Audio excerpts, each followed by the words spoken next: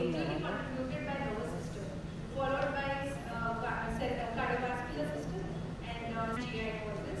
Amongst the neurological causes, the most common cause of stroke mimic was seizure, followed by migraine, peripheral neuropathy, and delirium, some weakness, vertigo, neoplasm, dementia, and movement disorder. So time is great. We are here to discuss this topic today because we want to diagnose stroke early and manage stroke early. This we'll be able to do when we'll be able to differentiate between stroke versus stroke mimics.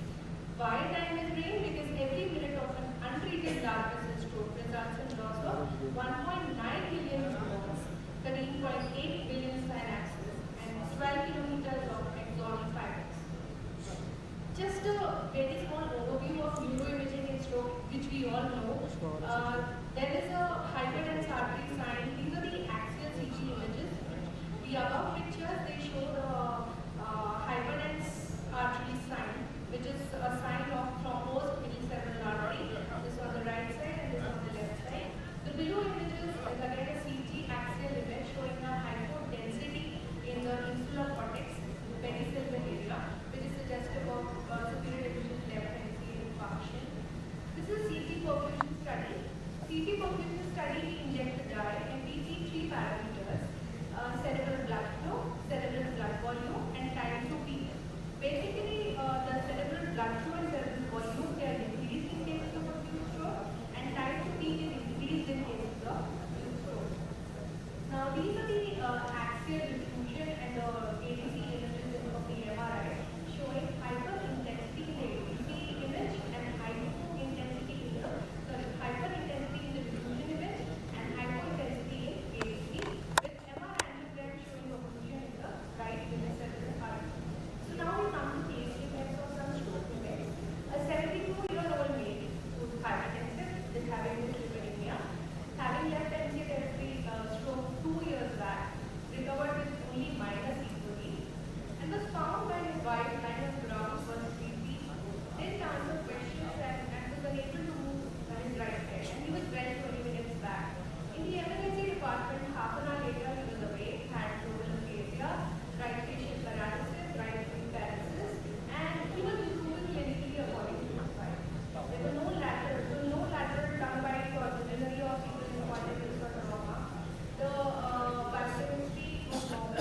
CT was showing old insular infarct. MRI was suggestive of no acute infarct. So while reading CT scan, he had brief involuntary movement of the right body with twitching of the right side of the face and right ear deviation, which lasted for approximately 20 seconds. So this is the diagnosis. The diagnosis is cross paralysis, post-seizure paralysis, which was very nicely described by Robert Bentley in 1849. Basically, in cross paralysis, there is transient weakness of motor ability following a focal seizure, maybe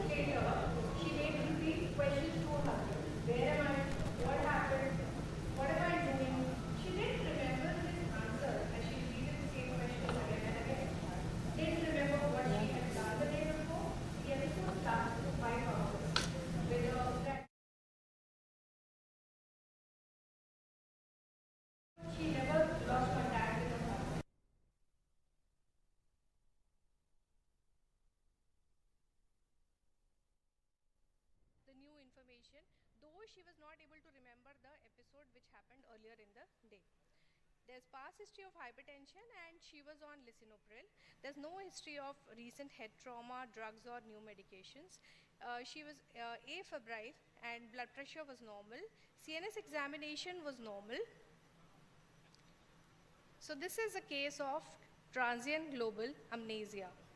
Most commonly seen in 6th and 7th decade, sudden onset anterograde or retrograde amnesia which lasts for 24 hours. There's no loss of personal identity or personality, language, visuospatial functions during the amnestic episode, and on examination there are no neurological deficit. There should be no history of head trauma and there should be no signs of seizures. After the episode, the anterograde memory returns to normal, but the patient may never remember the episode which has happened during the period of amnesia. So why it happens? Usually it is precipitated by strenuous physical activity or strong emotional event, and the pathophysiology behind this is transient perturbation of the specific hippocampal circuits involved in the memory processing.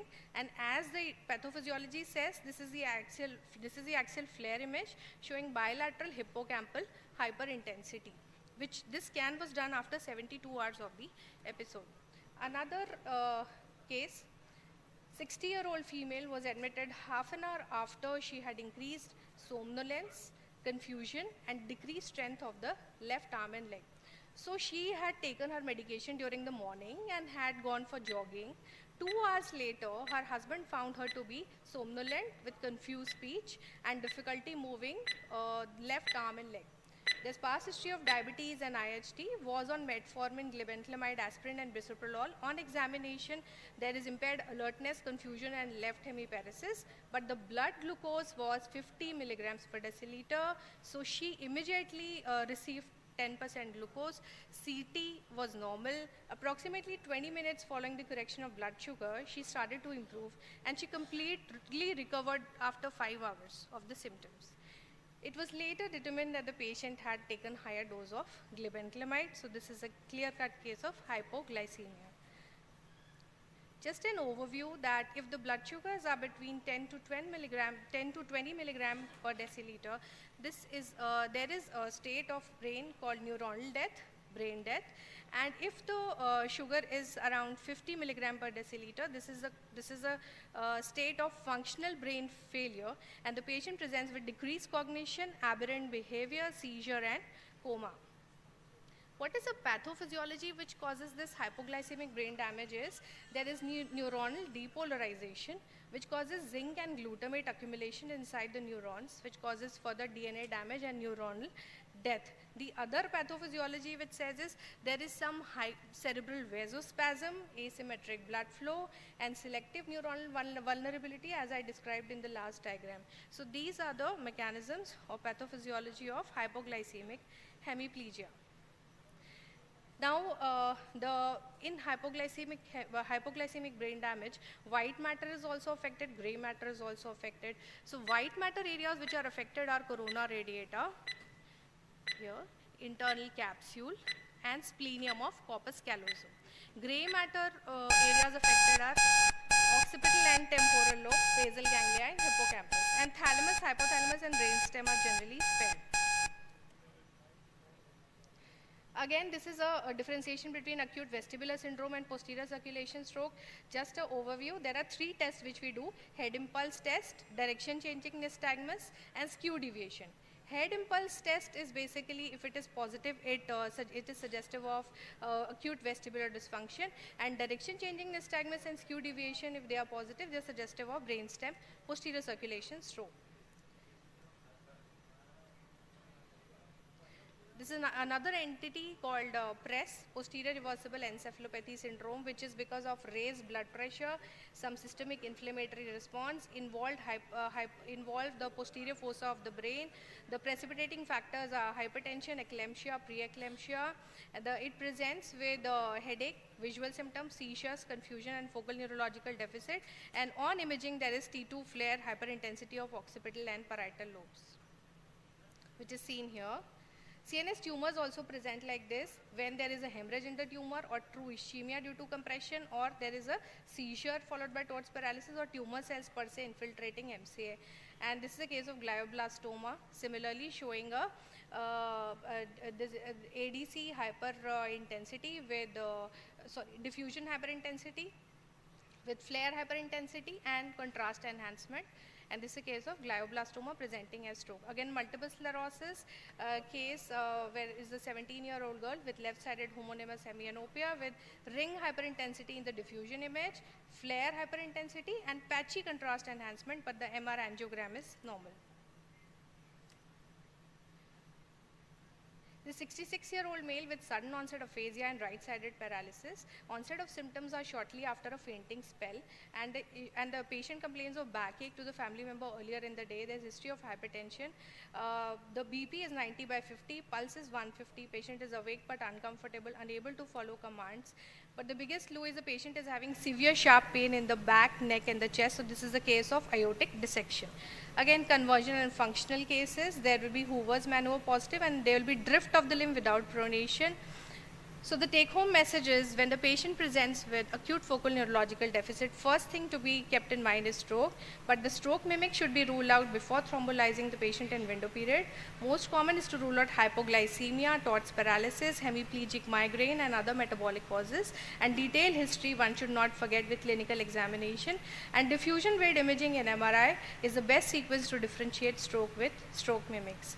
Thank you. Hello. Very nice presentation given by the madam, and session is open for question and answers.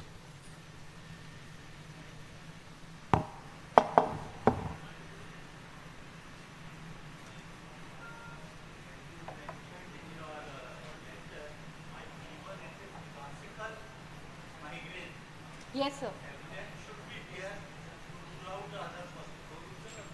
Yes, sir.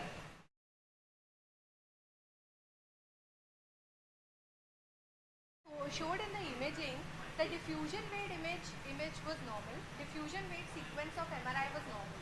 So that was suggestive of there is no acute infarct, though there was some vasospasm in the MR angiogram. So diffusion weight image, if it is normal, there is no acute infarct, which was there in the patient. I mean, if it is a migraine and there is associated neurological deficit, it has to be confirmed by evidence-based medicine. Yes, definitely. Hello.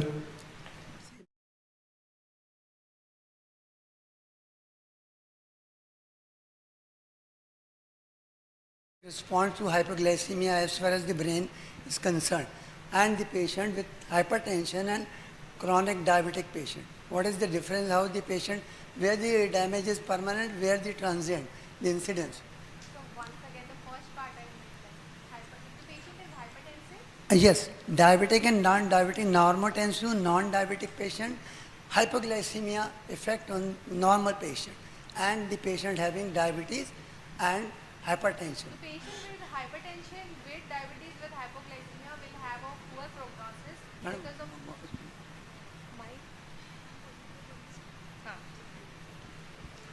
the patient with hypoglycemia, then the patient with hypertension without having diabetes. Hypertension with diabetes patient will have poorer prognosis because of already compromised or diffuse atherosclerosis because of both the contributing factors. And madam, as far as the migraine is concerned, what is the intractable migraine and what is the latest drug to to apply nowadays with the migraine, intractable migraine? Intractable migraine is when there is prophylaxis is when we have to give more than 3 drugs, and it is basically there are more than 4 to 5 episodes a week, and we usually give there are some drugs which we sumatriptans are there to give this, and sumatriptans and ergotamines are there, sir. Right. Thank you.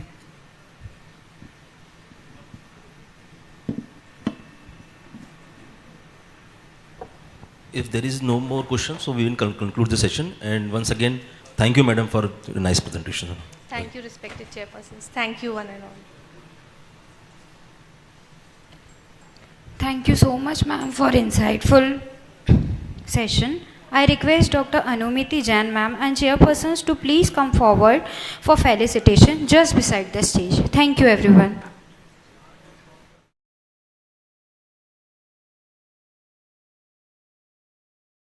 Request Dr. M.R. Patel, sir, to please come up on the stage. I request our chairperson, Dr. Sushil Kele, sir, Dr. Ramesh Asawa, sir, Dr. T.K. Sankhya, sir, Dr. B.D. Yadav, sir, to please come up on the stage.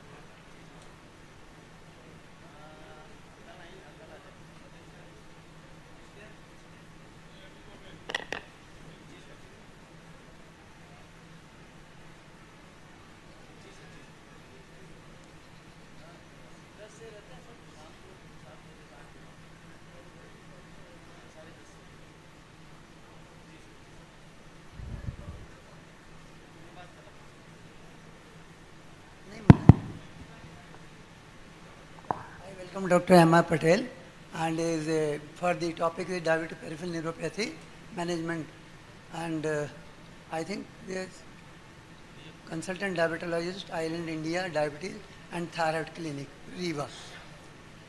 Please go ahead. Thank you, sir, for kind introduction. And good morning, respected chairpersons, my seniors, colleagues, and delegates. Today, I am going to talk about diabetic peripheral neuropathy, how to manage in primary care. So, when we talk about diabetic neuropathy, any type of nerve damage in patient with diabetes is diabetic neuropathy, but it is a diagnosis of exclusion. So, exclude the other causes of neuropathy before the diagnosis of a diabetic peripheral neuropathy. Diabetic neuropathy had a varied prevalence from 5 to 100%. In almost more than 50 to 60% patients presented with the signs or symptoms of diabetic neuropathy. In patients with either it is early detected diabetes or impaired glucose tolerance, metabolic syndromes, or prolonged duration of diabetes. About 50 to 75% of non-traumatic amputation, that is the most tragic complications of a diabetic neuropathy, is because of a diabetic peripheral neuropathy. And 50% of these patients experience symptomatic diabetic peripheral neuropathy, and about 15% needed urgent treatment.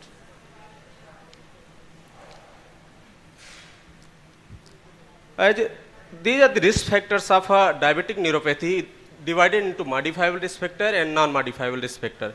In modifiable risk factor, first and foremost is the poor glycemic control is the most important cause of the diabetic neuropathy. Next on the dyslipidemia, hypertension, cigarette smoking, alcohol, and obesity.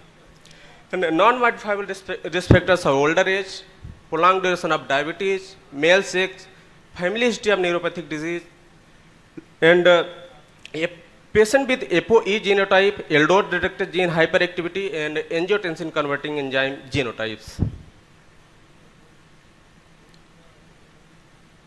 Diabetic neuropathies are classified into different types, but distal symmetrical polyneuropathy is the most common type of presentation. More than 50% patient presented with the distal symmetrical polyneuropathy. In this, distal segment of lower limb and upper limb involved in the diabetic neuropathy, and more than 50% cases are this. Second one is 20 to 40% patients are presented with the autonomic neuropathy. In this, either it is cardiac autonomic neuropathy, genitourinary neuropathy, gastrointestinal neuropathy like diabetic gastroparesis, diabetic diarrhea, and so on. Next one is the less than 1% patient presented with the mononeuropathy. There is single nerve involved at any site in patient with diabetes called mononeuropathy. It is either mononeuropathy or mononeuritis multiplex. In mononeuritis multiplex, this is the different single nerve involved at a different site. Next one is the radiculoplexus neuropathy. In this, lumbosacral plexus involved in patient with diabetes. It is also called truncal neuropathy. So let's discuss the events underlying the pathophysiology of diabetic neuropathy.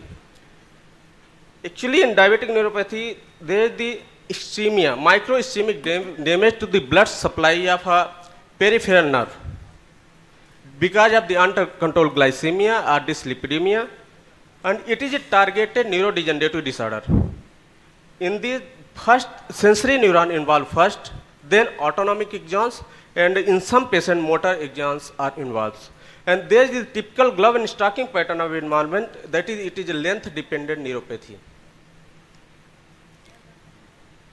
In pathophysiology, there is the various pathways involved in the pathophysiology of neuropathy, and at the receptor level and the genetics level also, ultimately lead to the mitochondrial dysfunction, endoplasmic reticulum stress, DNA degradation, and hypoxia that lead to the Schwann cell degeneration, neuronal cell death, monocyte recruitment, that is increased inflammation, and microvascular damage.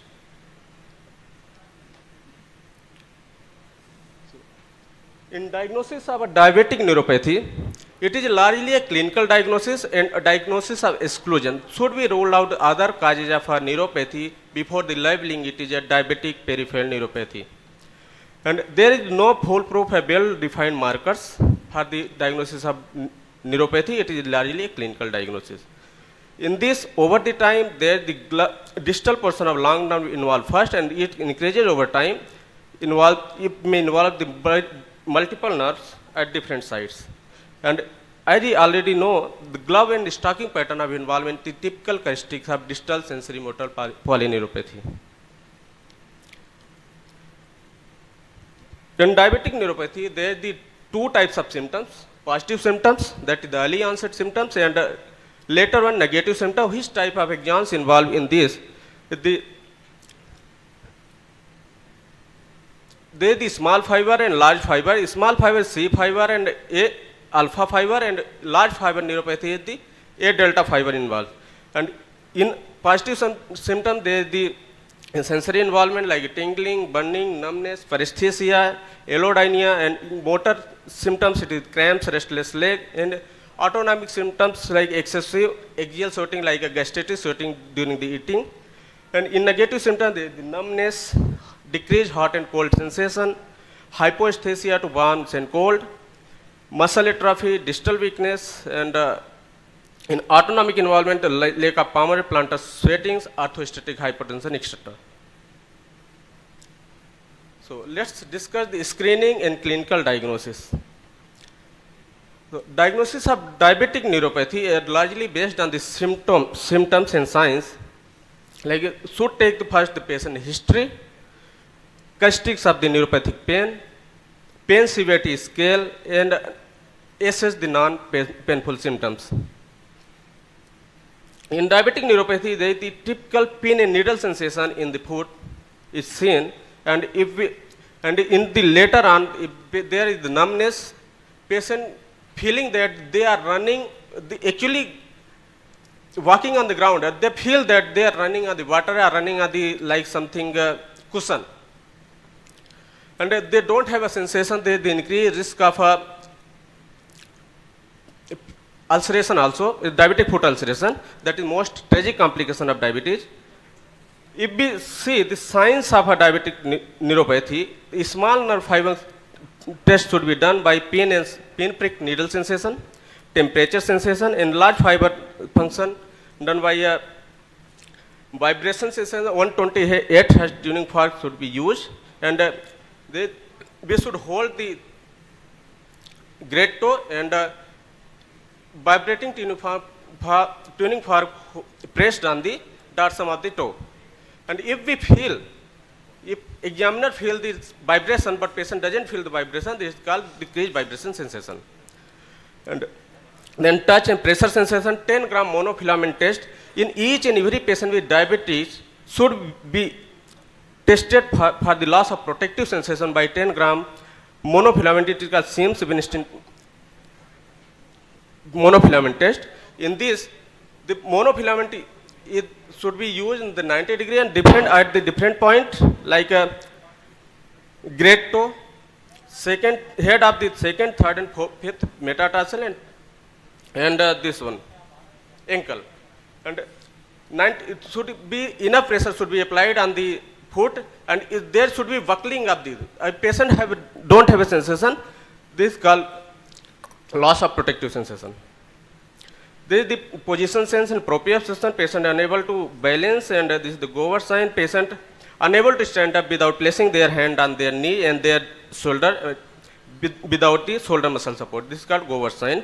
Used for the severe weakness in the proximal hip leg muscle, like a truncal myopathy, neuropathy. The confirmation of diagnosis should be done by intraepidermal nerve fiber density by skin punch biopsy. It is gold standard test, but not used in the clinical practice. It is purely used in the clinical research. And large fiber neuropathy, the confirmation should be done by nerve conduction studies.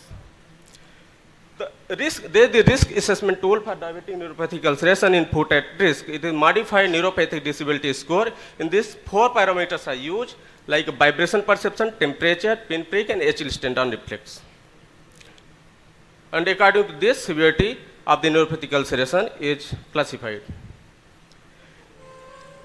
So, customized stepwise approach for primary care of diabetes should be done. It should be stepwise. That firstly, the management of diabetic peripheral neuropathy and reversal of diabetic neuropathy by modifying the basic pathophysiology of neuropathy. And first and foremost should be metabolic control. And if patient have a pain, then pharmacological and non-pharmacological treatment options are available. If we see the early intervention should be a glycemic control, lipid control, hypertension control, and lifestyle modification like diet and exercise. Second one, mechanism-based treatment, that is active vitamin B12 methylcobalamin is the neuroprotective agent, alpha-lipoic acid is the antioxidant, decreased reactive oxygen species, aldol reductase inhibitor, prostaglandin E1, and Styl L-carnitine. This is the metabolic enhancer, it decreases the mitochondrial stress.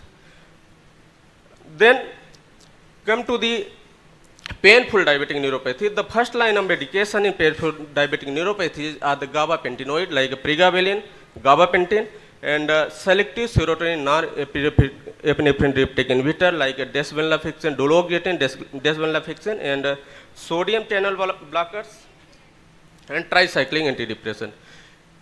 First, prescribe the single drug. If patient is tolerating, well and good, and symptoms, if symptoms persist, try the different drug from this first line. And if still symptoms persist, we should combine the drug, the combination of the two different drugs. And the third, second line drugs are available like opioids, tramadol and tapentadol, and topical agents. I am not using this in the clinical practice like lidocaine patch and capsaicin. Capsaicin is using by the cream. And non-pharmacological measures are acupuncture, spinal cord stimulation, and transcutaneous electrical nerve stimulation. So, treatment of diabetic peripheral neuropathy should be a step-by-step approach, and in nutraceuticals, palmityl ethanol amide is used in the diabetic peripheral neuropathy, very commonly used in the clinical practice. So these are the mechanism of action of her different drugs. The pregabalin is considered first line medication in treatment of painful diabetic neuropathy in almost all the guidelines. But precision should be there. Contraindications of drugs should be known in each patient before the prescription, like tricyclic antidepressants should not be used in the glaucoma patient, orthostatic hypotension, cardiovascular disease, and unsteadiness fall. Duloxetine should be avoided in the hepatic disease. If patient having edema, obesity, pregabalin or gabapentin are the causes weight gain, so it should be avoided. When to refer the patient with the diabetic peripheral neuropathy, the patient with atypical presentation, fail to respond to primary managements, predominant motor deficit, mononeuropathy or cranial nerve involvement, and rapid development of progression of neuropathic impairment.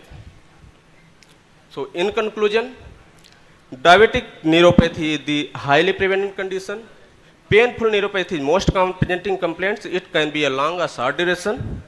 Loss of protective sensation testing is essential in all patients of diabetes. Pharmacological management recommends a stepped approach, management based on the pathophysiology, and urgent referral needed in case of atypical presentation. Thank you for patience hearing.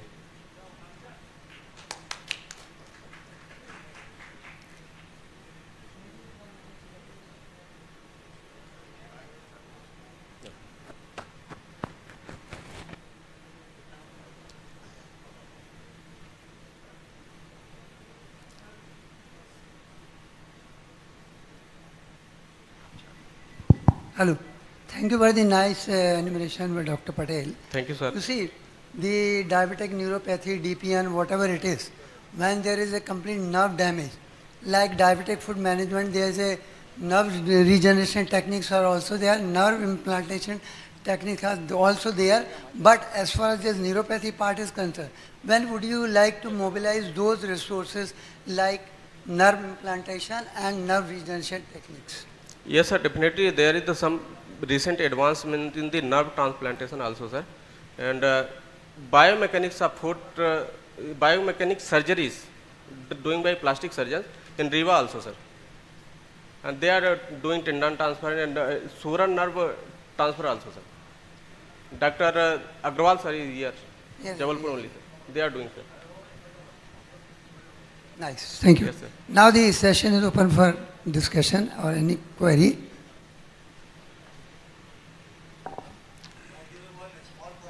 Yes, sir. Sexual dysfunction in diabetes, nothing to do with neuropathy. Yes, sir. Male sexual dysfunction in diabetes, Yes, sir. nothing to do with neuropathy. Definitely, sir. Male sexual dysfunction is definitely due to diabetic neuropathy also, sir. And it's coming to the sympathetic nervous system, parasympathetic nervous systems involved, sir. Indeed. My patient. Yes, sir. Practice. My Is it? topic was a diabetic peripheral neuropathy, sir. Okay. Yes, sir.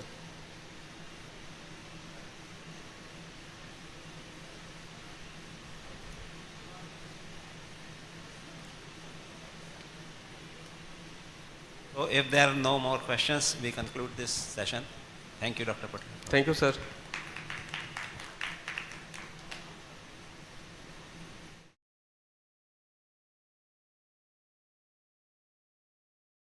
So much, sir, for insightful session. I request all of you to please go for felicitation. Thank you all. Now moving forward, I request Professor Dr. D.P. Singh, sir, our chairpersons, Dr. Sanjay Nema, sir, Dr. A.M. Verma, sir, to please come up on the stage.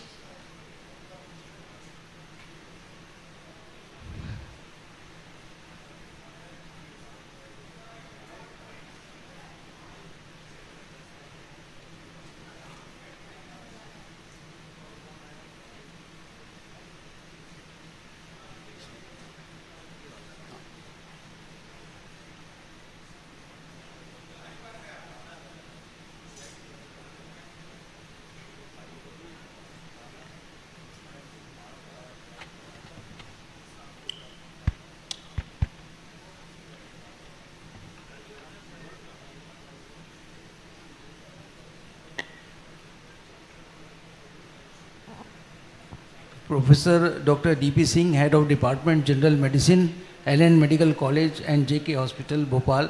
He will speak on the topic vitamin B12 deficiency, metformin associated vitamin B12 deficiency and unrecognized complication. Now over to Dr. D.P. Singh. Thank you organizers and respected chairperson for giving this opportunity to share this platform with all of you. Today we are going to discuss this very frequent but under-recognized and overlooked side effect of metformin therapy, that is vitamin B12 deficiency. As we all know, vitamin B12 plays a very important role for DNA synthesis and methylation and myelination of nervous tissue. In different studies, it has been found that around 3 to 23% of Western population, and when you talk about the Indian population, it goes up to 40 to 50% population, they are vitamin B12 deficient. Because the reason is, a large proportion of Indian population, they are vegetarian and animal plant, vitamin B12 is available only animal-based food, and plant-based food is not having vitamin B12 unless plants are contaminated with bacteria. Simultaneously, prevalence of diabetes is also increasing rapidly, and around 89 million people already getting affected with diabetes mellitus, and most of them are type 2 diabetes mellitus. 95% patients, they are type 2 diabetes mellitus. And unless contraindicated, metformin plays a role in management and forms a prescription always in type 2 diabetes mellitus. And the known therapy is B12 deficiency. Already a large proportion of people, they are vitamin B12 deficient, and metformin is also leading to B12 deficiency. That's why I have chosen this topic, because this side effect is not much stressed upon. It's well documented, but we don't think about this side effect frequently whenever we prescribe metformin. Till now, metformin, with the different agencies and authorities, they recommend metformin as the first line drug. And why it's first line drug? Because it's very safe, cost effective, it's having minimum side effect, it can be used with nearly all the anti-diabetic drugs. It's easily available, and it's time trusted and time tested. It is 9th most often prescribed drug in the world. We are not talking about the anti-diabetics, we talk about all the drugs, anti-diabetic, the chemotherapeutic, NSAID, all the drugs we will discuss. This is the 9th most often prescribed drug in the world, and approximately more than 150 million people, they are on metformin. I think this is underestimated, because when more than 500 million people, they are affected with diabetes mellitus, and 95% are type 2 diabetes mellitus, then this estimate should be much more higher. Means not 150, but it should be much more higher. Those people, those are on metformin therapy. Most side effect of metformin therapy are minimal side effect and self-limited, but it also can cause vitamin B12 malabsorption as a very frequent side effect, and different study, it has been found up to 40 to 50, like from 5% up to 93% prevalence of vitamin B12 deficiency has been found with metformin therapy. Most common side effect that is reported in metformin, as all we know, that is GI upset. That is because of the mechanism, because metformin decreases intestinal motility, it increases gastric emptying time. That's why there is early satiety, and that's the beneficial effect. But that also leads to GI upset. That's the common side effect. Most of us, we worry more about lactic acidosis, but it's not that common. Only 0.01% prevalence is there with the metformin therapy, and that also in the some specific subset of the patient, like patient those are dehydrated, heavy alcohol use, patient of congestive cardiac failure, recent onset MI, recent onset stroke. These are the patients where they are lactic acidosis. That also 0.01%. So we should not fear much about lactic acidosis, but because vitamin B12 is common side effect, that always we should keep in our mind whenever we are prescribing metformin. When you talk about the vitamin B12, it's available in different formulation, like it's called cobalamin because there is cobalt atom in the chlorine ring. There is cyanocobalamin, hydroxy, methyl, 5-deoxycobalamin. Out of these different formulations, first 3 are commercially available. And physiologically active are methylcobalamin and adenosylcobalamin. Cobalamin basically helps in hematological and neurological health by helping in hemopoiesis, and it also helps in all the nervous system, but either it's central nervous system, peripheral nervous system, or autonomic nervous system by methylation, because it helps in formation of myelin basic protein. It also helps in conversion of homocysteine to methionine. It also helps conversion of DUMP to DTMP, that's deoxyuridine monophosphate to deoxythymidine monophosphate. By that, it helps in DNA synthesis. So it's an important cofactor for hematological and neurological health. If you'll see the prevalence of vitamin B12, it's very high. It's not new. It's first time it was documented by Tompkin et al. It was reported in 1971. Until then, the multiple experimental clinical trials, observational studies, systemic review have been done, and prevalence has been found. It's a great variation from 5% to 58%, and in one study in Jordan, it was found to 93%. And this variation may be because of the type of population that was studied. Because Western population, they are having less vitamin B12 deficiency than us, or other, those are vegetarian or use plant-based diet. Most important risk factor that has come light is duration of metformin therapy whenever it is given more than 4 to 5 years, and whenever we are using more than and higher doses like more than 1.5 gram in a day or 1500 milligram in a day. So these are the different studies which can see the prevalence, then great variation, and that is because of the region from which like population that was studied. How this metformin leads to vitamin B12 deficiency. So before that we all know how vitamin B12 get absorbed, but before understanding the mechanism of how this metformin leads to vitamin B12 deficiency, there should be recap, just a reversal.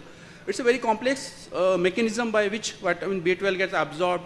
There is salivary secretion of haptocorrin or R binder, then intrinsic factor that get released from gastric parietal cells, then the formation of intrinsic factor in B12 complex that goes to terminal ileum. There with the help of tubulin receptor, it get endocytosis, get absorbed, and then through transcobalamin, this transporter protein, transcobalamin 2, it reaches to liver, and there it gets stored, and again from liver through enterohepatic circulation, it gets released to small intestine. This is the absorption, how absorption of vitamin B12 occurs. When we know this absorption, then it's very easy to understand how metformin can lead to vitamin B12 deficiency. So at all the sites where there is some action for vitamin B12 absorption, there is some effect of metformin. So metformin, what metformin does, metformin leads to decrease secretion of intrinsic factor from gastric parietal cells. It decreases absorption at tubulin receptor at terminal ileum. It decreases intestinal motility, by that it increases stay time of microbiota and intestinal bacteria. Those they fight with the host for vitamin B12. It hampers this enterohepatic circulation by altering bile acid metabolism. It increases storage of vitamin B12 in liver. So storage is more, absorption is less, release for enterohepatic circulation is less, and there are inhibition of absorption at the level of terminal ileum also. There are multiple mechanisms. So all the sites where they are involved in B12 absorption, they get affected with metformin. That is the reason metformin causes vitamin B12 deficiency. As we see in the terminal ileum, the tubulin receptor is there, and the tubulin receptor, it binds with vitamin B12 and intrinsic factor complex, and in that calcium ion helps in absorption, endocytosis. But what metformin does, tubulin receptor, basically the site is negatively charged, and metformin is positively charged. It makes this tubulin receptor is positively charged. Calcium is cation, that is also positively charged. So tubulin is positively charged. Now calcium is positively charged, so the repulsion. Whenever there is positive, there will be repulsion. There will be less of absorption. That's why metformin leads to impaired absorption at the site of terminal ileum. There is much role of microbiota also. It has been found when there is blind loop syndrome, metformin this vitamin B12 deficiency occurs because intestinal bacteria, they fight with the host for absorption of B12, and they remove B12 for absorption. One study, that is an interesting study, it was done by Yao et al. And that got published in Communication Biology in 2023 only. What did they do? They divided patient in two groups. One group patient, they received metformin, diabetic patient, and the second group, they did not receive metformin. And what did they found? They found that E. coli content of adenosylcobalamin and cyanocobalamin much more higher in the group where metformin was used. So what metformin does, metformin increases expression of vitamin B12 receptor over bacteria. So whenever we give metformin, there are more absorption of vitamin B12 by bacteria. That's why hosts get less vitamin B12. In this very interesting fact that this nematode C. elegans was used. And very interesting fact about this C. elegans, it's a very small nematode, a small, very short half-life. And till now, 4 studies have been awarded with Nobel Prize where C. elegans was used. So in this study also they used C. elegans absorption. Which are the risk factors? Those they increase frequency of vitamin B12 deficiency with metformin. If there is history of gastric bypass, gastrectomy, atrophic gastritis, or there is pernicious anemia, or we give large dose of metformin, or we give some other drugs like PPI, H2 blocker, those they decrease, impairs vitamin B12 malabsorption, male sex, race, and chronic disease like dyslipidemia, hyperlipidemia, hypertension, PCOD. These are the multiple risk factors, though they increase tendency for vitamin B12 deficiency. If we talk the clinical manifestation, like vitamin B12, it helps in hematological and neurological health. So there will be symptoms related with the anemia. There will be symptoms related with the nervous system, as we have discussed. It affects all PNS, CNS, and autonomic nervous system. Most feared complication will be there. If there is autonomic dysfunction, it can lead to significant postural drop in blood pressure. It can lead to resting tachycardia. It can lead to arrhythmia, and it can lead to sudden cardiac death also. Because vitamin B12 also helps in conversion of homocysteine to methionine. So when hyperhomocysteine will occur, there will be more vascular complication. It may be cardiac, it may be cerebrovascular, it may be pulmonary thromboembolism. When you talk about the diabetes, metformin and B12, we are more concerned with the diabetic neuropathy because it's a knee-jerk reaction. Whenever the neuropathy in diabetes, we always think for this is diabetic neuropathy. But as my earlier speaker, Dr. Patel, also mentioned that it's a disease of, or it's a diagnosis of exclusion. So we should exclude all the causes of neuropathy, then we should reach to diabetic neuropathy. But when this metformin-induced cobalamin deficiency there, it can precipitate or it can initiate this peripheral neuropathy. So before starting treatment, we should confirm it's a diabetic neuropathy or it's some other cause that leading to neuropathy. Diagnosis of vitamin B12 is very easy. We see anemia, we see increased MCV, more than 100 femtoliter, the hypersignificant neutrophil on the peripheral smear, there are megaloblast on bone marrow, or there is decreased serum vitamin B12. But most important, when all these are not there, then when patient presenting with neurological manifestation, then that problem. At that time, we should go serum MMA and homocysteine level, though they are significantly raised in those patients. Okay. So if it's so prevalent, which are the recommendations? So different authorities and agencies, they have given recommendation, like Medicine and Healthcare Product Regulatory Agency of Government of UK in 2002 published guidelines for professional healthcare professionals also, and advice to be given to the patient. So there should be periodic monitoring of B12. The patient, those are on metformin therapy, especially when patient are high risk, like patient of some gastric disease, intestinal problem, Crohn's disease, inflammatory bowel disease, or patient present with neuropathy or dementia or cognitive decline. At that time, we should be more vigilant, and when patient taking drug for a longer duration or higher dose. The same recommendation has been given by American Diabetic Association also. First time it was given in 2017 and updated in the Standards of Care in Diabetes 2025 also. Then we should be very alert for vitamin B12 deficiency when you are using metformin therapy, and especially when there are high-risk patient, duration is more than 4 years and dose more than 1.5 gram in a day. We should be, do periodic monitoring of vitamin B12. So conclusion is what? Vitamin B12 deficiency is common. We all know it's well documented, but we don't pay much attention to that. So whenever we, in future, when we prescribe metformin, always we should keep this thing also in mind. Because it's a diabetic polyneuropathy or diabetic neuropathy, we know most of the time it's irreversible. We can only halt the progression. We can decrease the progression. We can't cure it. But if it's vitamin B12 deficiency, that precipitating or causing peripheral neuropathy, then we can treat, because in B12 deficiency, first there demyelination occurs, then axonal damage occurs. If we treat and initiate treatment at the level of demyelination, we can reverse the disease. So that's why I chosen this topic to discuss from this forum. Thank you. These are the different references I used for this presentation. Any question from the audience?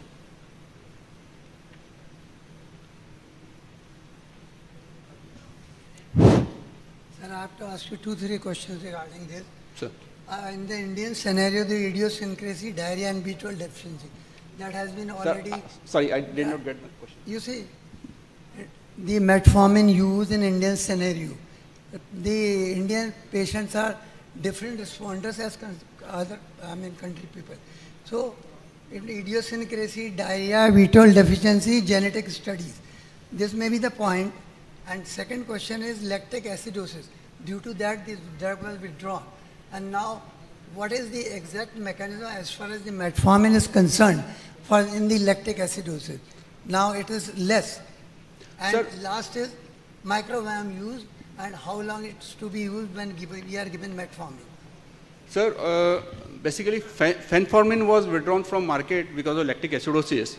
And if you see the frequency or prevalence of lactic acidosis with metformin therapy, it is only 0.01%, means 1 to 10 in 1 lakh population. So it's a negligible side effect, and that is also in some specific subset of the patient, not in all the patient. Whenever there is hypovolemia, there will be acidosis. Already whenever the tissue hypoxia will be there will be acidosis, and this metformin precipitate that, but that only in some specific subset of the patient, not in all the patient. And the second question, if there is diarrhea with metformin, sir, that was the question. So GI upset is the most common side effect of metformin therapy, but that is not a contraindication.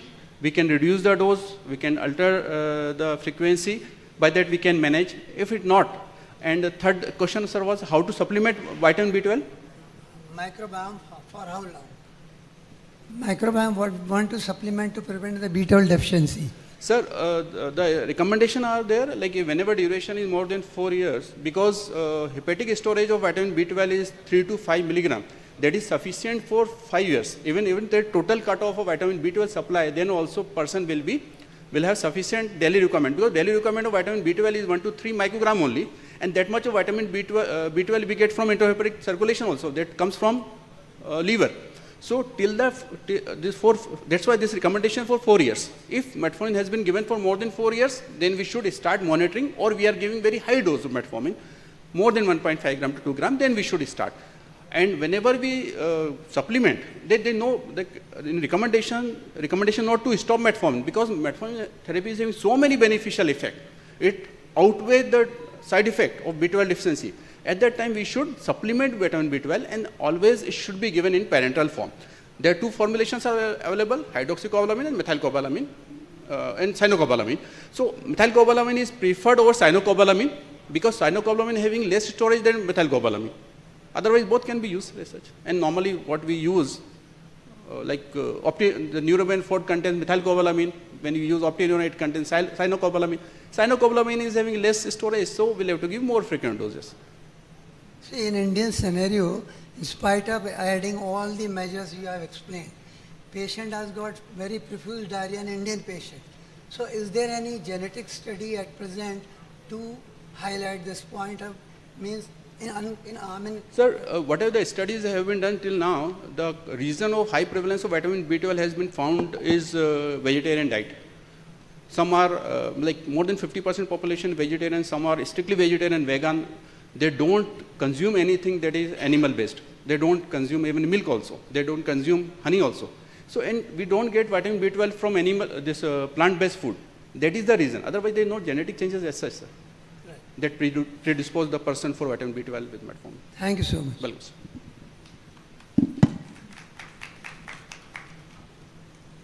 What is a good source of vitamin B12 in vegetable diet?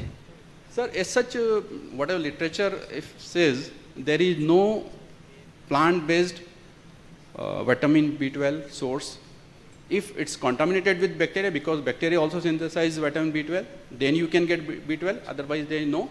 Yes. Blue-green algae and edible algae, they contain this vitamin B12, but this algae, they are found more in coastal area. This blue-green algae, it is available as a commercial formulation also. But edible algae, that is there in coastal area. Otherwise, there is no vegetarian source for vitamin B12. Milk is there. Milk is sir, animal based. That is not the plant based. That is animal based. And there are strict vegetarian, vegan. They don't consume even milk also. They don't consume even honey also. They don't consume anything that comes from animal. Good morning, sir. Good morning, sir. In the era of GLP-1, where we are using combos of GLP-1 along with metformin, we know that GLP-1 has vast effect on GI tract. So there are few papers and few studies which shows that with GLP-1 combo, the methylcobalamin level goes down. So what is your take? Are you aware of some papers like that? Yes, sir. I reviewed some literature. Yes, there are some evidence. They found that GLP also decreases, and when you use GLP with metformin, that this fall of vitamin B12 serum level goes very rapidly. This is not only with GLP, it's other drugs also. Like if commonest drug is used is PPI, because most of the patient either because of diabetic autonomic neuropathy or because of metformin as such, gastric emptying is less, intestinal motility less.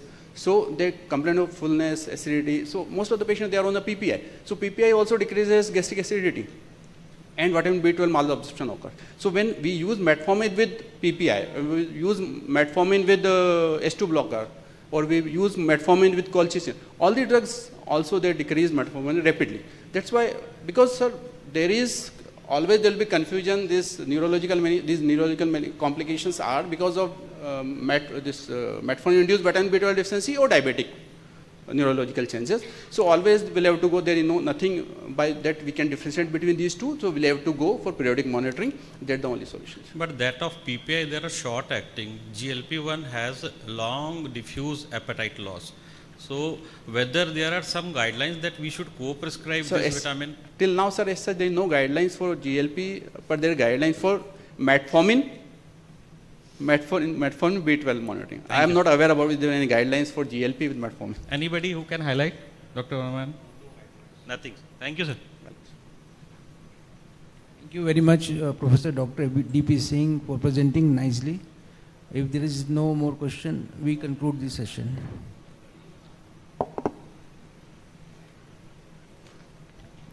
Thank you so much, sir, for knowledgeable presentation. I request all of you to please go for felicitation. Now, I request Dr. Mrityunjay Singh, sir, to kindly come up on the stage. I request chairpersons, Dr. Nalini Singhai, ma'am, Dr. Umesh Pratap Singh, sir, Dr. Priyanka Kukrele, ma'am, to kindly come up on the stage.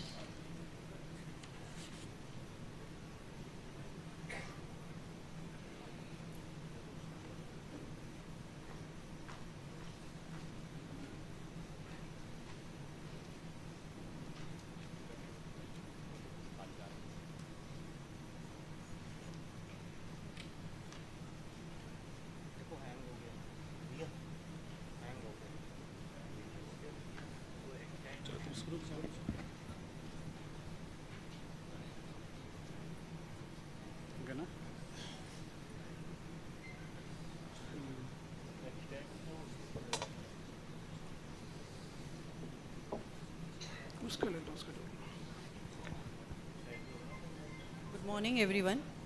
The next lecture in our series is Community-Driven Diabetes Prevention, Successful Implementation Models.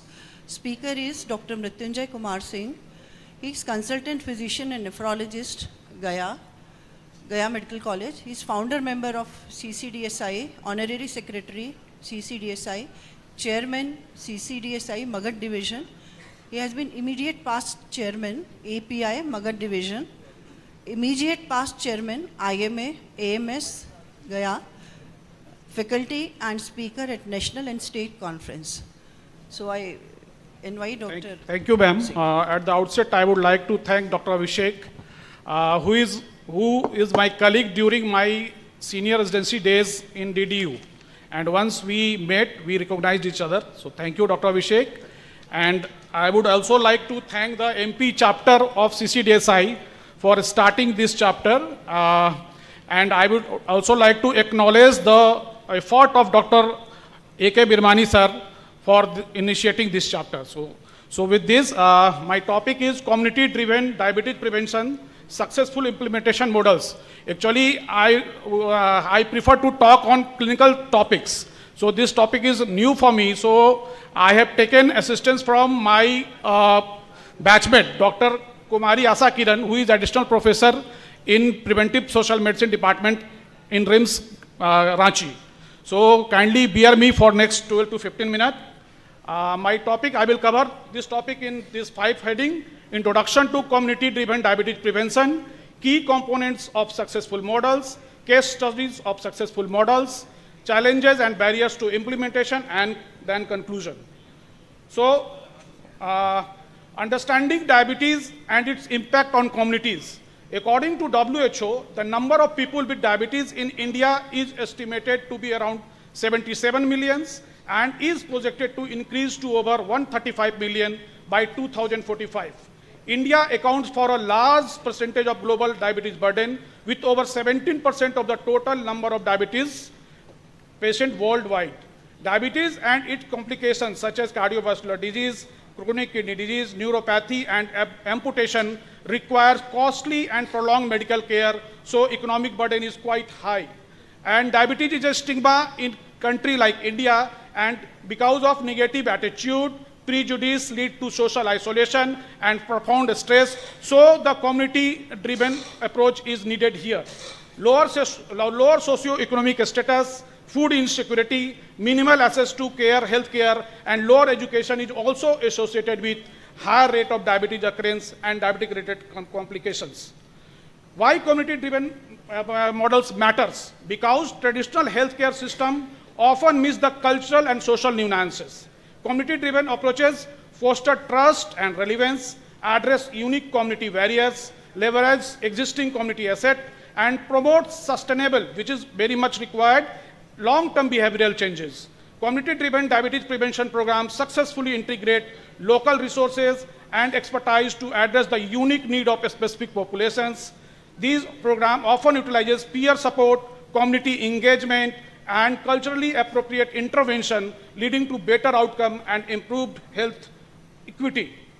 So what are the key elements of community-driven diabetes prevention models? First is lifestyle intervention, then health education. Community involvement is the most. Group-based approach is required.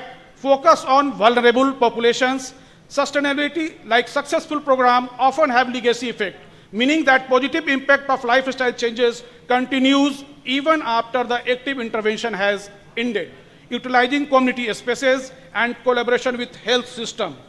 Now coming to the key component of successful models. First, community engagement is must, and for this, we need to collaborate with schools for youth outreach. And we, as a CCDSI, you will see in the last slide that we are going to schools, to children for the primordial prevention, as a primordial prevention for the metabolic diseases.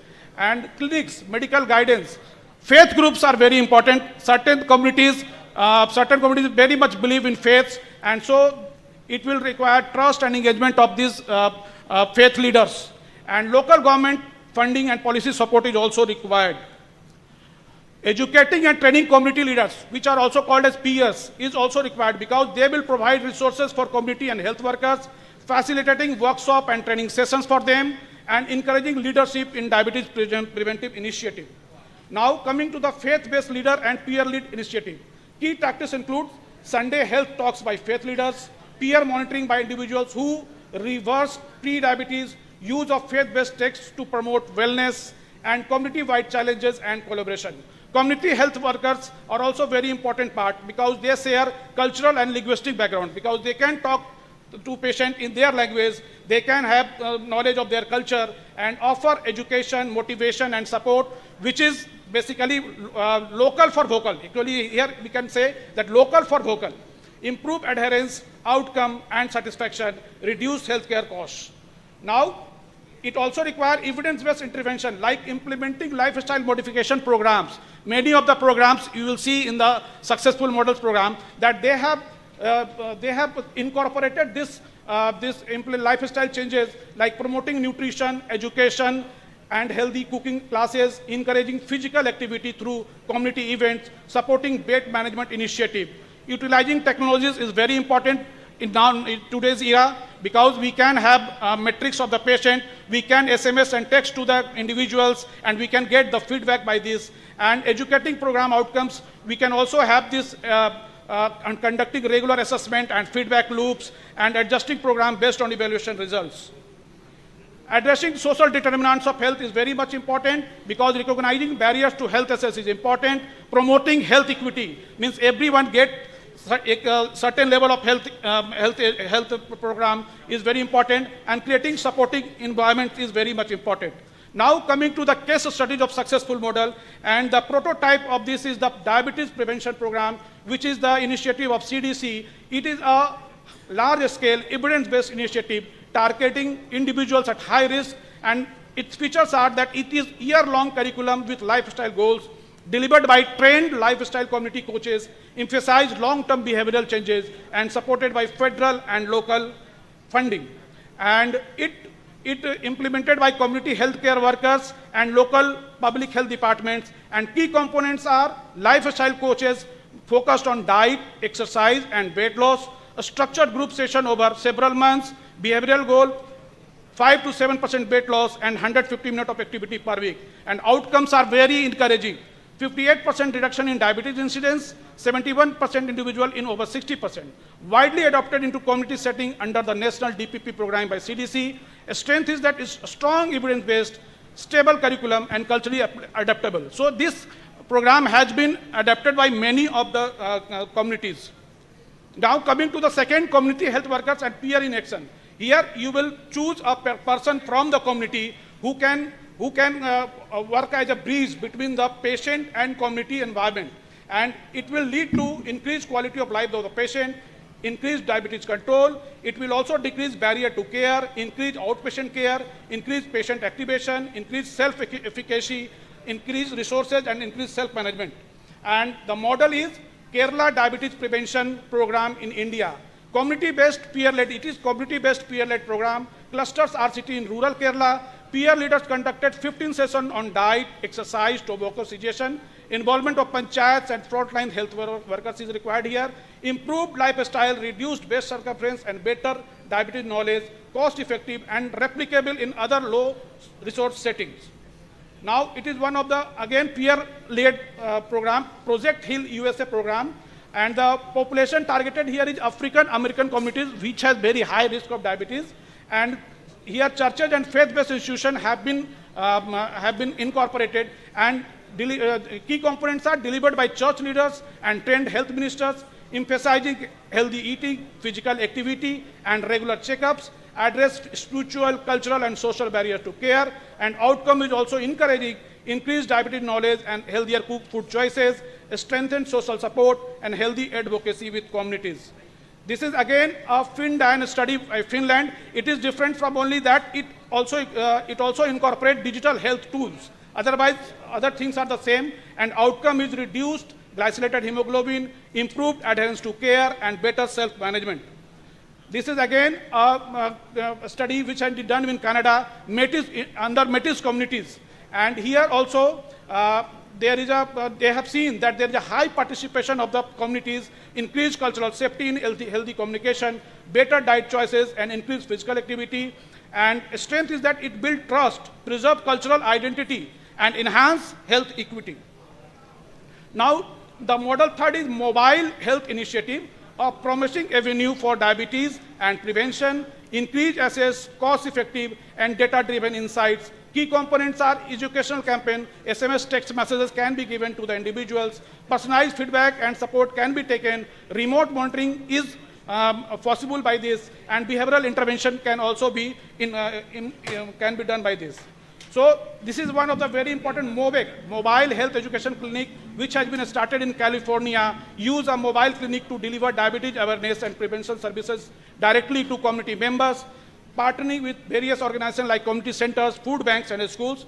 This is one of the pictures showing that mobile units were designed to welcome visitors with a focus on community and family. Now coming to the challenges and barrier to implementation. So challenges are funding and resource limitations.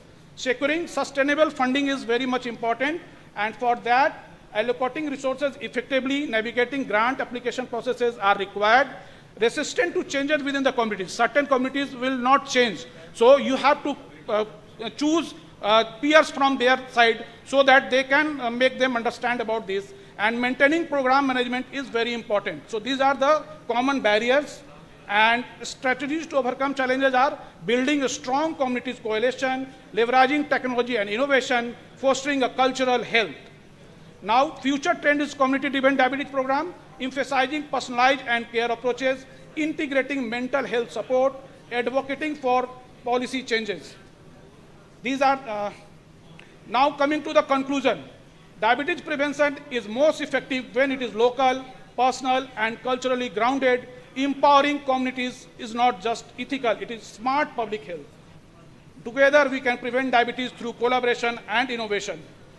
Call to action for communities and stakeholders, encouraging local partnership and engagement, promoting investment in community health initiative, advocating for policy changes to support prevention efforts. Vision for the future of diabetes prevention, sustaining momentum in community-driven initiative, expanding successful model to reach more populations. This is the initiative by the CCDSI Bihar chapter, Aao School Chale, a conversation with school children about the metabolic diseases. We have crafted certain questions, we have crafted certain syllabus for them, and we give the school, we give them to the teachers, and they, these are the models. In the first, we give them the one model that you read this and understand about this, and second, then we go to the schools with doctors and we give them the questionnaire, and we ask this questionnaire, they fill the questionnaire, and then we have a conversation with the students. And it was very encouraging. One of our students have asked whether PCOD is a metabolic disease. So it is not that they are not knowing about that. We as a doctor, and we as a clinician, or we as a this CCDSI platform, we should encourage this so that we can go to the schools whether primordial prevention is required. So with this, thank you very much. These are the references I have taken. Thank you very much, sir. It was an excellent presentation. One of the very basic thing of diabetes, that is how to prevent diabetes. I would like to add on this, sir, that we have to work, like me also being mother, we should work with the parents equally. It is very important that atmosphere, that culture of a good healthy lifestyle comes from the home only. Because kids don't know. Most of the parents come to me like, our kid is obese, we want them to reduce their weight. It is the main mistake of the parents and the culture which has to be changed at the home level only. Any queries, any question, please?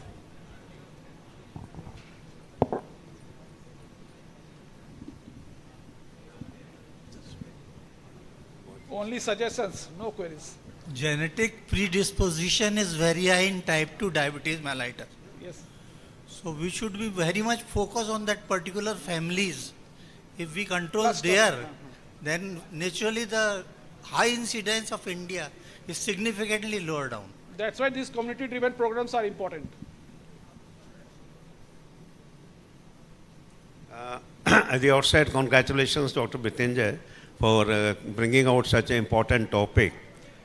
Now, if we look at today's scenario, we have a conference in diabetes almost every week. We have the best doctors in the world, and yet the incidence and prevalence of diabetes is rising. In fact, it's leaping.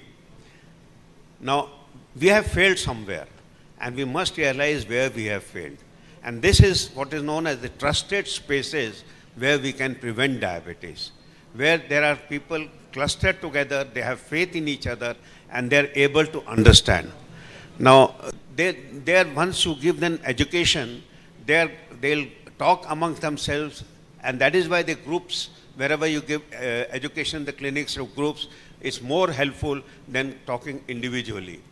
Now, it's also very important that we catch them at the age when they're in the nursery or schools, early age, where their mind is flexible. Now, you tell a 50, 60-year-old person to go for lifestyle modification, he'll not bother. But if the child knows and he does it, he will go and tell his parents, Papa, you also do the same thing. So that is why this is a very, very important subject, And I'm glad CCDS has taken it up. And in fact, when we met the President of India last year, we had told her also that we are doing this, and she was very happy to know at least that we are doing some very good job with the children. Thank you. Thank you, Dr. Mrityunjay. Thank you very much. Thank you, sir, for the insightful session. I request sir and chairpersons to please move forward for felicitation. Moving forward, now Dr. Professor A.N. Rai sir to please come up on the stage. Chairpersons, Dr. Vijay Chawla sir, Dr. D.S. Bhaurani sir, Dr. Bhupendra Goswami sir to please join us on the stage.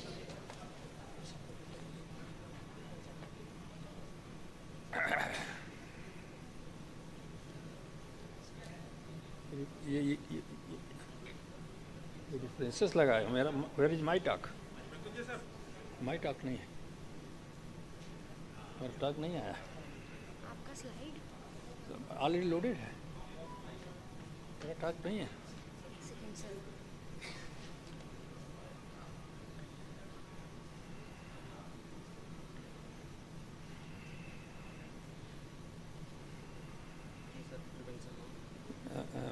CVD no में नहीं है.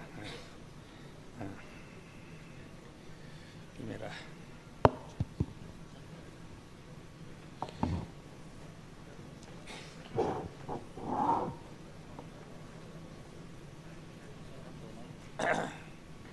Good morning. I, Dr. Professor Rai, N. Rai, founder of President of CCDSI, would like to welcome, though I'm not the host, but I'm glad that CCDSI MP chapter has started from today, and this is the inaugural conference. And I must thank Dr. Abhishek Srivastava, for taking the lead, and Dr. Virmani, who is the Dean of the Indian College of Cardiovascular and Metabolic Diseases. So really we are very glad and happy to be here. My talk is prevention of CVD in women. You see, as you are aware, non-communicable diseases are going to take lead in morbidity and mortality. More than 2/3 of the morbidity and mortality will be from non-communicable diseases. And leading non-communicable diseases are diabetes, hypertension, dyslipidemia, obesity. This gives rise to coronary artery disease, renal disease, cerebrovascular disease. So this is very important, and they are the leading cause of morbidity and mortality. My talk is how to prevent this CVD in women. You have just heard Dr. Mrityunjay. CCDSI is going to schools. You see, by going to school, as you are aware, young children are getting type 2 diabetes. They are obese, fast food, no exercise, no hobby. So that is the thing. There our emphasis to prevent the disease before patient develops, the individual develops. So my talk is prevention of CVD in women. CVD is the leading cause of morbidity and mortality in India and around the world. In 2019, CVD caused in 1 in 3 global deaths. That is almost 18 million people who died from CVD that year alone. CVD affects female a decade later than male. CVD is less common in female before the menopause. And this is because the preventive role of hormone, female hormone, estrogen, progesterone. But CVD becomes equally common in female and male after the menopause. Risk factors. What are the risk factors? We all know, just to repeat, we have got non-modifiable risk factors and modifiable risk factors. Age. It is in the non-modifiable age, we cannot control our age. So CVD occurs mostly after the 5th or 6th decade in Western world. However, in India, it occurs a decade earlier. We have got genetic predisposition for lifestyle diseases. That's why it occurs earlier. Sex. CVD is more common in male and less common in female before menopause. I have earlier told, family history, there is always genetic predisposition. CVD is more common if there is a family history of CVD. Race. CVD is more common in black and Indian subcontinents. Modifiable risk factors, unhealthy lifestyle. And this is the blunt where we can, if we can make our lifestyle healthy, we can prevent and delay CVD. This is the main pillar of the prevention. And unhealthy lifestyle will lead to obesity. Then I always call obesity is the mother of all metabolic diseases. And it is not the generalized, it is central obesity which we Indian people or people in Indian subcontinent have.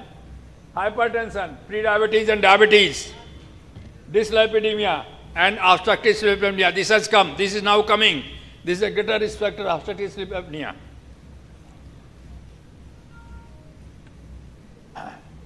Specific risk factors in female for CVD. What are the specific risk factors? Heart chamber, the wall of the ventricles are also thinner. Hormones. Estrogen and progesterone have preventive effect in premenopausal female. Gestational diabetes. I think you all know gestational diabetes, gestational hypertension and preeclampsia. If the patient female have, they are more liable to develop in later life diabetes or hypertension, and that will lead to development of CVD. So they should be, once the female has gestational diabetes, hypertension, or history of preeclampsia, they should be on watch list. They should not be ignored. Every year they should be followed. Polycystic ovarian syndrome. This is polycystic, we all know it is part of metabolic disease. Any female who has polycystic ovarian is a part of metabolic disease. And they are likely to have all metabolic diseases like diabetes, hypertension, therefore they are more liable to have CVD. And oral contraceptive. Oral contraceptive, you all know, are they can cause thrombogenic and they can predispose, especially if the woman is obese or smoking, we should avoid giving them oral contraceptive, especially in obese patient, diabetes patient, or hypertension or obese person. This oral contraceptive should not be given. Other methods are contraceptive available, you can use it, but not the oral contraceptive. CVD can be prevented by controlling the modifiable risk factors. Heart healthy diet, healthy lifestyle, the most important, heart healthy diet, encourage women to consume a well-balanced diet that is low in saturated fat, trans fat, cholesterol and sodium. Emphasize the importance of eating plenty of fruits, vegetables, whole grains and lean protein. This is a very important diet. Regular exercise. Minimum half hour a day and for 5 days in a week. That is 150 minutes. That is very important. And we should have also both isometric and isotonic exercises. That is very important. Smoking. You always say smoking is injurious, but still we smoke. Some doctors smoke. We should avoid. And before preach, you must follow it. And nowadays, when I was in long ago in UK and USA, I used to see ladies are smoking. That habit is coming in India also. This is the coming in India. So Western world has learned, but developing countries getting the bad thing. So smoking we all know injurious, but still smoke. Alcohol, although it is said is moderate amount of alcohol increases HDL and is good, but I think alcohol should be avoided. You cannot control on alcohol. It is possible, I always say, if anybody asks, why I am saying, I was giving this prevention of heart disease talk in the Lions group. And one of the Lions asked, alcohol, absolute contact, I said, no, a small amount you can take because it is good, but large amount. Ladies, they started phoning me, Dr. Saab, आपने क्या खा दिया? हमारे husband तो कहते हैं, doctor साहब बोलना इसको फायदा करता है. So I think it is better better to say stop it rather than to allow it. Stress management. I think we are all prone to stress. Human beings are prone to stress. Nobody can avoid. But we must know how to manage stress. Especially we can express, but ladies they do not express. And that is the reason. they should be encouraged to go for stress management centers, because that is very important. Stress is very important. Now next, the epidemic is obesity, as I told you. And obesity definition, the ASEAN, there is a criteria is different. You see what consensus guideline for ASEANs. Normal is 18 to 29, 18 to 22.9. Overweight, 23 to 24.9. Obesity more than 25. And abdominal obesity, that is the waist, very important. In men it is more than 90 and in female more than 80. Always I talk, measure your belt size, it is central obesity. And this is for ASEAN. And that is for Western world. Normal is 18.5 to 24.9. Overweight 25 to 29.9. Obesity in Western world more than 30. And waist ratio, waist size more than 102, and in men and female 88. But we follow the ASEAN. This is very important.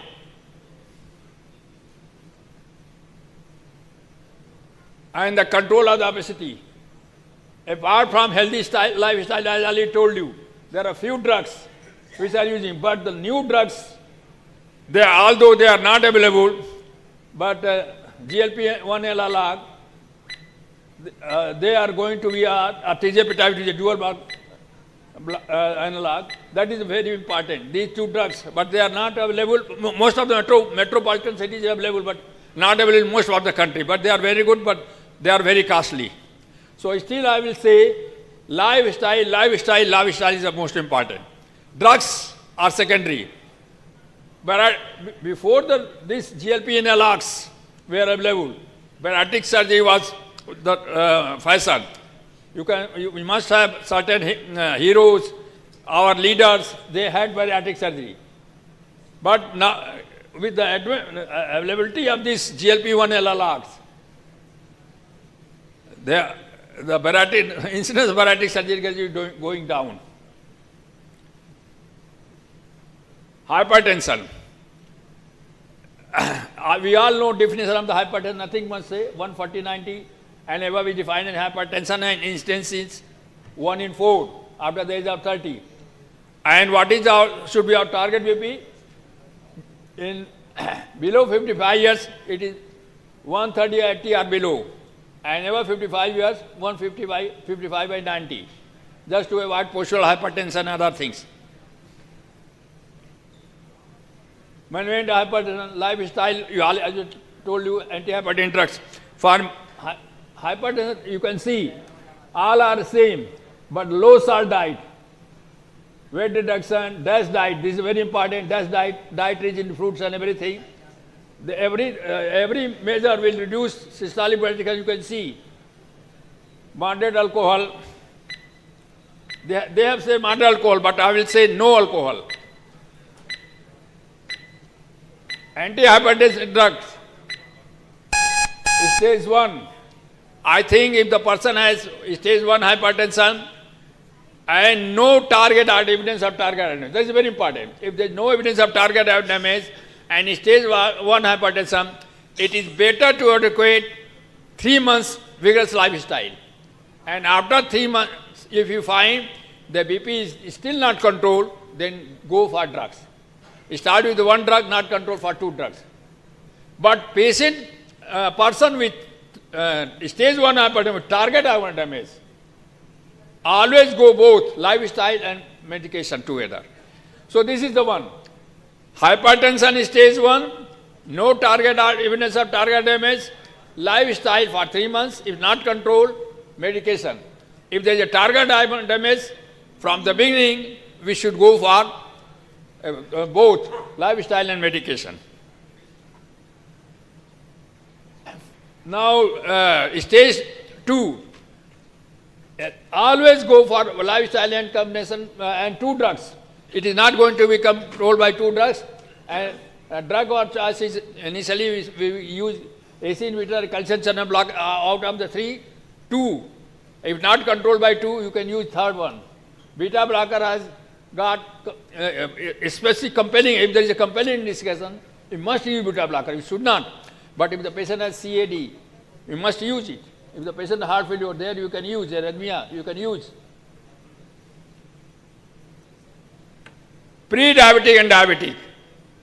Pre-diabetic diagnostic criteria, fasting blood sugar, you all know 100 to 125, PP blood sugar 140 to 199, HbA1c 5.7 to 6.4, type 2 diabetes, about 95% of all diabetes have type 2 diabetes, at which 1 in 6 adults. Diagnostic criteria, anyone fasting blood sugar more than 126, PP blood sugar 200 or above, HbA1c 6.5 above. So this is that, you all know about this. Epidemiology, as per ICMR, in 2023, they have published this. 11% of Indians' population is diabetic, while pre-diabetic are more, 15.3%. Mind it, pre-diabetics are equally prone to CVD. So we tackle from the stage of pre-diabetic.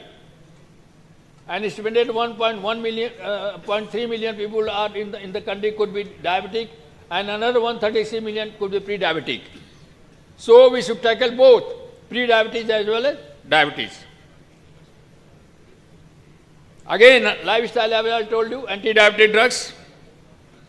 This is a summary, I am not going because it is a prevention talk, not the management talk. Management of diabetes is still the drug of choice is metformin, the first line, and starting with the 500, maximum to 2500, once or twice daily. If blood sugar is not controlled by metformin, then you can add any one of the oral drugs. But if there is a compelling indication like CAD, heart failure, there we have got a specific drug. In CAD, GLP analog, not available, SGLT2. In heart failure, SGLT2. In CKD, SGLT2. This is a very important. This one must know. So if the person has got already CVD, and form of CAD, always prefers GLP-1 analog, not available, SGLT2. In heart failure, SGLT2. In cases of CKD, kidney disease, SGLT2. And what is the target HbA1c? Adult HbA1c less than 7, elderly 7.5 to 8, young healthy type. That's what diabetes 6.5. Check. Hey, check. Check.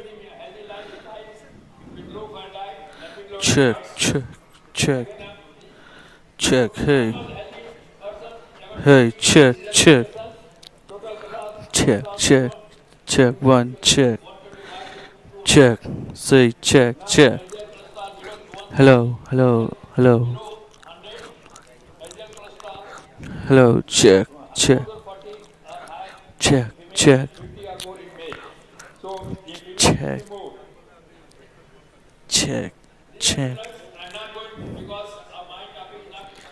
Hello, check. This is the way how primary prevention. Primary prevention, you can calculate the risk score, but most important is if the person has diabetes or if the LDL-C is more than 190, you should give the drug. These two criteria. If you can calculate the risk, I think these are the criteria. But if you are not able to calculate, you have got no time. And I think there are two things. If the person is diabetic, or if the LDL-C is non-diabetic more than 190, start eating. And the drug is a statin. This is secondary prevention. Obstetric sleep apnea. Obstetric sleep apnea is strongly linked to increased cardiovascular disease risk, potentially leading to hypertension, heart failure, stroke, and even increased cardiovascular mortality. So this is very important. This is the new risk factor coming. It was not there. I think a decade earlier, most of us did not know about the OSD. Now it is coming in big way. And it is a risk factor. And how to manage? Early diagnosis by sleep study, healthy lifestyle, and advising CPAP. A specific management for women. Sorry. For women, we have to give specific, what are the specific management for women? Planning of pregnancy, women with obesity, diabetes, hypertension, they should consult doctor before planning for pregnancy. They are very important. Women with history of gestational diabetes, gestational hypertension, hypertension must be under medical supervision.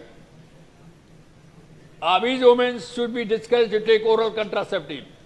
Postmenopausal women should be specifically encouraged for healthy lifestyle. That is very important. And management of their risk factors. All women with polycystic ovarian syndrome should be specifically encouraged for healthy lifestyle. Because PCOS is one of the, it is related to metabolic diseases. Women are more prone to stress. Encourage women for healthy ways to manage stress, such as through relaxation technique, exercise, hobbies, and social and food. And this is my take-home message. This is prevention. Already discussed. Thank you. I am from Bodh Gaya, so I have brought Laughing Buddha.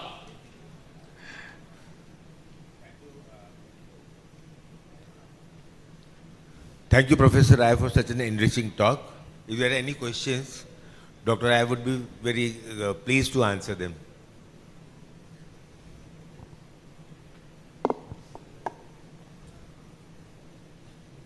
Good morning, sir. Excellent presentation.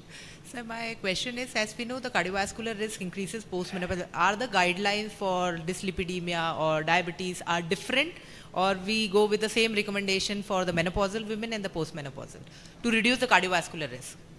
Guideline more or less remains the same. But this, when we know the risk is more. Yes, what happened? You see, there are no nowadays premenopausal female have less risk because of the hormone and other thing. But I think just like if we are going to children for prevention of CVD and other thing, same thing. They are less likely, but once they go under after menopause, they are going to. So if the person is having obese, if the person is having hypertension or dyslipidemia, management remains the same.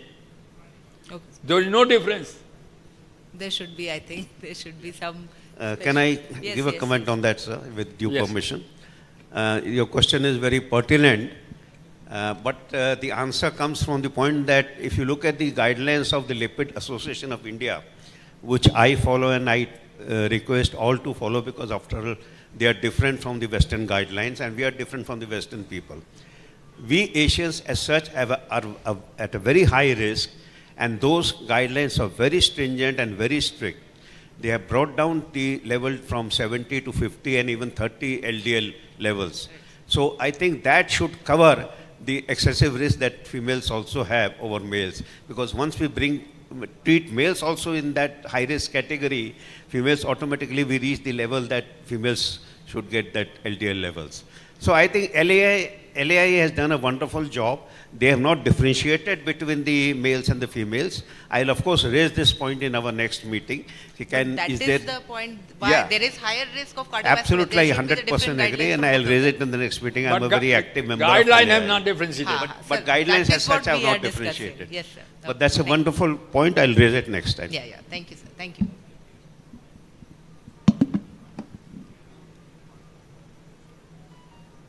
Thank you.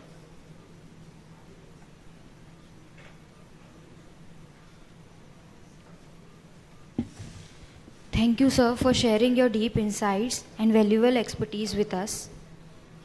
I request sir and chairperson to please move forward for felicitation. Now it's time for panel discussion. I would like to request Dr. Parimal Swami sir, Dr. Amrendra Pandey sir, Dr. Jala Shivare sir, Dr. Spars Nayak sir, Dr. Sandeep Mahobia sir to please join us on the stage.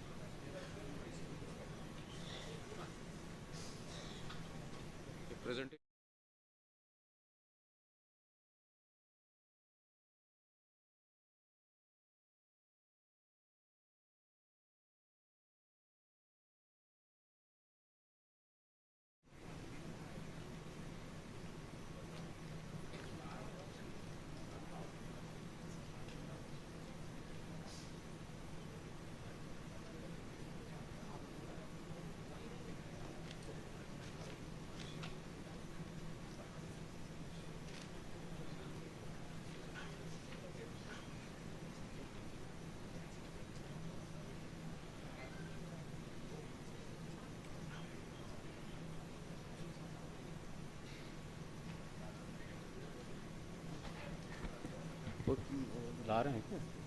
ये इसमें है presentation कि उसमें? चलो. So good morning friends. This basically is a workshop or sort of a panel discussion about the concept of anti-aging or age reversal. With me there are 4 more illustrious participants in this. Amarendra Pandey, who is a leading dermatologist, a young leading dermatologist of the town. Dr. Rssearch Nayak, who is an orthopedic surgeon. Dr. Yash, who is a plastic surgeon. And Mr. Sandeep Mahobia, who is from the pharma industry, but he is passionate about the topics of the supplements and nutraceuticals. So we have kept this workshop because we wanted to basically propagate the topic of anti-aging or age reversal as a part of our intervention. Number 1 खोल दीजिएगा.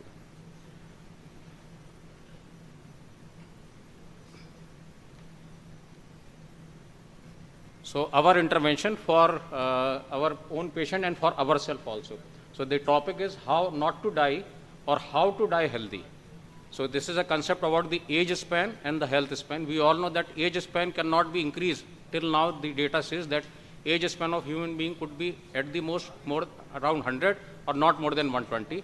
But out of those 100 years or out of those 80 years or out of those 120 years, how many years we are keeping ourselves young or healthy? So the concept is this. Initially, people thought that it's a frivolous concept to talk about anti-aging. But we know, as Dr. Professor Rai has already said, that most of the diseases are having the age as a risk factor and which cannot be altered. So age is the non-reversible or non-modifiable risk factor. But suppose we work on a concept where we delay the aging, and because of delaying the aging, we can prevent so many diseases which are having age as the non-modifiable risk factor. So with this thought, I'll be calling upon Amreen, but before we see that, he will be talking about the skin and appearances. And it is said that the skin is basically the reflection of the inner beauty. But again, you cannot basically neglect your appearance, because through this you present to the world. And with these words, I call upon Amreen to give his presentation, which is a very, very forceful presentation.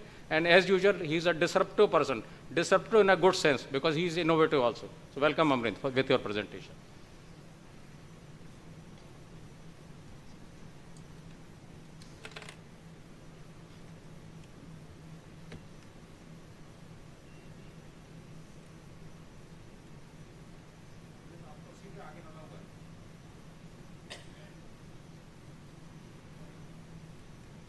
जी sir.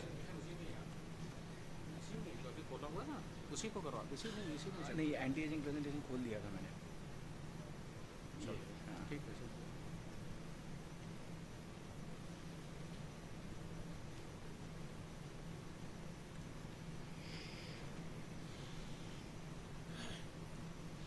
Good morning everybody. देखिए, पहले मैं हिंदी में चालू करूंगा. मेरा आगे का प्रेजेंटेशन इंग्लिश में है, बट हिंदी हमारी मातृभाषा है. तो जादूगर जब पहले जादू दिखाते थे, तो उसके पहले जिन्होंने वो ट्रिक उनको सिखाई रहती थी, उनको याद करके कान पकड़ते थे. तो ये मैं जब अपना पीजी करके आया था 2016 में पहली बार, तो परिमल सर ने इस टॉपिक को सबसे पहले मेरे सामने प्रेजेंट किया था. तो he is the original magician who introduce me to this topic, and I owe a lot to him. So thank you so much sir. और इस प्रेजेंटेशन मैंने कई पार्ट्स मैंने परिमल सर के भी लिए हैं. और दूसरा व्यक्ति जिनको मैं एक्नॉलेज करना चाहूँगा, वो हमारे डॉक्टर अभिषेक श्रीवास्तव सर है. खुद के लिए तो बहुत लोग काम करते हैं, बट अभिषेक सर ने जबलपुर को जो वर्ल्ड मैप पे लाया है और इतने इंटरेस्टिंग प्रेजेंटेशंस रखे हैं. सो thank you so much Abhishek sir. So now it is said that in 5 years time, having a fit and a healthy body will be rarer than owning a Rolex or a Patek Philippe or a Rolls Royce.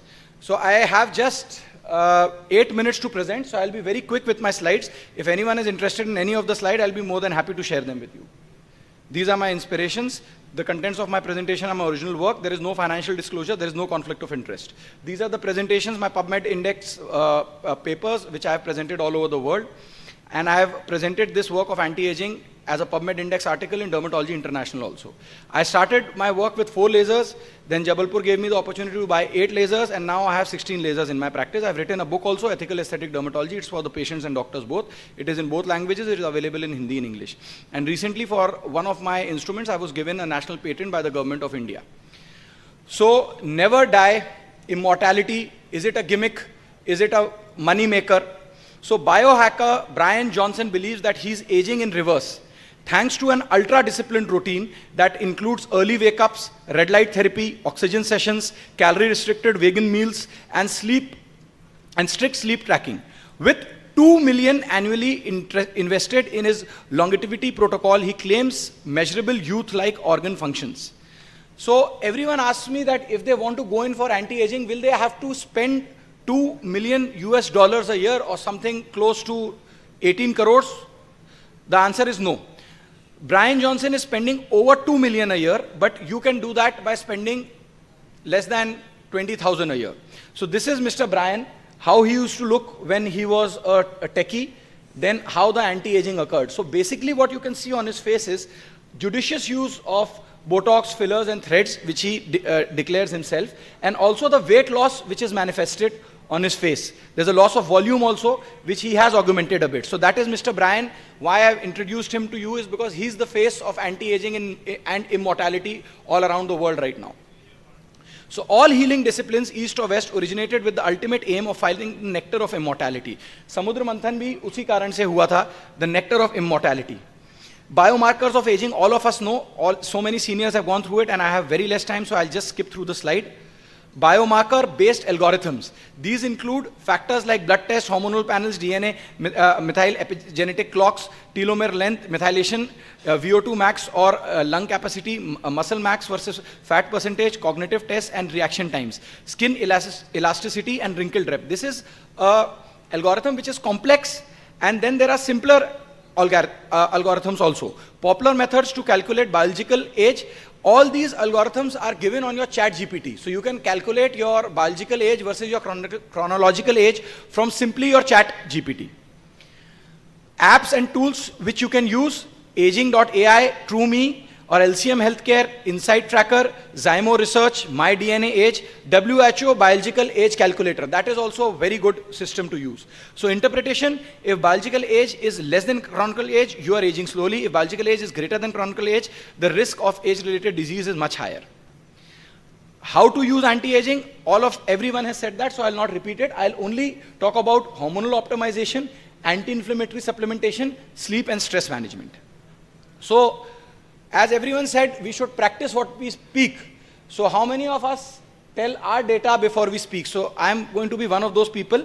So this is my data, my grip strength, my walking speed, my stair climbing, my falls in the past year, daily activities and cognition. And this is not a good analysis of my anti-aging because I do much more than that. But in this algorithm, only this much was possible.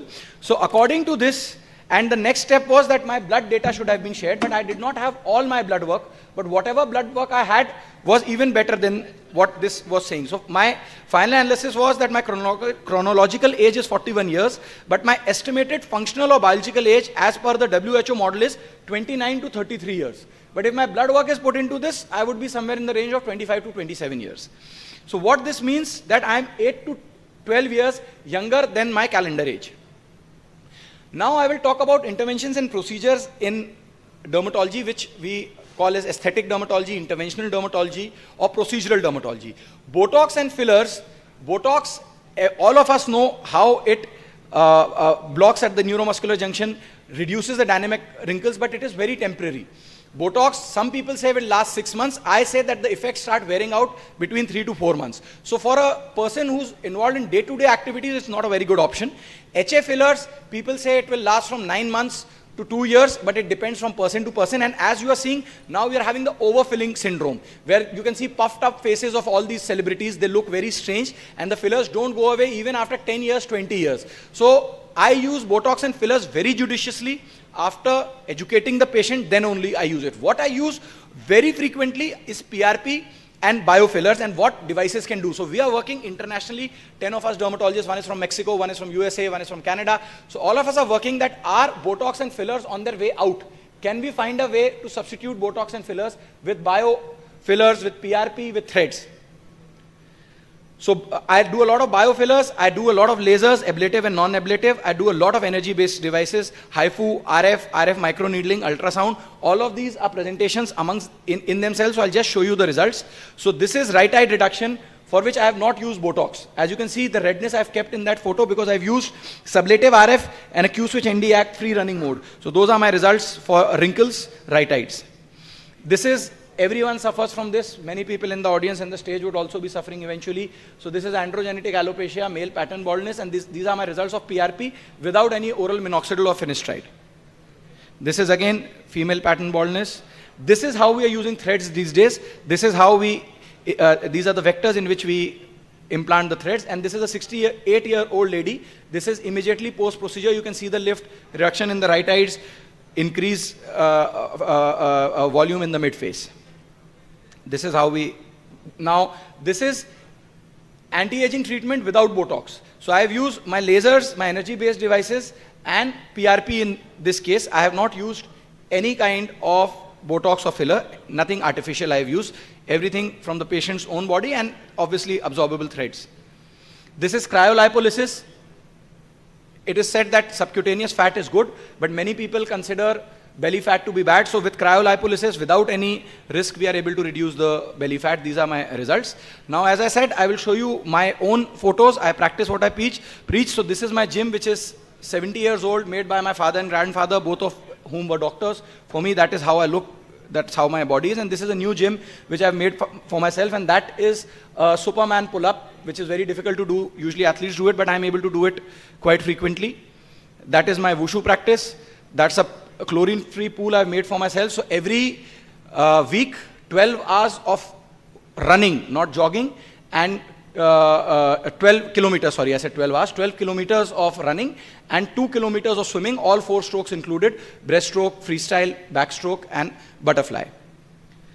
Those are the various awards which I have won for my anti-aging and other work. So this is Lord Parshuram telling us it's better to be a warrior sitting peacefully in a garden rather than being a gardener trying to survive in a war. So I tell all the doctors that the way the patients are treating us, it is very important for us to be fit and be physically capable, because half of the problems go away when a 6'2" person with 16-inch bicep stands in front of you. So half of your problems go away right over there.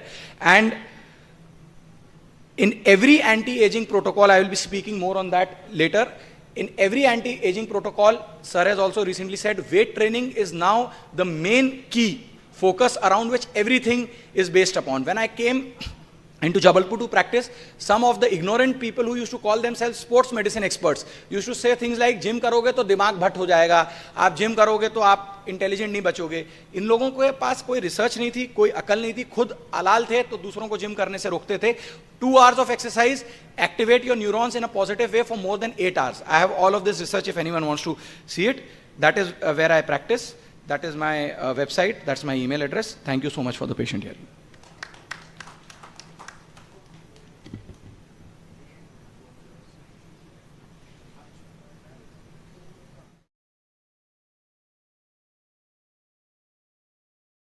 Shivhare sir, the questions on anti-aging from here only. So Jalal sir, I have described the various procedures which we dermatologists do, and where the work of us dermatologists ends is usually where the work of the plastic surgeon starts. So I would like to give you the mic and ask you about the anti-aging procedures which you do in plastic surgery, and especially with a special emphasis on facelifts. In which grade of photo-aging should we do facelifts? On which patients do you do facelifts, and what are your experiences on the same? Thank you. Thanks, Amren, and a very nice presentation regarding the non-surgical means for the anti-agings.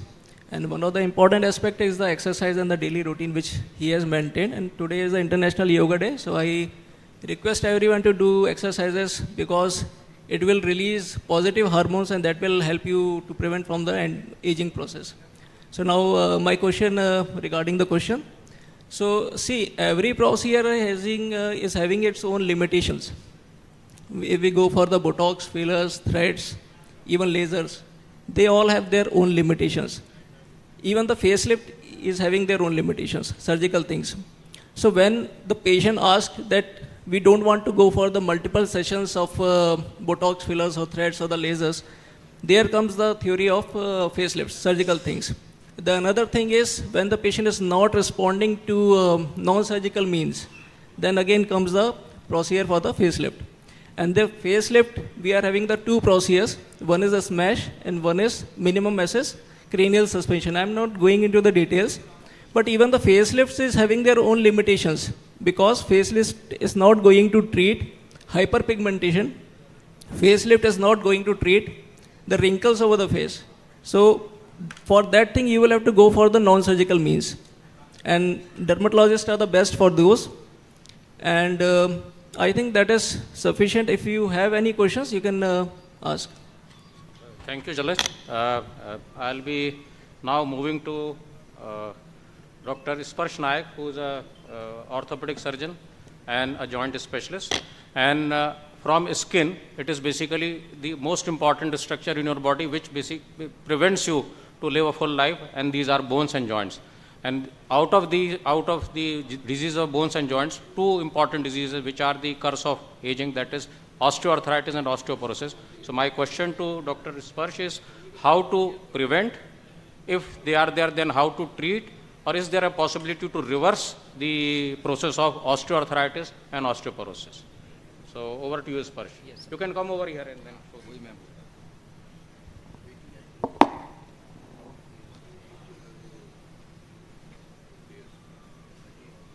Good morning to all of you. Thank you, Parimal sir and Abhishek sir, for giving this opportunity. Yes, when we talk about aging from orthopedic point of view, these are the two factors, osteoporosis and osteoarthritis, which affects most of the population. And if we can see the data, if India is in 2050 is about to get its geriatric population doubled, and it is going to affect most of the people who are above 60. If in today's world we see 1 out of 5 people is suffering from osteoarthritis and 1 out of 4 people is suffering from osteoporosis.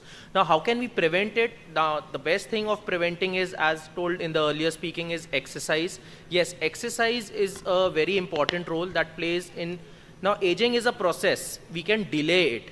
Yes, we cannot just stop it, but we can of course delay it. And exercise has got different sort of exercise in osteoarthritis are there. There are, now we have to understand the person who's obese, and if you try to just run him and just put more pressure on his joints, the osteoarthritis is going to aggravate. So the exercise has to be a low impact exercises. Second thing what I want to emphasize on is a good diet supplementation in the form of calcium and vitamin D3, and also because those are like the raw materials which help in building which protects the joints also, and it helps in keeping the body healthy. Now, injury prevention can be one of the roles.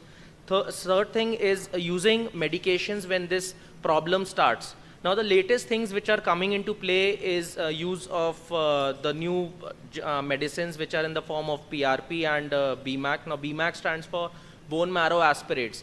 Earlier, the practice was on using, if there is arthritic problem, early arthritic, you give an injection of steroids. Now, that steroid practice has gone because steroid, everyone knows, is a potent anti-inflammatory. Yes, it helps you solve the problem temporarily, but then at a rate of 10x, it denudes your cartilage. And most of the osteoarthritis affects your knee and secondly the hip joint. Cartilage regenerations are in a process, but because the cartilage you find in joints are usually hyaline cartilage, but with the help of PRP and these BMAC therapies and stem cells are also there. But again, stem cells, PRP are all under the trials. There are no fixed data, but PRP has promised to show good results. So a lot of the players you must have been seeing who are playing footballs and cricketers, at their peak, what they are doing is they are preserving their blood cells and you can say stem cells, and when they have an injury, they just on a precautionary note or on a prevention side, they inject the PRP in the joints, which has promised to show results.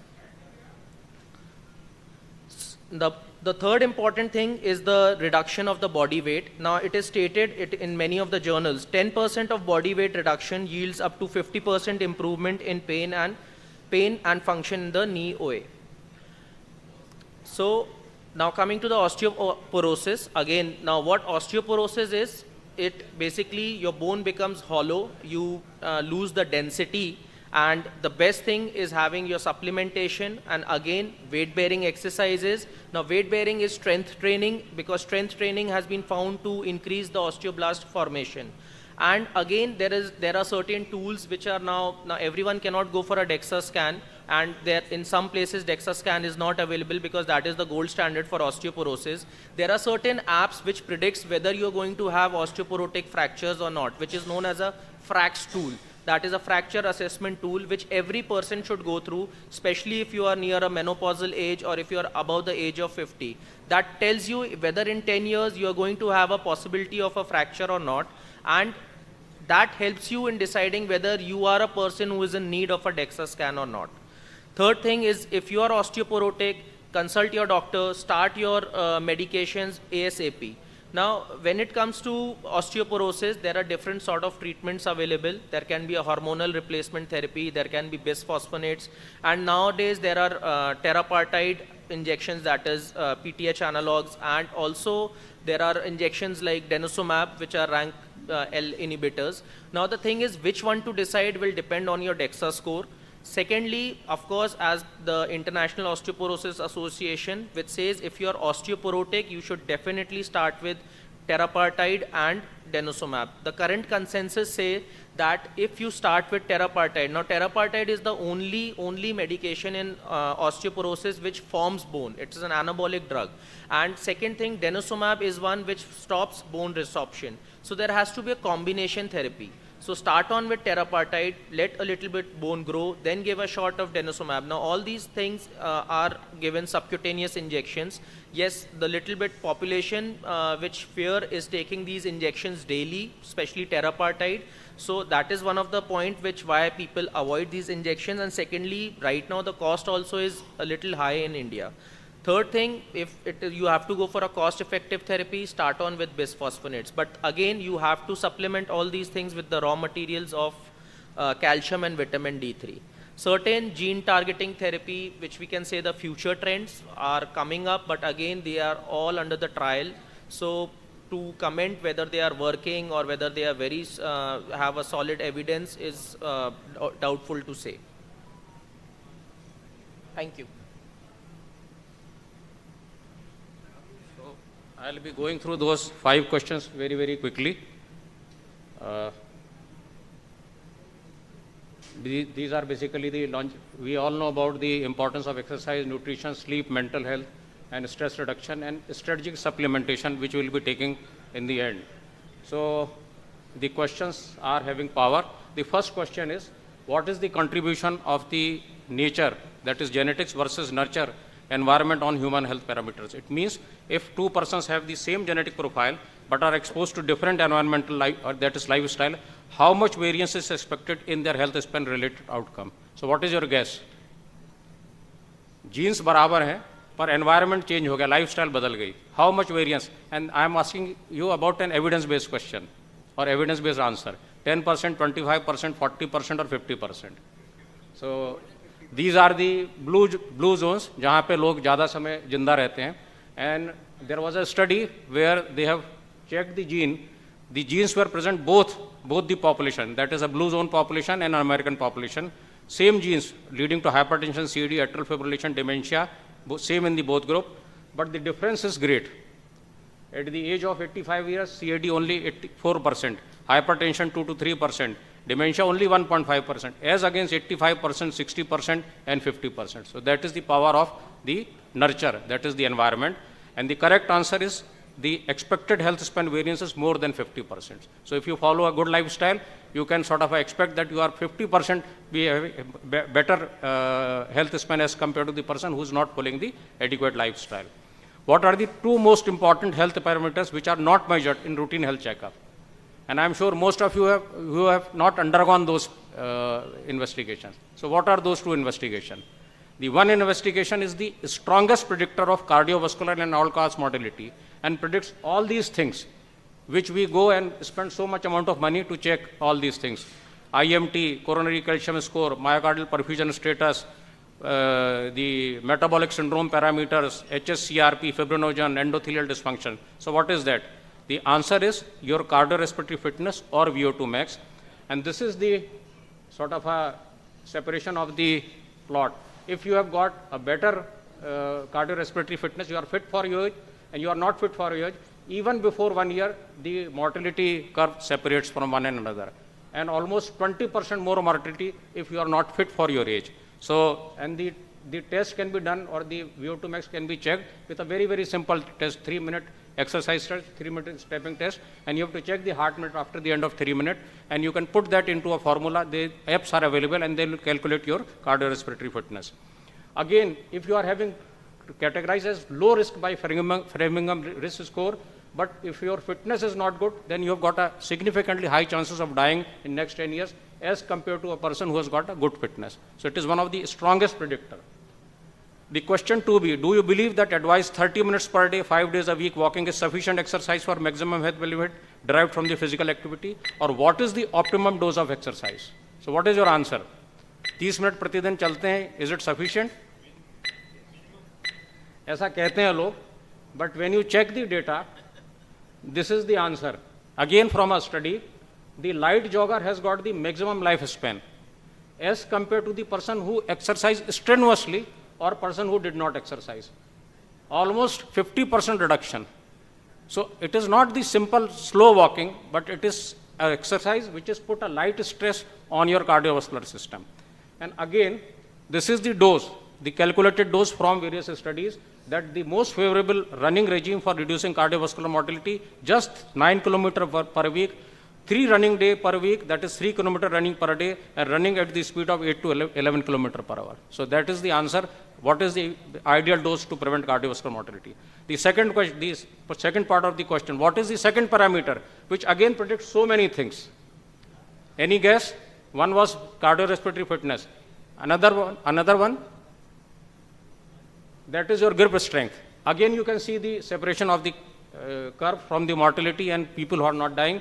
And if you are born in India, now this could be the second most important factor, largest risk factor for death in Southeast Asian country. So India, Pakistan, Bangladesh, these people are, if you have got low grip strength, low grip power, then we have got a high chance of dying. So again, the strength training, as advised by our previous speaker, can lead to reduction in death. And if you combine both, then the strongest, most robust reduction in mortality as compared to any of the pharmacological compounds which are available today, 26 to 32%. Now, people who cannot run, who cannot do high intensity training, what is the ideal way to increase their cardiorespiratory fitness? The formula is simple, that is called the MAP formula. अपनी age को आप 180 से घटा लीजिए. Suppose a person whose 50 years old, 180 से 50 को minus कर लीजिए. दी 130, this is his maximum heart rate. 120 से 130 के बीच में एक्सरसाइज आपको करना है लगातार 30 मिनट्स पर डे. अगर आपकी हार्ट बीट कम हो रही है लोअर लिमिट से, इंक्रीज द एक्सरसाइज. अगर आपकी हार्ट बीट ज़्यादा हो रही है, reduce the intensity of the exercise, and your exercise heart beat look something like this. So if you exercise at your target heart rate, which is 180 minus your age, and less than 10 from that upper limit, so exercise between those two heart rate will increase your VO2 max without putting any effort or any adverse effect on your heart or your joints. If you cannot do a strenuous exercise, अगर आप gym में बहुत heavy exercise नहीं करना चाहते, तो eccentric training करिए. Go fast and go down very, very slowly when you are going towards the gravity. Second, put bends. अगर आप बेंड्स लगा के चल रहे हो तो भी आपको मसल मास और आपका जो मसल पावर है, it will be increased as equivalent to a person who is doing a proper gymming exercise. So putting the, of course with due precaution and avoiding the contraindication, you put the blood flow restriction band in your thighs, in your arm, and you do the exercise. Simple exercise will give you the tremendous power, improve the muscle mass, improve the muscle strength. And this improved muscle strength basically will go to prevent your mortality or will reduce the morbidity. Which food group out of protein, fat and carbohydrate leads to the excess mortality? So not waiting for your answer, this is the carbohydrate. And high carbohydrate can lead to the excess vessel volume as compared to the low GI diet. And basically we are the high carbohydrate eater, around 70%. And this is the sweet spot. Keto diets are not good. बहुत कम carbohydrate करने से भी नहीं चलेगा. Around 50% is okay. And again, a very famous study from India, the INDIAB study has shown that it reduced the carbohydrate intake to something over here, 45 to 50%. and then you can prevent so many metabolic diseases. Now, can you design a diet, ideal diet, within 2 minutes? I'm skipping this question and I'm just coming because today we'll be taking a lunch like this. So how to make this lunch healthy? Eat salad and one of the proteins. Then fill your plate in this way: half plate salad, 1/4 carbohydrate and 1/4 protein. Never eat without protein. Dessert के पहले 1 गिलास पानी पीजिए, desert के पहले fruit खाइए, again 1 गिलास पानी पीजिए. This is called the nutritional psychology. And then you eat dessert. Your appetite would be reduced, your craving would be reduced. This is how to sort of go about to change a diet which is an unhealthy diet towards a better diet. And final question, which is the organ which is implicated most in causation of, mathematically proved that it can produce most of the lifestyle diseases. So which is that organ? Yes, you are correct, sir. That is the brain. And selfish brain theory shows that your brain pulls up the energy, changes your behavior, starts insulin resistance, puts more sugar into your system and leads to the chronic diseases. So this is the heat map of the diabetes and their complication, and the result is that it is the behavioral factors which are responsible for the maximum number of mortality. This is from India. Maximum number of loss of quality of life. This is again from India, and the responsible factors are the behavioral risk factors. So my take home is that trying to fill the ocean with a glass, that is our pharmacological approach, where we are having a stream of opportunities, that is the lifestyle, and lifestyle equals your longevity. So thank you very much for patient hearing. And with this, what I am calling upon for the last part of this seminar, Mr. Sandeep Mahobia, who is from the pharma world. And इसको फिर से चालू करिएगा यार. Okay. And he will be showing you an innovative presentation. It is about an app. We are all asked, we always write some nutritional prescription to our patient, but we are not sure about the data. So he will be giving a short presentation about an app which he will be distributing to all of you at free of cost. And with this app, you can sort of come out with the evidence-based prescription of the nutraceuticals. इसको चालू कर दीजिए यार.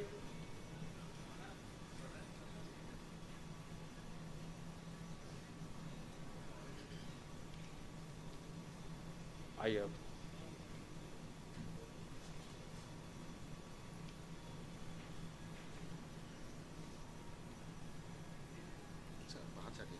हाँ, इसको बंद करके.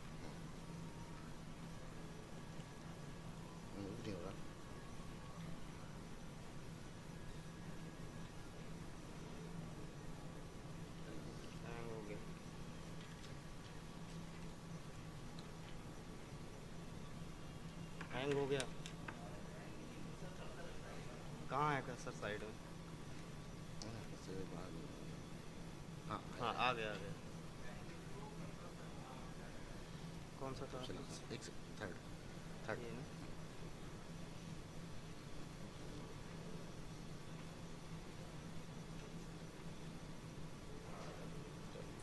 Thank you, sir.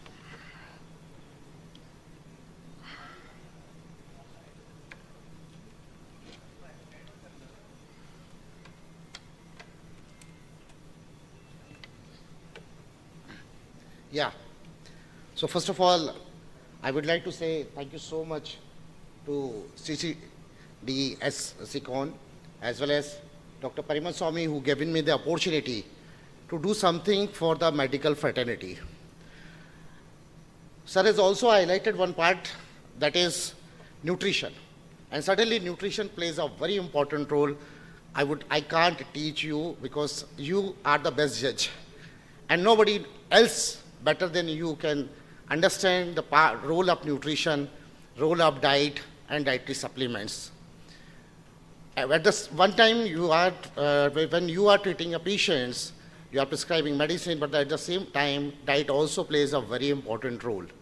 So there is something niche which I am going to launch today using this platform, which would be certainly going to be helpful for you in your day-to-day practice. So that is, the topic is the need for nutraceutical intelligence in the healthcare. And what we are talking, the current gap. So what is the current gap? the current gap in the modern health values, that is nutrition, aware, which helps you to take decision. At the same time, the reason behind it, why this is a gap, because at the same time, there is no structured based guidelines. Pharmaceutical is very, very easy. APIs are there, and we do understand that here, this is the drug mode of action and everything. But at the time of nutrition, there is no evidence, no guidelines, and there are so much of limitations. Let's move the gap and the next part, why this conversion is matters today. We need to understand, because patients often seek, they always ask sometimes, sir, something for takat ke liye, or something multivitamin, or something in a syrup form, you please prescribe. And many times he prescribes as well. So patient asks, and now COVID, after COVID, sir, believe me, sir and madam, because all the respected doctors are here in front of me, please understand these things. Post-COVID, the scenario has got changed. Earlier, they were requesting you, now they are directly ordering from the Amazon or other 1mg and Netmeds app related to the health supplements. So this is again a dangerous thing for them. So self-medication, like the way we understand, the similarly self-nutrition supplements taking is also dangerous, because there are no guidelines and they don't understand it. So what happened when you will get something which is a clinically, well evident in front of you, structured, reliable, and authorized data come in front of you, that would be easier for you to take a decision. Now coming to the limitation. Why? Because in your medical curriculum, from MBBS to DM or DNV, there is a very little portion of nutrition is being taught. So that could be the reason behind it, it was not focused that much. But what if you will get more and more reliable data in front of you? So I'm coming to directly to that point, if the pharmaceutical, because what you have learned, that's very simple. One drug, one organ, one action. If you have given the beta blocker, there is a one organ, heart. What is the outcome? That is heartbeats controls. But in the nutrition, there is a challenges. There is a challenges even in the extraction part also. If one plant is there, if it is get extracted from the, suppose, seed, the flavonoids or carotenoids differences are there. If it is extracted from stem, that would create difference. If it is taken from the root, that is also created difference. So I'm just taking because the anti-aging is a topic over here in front of us. And resveratrol also plays a very important role in anti-aging. So I'm talking about same plant, three different extraction part, different cells. And we, pharmaceutical industry, many times confuse you. In one visit, I come and discuss about you that, sir, resveratrol, very important, and resveratrol also helps in anti-aging. And these are the trial in front of you. You said, okay, I will prescribe resveratrol in anti-aging. Second visit, I come and said, sir, do you know, there is another trial in front of us which showing that resveratrol is very important and always helpful in heart health. You say, okay. Third visit, I come and talk about, sir, there is another study which is showing resveratrol is also playing an important role in brain health. You said, okay. And the fourth visit, it's a height when I come and talk about, sir, resveratrol plays an important role in a skin health. So sometimes because there is no structured data at one place, so this is really difficult for you to take a call here, skin health, heart health, or now you're talking about anti-aging, where to play, where to find the exact data, correct data. So there are, and who will validate it? That's most important. Certainly, trials are there, but you have to go to different sources. And what is the restriction in front of you today? You don't have time. There are the part of resveratrol, if it is extracted from roots, may be helpful in the stress and anxiety, from leaf, in anti-inflammatory, stem, joint health, maybe. Because percentage of bioactives from the extraction always differs. And that plays a very important role. So you don't have that much of time. Because day and day around, you're surrounded by your patients. You are treating your patients. You don't have that much of time to study. You are overloaded with the data because so much of study, and even though you are studying, right? So maybe by prescribing a nutraceutical, just maybe shake your confidence as well, because there is no data point of view. So I would like to please to inform you that with this platform, Sandeep, I am launching. Go for the app of your. Yeah. So I am launching, which is really something different, unbiased, which will save your time and build trust and enhance. So I am directly jumping to the app, which would be absolutely free for you.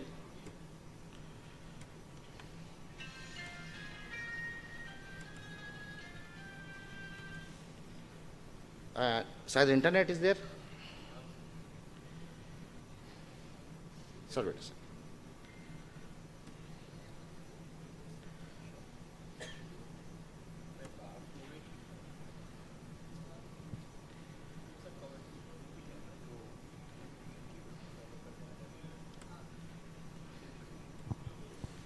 Internet.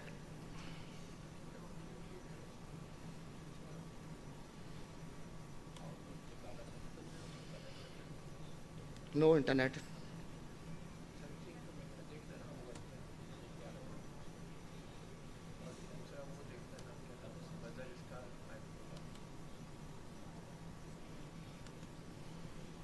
Internet is not there in this system. अगर Sandeep internet अभी शुरू नहीं हो पाता तो we can show it later when सो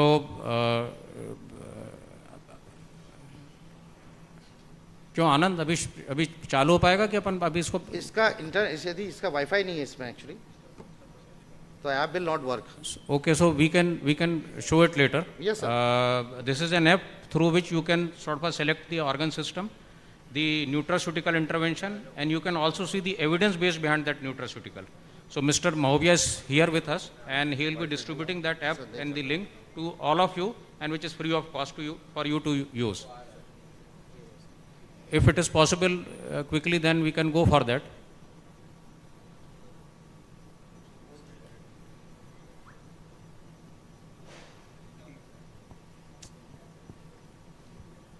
छोड़ दो. Wifi का पासवर्ड पता है तो यहाँ से हो जाएगी ये. हाँ, पासवर्ड डालो बस हो जाएगा. कौन सा वाला लेना है? CCTV bank. ये हो जाएगा सर, हो रहा है. हाँ.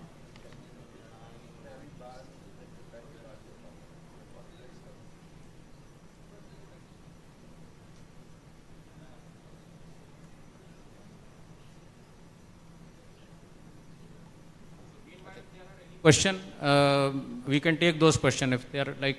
हो गया सर. चालू हो गया आपका नेट? यही है ना. 9 डाला कि नहीं?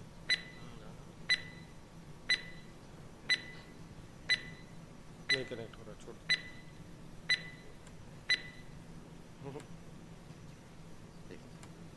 डालो, बोलो. 9179 500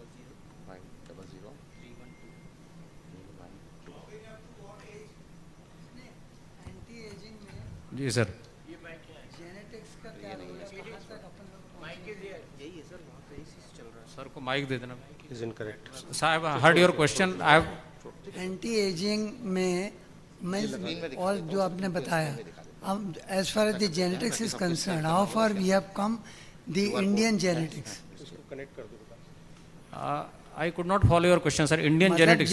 जेनेटिक्स का रोल क्या है, चाहे वो इंडियन हो चाहे बाहर का? Sir, it is now clear that genetics plays around 30%. It is responsible for the 30% variance. 50 to 70% variance is through your lifestyle, but that should be suited to your genetic manifestation.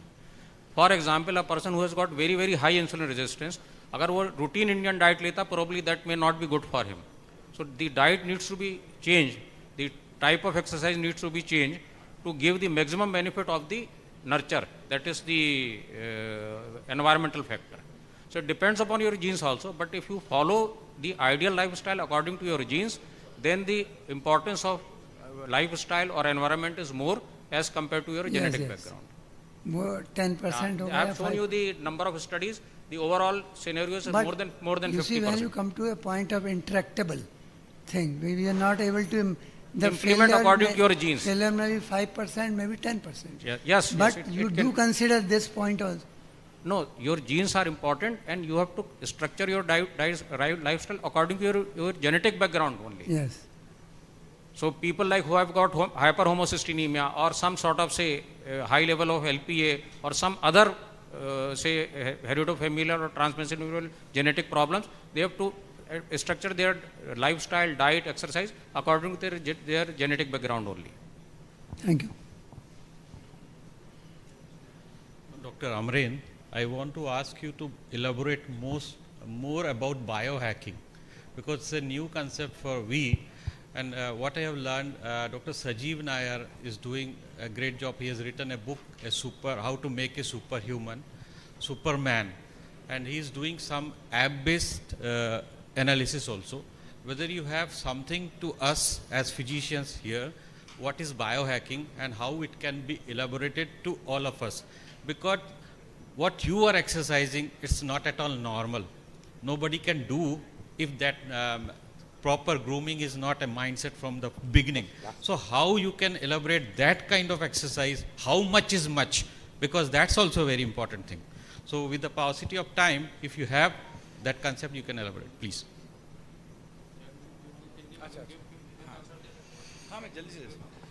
Sir, you are absolutely right. Biohacking is a very research-based concept right now. There are no clear-cut guidelines. Every person will have different parameters for biohacking. And I agree with you, I did not reach here on day one. So I have been a state and national level athlete all my life. Why I mentioned it, I don't want everyone to follow it. What happens is that most of the doctors don't do exercise or weight training saying that there is paucity of time. So what I was trying to say over there is that if you manage your time properly, I see patients for 8 to 10 hours a day. I have my OPD procedures and then I do this. And I tell everyone, muscle is the only organ, this is a Harvard-based research, which will respond at any age and at any condition. No matter you've not done weight training all your life and you're starting at 60 years of age, still your muscles will respond. So my basic starting point for biohacking is weight training, which everyone says. And busting your joints. What is meant by busting your joints is jumping, skipping, running. You know, what people say is that if you do just walking, it's enough. In my opinion, that's not enough from the research, what I have seen. As sir said, it has to be jogging. And again, I'm doing that exercise, but the intensity varies. I have learned how to listen to my body. So if my heart rate is going beyond a certain extent, I slow down. It's not that I keep doing that. And for most of the people who we see in the gyms who drop down and die, they are doing treadmill exercises where the machine is doing half your work. So I tell people use free weights, dumbbells and barbells, instead of using the machines. Because the machines do half the work, you don't even realize what weight you are lifting, and then that leads to trouble. So if you use free weights, you will be better off. That's my point. Thank you. Okay. Sandeep, can you show it? Yeah. So, sorry, net is not working, so that's why we can't run it right now. But I would like to request you to each one of you to please scan the QR code. By that itself, you will understand. I'm just explaining it. Either you can type it, the Nutrify Today, nutrifytoday.com, that you can type, either you type it as a version 2. This is the 1.0 version, where we are highlighting nutrition, clinical research, and the mode of action of each ingredient. You can select gender-wise, male, female. You select organ-wise. It would be very, very easy to use it. And a 2.0 version where you will get the toxicology data, how suppose ashwagandha is there, how it is interactive with sitagliptin. It can be given or not given. It can be given with the glimepiride or not. Shilajit, it can be prescribed along with any medicine or not. So this kind of more interaction would be there in the 2.0 version. So this is the free of, we are launching, using this platform. So thank you so much, Sir, Parimal Swami sir, for giving this platform to us to launch this with the help of that. And much interaction would be there, algorithm. So this is my last slide. Thank you so much for giving this much of time to understand little more nutrition. Thank you, Sandeep. Thank you very much. And we will be taking question, say, I think because of the paucity of time. So thank you very much for patient hearing. Thank you. Thank you.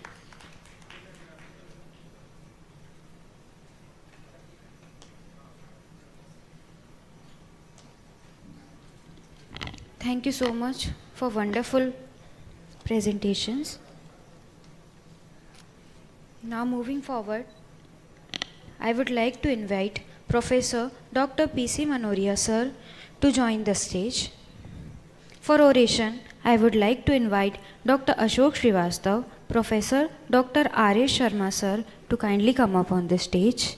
For chairpersons, I would like to invite Dr. Vijay Bagari sir, Dr. S.K. Parasar sir, Dr. Rajesh Jain sir to kindly come up on the stage. And for felicitation, I would like to invite Dr. Parimal Swami sir, Dr. Abhishek Srivastav sir to please come up on the stage.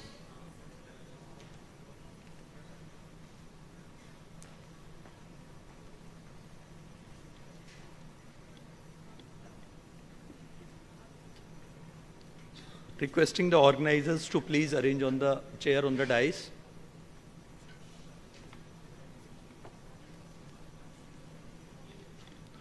We are moving to the most important session of this conference, that is the oration session.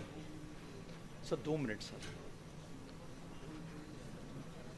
Dr. Abhishek, can I have your attention?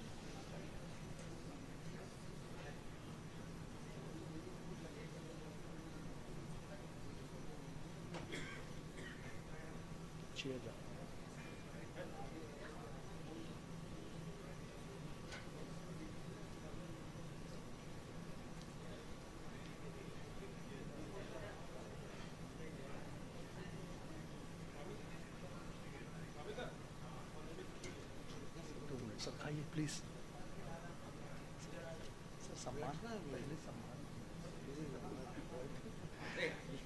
मैं माफ़ी चाहूँगा थोड़ा सा confusion के लिए। पूरे सम्मान के साथ मैं रिक्वेस्ट करूँगा हमारे आदरणीय डॉक्टर अशोक श्रीवास्तव सर और professor doctor R.S. Sharma sir to moderate this session. Requesting Dr. Srivastav sir, please, to read this oration for sir.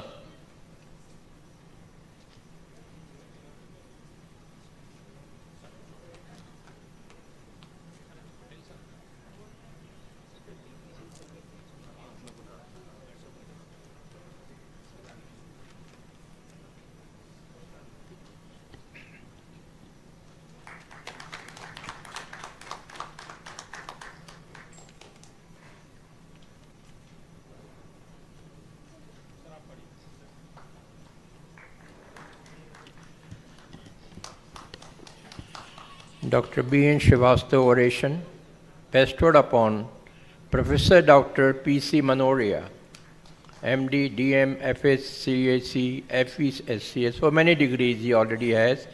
He is Director, Manoria Heart and Critical Care Hospital, Bhopal, former Professor and HOD of Cardiology, GMC Bhopal, Honorary Physician to His Excellency Governor of MP.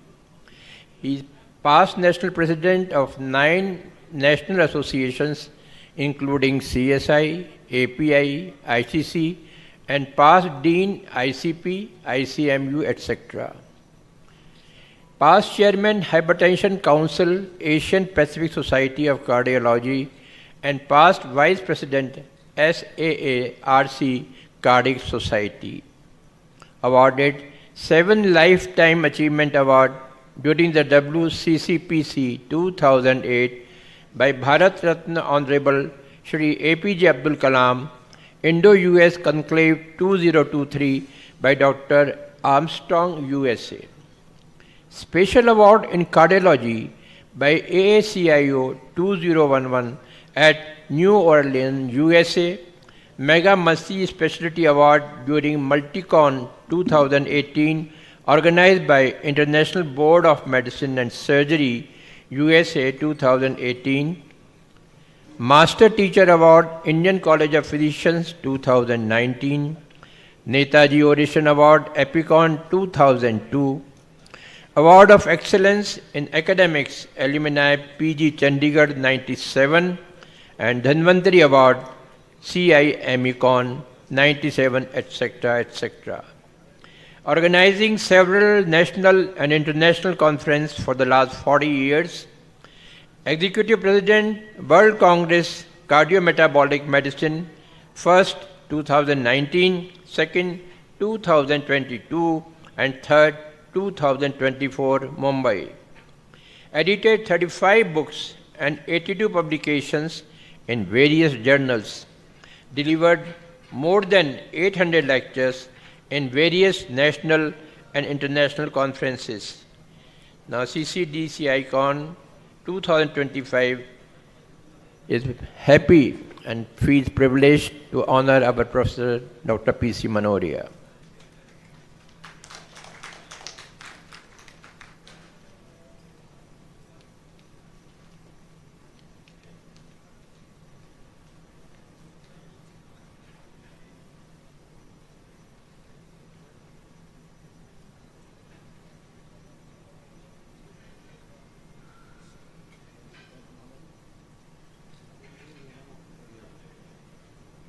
Sir मैं 2 minute PN शिवासत के बारे में बोलूँगा। हाँ ये tender लगा तो फिर आप बोलिए। अभी किधर गए इधर तो बुलाऊंगा उसको।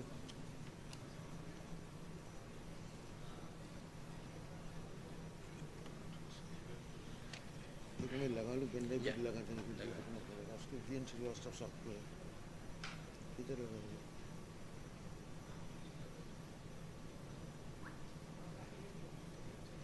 पीछे लगा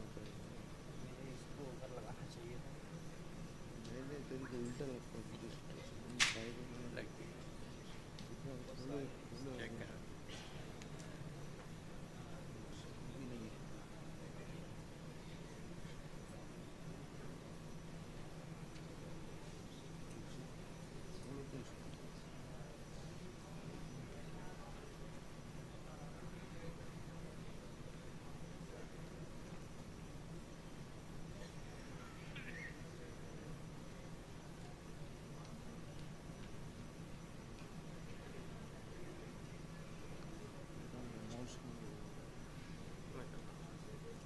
लगता है मैं सर चालू करता हूँ आप चेक कर लीजिए. Now this is Professor B.N. Srivastava oration which Professor P.C. Manoria will be delivering. But before that, I would like to give a narration on Professor B.N. Srivastava, who is known to many of us, but for the benefit of those who have not met him, not seen him. Born at Gwalior on 10th of August 1930, his father was a non-gazetted employee of Gwalior State. Hence, he had frequent transfers, and Dr. Sir B.N. Srivastava sir had education at various places. But as they say, Hindi में कहावत है, मुहावरा है, होनहार बिरवान के होत चीखने पात. Right from his school days, he was a brilliant student. Despite of having various places of study, various schools, he outshined everywhere. And ultimately, in 1946, he passed his intermediate exam from Gwalior with distinction in all the subjects. And his ambition was to become a doctor. As the luck would have it, Gwalior started medical college on 1st of August 1946, and he applied for it. But his admission was not approved because he was underage. Gwalior was a state, it was a pre-independent area, and Gwalior state had Maharaja that time. He was approached through some known person and he condoned his age. Sir was admitted at an age of only 16, and he passed out with distinction in all the 9 subjects. All the 9 subjects he had honors because there were only 9 subjects that time. And he did his MBBS in 1951. MD medicine started, and he then was given a seat. That too he passed in the first attempt in 1953. So Professor Srivastava was MBBS at an age of 21 and MD at an age of 23. I think this must be a record all over the country. He was a medical teacher for more than 59 years, out of which 25 years he was professor, retired as Dean Medical College, Jabalpur in August 1990. He was an excellent teacher. His lectures were interspersed with poems which was highly appreciated. His enumeration of various syndromes and quotes from history of medicine were very educative and impressive. Students used to get absorbed. Also, he was a master clinician. His bedside skills were par excellence. He was often described as a walking encyclopedia of medicine. Professor Srivastava was an academician to his core. He was passionate towards research. Publication of research papers and their presentation in conferences, both in India and abroad, was a regular feature. He had more than 200 papers and more than 250 publications to his credit. He also contributed chapters in various textbooks of medicine, API textbook of medicine, advances in medicine, tropical medicine, etc. Professor Srivastava held several academic assignments like member of editorial board of JPI, Indian Heart Journal, Journal of Diabetic Association. He had a strong and long association with the API and Indian College of Physicians, actively participated in EPICON regularly since 1957. He was a member of a governing body of API, Vice President API, Founder Fellow of Indian College of Physicians. He founded Jabalpur chapter of API in 1975. I think this was one of the first branch in the city and is still very active at Jabalpur. He organized EPICON 1990 at Jabalpur. He was also president of Diabetic Association of India, founder member of Research Society for the Studies of Diabetes India, RSSDI, vice president of CSI and founder fellow of Geriatric Society of India and vice president of GSI. Professor Srivastava was well known for his oratory skills. He had good command on English, Urdu, Hindi and Sanskrit. He delivered many orations, API 86, IMA 97-98, Diabetic Association 2003. To enhance educative and research, he started orations, Jabalpur API oration, and Dr. B.N. Srivastava and late Saril Dulari Srivastava Award for RSDI. He was a great philanthropic. He donated rupees 15 lakhs somewhere in 2010 or 2011 for the construction of MICU, Medical ICU, and a mini auditorium in the Department of Medicine at Medical College Jabalpur. Constructed rooms for pilgrims at Haridwar and banks of river Narmada at Jabalpur. He formed a charitable trust of all his property and donated his bungalow for the office of Jabalpur chapter of API, geriatric clinic and yoga classes. I will end with the often said sentence of Professor Srivastava, BN may come, BN may do, BN may come and BN may go, but medicine will go on forever, forever, forever. He will certainly be remembered for his service, dedication, academics and research. With these words, I pay my heartfelt homage to Professor B.N. Srivastava.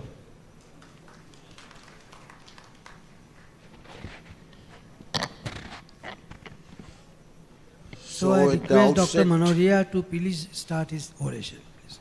At the outset, I'd like to thank Dr. Abhishek and Dr. Parimal Swamy for inviting me to this wonderful conference. Indeed, my great pleasure to be here and would like to pay my respects to late Dr. Professor B.N. Srivastava.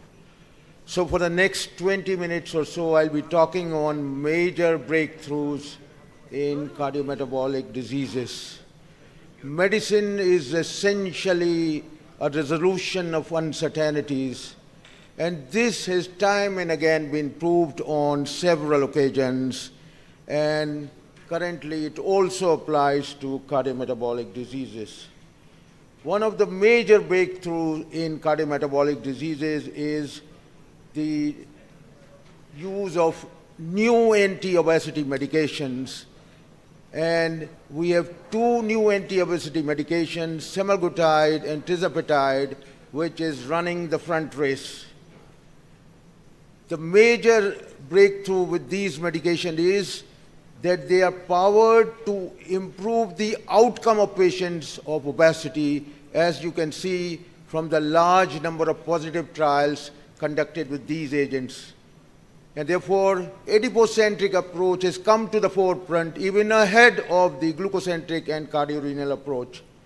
And time has come to look at obesity from a new perspective, that is, obesity is a new diabetes, and the new anti-obesity medications, the dicta is treat obesity today with new anti-obesity medications and protect your heart, liver, and kidneys for tomorrow.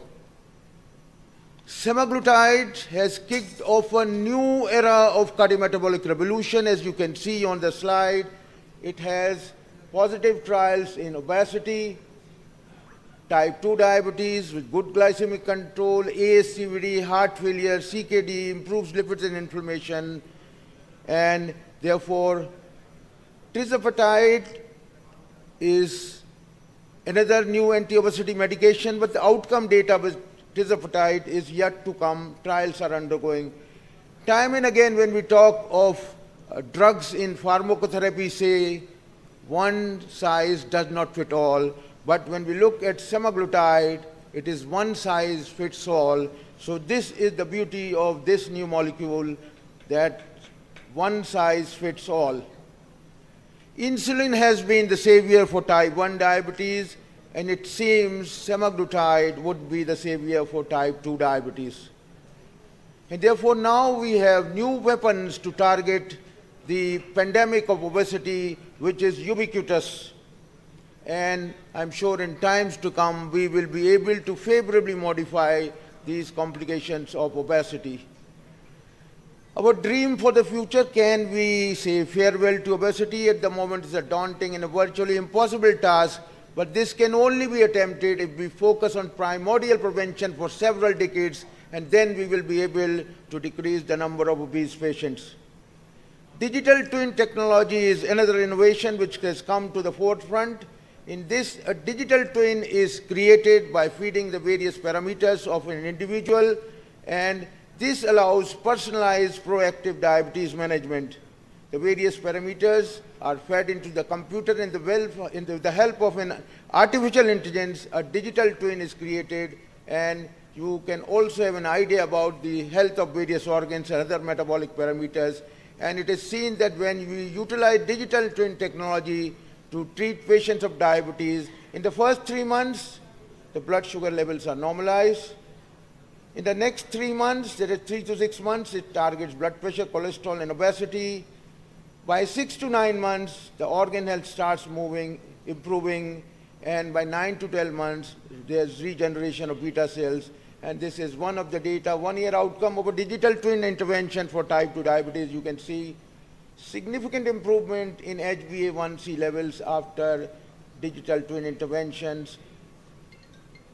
There is improvement in CGM, you can see the green bar, significant improvement in CGM metrics, significant reduction in anti-diabetic medications, and significant reduction in anti-diabetic medication.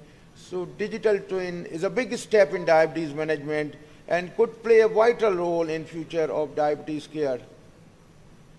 70% of diabetics die because of acute myocardial infarction. So save the heart should be the key step in the treatment of diabetes if you want to increase the longevity of patients of diabetes. Doesn't mean that you don't follow the other steps in the management of diabetes, like good glycemic control and other modalities of treatment. For CKD patients, this is the dicta from world-renowned nephrologists. For CKD patients, the heart is the king, log like the king, is the desire of senior nephrologists, because most patients of CKD die because of acute myocardial infarction, and therefore, if the patient continues to live, doesn't get myocardial infarction, the nephrologist is able to execute his various modalities of treatment for his CKD patient and helps in prolonging the life. Winning the battle of atherosclerosis is right on the top front, because the commonest cause of cardiovascular morbidity and mortality, and the idea should be no plaque, no atherosclerosis. And can we do it? Now, when we look at the research of LDL lowering during the first quarter of this century, what do we find? When we look at the issue, can we stabilize the plaque by lowering LDL? The answer is a big yes. We have a lot of data from statin. Can we arrest the progression of atherosclerosis? The answer is again a big yes. If you lower your LDL to less than 70, atherosclerosis progression stops, and we have very good data. This is the Rssearch trial with high intensity stent. Can we regress atherosclerosis? Again, we have good data from the Glegov trial. And if your LDL level is less than 50, your atherosclerosis can be regressed. Can we make the plaque disappear? This is still an unresolved issue. Our aim in atherosclerosis is to decrease the cumulative exposure of LDL to the arterial wall, because myocardial infarction and other manifestations of coronary heart disease occurs when your CHH threshold of 7,000 milligram ES is reached. So right from early age, you start keeping your LDL to low levels, the myocardial infarction will be postponed. And what is very important is that LDL lowering should be compared to a lifelong marathon. If you continue to run during your lifelong marathon with LDL less than 70, very unlikely you are going to suffer from myocardial infarction. But if your LDL levels are high, you will develop subclinical coronary artery disease, as you can see here. And you will also develop acute myocardial infarction. You will also develop acute myocardial infarction and undergo stenting. And we have published this paper, Postponing Acute Myocardial Infarction to 100 Years, an emerging concept in the World Journal of Cardiovascular Diseases. And our Braunwald great also thinks in this direction.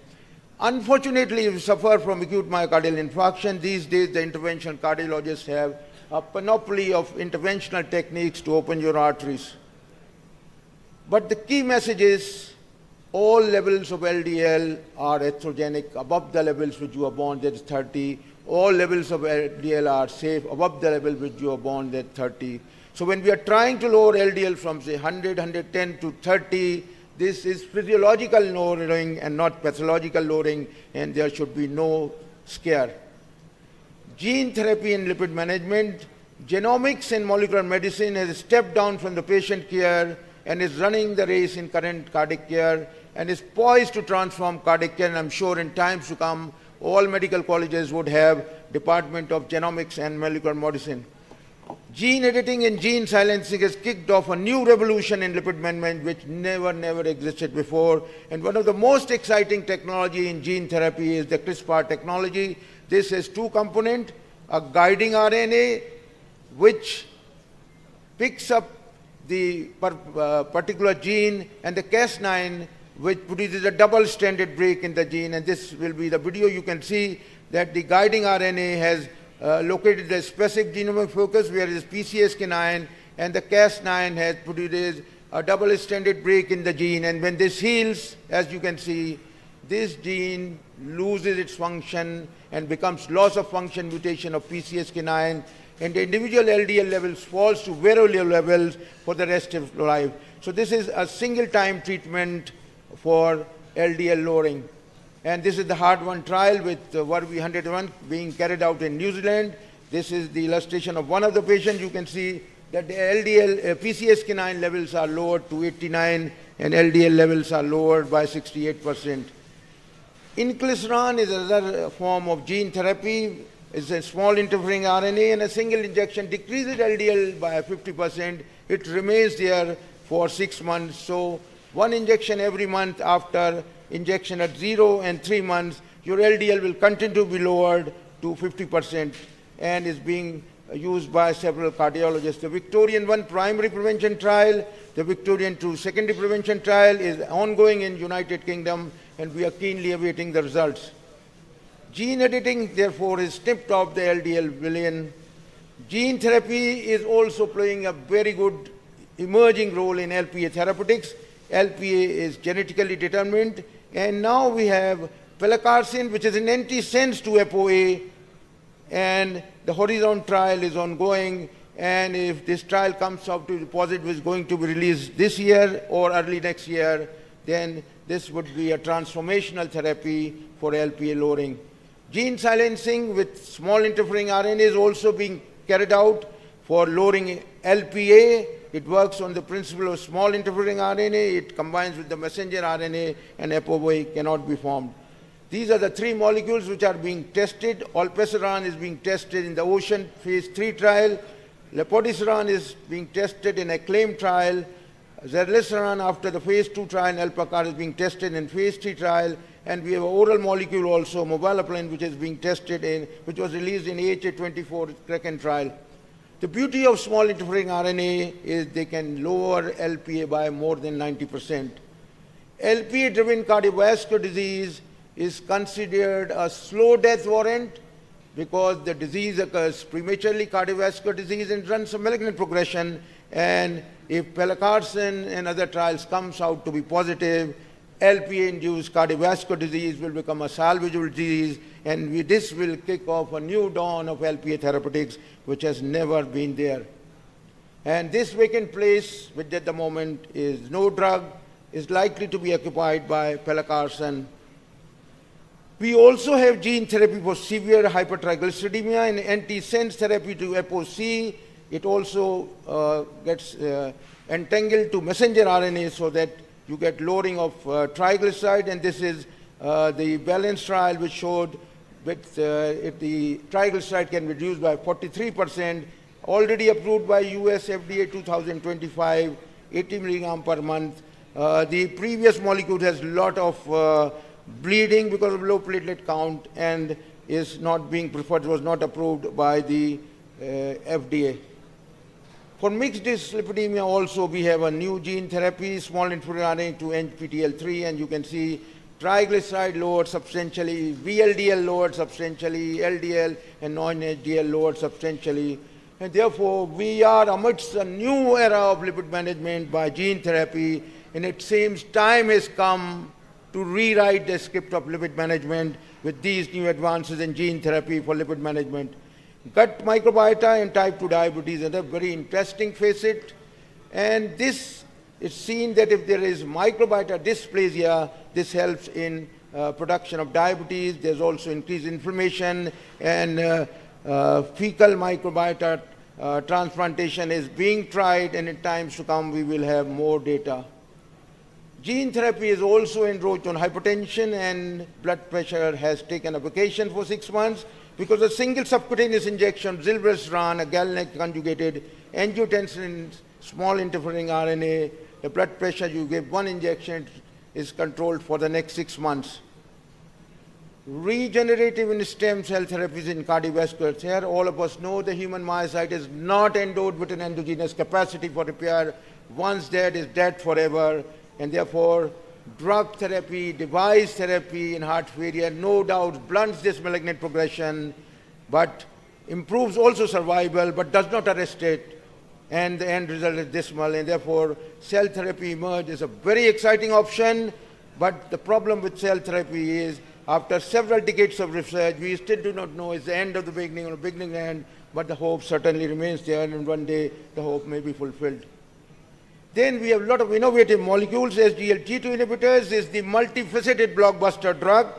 It is a panacea for heart failure, can be used across the spectrum, irrespective of the ejection fraction. As you can see, it is a boon for CKD. It slows down the trajectory of CKD, postponed dialysis, by 10 to 15 years.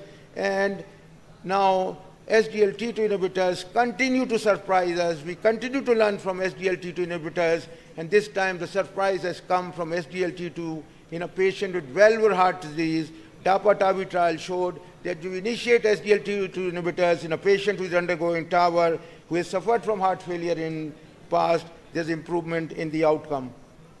We have also new additions for CKD treatment to slow down the trajectory of CKD. Besides RASI and SGLT2, we have non-steroidal MRA, finerenone, and GLP-1 is also likely to be approved in future after the FLOW trial. We have new drugs for NASH, resmetirom. It has shown NASH resolution with no worsening of fibrosis and improvement in fibrosis at more than one stage, no worsening of NFLD activity score. Wearable digital health devices and wearable health technologies have also come into vogue. There are a lot of them, and your blood, your body parameters can be monitored very simple way, and they may be helpful. Artificial intelligence is also the future of medicine.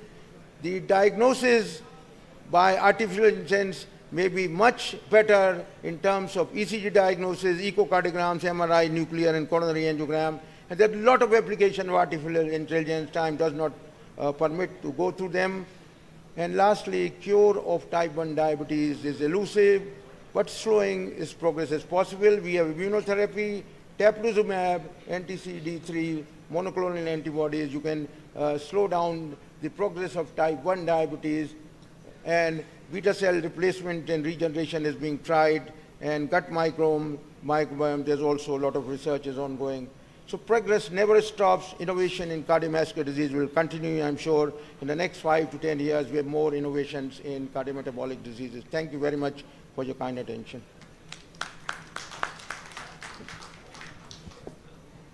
Thank you, Dr. Manoria, sir, for the excellent talk. In a very short time, you have taken the concept of challenge, so much challenges in such a short time.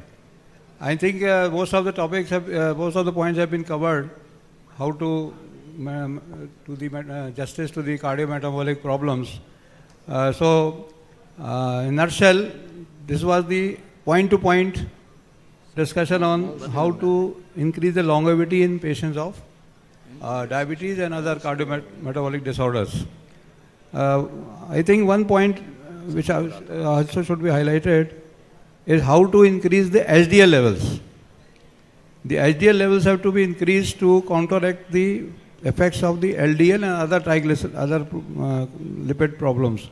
So, we all know that there are hardly any drugs which increase the HDL level because it is a genetic thing. So, in your opinion, what do you think is the thing which can increase the HDL levels beside the lifestyle modifications which are important to counteract the LDL? All trials of HDL elevation have been trials by pharmacological agents. Lifestyle modification is the only way you can increase your LDL. So we have a lot of SET inhibitors, we have several other therapies, but all trials have been negative. So HDL is a fallen angel in terms of pharmacotherapy. It's only a lifestyle modification which can increase your HDL.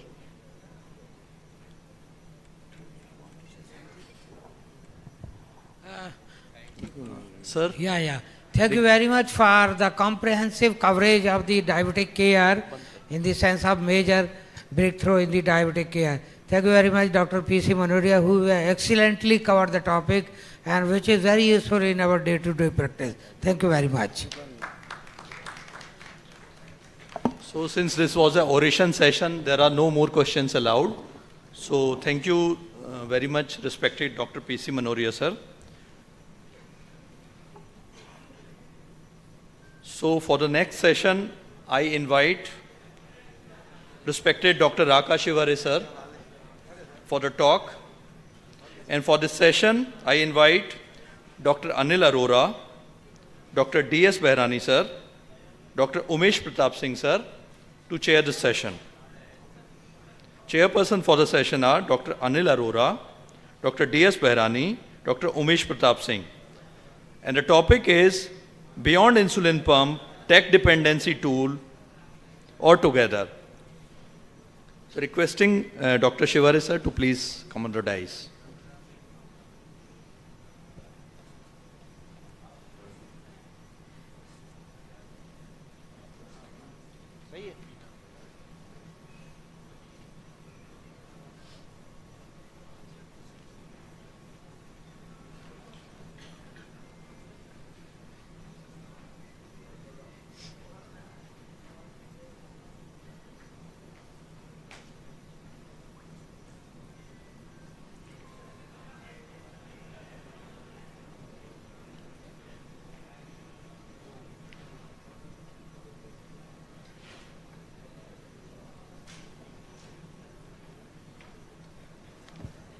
Hello. Good afternoon. Yep, caller mic. There's a lot of achievement by Dr. Raka Shivare. So he has been a very excellent academician and clinician. I'll request him to start his deliberation. at the outset, I am thankful, and today is Yoga Day. So let's change the mood of the audience. I'll request all the audience who are standing behind to take the seat. Please, please. This is an academic conference, and we are here to groom up.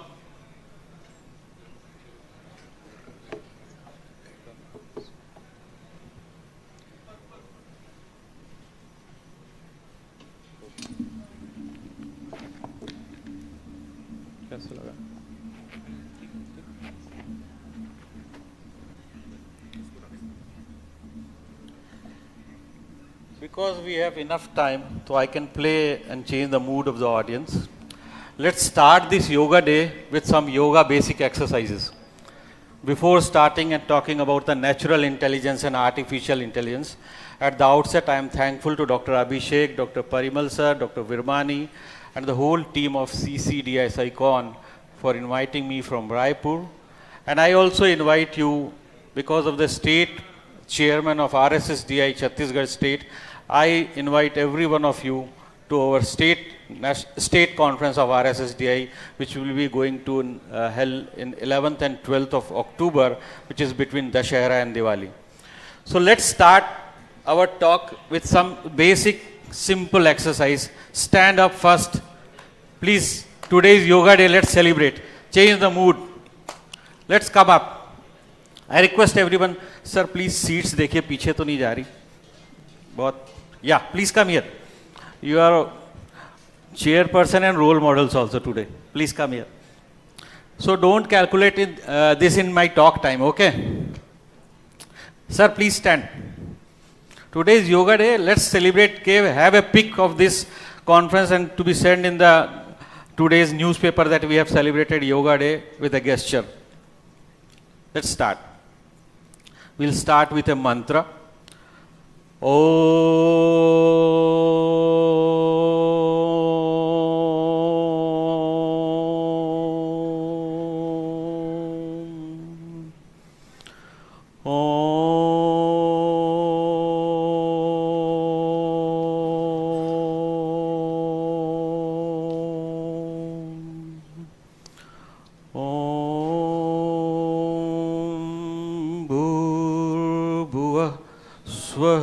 तत्सवितुर्वरेण्यं भर्गो देवस्य धीमहि धियो यो न प्रचोदयात्.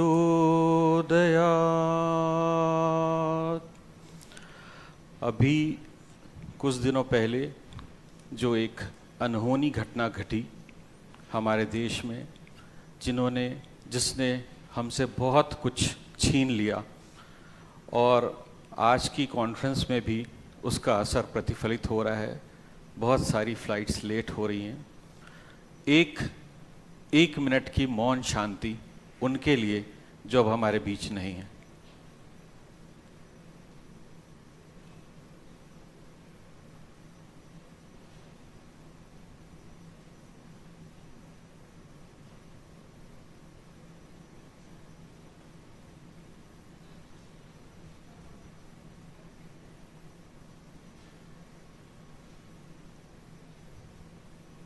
ओम शांति शांति शांति. धीरे धीरे अपनी आंखें खोलिए और देखिए चारों ओर. आपको एक सहज संसार नजर आएगा. हम जैसे सभी लोग, सब में वही रक्त प्रवाह, सब में वही एक सांस, और इस सांस की परिक्रमा ही जिंदगी है. इसी सांस से सब कुछ निहित है. कृपया एक लंबी सांस, एक अच्छी एनर्जी को सोचते हुए, एक अच्छी ऊर्जा का ध्यान करते हुए लंबी सांस लें और एक लंबी गहरी सांस छोड़ें. लंबी सांस लीजिए, लंबी सांस छोड़िए. लंबी सांस लीजिए, एक लंबी गहरी सांस छोड़िए. अपनी जगह पे एक छोटा सा सर्कल बनाना है, कमर से घुमाते हुए. कमर पे दोनों हाथ रखिए, एक छोटा सर्कल बनाइए, एक छोटा सर्कल बनाइए, उल्टी डायरेक्शन में करिए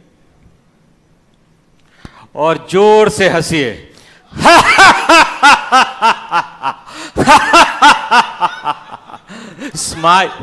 smile is the biggest stretch we use to say. इसी के साथ मैं अपना आर्टिफिशियल इंटेलिजेंस और नेचुरल इंटेलिजेंस पे एक लेक्चर शुरू करता हूँ। Thanks for that all attention. Probably sir के ओरेशन के बाद मुझे ऐसा करना ज़रूरी था, अदरवाइज आप मेरी बात सुनते नहीं। Thank you so much. So friends, whether we are away behind natural intelligence, whether we are getting more away from natural intelligence, my topic is not against artificial intelligence, but I am here to say that whether if a patient has been on insulin pump, probably this topic was around 3:30 p.m. when we have groomed other subjects also, but because of the speaker's absence, I have to prepone my lecture. So, how many of you are using insulin pumps or getting aware of insulin pumps? There are so many things, very beautiful things known to be told by companies and everyone, but sometimes we are not able to decipher that. And whether this is unraveling diabetes tech dependency, I must go on to say that yes, the humans we are treating humans, not a robot. So that's why we need to be very, very intelligent on natural intelligence part. What diabetes tech boon has done, because of monitoring technologies, insulin delivery systems, all algorithms have been performed by machinery methods, and all algorithms are given to the patients. Suppose a patient who has not been taught about carb counting, not been taught about how to adjust insulin in a manual way, just bears this insulin pump and is totally dependent upon insulin pump, then there develops a tech anxiety. And probably I am talking that part also, because the tech anxiety which our people and population is going to handle in future is worrisome. We all are bothered and with the gadgets. We are popping towards phone in spite of every busy schedule. We used to have a crave to see the popping mechanisms of what is going in our WhatsApp. So that happens when we wear a device. आपने कभी CGMS use किया है? CGMS use करने वाले जितने भी लोग यहाँ पे हैं, अपने पेरेंट्स को यूज किया होगा, अपने ऊपर यूज किया होगा। कभी आपको लगता है कि आपने उससे कुछ डिड्यूस करके बहुत अच्छा किया? सब लोग ये बोलते हैं कि AI से हमने ये अच्छा किया, पर कभी ऐसा लगता है कि आपको कि सारे data, when we have a popping of data and huge data, whether we used to apply that data, and now they have come with multiple level of intelligence. They have secondary intelligence which behave as a neural brain. This is deep intelligence which behaves as a neural brain, means the gadget you are using will be as if your brain is working, that will be doing that, and it will take over your total decision power. So whether we are heading towards an era where we need to have to preserve our natural intelligence, and that can only happen with education, and we clinicians who have been given such kind of strong support to healthier India, we are just need to groom up with that kind of concept. So device evolution, we all know that POCT device, real-time CGM, real-time that continuous subcutaneous insulin infusion pump, and all other technologies are grooming up, and probably sometimes we need, being old physician, we think that we are lagging. But probably, sir, we are not lagging. We need to preserve that human intelligence.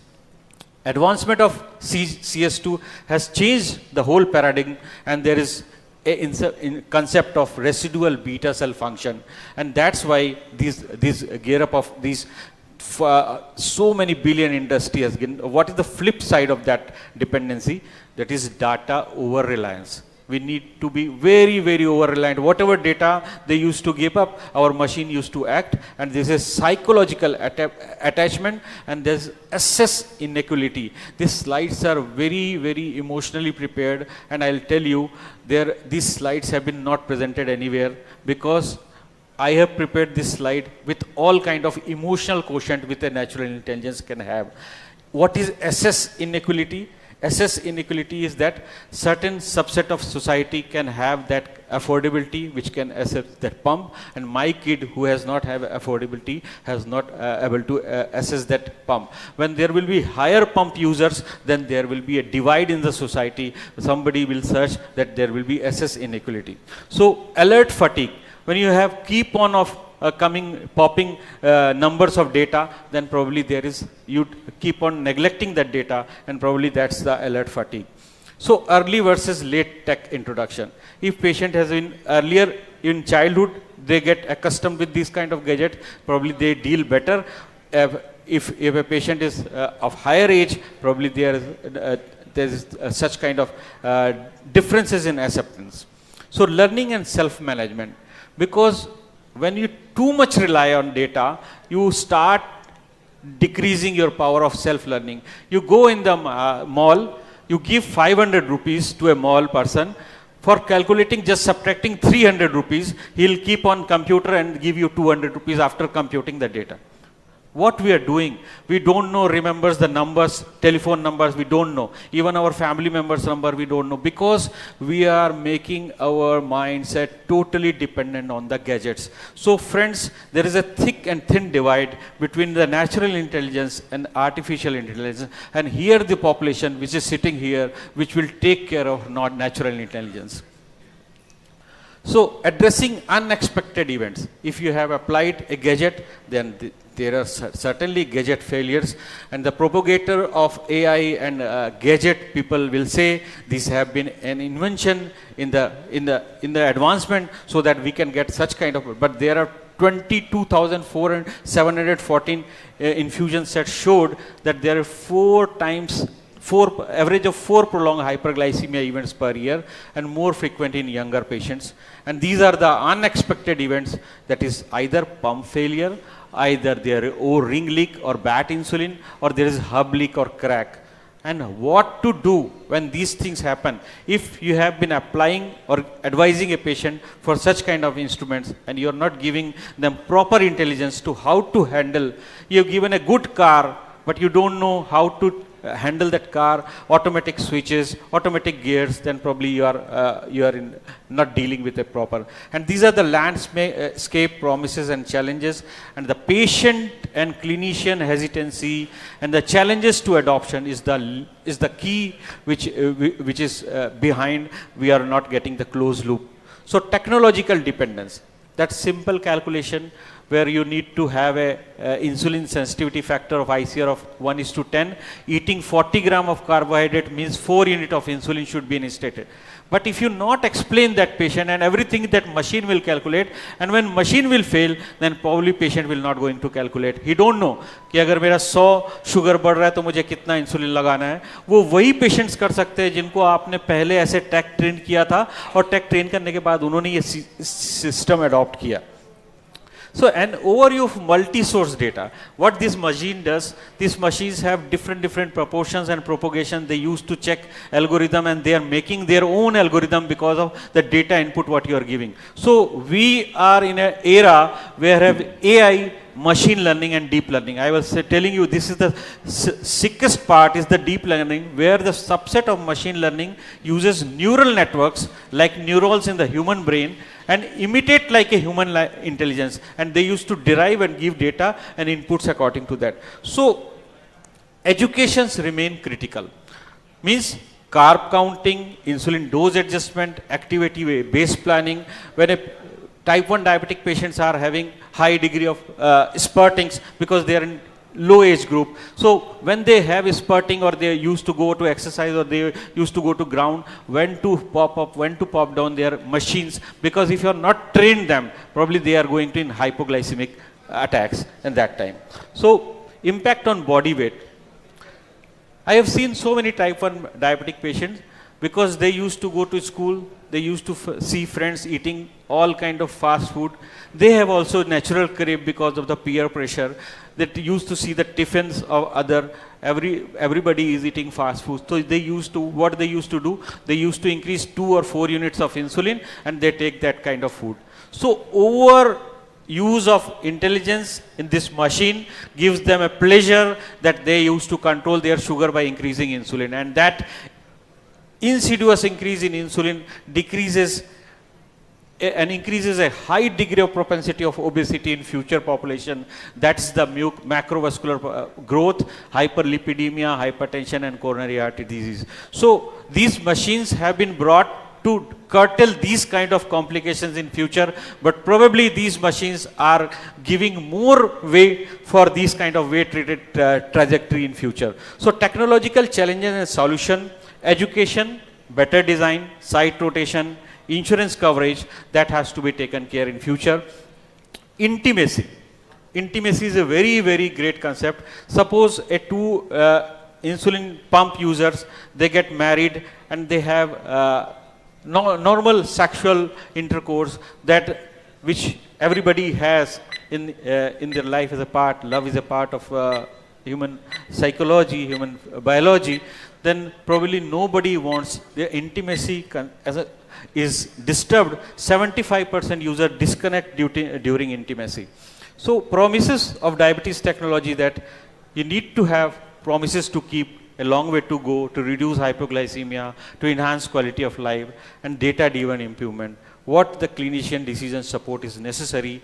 Being clinician, being not knowing so much of AI, we know more of natural intelligence in us, and we have treated our patients since so long. So that's why we need to curb our clinical skills more hard, and that paradox has to be taken care with proper intelligence and proper knowledge sharing with your patient. This was Maya's experience, a software engineer. Her HbA1c dropped from 8.2 to 6.7, but what he has got? She has got malfunction and tech anxiety, because every time she was dependent upon that machine. She used to see every time driving, every time she used to see that machine.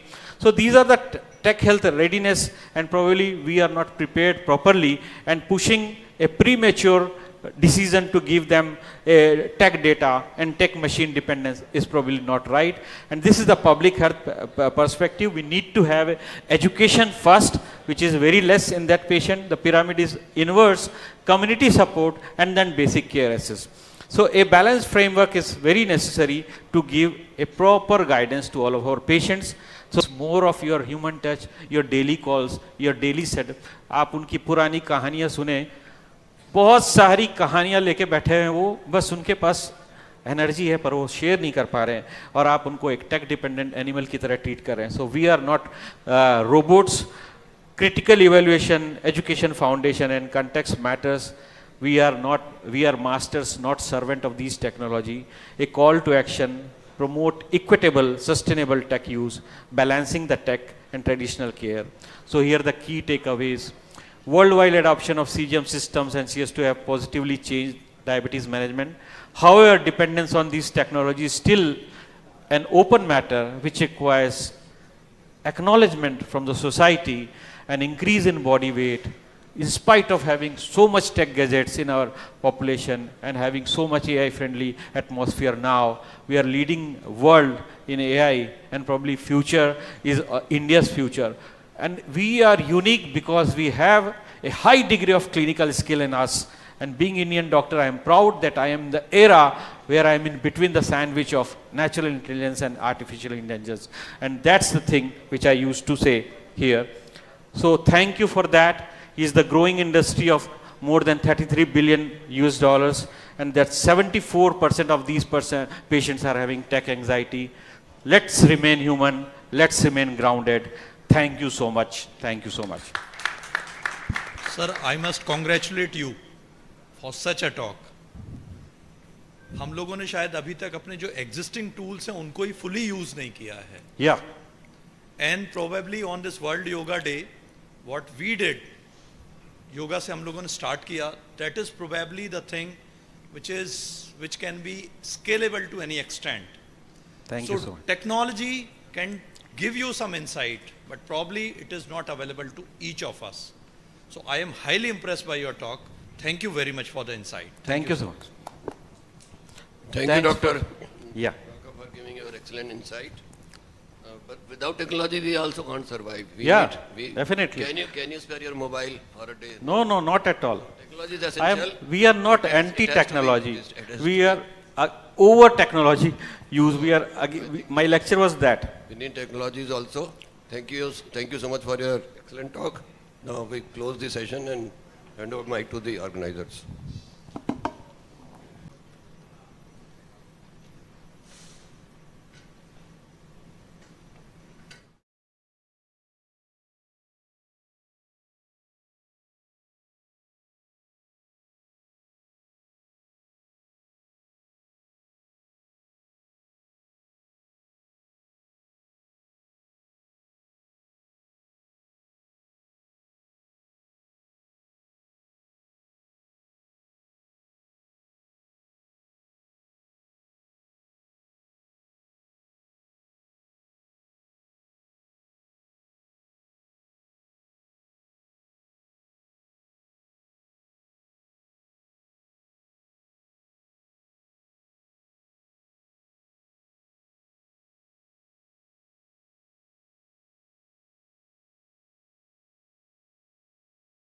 Session is Dr. Mayur Agrawal, sir.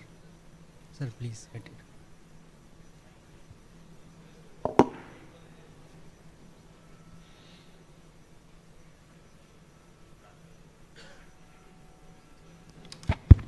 Yeah, thank you. Good afternoon, everyone. At the outset, I would like to thank the organizer for giving me this opportunity, and I welcome you all who are sparing their valuable time to listen to me. The talk is on basically oral semaglutide.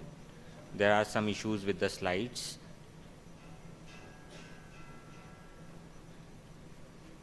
So see, now is the era of technology has already been discussed, and what we are discussing today is a newer molecule, or relatively newer molecule, I would say. And now we don't just focus on the glycemic control. We actually are treating diabetes to prevent complication, right? We don't want patient to have any cardiovascular mortality. We don't want patient to have any bad renal outcome, right? So that is what we are treating. And so newer thing is CKM management, that is your cardio, kidney and metabolic outcome.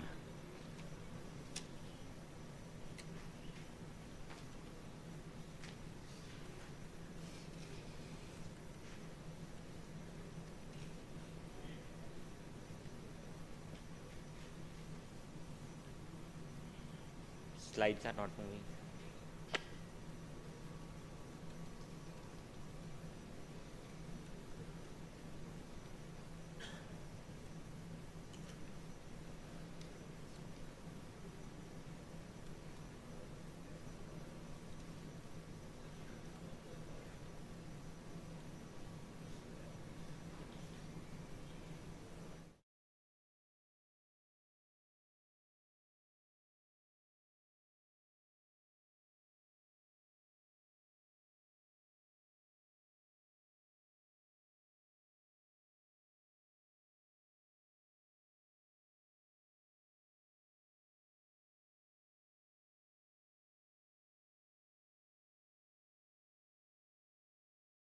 That's from the SOUL trial that was recently published.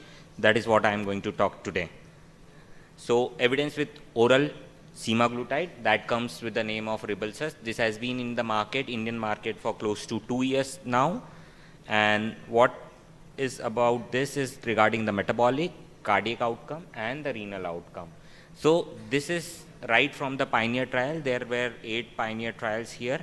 And overall, if you see, for this oral semaglutide, we have 19 trials, pharmacology trials. We have 1 phase 2 trial, 12 3A trial and 1 3B trial. Okay, and here you can see the HbA1c reduction is close to 1.5% and the weight loss is something around 5 kgs. Just to gain your attention, I think it should not be a one-way communication. I always ask few questions so that everybody is more attentive. So can anybody say what is the difference between 3A trial and 3B trial? Anybody?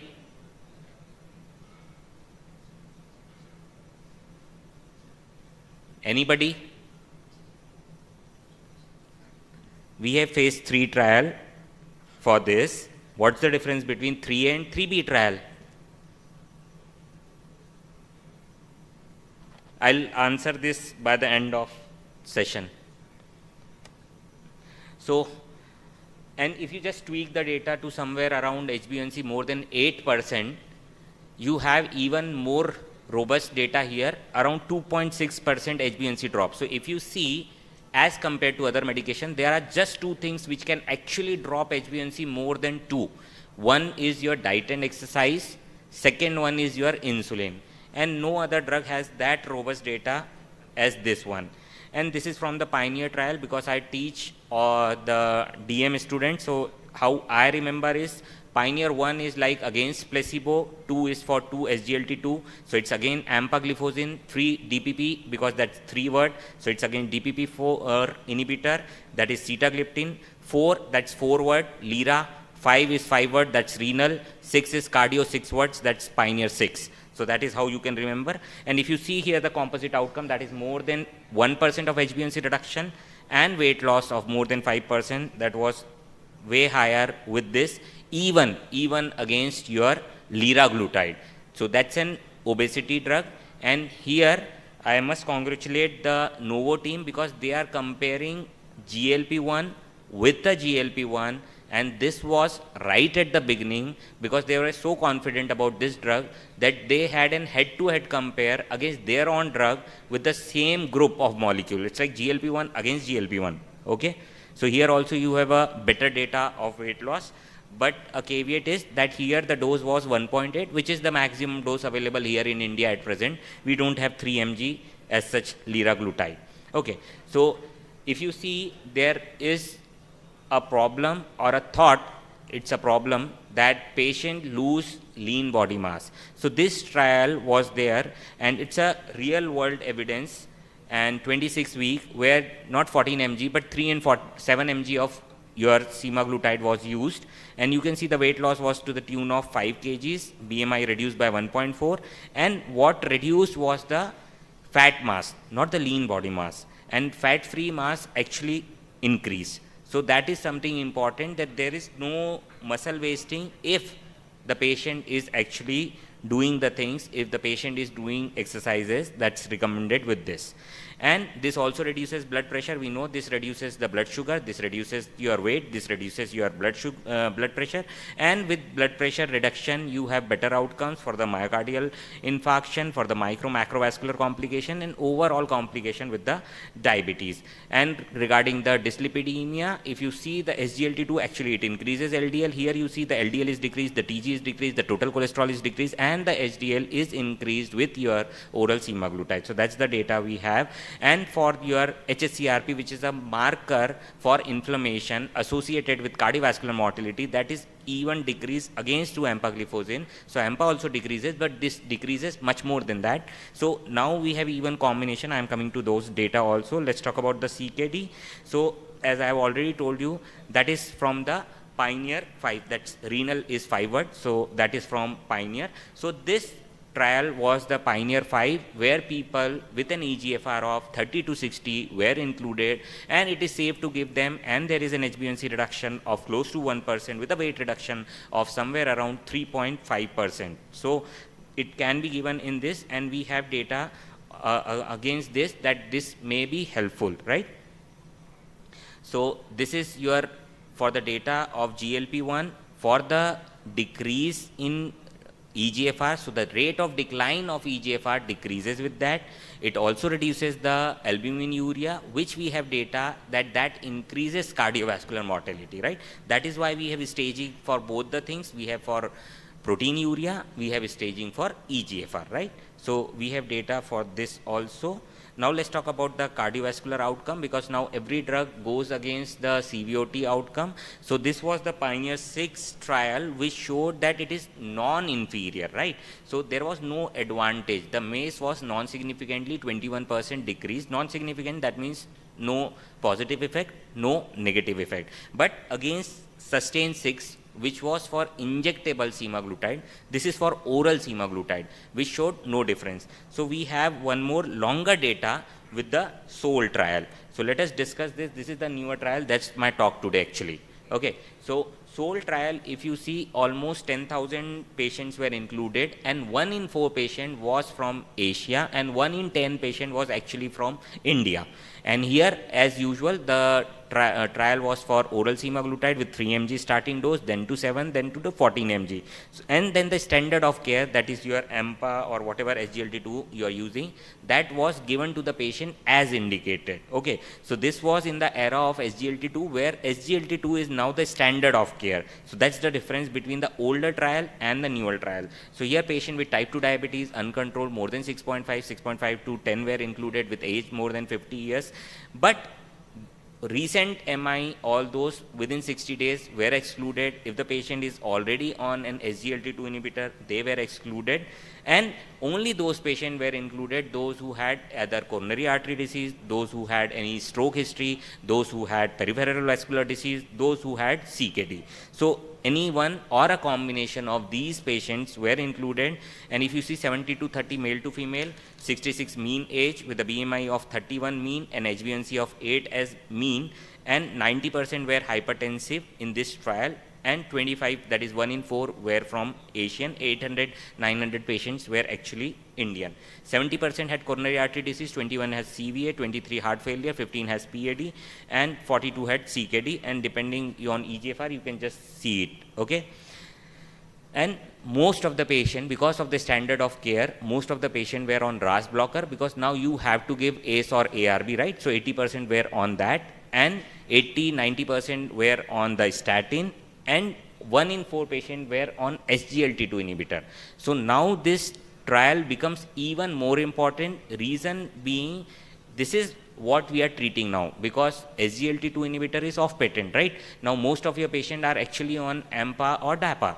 So we want some drug which would be acting beyond that. That's a standard of care, right? So this trial in that sense is important, and also the team was brave enough to include this patient, क्योंकि आपको एक दवाई है जो already सारा risk mitigate कर रही है, अब उसके above आपको prove करना है कि next दवाई उस पे भी काम कर रही है, right? So this was the trial.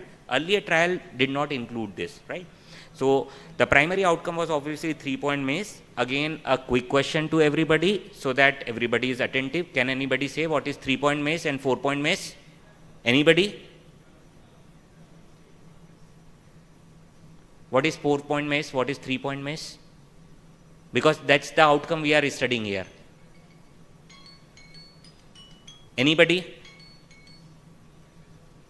So 3-point MACE is cardiovascular death, non-fatal MI, non-fatal stroke, and when you include hospitalization to heart failure, that is 4-point MACE.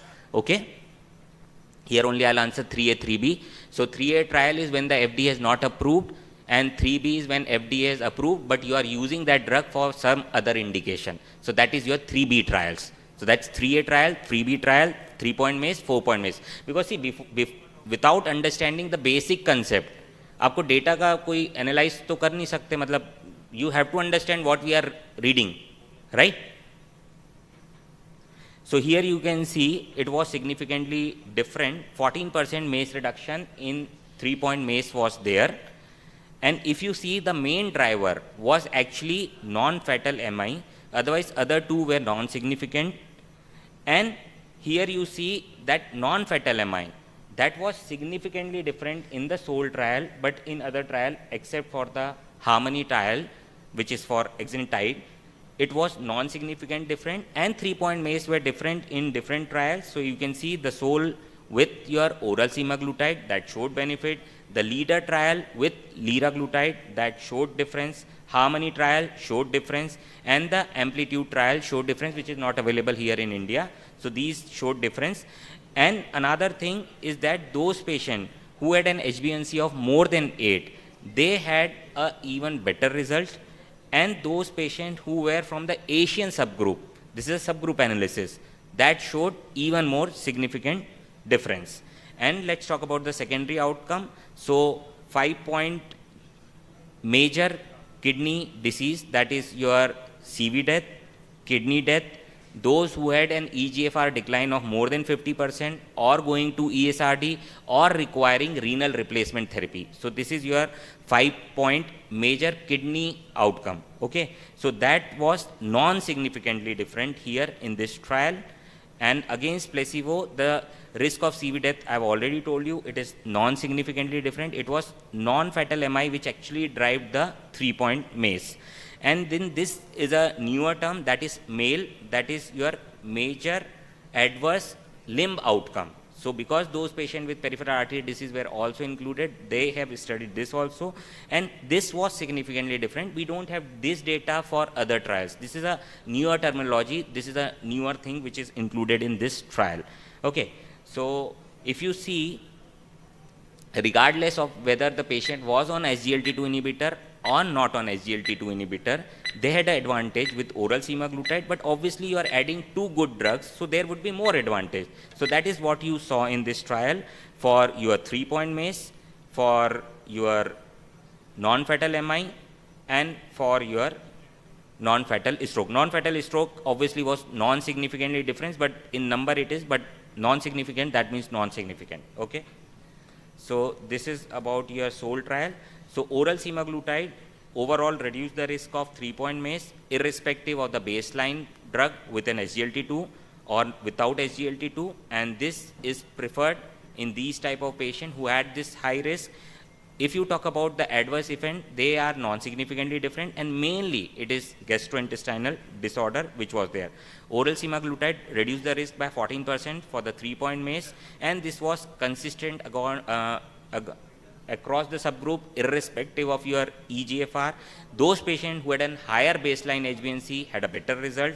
Those who were on SGLT2 or without SGLT2, they had better results with this drug, and this overall reduces the CV risk for our patients.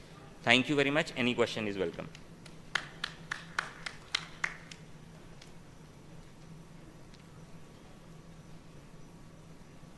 Mayur, with GLP-1, there are 2 problems we face. That is exacerbation of the retinopathy. Yes. One point. And secondly, nowadays, recently I have read or I have gone through, that is euglycemic ketoacidosis in non-obese. Yes. They may be pre-diabetic or non-diabetic, you mean? Yes, yes. So to answer your first question, we have some data, and the product says that you should be cautious, but there is no direct causation for any of the GLP-1 I am talking. I am not talking about just the oral semaglutide here. Okay, so you can give, but you have to be cautious, especially if the patient have proliferative diabetic retinopathy. If the patient have non-proliferative diabetic retinopathy or just the microaneurysm, that's totally okay. You can give them. There's no issue. Similarly, if the patient have edema, macular edema, you should be cautious for pioglitazone. So these 2 things you should be seeing, that whether you are prescribing in those patients who have retinopathy. So these 2 drugs are really important. And then for the second question, this is a very rare phenomena, those patients who are not eating at all to go into starvation ketosis. That happens with non-diabetic, but that's not for GLP-1, because actually here in India, the GLP-1 is not approved for non-diabetic obesity. It is the tirzepatide dual agonist, GIP-GLP agonist, which is actually approved for non-diabetic obesity. And at present, this is just launched like 2 months back. I have close to 60 patients. None of my patients had this side effect, but there are just some case reports. Yes, but I agree, we should be cautious. By America, the left, right, they are using for obesity, diabetes. Yes, because there they have since 3 years. We have like 2 months. So at present, my 60 patients are on tirzepatide and they are doing fine. And almost 450 patients are on this semaglutide. Thank you. So thank you very much. I think there are no more questions. Thank you, sir.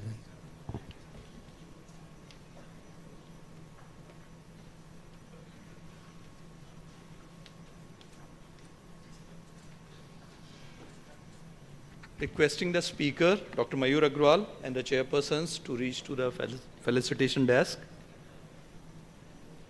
So for the next talk, I invite the chairpersons, Dr. Anurag Chaurasia sir, Dr. Naveen Karn sir, Dr. S.N. Dubey sir, Dr. D.S. Paroha sir. Requesting Dr. Anurag Chaurasia Dr. Naveen, Dr. S.N. Dubey sir, Dr. D.S. Paroha sir to please be on the dais for chairing this session, requesting respected Dr. Sanjeev Gulati sir to take this talk on myths and mythology in cardiodiabetology. Dr. Sanjeev Gulati sir.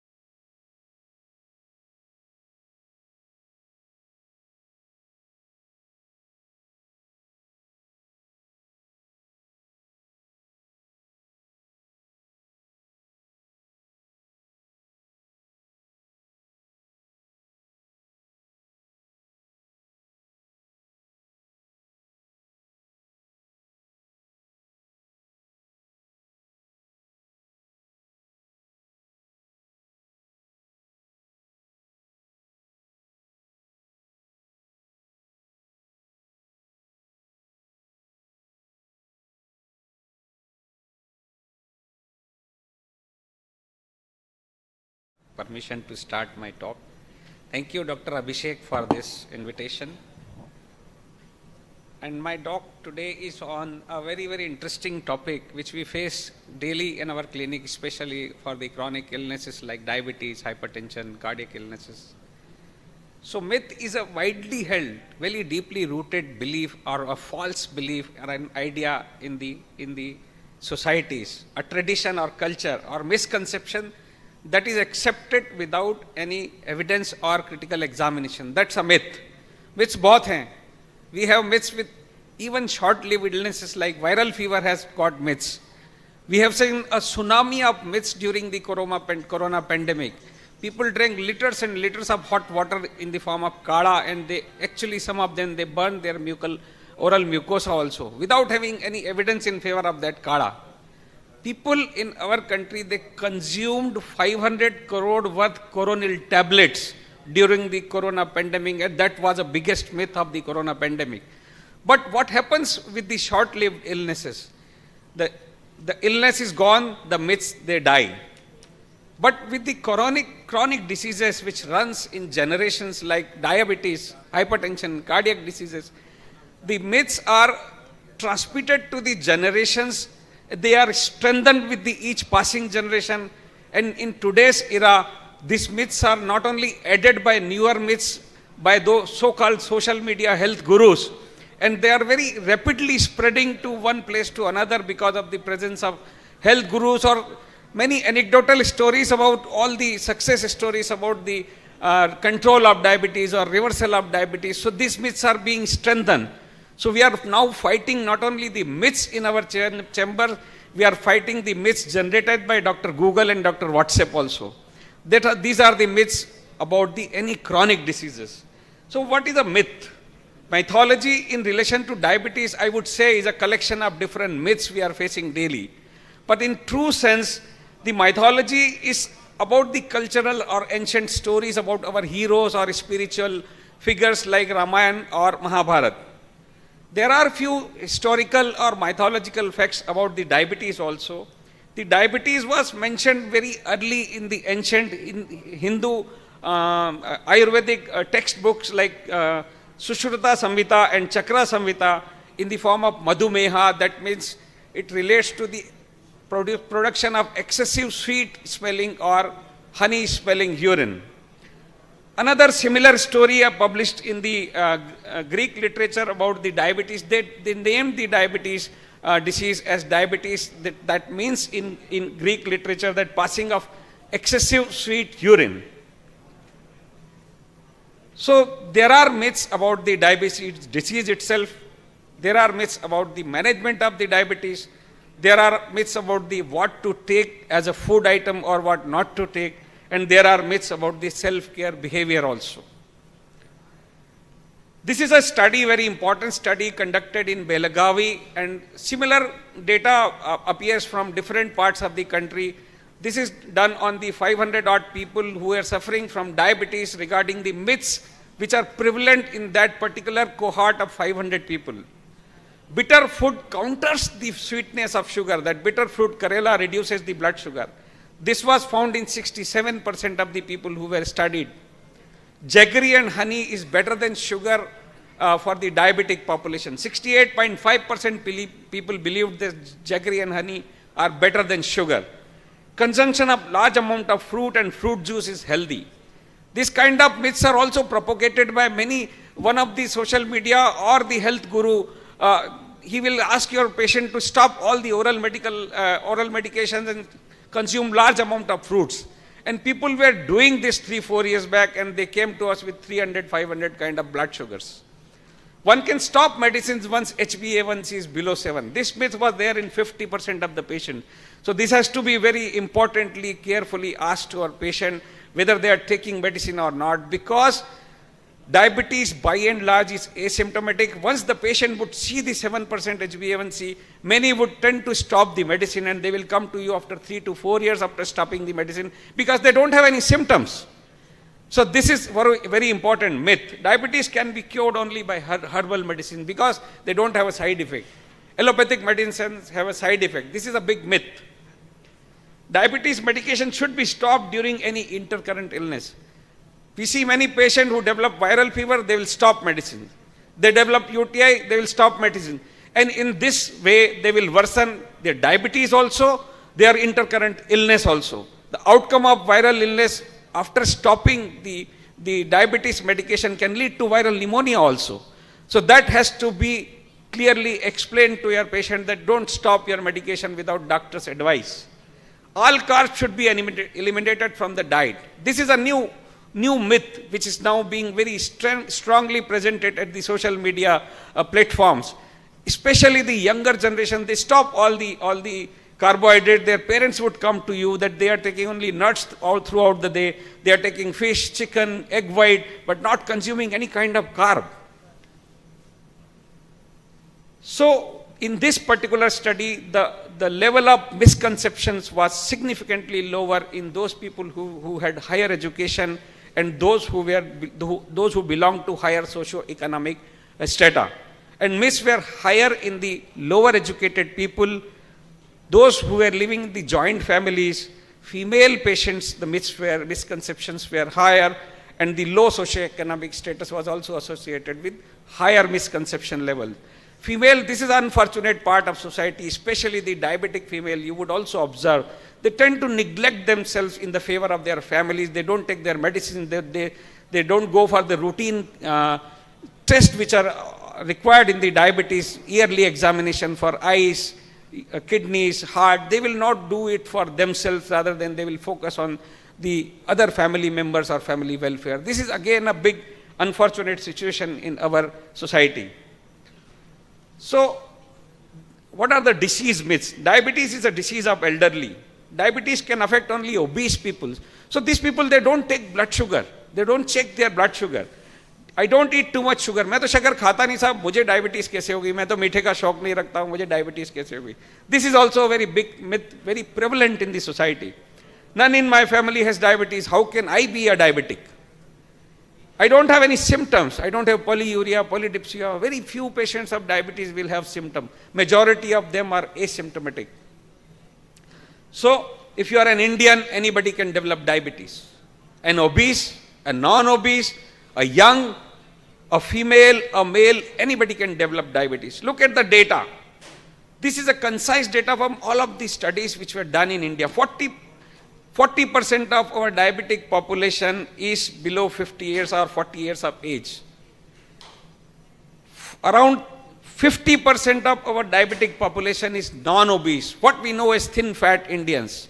We are at the higher risk of the cardiometabolic diseases despite being lower weight people. And no family history, that means without any family history, there were 35% patients who did not have any family history of diabetes. Being an Indian is puts you on the higher risk of developing any cardiometabolic disease, not only the family history. So, what the guidelines say, this is the latest ADA guideline regarding the screening of asymptomatic children and adolescent in the high risk clinical setting for diabetes. What they advocate, these people who have a maternal history of diabetes or GDM during the child's gestation, family history of type 2 diabetes in first and second degree relatives, high risk race, ethnicity and ancestry, signs of insulin resistance like acanthosis, PCOD, hypertension, dyslipidemia. These children should be screened for diabetes as early as onset of puberty or at the age of 10 years, as young as 10 years. So we Indians, our children should be screened for diabetes as young as 10 years. So age is not nowadays a criteria for development of type 2 diabetes. We are talking here about the type 2 diabetes. So myth, another myth, half the Indian believe that the eating bitter food, Karela, Jamun, they will counter the sweetness of sugar, that lowers the blood sugar. And what is the fact? Eating bitter food does not nullify the sugar. There are some food like, there are some studies, very small studies, 90 people, 100 people, very small studies with Jamun powder, with fenugreek also, with Karela juice also, and we see the results here. This is fenugreek, only mild to modest reduction in the blood sugar, fasting and postprandial, 10 milligram and 20 milligram with fenugreek powder. Indian gooseberry, that is amla. Fasting blood sugar, almost 10 milligram, but there is very significant postprandial reduction. But this particular study was not only with the amla or Indian gooseberry, that was a polyherbal formulation, probably replacing a whole diet, whole meal. Bitter gourd, Karela, 10 to 20 milligram % per deciliter reduction. Jamun, slightly higher reduction in the fasting blood sugar, but again this is a data from many studies where the quantity of Jamun powder was different, lot of heterogeneity among all those studies. So we cannot stop diabetes medication because we are taking Jamun and Karela, and many of our patients, they remain in false belief that as they are taking Jamun, Karela, they are not eating medicine, they are not taking their oral hypoglycemic drugs, and they are in a false belief, they are in a denial that हमारी sugar तो control में चली रही होगी क्योंकि मैं तो रोज करेले का जूस पीता हूँ. So that should be counseled to your patients. Low carb.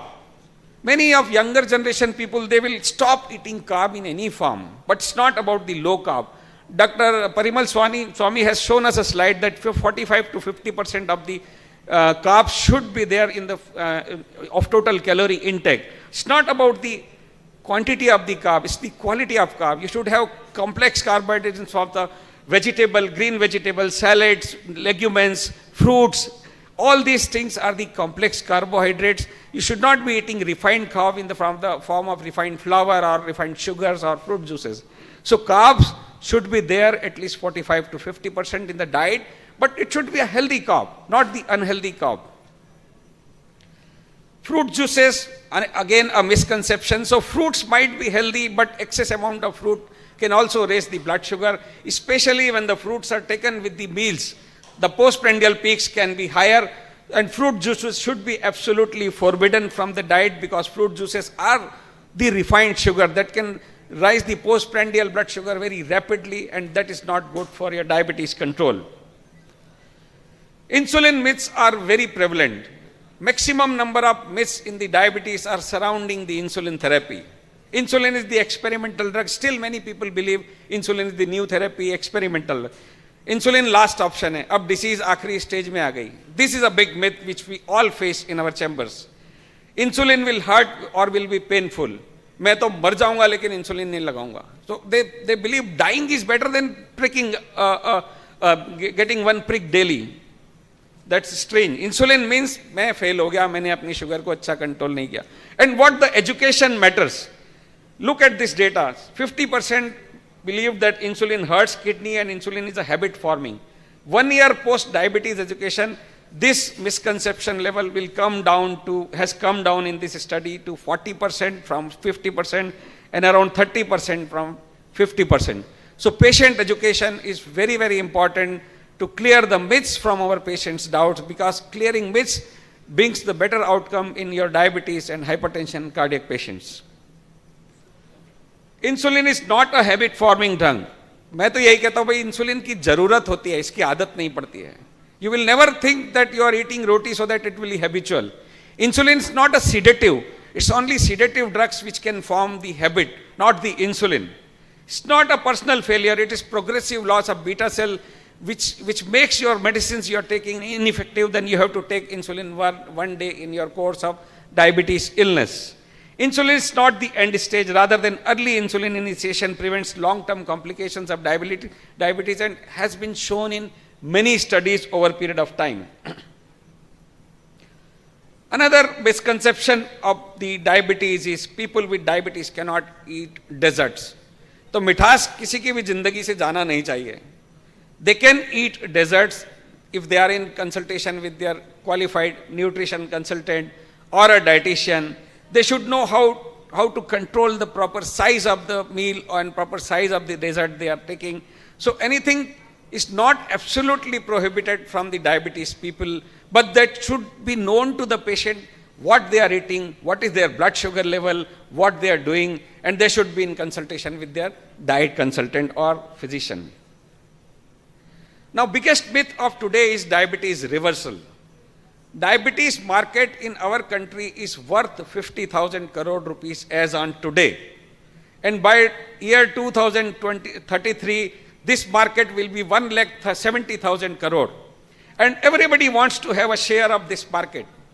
Everybody is selling reversal on the social media platform. This guy on the fourth photograph, he is selling reversal of type 1 diabetes. This is actually crime.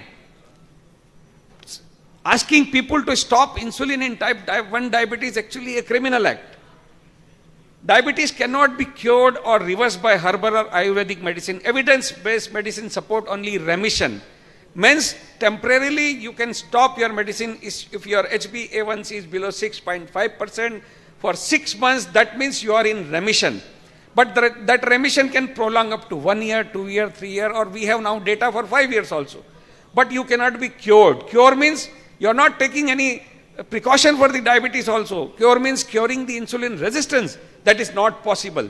So remission, that means you are living in diabetes only on lifestyle modification. You are not taking any medication. That is remission. Cure is not possible.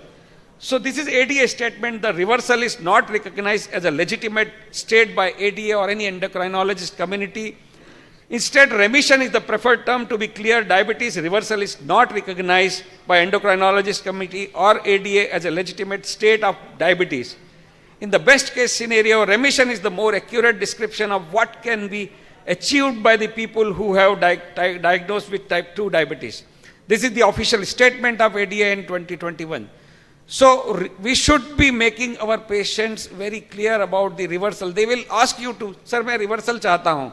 So it is only remission which is possible, not the reversal which is possible. And probability of remission are more in young, new onset diabetes and those who are obese, because weight loss is the main mechanism which can lead to remission in any patient of diabetes. Medication alone is not enough. Diabetes control is, sorry, I jumped the previous slide. The prolonged use of oral hypoglycemic drug and insulin can lead to side effect. Again a myth. Allopathic दवाइयों के side effect होते हैं. This we face for any illness. If you are taking medication, you can eat anything. Treatment should be stopped below 7.5%. So medication alone is not enough to control the diabetes. Lifestyle is an essential part of diabetes control. Prolonged use of OHAs and insulin is safe, as has been proven in number of studies. It's the prolonged uncontrolled diabetes which is not safe. And people remain in denial for years together and don't check their blood sugar after stopping the medicine. And they believe that my karele ka juice is controlling my blood sugar, because this is an asymptomatic disease in many of the cases. So this is what the education can do. After diabetes self-management education, the HbA1c has gone up, down by 0.6%, 0.4%, 0.8% in some of the studies. Only the smartphone app could not achieve the good results. So technology is not sufficiently controlling the doing diabetes self-management education. It is the one-to-one interaction with your physician which can, or your diabetes educator or your dietitian, which can make the meaningful impact on your blood sugar, not the smartphone apps only. Home visits are also very successfully reducing the HbA1c of those patients of diabetes. Thank you very much for the patient listening. Thanks a lot.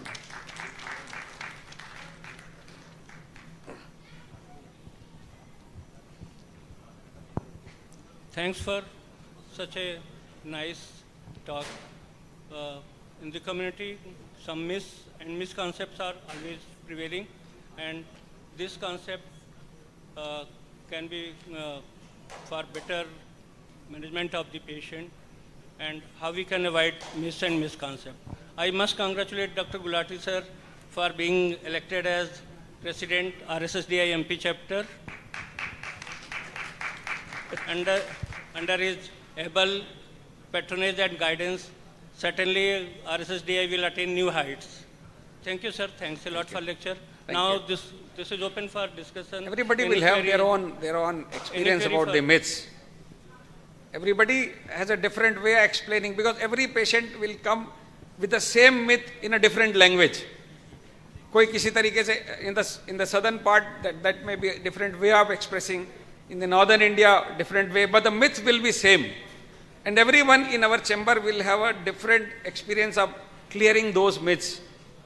In fact, same myths is explained to the patient in a different way to the different patients. So we learn the counseling from our patient almost daily. So they are the biggest teachers when we are treating the diabetes patient or any chronic illness. Thank you, sir. Now we are closing this session.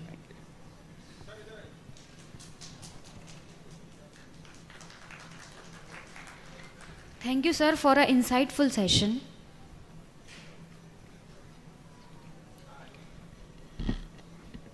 Now moving forward, I would like to invite chairpersons Dr. Surendra Gupta sir, Dr. S.K. Srivastav sir, Dr. B.M. Sharnagat sir, Dr. Sunil Devani sir to kindly join us.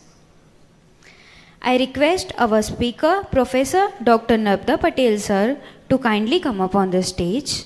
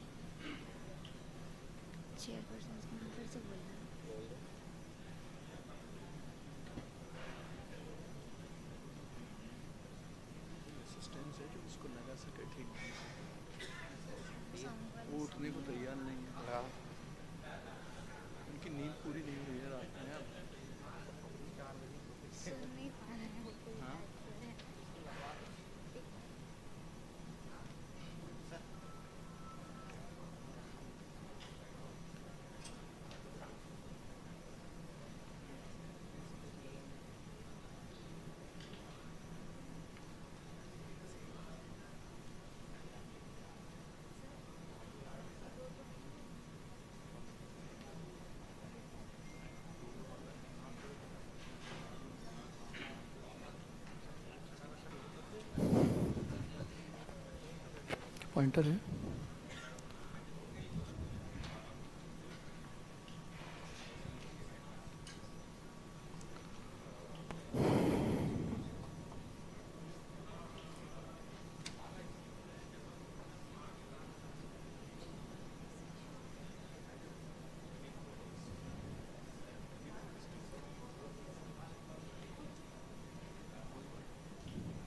Can we start?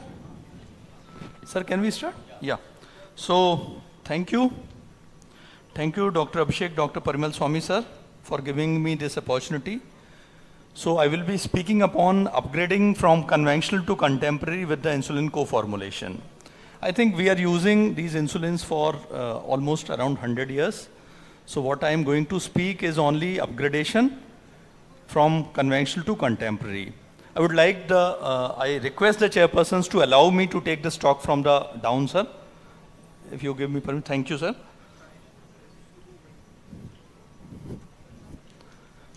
My talk is very simple. So, अभी मैं यहाँ मेरे एक दोस्त के साथ बैठा हुआ था, वो इसी हॉल में बैठा है. उससे मैंने पूछा, उसने अभी एक नई गाड़ी खरीदी. पहले उसके पास दूसरी गाड़ी थी, वो 20 लाख की थी, उसने अभी मर्सिडीज खरीदी. तो मैंने उससे पूछा, भाई मर्सिडीज में ऐसा क्या है? तुम पहले भी इंदौर से जबलपुर आते थे, अभी भी तुम आ रहे हो, टाइम भी उतना ही लगा होगा. तो he said safety and feel. Safety and feel. Or we have enough examples that over many years, we in pharmaceutical industry and in medical science, we have moved from the drugs which were very, very cheap, like sulfonamides, to the costly antibiotics. And many other, which were very cheap, now we are moved to some more costly medications. So my point is that simple, that sometimes you have to upgrade yourself. So this is all this talk about. So now I am supported by, this is a no notice promotional talk. So I will be clearing that कि मैं जो कह रहा हूँ वो सही है, लेकिन जो कह रहा हूँ वही केवल सही है और कुछ आगे सही नहीं, ऐसा नहीं है.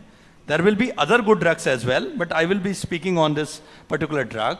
So now the insulin, they have got a historical landscape from being life-saving in 1922 when they were discovered to 1977, 2000 with the certainty of supply, then the lower risk of hypoglycemia and henceforth. So the advancement in the insulin, this is a continuous journey. The problem with the animal insulin previously was like they were highly immunogenic. There was limited availability.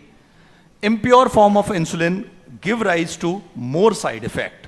Now this limited availability deserves a special mention because at that time when these insulins was there, probably the number of diabetics was not that high. तो आज भी यदि हम लोग animal insulin को use कर रहे होते तो बहुत सारा एक एथिकल मुद्दा बन जाता कि you have to slaughter many animals to get this insulin. Now the technology we adapted and we moved to human insulins.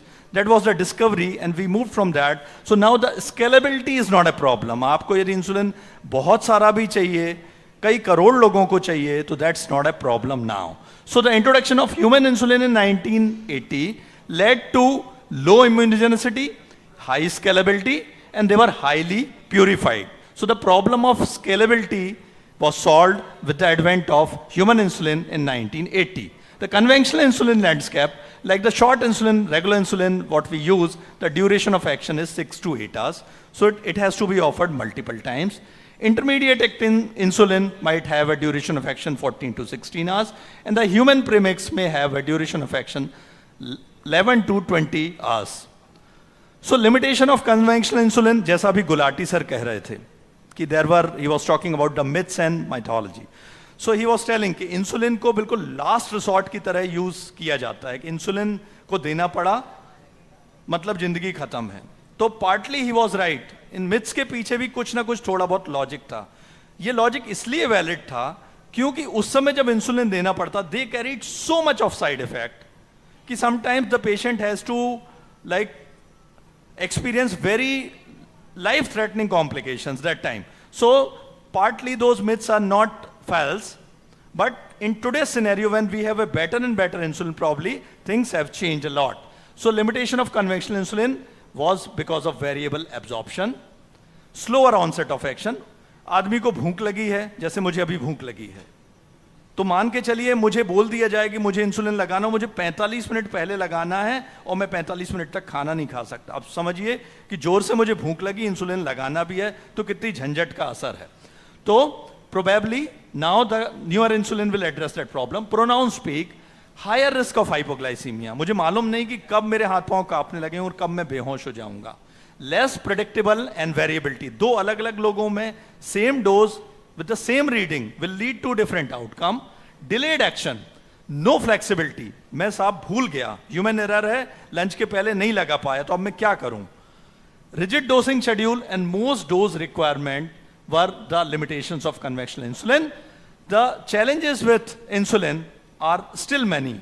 Beliefs about efficacy of insulin, ये काम करता है भी कि नहीं?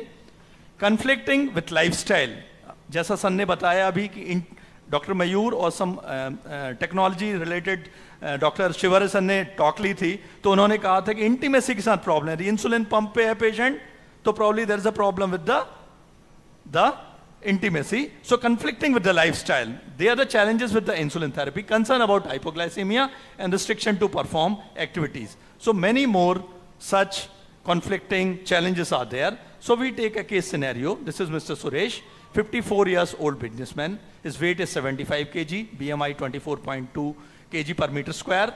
BP is normal. Medical history, type 2 diabetes for 11 years. Family history of diabetes is there. He's not exercising regularly. His A1C is 10.3, grossly uncontrolled. He's on metformin, glimepiride, adequate dose, DEPA, and human premix 8 and 10 units. And still, he experiences frequent hypoglycemia at night, which are very much bothersome. So this is an imaginary case. So the evolution of premix insulin have taken a long path. The human premix, which used to be a biphasic human insulin previously, which contained 30% of soluble human insulin and 70% of isophane human insulin, was upgraded to premix analog, that is the soluble insulin analog, that's the aspart, and protamine crystallized insulin analog, that is the protaminated aspart. Now both of them required resuspension. आपको लेने के पहले उनको resuspension घुमाना रहता था, उनको mix करना रहता था. But now with the advanced insulin, that is the insulin dagludac and insulin aspart combination, which contain a 30% soluble insulin aspart and soluble insulin dagludac in 70%, which is ready to use for immediate use and no resuspension is required. So I'm going in little detail of this. So this is my...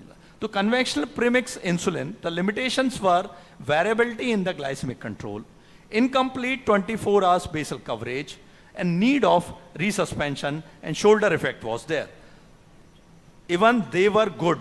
जब जान बचानी होती थी, तो पुराने insulin से ये वाले इंसुलिन भी बहुत अच्छे थे. मैं ये नहीं कह रहा हूँ कि ये अच्छे नहीं थे. But what I am trying to say, today we have a much better insulin. So this is the insulin co-formulation. So now the insulin co-formulation, 2 unique insulin in single formulation, simple insulin regime, fewer injection and greater flexibility in the dosing time. Fixed ratio co-formulation available with the name of Rhizodac, no need for resuspension, no interaction, the retention of individual properties is there because of the technical advancement that has been done with the insulin. So ultra long acting insulin, as you can see in the blue, and short acting insulin aspart, as you can see in the orange, and the combination is henceforth reflected. The soluble insulin analog combination control both fasting plasma glucose and postprandial plasma glucose management. That is, so this is the insulin co-formulation in action. That is the Rhizodac, containing 70% of dagludac and 30% of aspart. Insulin dagludac is in dihexamer form and insulin aspart is in hexa form. So in subcutaneous report, this Rhizodac co-formulation leads to insulin dagludac in dihexamer and insulin aspart in hexamer form, which is injected into the subcutaneous space very easily with the advent of new devices. And the phenol diffuses quickly and insulin dagludac dihexamer link via single side chain contact to form a long multi-hexamers. And that subsequently the monomers are released for the immediate action, and the further zinc diffuses slowly causing the individual dagludac hexamer to disassemble and lead to a prolonged action. So, and there is a very easy switching from the other insulin, unit to unit switch as an add for transfer. Switching from the other premix insulin is done unit to unit. Weekly titration based on a simple algorithm. This is how they can be offered OD or BID. Both premix and Rhizodac. Rhizodac is a better version. You can switch. If somebody is taking 30 units, you can directly switch to 30 units of Rhizodac. Switching is very easy. Now, why switching? Why switching? The answer is improved efficacy. Lower dose requirement. You can see some dose reduction, reduce injection burden, and the most important thing, जैसा मैंने बताया कि एक 20 लाख की car में और 70 लाख की Audi में जो difference है, that lies in safety. Henceforth, the justification of the cost. Switching from older premix insulin to Rhizodac, there is a significant improvement in all glycemic parameters, including A1C, fasting plasma, and postprandial plasma glucose with Rhizodac at 3 months and 6 months post-switching. There is a dose reduction significantly. Then there is a dose reduction in dagludac component of Rhizodac over 3 months and 6 months. And when you reduce the dose in the subsequent, you can still see the very nice control. So this is there. There is a better safety profile. I think this is the most important thing which justify its cost. The 54% lower rate of confirmed hypoglycemia, and hypoglycemia perhaps are the major side effect and limitation for insulin use. Better safety profile as can be seen. So switch to Rssearch from older premix insulin for improved efficacy, lower insulin dose requirement, lower injection frequency, better quality of life, and improved safety profile.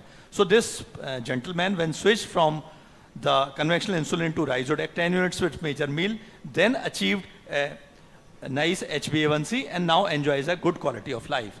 So in summary, Rssearch are designed for greater efficacy, improved safety, and better convenience when compared with the tested and tried conventional insulin. So greater HbA1c reduction and target achievement, lower risk of overall and nocturnal hypoglycemia, lesser glycemic variability, and wider window of dose flexibility, and improved quality of life. So these is the summary: improved PK/PD profile, improved quality of life, convenient administration, faster onset of action, more predictable side effect, more predictable effect, flexible dose timing, less injection break, and the pain associated is very less. Thank you very much.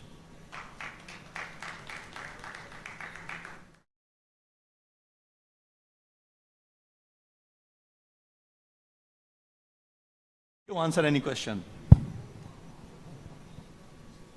Thank you, Dr. Patel, sir.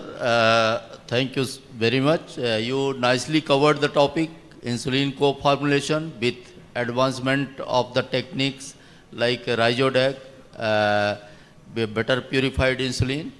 And now the forum is open for questions, if any. Thank you.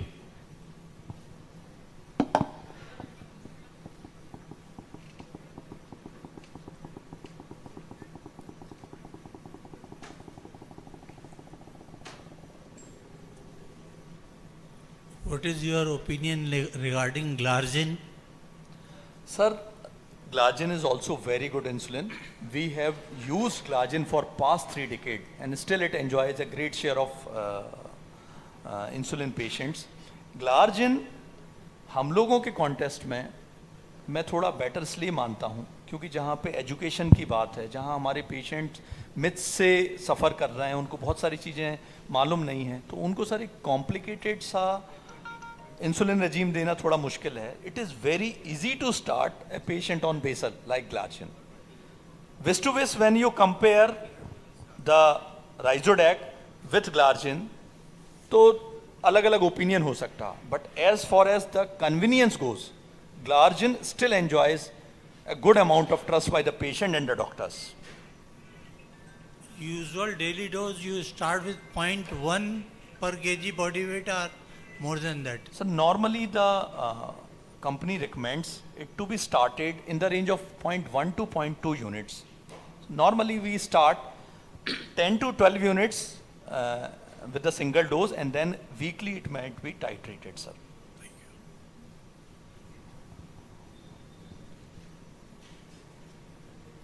you. Insulin sensitivity, drug reaction of insulin. Initially in the preparation it was there. What about these later? Is there some percentage of insulin sensitivity may be there in some patients? Sir, it depends on the insulin resistance the patient may have. But the other technical variation which used to occur because of the administration, because of the technicalities involved, have been made better. जो technique पहले से sir चीज़ों में कुछ variation produce कर देती थी, that is now uniform. Since it caters 70% doses of a basal insulin, the actions are very much predictable. What about this preservation means and refrigeration? So preservation needs for all insulin remains same. हम लोगों को यदि इसको लंबे समय के लिए store करना है तो हमको सर उसको फ्रिज में रखना 2 से 8 डिग्री के बीच में. फॉर लॉन्ग प्रिजर्वेशन आप 6 महीने बाद यूज़ करना चाहते हैं. बट यदि आप उसको 1 महीने के अंदर यूज़ करना चाहते हैं और आपने ओपन कर लिया है, keeping it below 28 degrees enough. यदि गांव के भी किसी मरीज को आपने देना है, इंसुलिन खोल लिया है, तो पॉलिथिन में डाल के उसको यदि पानी के एक टब में रखेगा या जो अदन पॉट होता है उसमें रखेगा, that is enough sir, and not know more freezing is required. Cold temperature नहीं चाहिए sir. But now that will be used only with in a month. Right. एक महीने के अंदर यूज करना होगा सर. उसको आप 6 महीने बाद यूज नहीं कर पाएंगे. Thank you so much. Thank you sir. Yes.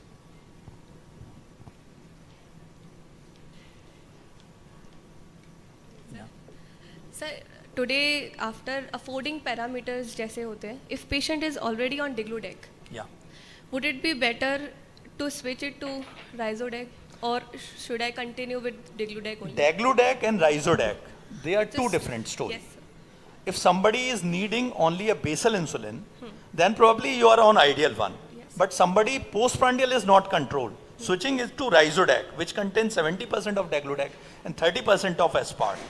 That will take better care of the postprandial hyperglycemia. Multiple dosing would be there. Multiple dosing, then Multiple dosing, it will Rhizodec. depend. Up to 30 units you can give single dose. But if the dose exceeds more than 30 units, the company says that it may be divided into 2 meals. Because it has a long action period, so it can be used once a day. So in case abhi currently if patient is maintaining on Digludec, there is no need to switch. Absolutely no. Absolutely no. It is not the drug which is recommended, it is the control by any means. पैदल चलने से control आ रहा है, it is very good. Lifestyle modification से control आ रहा है, it is very good. Education से control आ रहा है, it is very good. Motivation से कंट्रोल आ रहा है, it is very good. Ultimately we want the control of the blood sugars and the happiness of the patient. The purpose of treatment is to make the patient healthy and happy. Both healthy and happy. He is not supposed to do the treatment slavery. उसको patient को हम लोगों को गुलामी नहीं करवानी है. हम लोग अभी डिस्कस कर रहे थे कि हम लोगों का बहुत सारे मिथ्स हैं, बहुत सारी प्रॉब्लम्स हैं पेशेंट एक्सेप्टेंस में. I believe this is because we have offered very complicated solution to the patient. एक डॉक्टर के पास हम जाते हैं, वो कुछ कहता है, दूसरा कुछ कहता है. There is a lack of uniformity among us, so we need to offer them simple solutions. उनको आप कभी भी योगा के लिए मना मत करिए, एक्सरसाइज के लिए कभी मना मत करिए. उनसे हमेशा कहिए. मैं अपने मरीज से पहला सवाल ये पूछता हूं कि 1 घंटे पैदल चल रहे हो कि नहीं. मैंने पिछली बार कहा था, हालांकि होता ये है, चलता वही है जिसको चलना होता है, बट जो चलता है he derive not only benefit in term of controlling the hyperglycemia, rather there are positive hormones released from the body which contribute to the upliftment of his confidence, his well-being towards himself and the patient's family satisfaction. जब वो लोग देखते हैं कि हमारा मरीज, हमारे पापा, हमारे चाचा, हमारे पिताजी या पति अपनी सेहत के लिए कुछ काम कर रहे हैं, तो फैमिली सेटिस्फाइड रहती है, आदमी खुद सेटिस्फाइड रहता है और हैप्पी फील करता है. क्योंकि if you are going to contribute to your own health apart from the medication, you see the type of satisfaction you derive out of it. Thank you.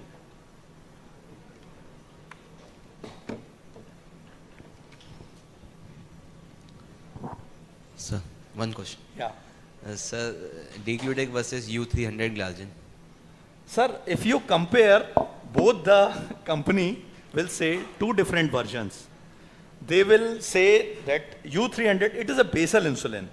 Digludec is also basal insulin, but the half-life of Digludec is longer than the U300 Glargine. So they are comparable to me. At my level, if I am dealing in India, they are comparable to me. Leaving apart the cost. Leaving apart the cost. They are of the similar range. So to me, they are all same. Sir. If you permit me, I want to add one more thing. Sir. One more angle in your question. You can't compare Tresiba with Tuzio or U300 Glargine. See, in Lantus, Lantus or Tuzio, you have a fixed time window where you have to give that injection. But if you talk about Tresiba, then you have a window period of 6 hours.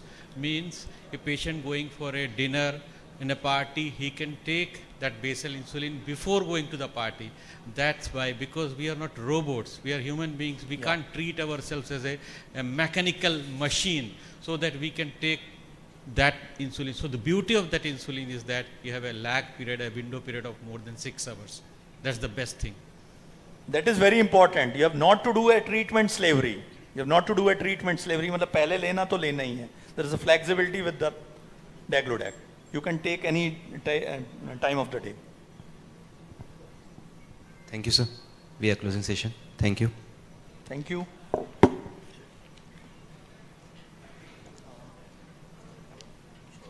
Thank you, sir, for a wonderful session. I request Navda Patel, sir, to please go for felicitation and chairpersons.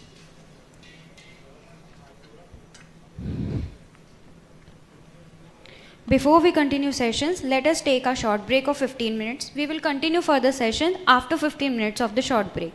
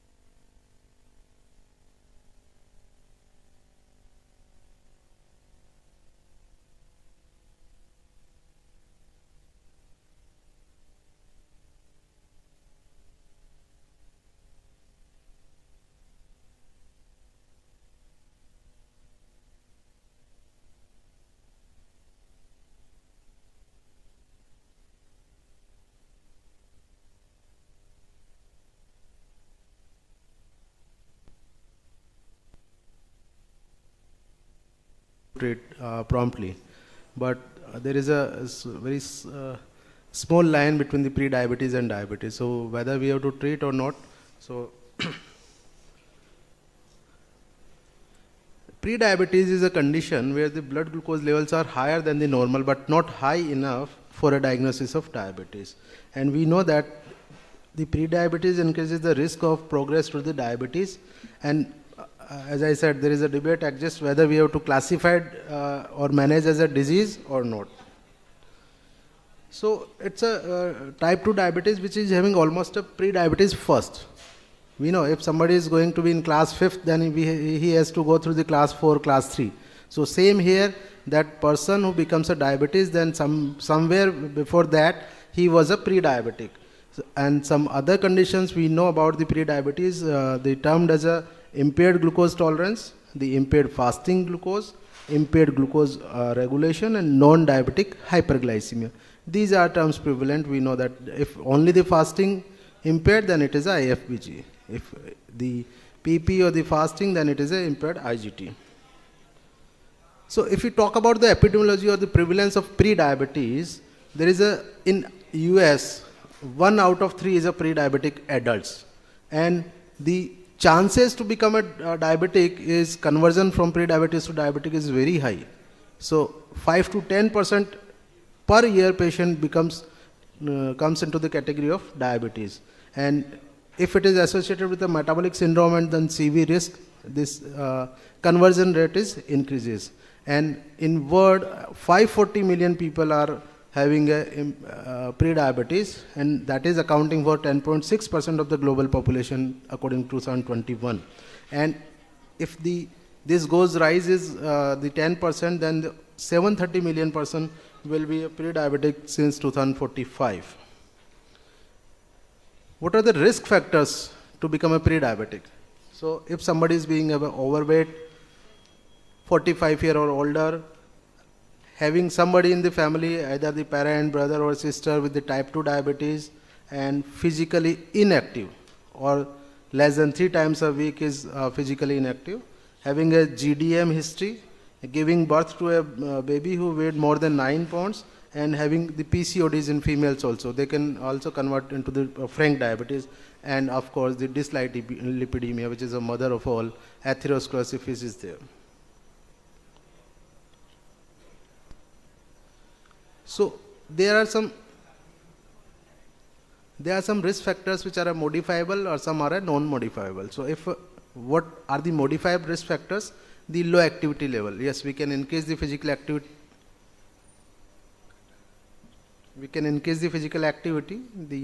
If we are overweight, then we can reduce that weight.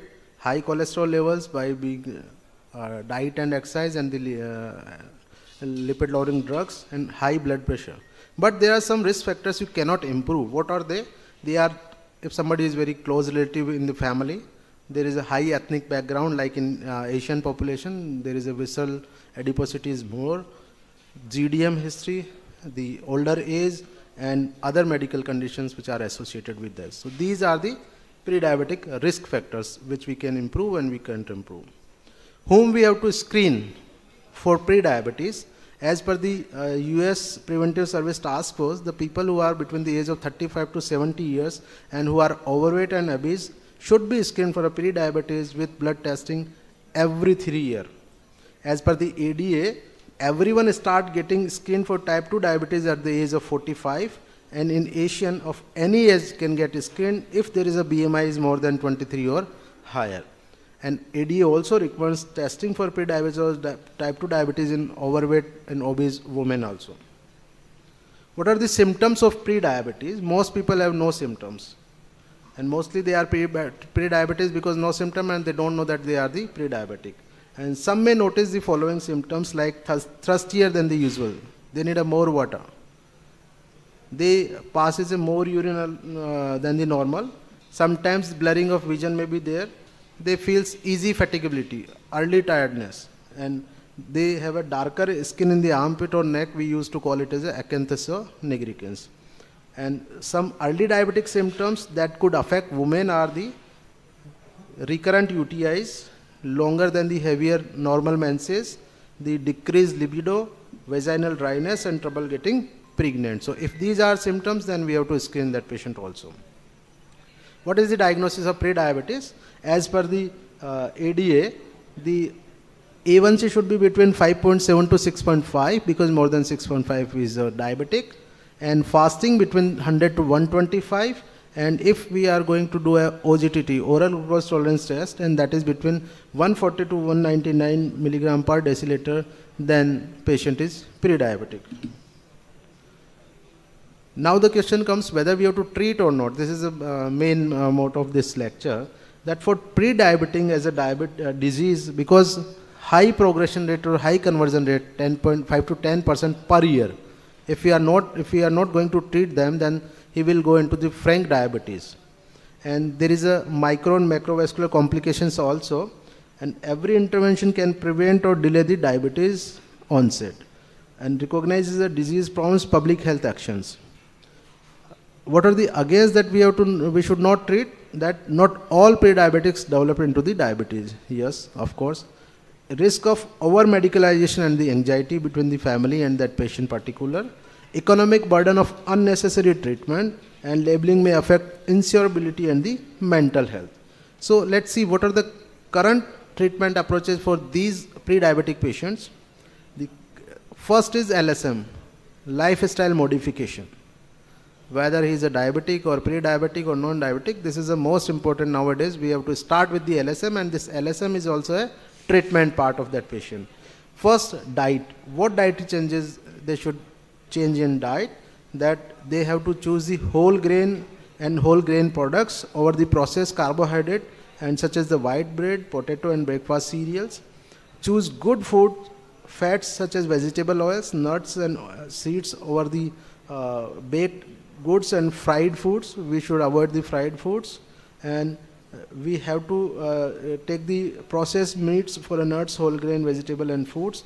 Use olive oil instead of the load of butter, and monitor the portion size. Nowadays we are having that the portion should be a different type, whether there will be the vegetables also, the salad also, the your nuts also. Some healthy eating plans that can lower the chances of diabetes includes the Mediterranean diet, the plant-based diet, the low-fat diet, and the DASH diet, which we are using for the hypertension, which is dietary approach to stop the hypertension diet. That can also reduce your pre-diabetic conditions. Exercise and the weight loss.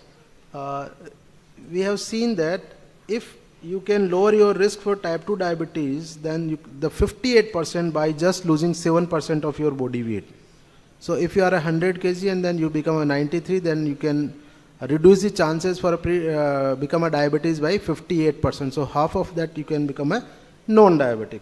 And exercise moderately 30 minutes a day, 5 days a week, that can also reduce your becoming a diabetic. And we should get at least 150 minutes per week of moderate exercise, aiming for 30 minutes a day, a 5 day. What are the pharmacological treatments which are present? Since many individuals, they have generally healthy of pre-diabetic, and benefits of preventive therapy must outweigh an associated side effect or risk, and the none has been approved by the FDA. So what the drugs we can give in a pre-diabetic is the metformin, the acarbose, the glitazones, and the orlistat, which is for the obesity. In India, we know the only orlistat is approved for the obesity. That if you will reduce the weight by 58%, then you can reduce the becoming diabetic in pre-diabetic patients. What is the National Diabetes Prevention Program of Indian government? And this is NDP is a partnership of public and private organization which is working to prevent or delay the type 2 diabetes, and partners make it easier for people at risk for type 2 diabetes to participate in the evidence-based lifestyle changes program to reduce their risk of becoming diabetes. And the CDC has a National Diabetes Prevention Program that also offers the group support, lifestyle coach, and the weekly lifestyle curriculum developed by the CDC. These are the CDC National Lifestyle Changes Program. Why is it important to quit smoking in a pre-diabetic patient? A study already shown that who smoke have a higher chance of pre-diabetes than the non-smokers because of high level of nicotine, which is harder for the body to use the insulin. And cigarette smoking also damages the cells in a way that experts there leads to diabetes. Thus, it is very important we have to quit the smoking for pre-diabetic patients. How is sleep related to diabetes? A study shows that sleep loss can make controlling blood sugars and appetite harder. This is the reason why the chances of obesity and type 2 diabetes go up if we sleep less than 5 to 6 hours every night. So we have to take a sound sleep at least more than 6 to 7 hours in a day. And if you have sleep problems like skip afternoon coffee, avoid alcohol and bedtime, these are the menus which you can change in your lifestyle to take a proper sleep. Guidelines and their recommendations as per the IDF, the ADA, the WHO,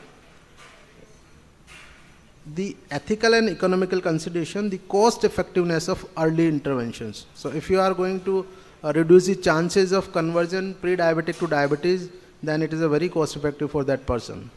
Preventive care versus disease labeling. If you can start with the LSM, with the diet, with the exercise, then you can prevent diabetics to land up in the diabetes. And balancing benefits of intervention with the psychological impacts. So to conclude that pre-diabetes is a significant health concern with the long-term complications. Debate continues on classification, but consensus on the early intervention. Future is precision medicine, risk stratification and preventive policy, and clearer definition and cost-effective approaches are needed. So thank you everyone for your patience hearing.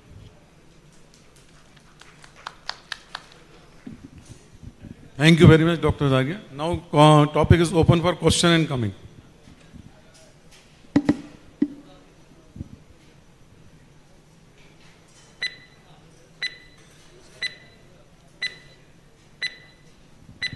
Is there any relation with strong family history? Strong family history.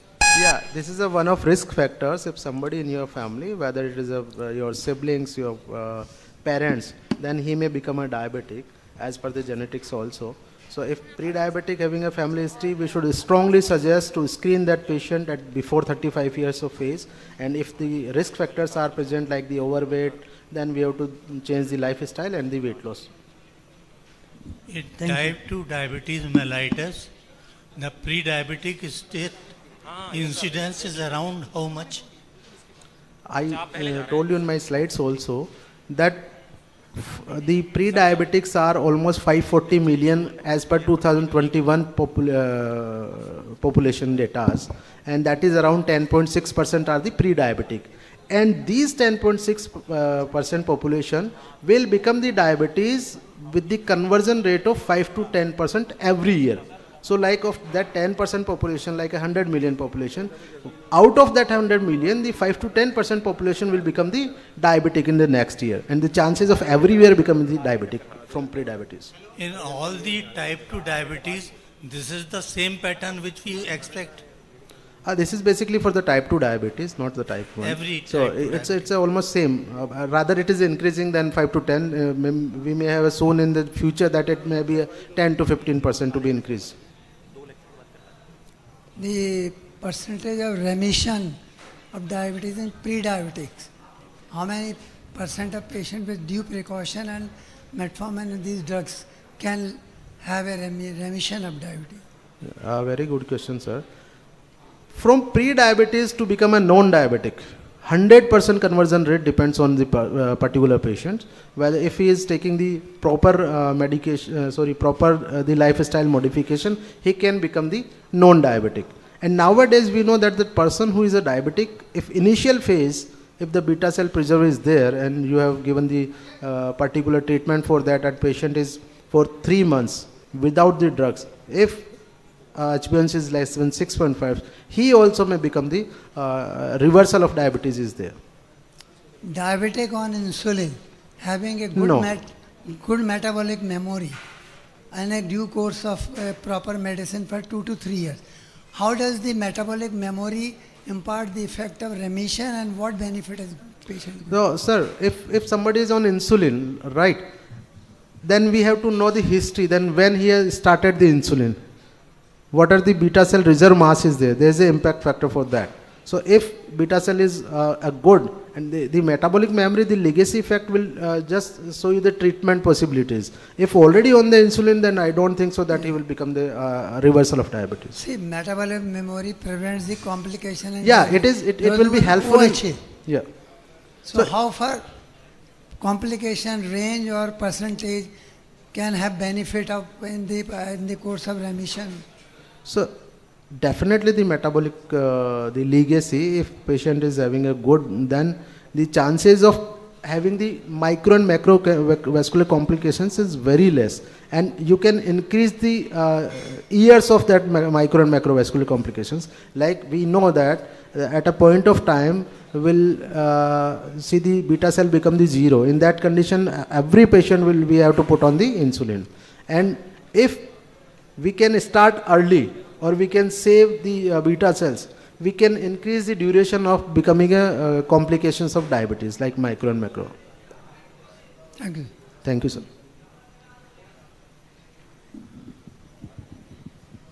If there are no questions, then I will close this session. Thank you, Dr. Mohan. Thank you so much, sir. Thank you so much, sir, for insightful session. I request respected sir and chairpersons to please move forward for felicitation. Now I invite Dr. Amit Dey, sir, to kindly come up on the stage. Our chairpersons, Dr. Lalit Srivastava, sir, and Dr. Diksha Soni, ma'am, to please join us.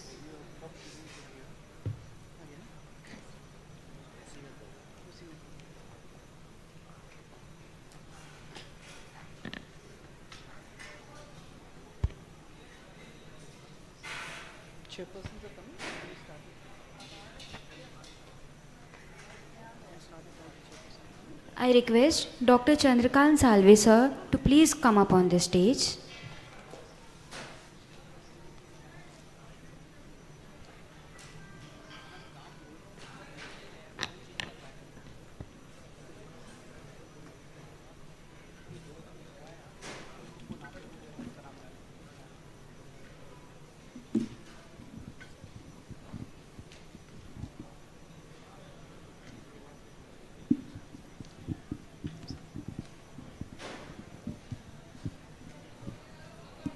Dr. Amit Kumar Dey, please start the session. Thank you very much, dear chairpersons. Thank you, Dr. Abhishek and Dr. Parimal, sir, for the kind invitation. Dear friends, post-lunch, we will talk about technology and we will understand how we can have the whole ecosystem of artificial pancreas, the development of the pumps over the next 10 to 15 minutes. And we strongly believe that there is a space of using the insulin pump, especially the higher end ones, which has got the AI algorithm in the loop, because it transforms and changes the way an individual can control his or her glycemic variability, especially individuals living with type 1 diabetes. A quick look of what we mean by artificial ecosystem as an intelligence. It means understanding, learning, and then reasoning, and then solving problems. That's exactly what the pumps of modern days are trying to do for us. And this has been there for a long time because there has been the concept of case-based and expert and rule-based reasoning in the field of artificial intelligence. And there has been a particular segment called fuzzy logic. And fuzzy logic is what we humans also use, where the answer to a question is not yes and no, it's somewhere in between or I don't know. And that's the concept which is used in the insulin pump as well. So the previous days pumps used to have the concept of fuzzy logic, but now with machine learning coming in, we get more and more advanced algorithms in these pumps. So if you can see here, the rule-based and the case-based reasoning has been used for insulin bolus calculator and for blood glucose detection pattern in the pumps. But fuzzy logic adds that layer of diversity in the decision-making capability of the artificial pancreas ecosystem. The whole AID, or automated insulin delivery, is revolving around this concept of control algorithm. So it's about keeping the response as close to that control specific value. We'll explain that in the upcoming slides. These are just the three models which are used: the proportional integral derivative, the model predictive control, and then the fuzzy logic. These are the integrated details which works in the pump. Now, if you look at the insulin pump, earlier days we used to have just the pump without any GPS map to guide the insulin delivery system. We now have the insulin pump which is integrated with the continuous glucose monitoring, and of course now the advanced pump is a hybrid closed loop pump which is a completely integrated closed loop system.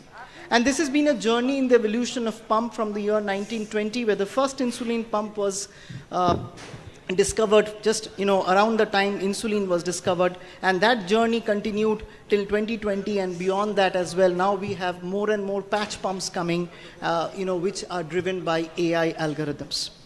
So this is a very famous picture that we are all familiar with. In 1963, Dr. Kaddish, he delivered glucagon and insulin and was about the size of an adult backpack. That's how the mobile phone devices also started coming in smaller and smaller sizes. That is how it has been the history of the pump.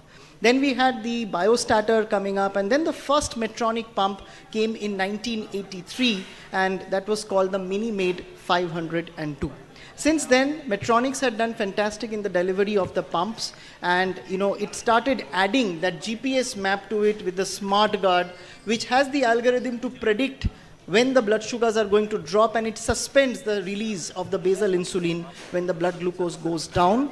Now the algorithm is proactive, so instead of reactive it is now proactive, so it suspends before the blood sugar falls below a certain set stage. And now the hybrid closed loop pump, which actually adjusts the highs as well as the low, because the basal and the bolus calculators are also there in the other pumps, not the Medtronic 780G, in the other pumps which are there.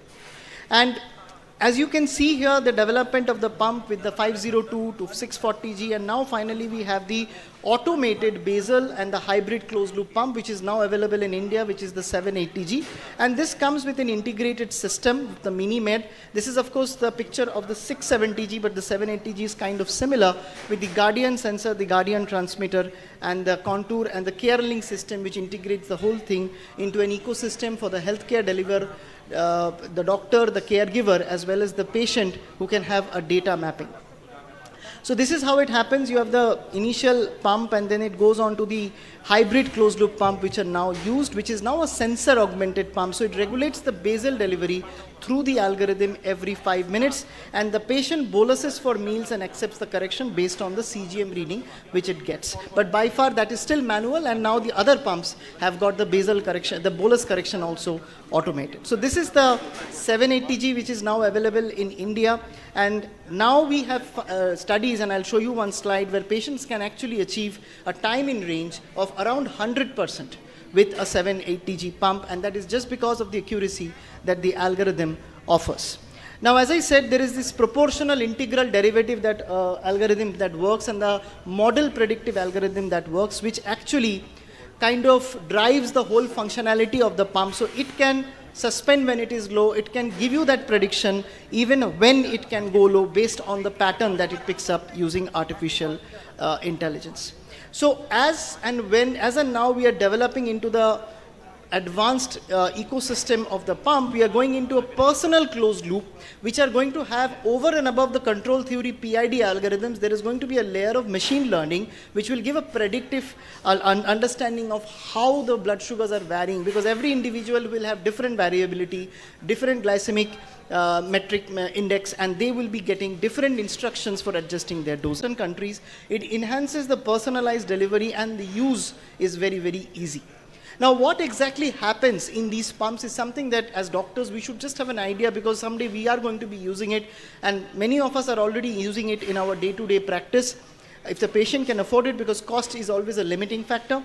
So this is the algorithm that works in the back end. As I said, it's the proportion, integral, and differentiation or derivative which actually works as the fundamental of all the algorithm that runs in the pump, and now the advanced pumps are getting a layer of machine learning being added to it. And it all works with the concept of control theory, which means that the algorithm will autonomously adjust the system based on the environment, crucial for regulating the insulin delivery with real-time glucose data.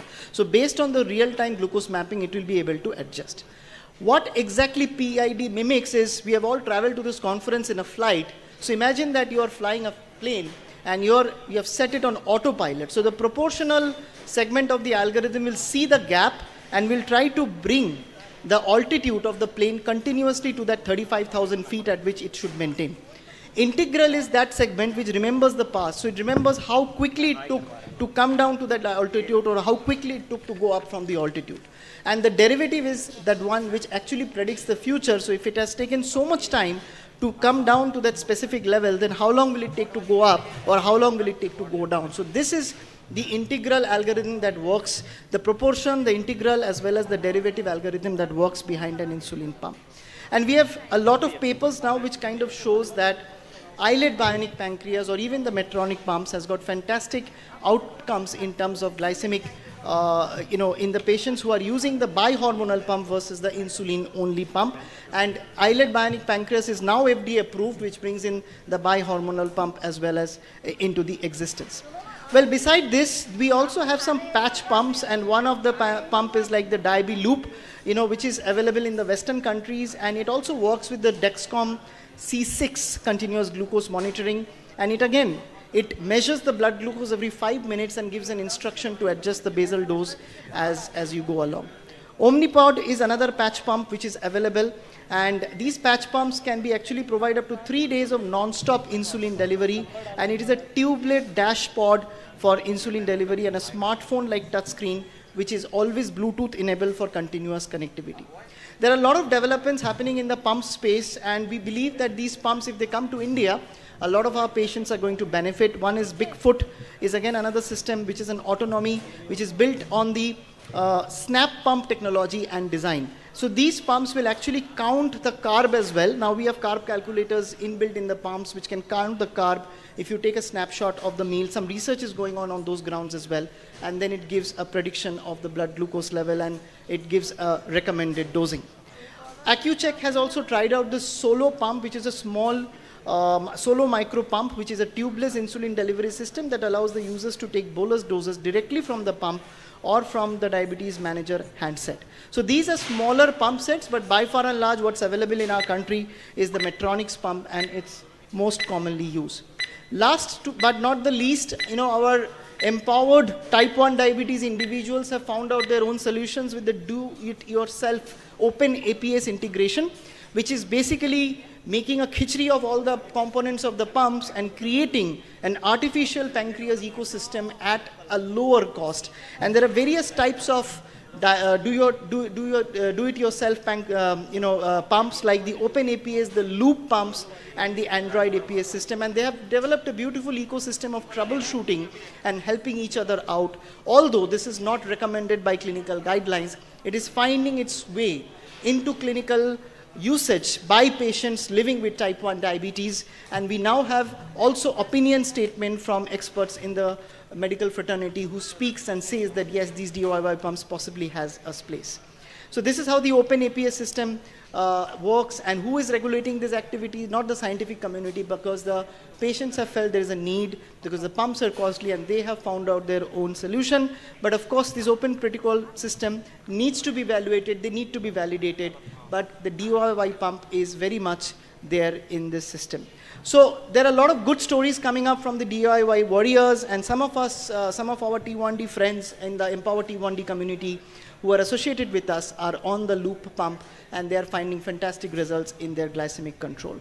So I will just end by saying, start by doing what is necessary, then do what is possible, and suddenly you're doing the impossible. So importance is that technology is here to improve a lot of the need gaps in our practice, especially when we are trying to adjust the insulin delivery in our patients, especially the type 1 diabetes patient. And if you're using pump, it might do a great job in improving their glycemic control and glycemic variability. Thank you so much.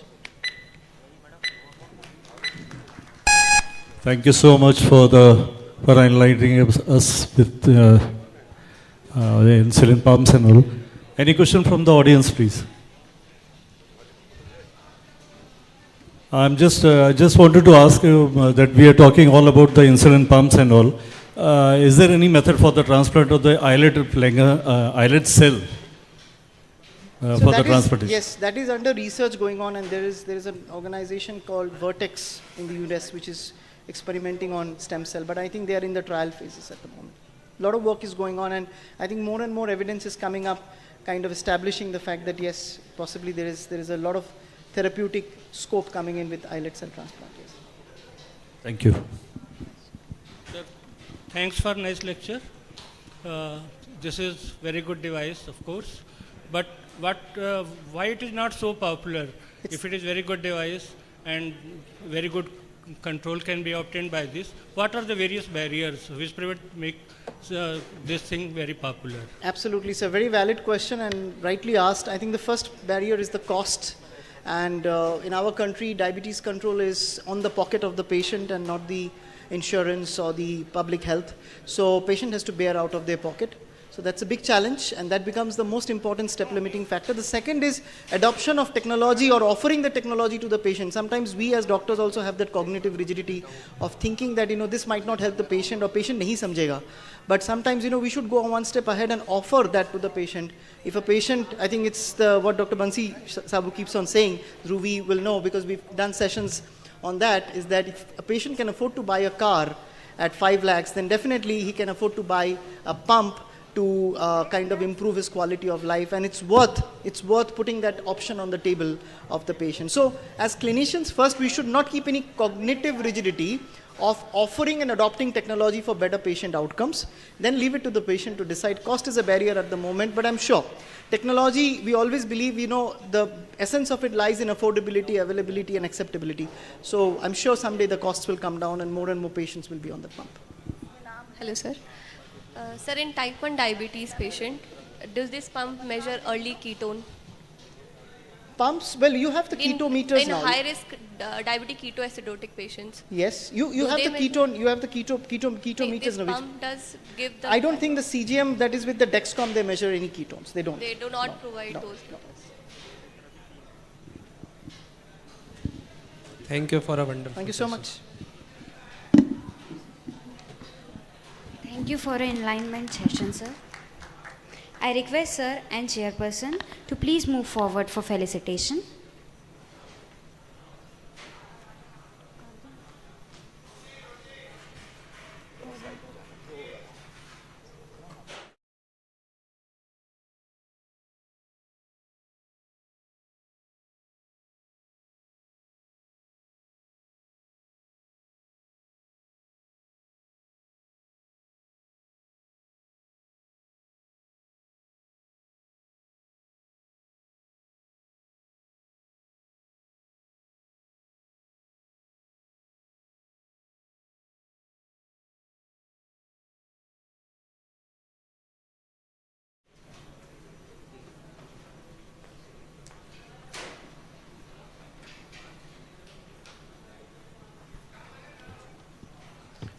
You have another mic or anything? Yeah. If you have. So, good afternoon, everyone. And my today's topic is interlinked disease. Do we have chairpersons? Yeah.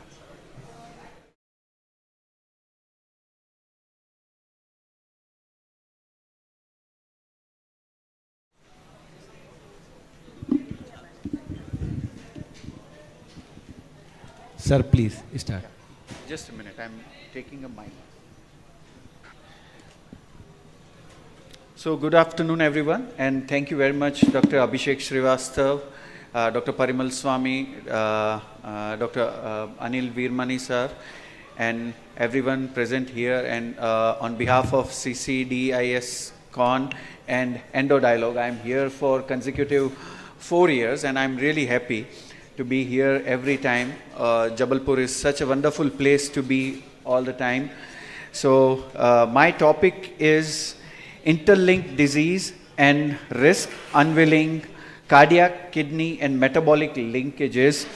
So this is actually nothing new, but we know so many new things in last few years.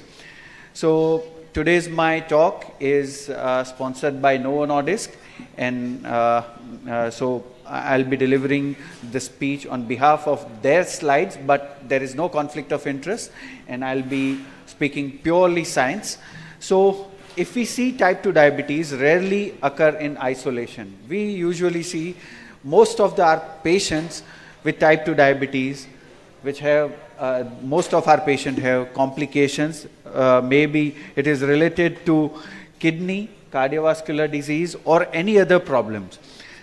Earlier we used to say common soil hypothesis. Now the name somewhere is changed and it is metabolic disorder which is related to CKM, and we call it cardiovascular kidney and metabolic syndrome, and this name is given by American Heart Association. So it is just the different name and some new data. So I'll be presenting that. So what is CKM syndrome staging? So this CKM syndrome staging, it starts with no risk, the healthiest person who has no risk.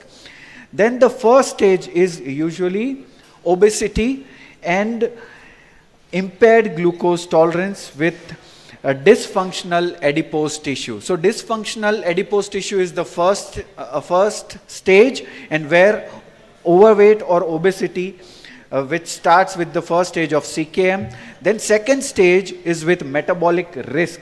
This metabolic risk is usually start with hypertriglyceridemia, metabolic syndrome, then moderate to high CKD risk, and type 2 diabetes or even pre-diabetes, which is considered to be there as metabolic risk factor along with CKD. The third stage is of subclinical cardiovascular disease as well as CKM syndrome, where subclinical atherosclerotic cardiovascular disease and heart failure, this both are considered to be stage 3 of CKM syndrome, and the stage 4 is overt CKM syndrome, and this overt CKM syndrome has overt cardiovascular disease, and it has congestive heart failure, it has atrial fibrillation or stroke or peripheral arterial disease, which consists of overt or clinical cardiovascular disease along with CKM syndrome. So CKM syndrome, it is kind of a puzzle where the initiator, the amplifier, and the outcome. What is the initiator? Initiator definitely is metabolic syndrome. And this metabolic syndrome, it starts with amplifying chronic kidney disease, and this chronic kidney disease then later on comes up with outcome of cardiovascular disease. This is such a wonderful slide that from metabolic syndrome to chronic kidney disease to cardiovascular disease, and ultimately that we want the solution. And for that I need to explain it to you before that what is CKM outcome. So CKM outcome for cardiovascular event which occurs early in people with diabetes. So 1 out of 5 people with type 2 diabetes at very early stage of the disease. So initial 5 years of type 2 diabetes, many of our patients, so around 25% of our patients have any kind of cardiovascular disease. So around 35,000 patients were studied for this, and many of our patients showed either peripheral arterial disease, maybe myocardial infarction, non-fatal MI, stroke, or heart failure. So it was around 15 to 20% each. So heart attacks, so MI and strokes occurs over 10 years earlier in people with type 2 diabetes than those without will occur with greater severity. And in our Indian population, even it is at very earlier stage of type 2 diabetes life. So for solving CKM puzzle, so we want the solution of this metabolic syndrome, chronic kidney disease, and cardiovascular disease. So what is the solution? So we'll be talking about solution, and the solution is to control blood sugar well, to reduce the weight, to decline renal health, which is reducing day by day in metabolic syndrome, to reduce the risk of cardiovascular events. So ultimately we are going to find the solution of CKM, and for this solution definitely we all know one of the best molecule available is GLP-1 receptor agonist. And GLP-1, we know how it acts. It acts on blood vessels where it reduces blood pressure. At gastrointestinal tract, it definitely we know the action which reduces gastric emptying, as well as at the level of pancreas, it reduces hyperinsulinemia. So, and in glucose dependent manner, it also improves insulin secretion, but it reduces hyperinsulinemia, and it also reduces glucagon level and glucose level in the bodies by improving glucose homeostasis. Also, it reduces appetite by reducing adiposity and reducing body weight and inflammation. It helps a lot, and it reduces inflammation overall.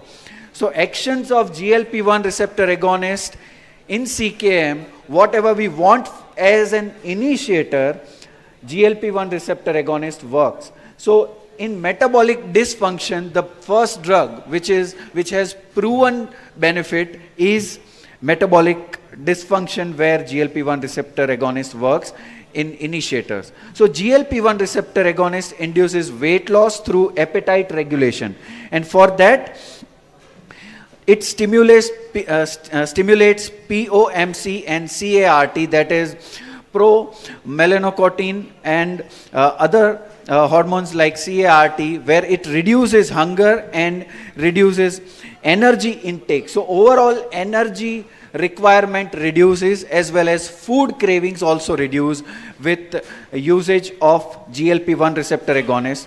What GLP-1 inhibits is NPY and AGRP, that improves satiety level, and ultimately it prevents overeating and altered food preferences.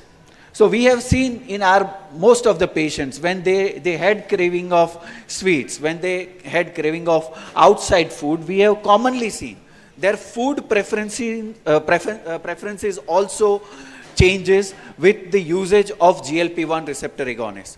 So beneficial action of GLP-1 in cardiovascular disease, it improves blood pressure, it reduces weight, as well as it reduces HbA1c. These are the indirect effect of reducing inflammation, which is actually the direct action, and it improves also endothelial function. So GLP-1 receptor agonist, by mechanism of action in MASLD, it reduces lipotoxicity. Ultimately, it in adipose dysfunction, it improves at the site of liver, and where it reduces fat in the liver. So GLP-1 receptor agonist ultimately improves insulin sensitivity, it improves glucose metabolism. Also, it reduces body weight, reduce inflammation and hepatic steatosis. So it reduces weight by 5 to 7%, where it improves steatosis and inflammation. If it reduces weight by 7%, then it improves even NASH. And if the weight loss is more than 10%, then we can even achieve the reversal of fibrosis at some extent. So it is helpful at the level of fibrosis, steatosis, and even NASH. So GLP-1 receptor agonist is a strong anti-inflammatory, it has strong anti-inflammatory action, and GLP-1 receptor through NF-kB and PI3K AKT pathways, it leads to anti-inflammatory action, and this anti-inflammatory action downregulates the pro-inflammatory cytokines like IL-6, IL-8, TNF-alpha, IL-21 and INF-Y, and so this is how it reduces inflammation and metabolic dysfunction. So ultimately it plays critical role in CKM syndrome management. So actions of GLP-1 receptor agonist on CKM amplifier, how it acts. So on CKD, if we see, so there are multiple drugs, but among them, GLP-1 receptor agonist has the most potential drug, one of the most potential drug, I would say, after finerenone and even SGLT2 inhibitors, as well as RAS blocker. GLP-1 receptor agonist is now in play for CKD management as well. So GLP-1 receptor agonist also has direct and indirect effect on improving glycemic control, blood pressure control, weight management, as well as direct effects are it increases natriuresis, it reduces oxidative stress, and this is how it improves kidney function. So it has direct and indirect effects on CKD. Actions on GLP-1 of CKM outcome. So now outcome we are talking about, earlier we talked about initiator, then amplifier, and now what are the outcome of GLP-1 receptor agonist. So it works, as I already told you, that it works at the central level, it reduces adiposity. At liver level, it reduces hepatic steatosis, even reverses fibrosis. It reduces albuminuria, it declines in GFR, it reduces blood pressure, improves macrovascular and coronary flow. It reduces inflammation at the level of blood vessels and improves plaque stability. At cardiac level, it reduces apoptosis and reduces inflammation and improves glucose metabolism. So ultimately, GLP-1 receptor agonist may improve cardiovascular outcome by reducing appetite and body weight, improves lipid profile, as well as having direct and indirect effect on blood vessel as well as kidney and heart. So GLP-1 receptor significantly reduce MACE, around 15% reduction in MACE, in 3-point MACE reduction. In meta-analysis of cardiovascular outcome trial of GLP-1 have shown reduce the rate of MACE comprising non-fatal myocardial infarction, non-fatal stroke, as well as cardiovascular death in patient with type 2 diabetes. Also, in this slide, how GLP-1 receptor agonist help reduce heart failure hospitalization in patient with both HFpEF as well as HFrEF, where GLP-1 reduces heart failure due to hospitalization around 11% reduction. In meta-analysis with more than 60,000 patients, it has shown where it showed 11% reduction in heart failure, which reduces arterial enlargement, decrease in epicardial fat, as well as it enhances cardiomyocyte function and HFrEF specific benefit. It also reduces adverse left ventricular remodeling and lowers cardiac inflammation as well. Also, if you see GLP-1 receptor agonist, it extends beyond glucose control and address multiple components of CKM, like at the level of brain, heart, and blood vessel. I already explained this thing to you, and it is repeating again. So GLP-1 receptor agonist, what the guidelines suggest, whether it is EASL guideline for European guidelines for fatty liver disease or the liver, along with EASD and EASO, that is obesity guidelines, KDIGO guideline, ESC guideline, and EASD guideline. This all guidelines suggest that in any CKM syndrome, you should start the first molecule, which is GLP-1 receptor agonist, and it is globally endorsed by all the major guidelines. So choosing the right antidiabetic for CKM patient in comparison with SGLT2 inhibitors or DPP4 inhibitors or even in metformin, you can see it has better potential for lowering glucose as well as body weight, cardiovascular risk factor reduction, pleiotropic benefit, and risk of hypoglycemia. In every aspect, GLP-1 receptor agonist scores over most of the molecules. So GLP-1 receptor agonist is the last piece of CKM puzzle, where metabolic syndrome start as an initiator, chronic kidney disease is amplifier, and outcome of cardiovascular disease is through chronic kidney disease and metabolic syndrome, where the answer and the last piece of puzzle is GLP-1 receptor agonist is a solution to CKM syndrome. With this, I'll conclude my talk. I think I have finished on very much on time, and if you have any question, I would like to address. Thank you very much. The topic is open for discussion.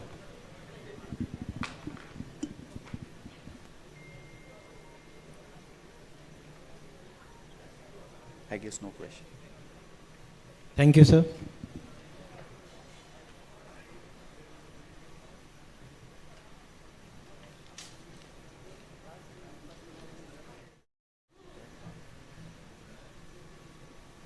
Thank you, sir, for the wonderful session.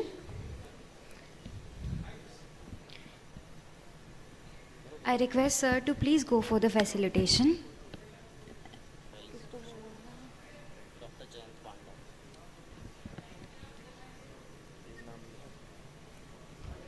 Now I invite Chairperson Dr.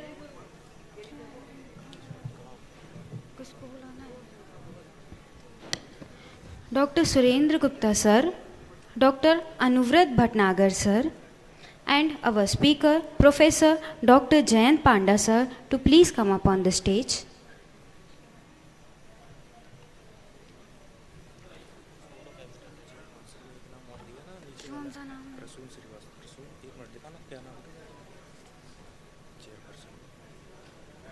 I request Chairperson Dr. Prasoon Srivastav sir to please come up on the stage.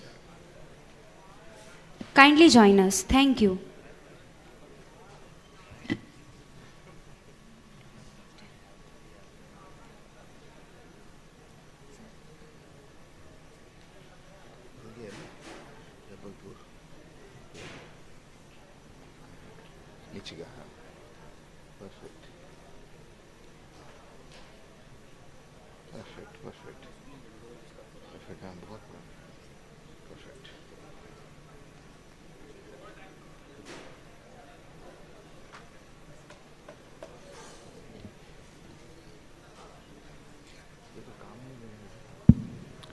Welcome to Dr. Jayant Kumar Panda sir.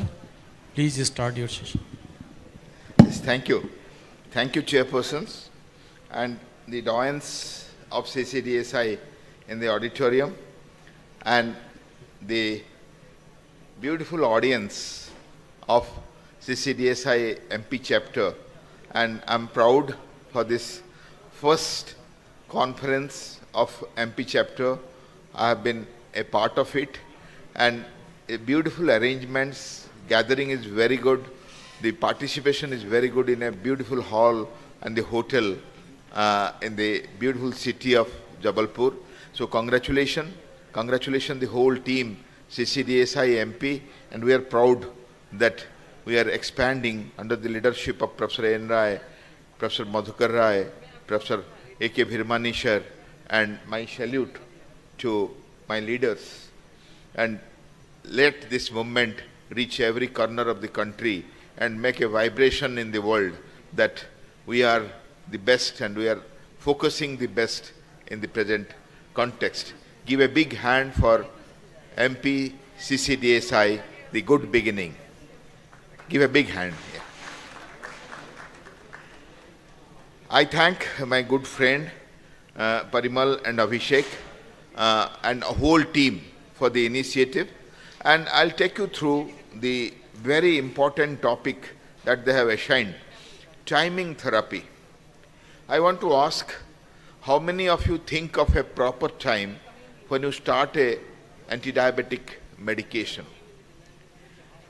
एक दवा सुबह चलता है तो मरीज पूछता है sir सुबह एक दिए तो शाम को, तो आप बोल देते हैं कि दूसरा दवा शाम को ले लीजिए, कोई आफ्टरनून में ले लीजिए, कोई इंसुलिन डोज सुबह ले लीजिए, दोपहर को ले लीजिए.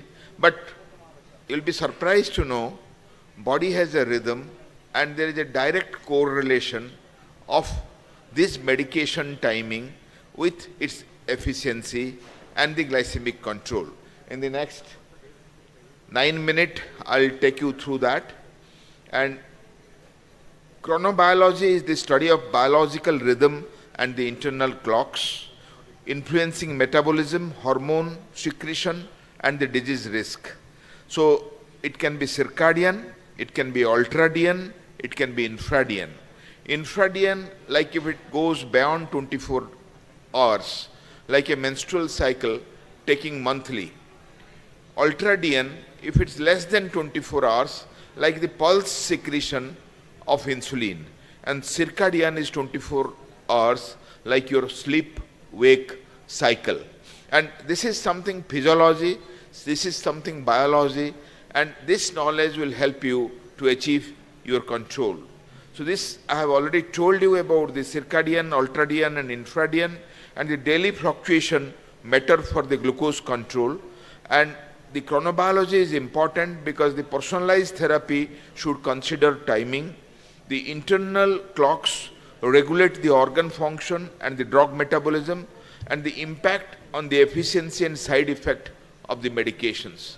Suppose you give a long-acting insulin in the evening, it goes smooth throughout the night. But if you give a short-acting insulin in high dose before dinner, it results in a nocturnal hypoglycemia. Similarly, metformin best works in the evening and SGL2 inhibitor best works in the morning. Why, I'll tell you. The GLP-1 receptor agonist perfectly matches with our synchrony when given in the morning. So that particular effect and the side effect comes in chronobiology. And if we just consider that, our therapy, our medications will have maximum effects. Many of us see patients whole day, even late night, and take a late night dinner at 1 a.m. or 2 a.m. And even I've seen many doctors visiting nursing homes in the midnight to finish up the residual work. But we have to remember the insulin sensitivity is maximum in the morning, so also the glucose metabolism. And if you are taking a late night dinner, the insulin resistance is maximum and sensitivity is minimum, and it causes invariably hyperglycemia. So the glucose metabolism will, if you'll see, the tolerance is highest in the morning, sensitivity declines later in the day, and the misalignment results in glucose intolerance if you don't respond to this. Many people who skip a breakfast, they just run for a meeting, run for a round, run for some clinic, and they skip the breakfast. Remember, that has a very bad impact on the glucose metabolism and body homeostasis. And the pancreatic clock and the insulin secretions, the beta cell have the intrinsic clock and follows the daily rhythms and peak function during active hours. So depending on our activity, like a shift worker, where he works, we have to schedule his drug. And cortisol, all of us know, it peaks in the early morning and raises the glucose. Melatonin is high at night, suppressing the insulin. If this fact will not remember, it will not work, and disruption affecting glycemic control will take place. The chrono disruption and metabolic diseases in the shift work, jet lag, and late night eating takes place.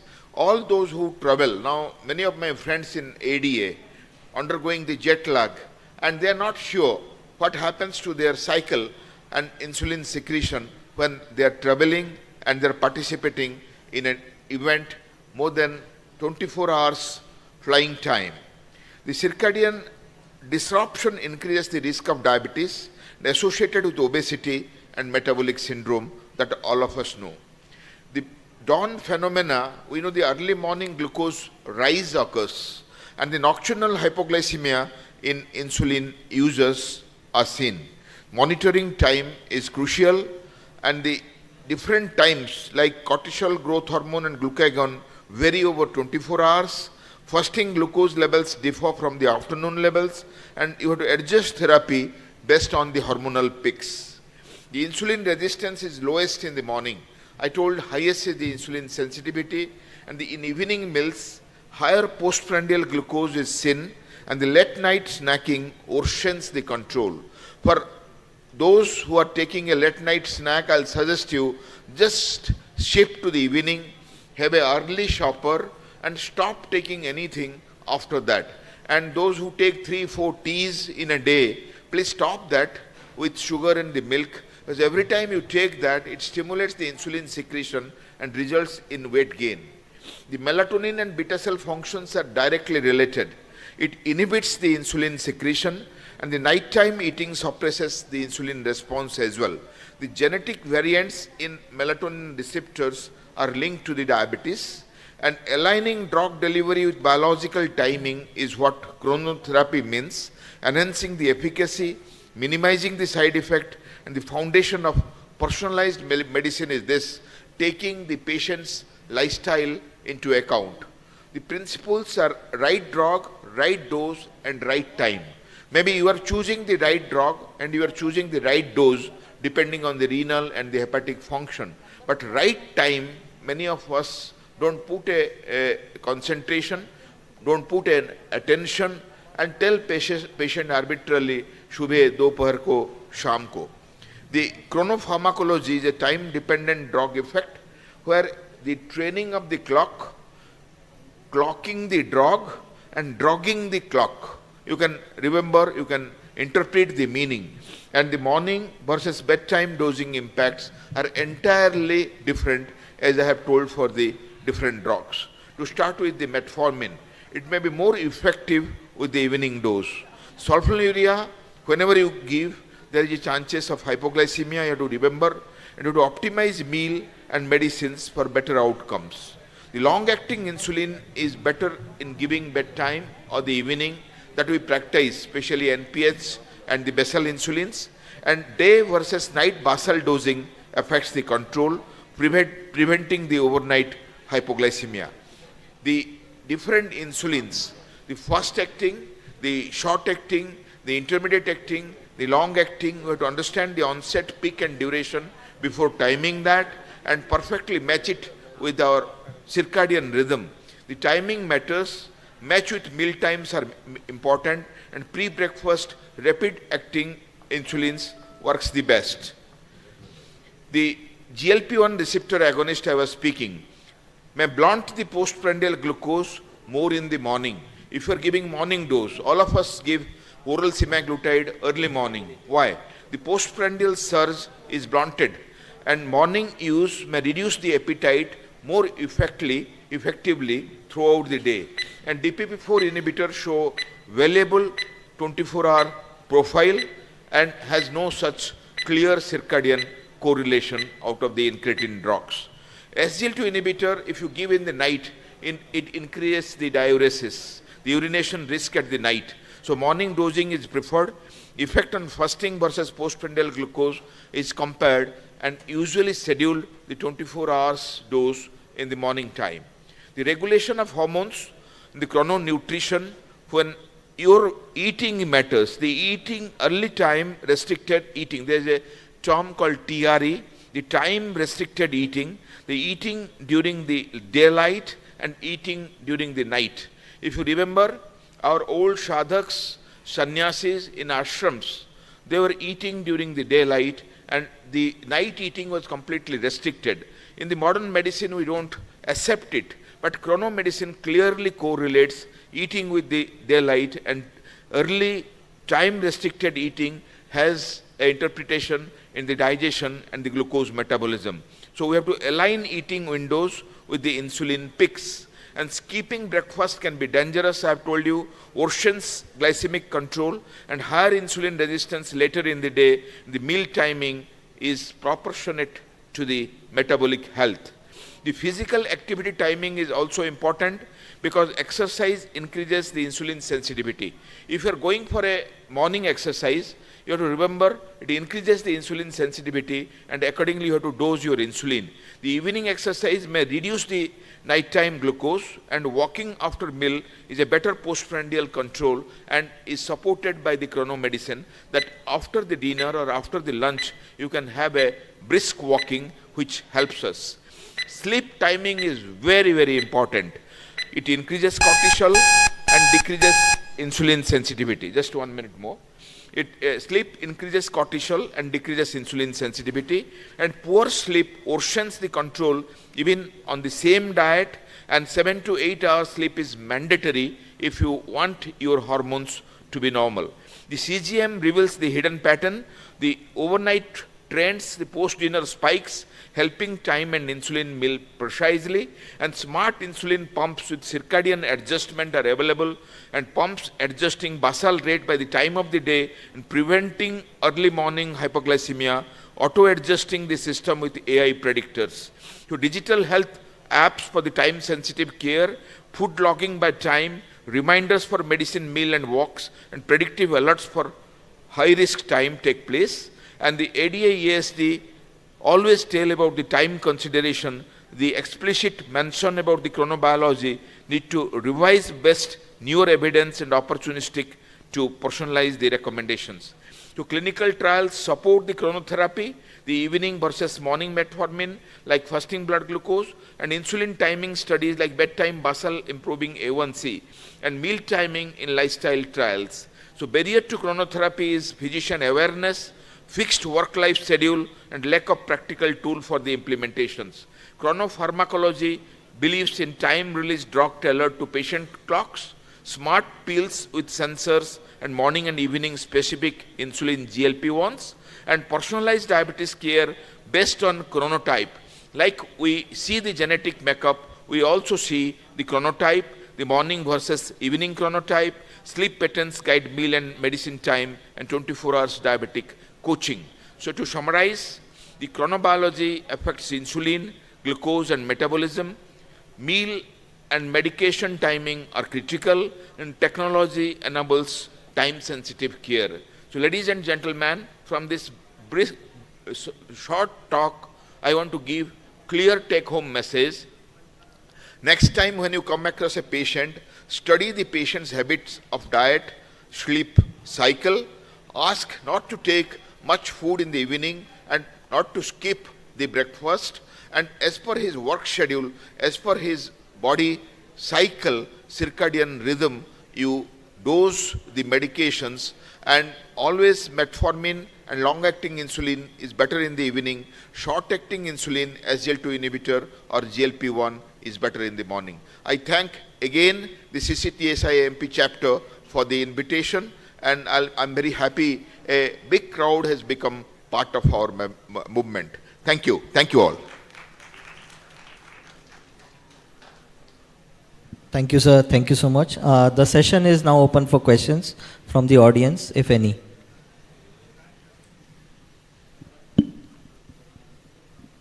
I think there are no questions, sir. Thank you. Thank you, sir. Thank you.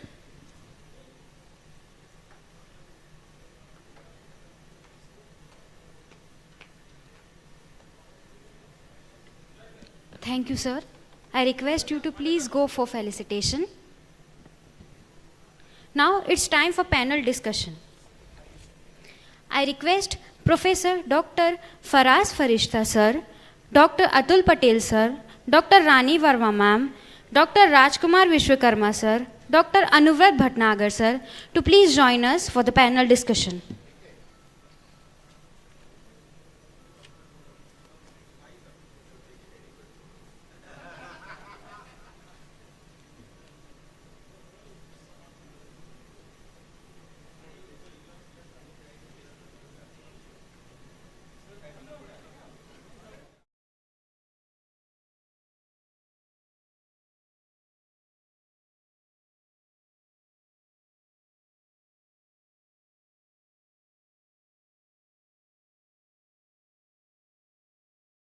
Logic care.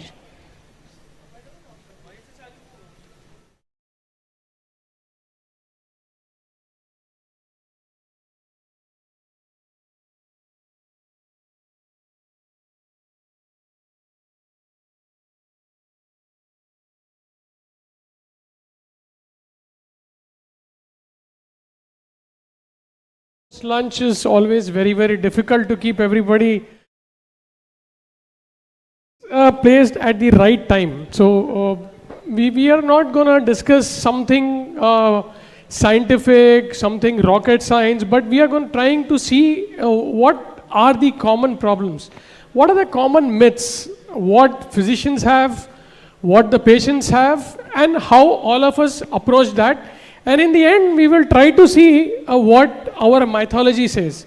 So I think that's a very interesting topic. All of us had to go through deep, and then we said that we do not have much of the evidence. So let us see if we have some discussions from our senior colleagues who are sitting in the first row. So I have a very learned panel with me, Dr. Atul Patel, Dr. Rani Verma, Dr. Rajkumar, and Dr. Anurvad. So I think when I was speaking to these guys, all of them have good strong connection from Bhopal.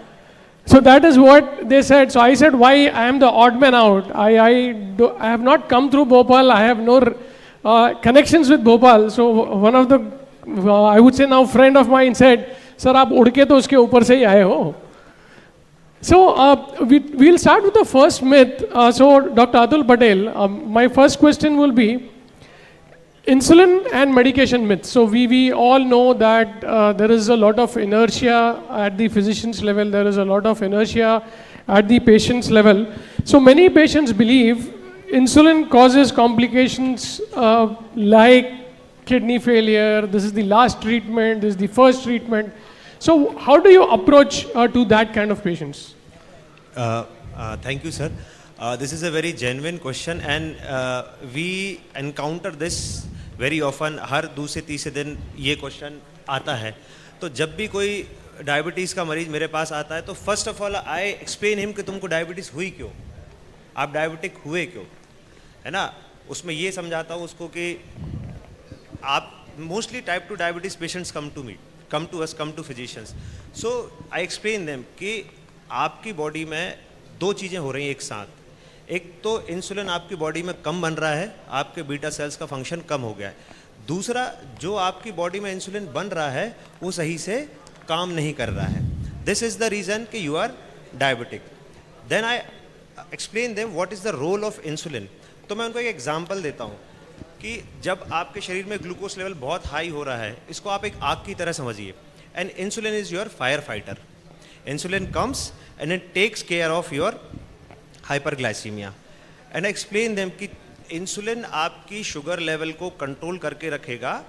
और जो जैसे आपने sir सवाल किया, सवाल जैसे पूछा कि भाई इंसुलिन से किडनी खराब होती है, ये सारी चीज़ें, आई एक्सप्लेन देम कि जो इंसुलिन है ये आपके शुगर्स को कंट्रोल करके रखेगा. तो जो शुगर बढ़ने की वजह से जो सारे कॉम्प्लिकेशंस होते हैं, आपकी किडनी डैमेज होना, आपके आँख के पर्दे को ख़राब होना, आपके पैर की बारीक नसों का ख़राब होना, peripheral neuropathy, these all things I do explain them.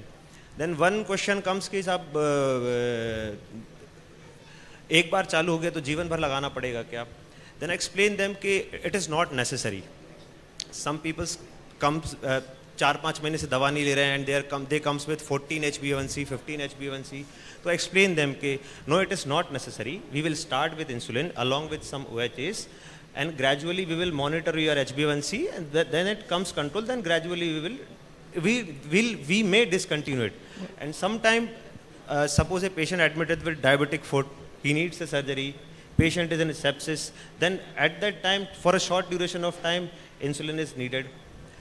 And when I prescribe insulin to someone, so I always keep him in touch, although with me as well as some of our diabetic educators, so that कि suppose sometime he may have hypoglycemia or anything, so he can contact to me. and उनके जो myths होते हैं कि साहब insulin लग गई तो शुगर बहुत ज़्यादा लो हो जाएगी, तो I explain them कि what are the features of hypoglycemia, ये सारी चीज़ें हों तो घबराना नहीं है, आपको थोड़ा सा मीठा ले लेना है, ये सारी चीज़ें करना है. Thank you for getting out the important points. I would like to add one more point here that I believe all of us are doing it, but the first dose of insulin therapy should always be done in presence of the treating physician.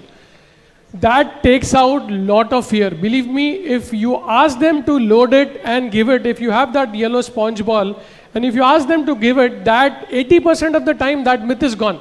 That fear is gone. So it is very important, as he said, to not only educate the patient but also the attenders. Sir, the injection fear is due to what I think कि बचपन से ही हमको डराया जाता है. तुम परेशान करोगे तो सुई लगा देंगे.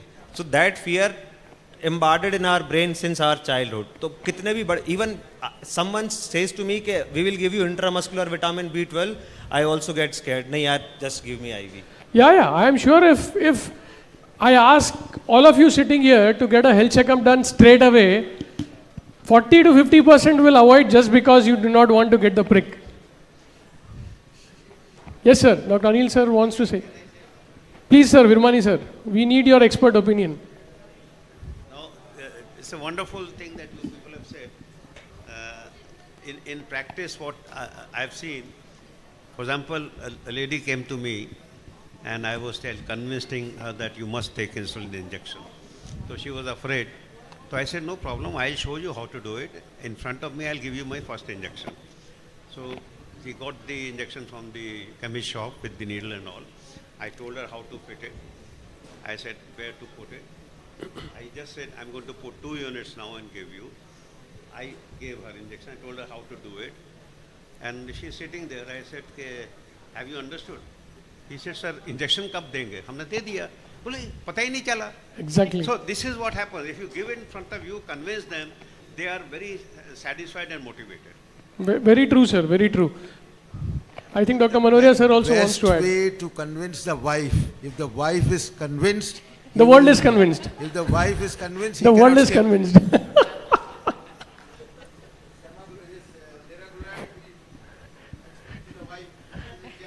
Oh yes, sir. They're very well taken, sir. So coming to you, Dr. Rani Verma, we have heard so much. I think now we are hearing so much about diabetes remission, diabetes reversal. All of us have come to a point where we all believe that there is something called as diabetes remission.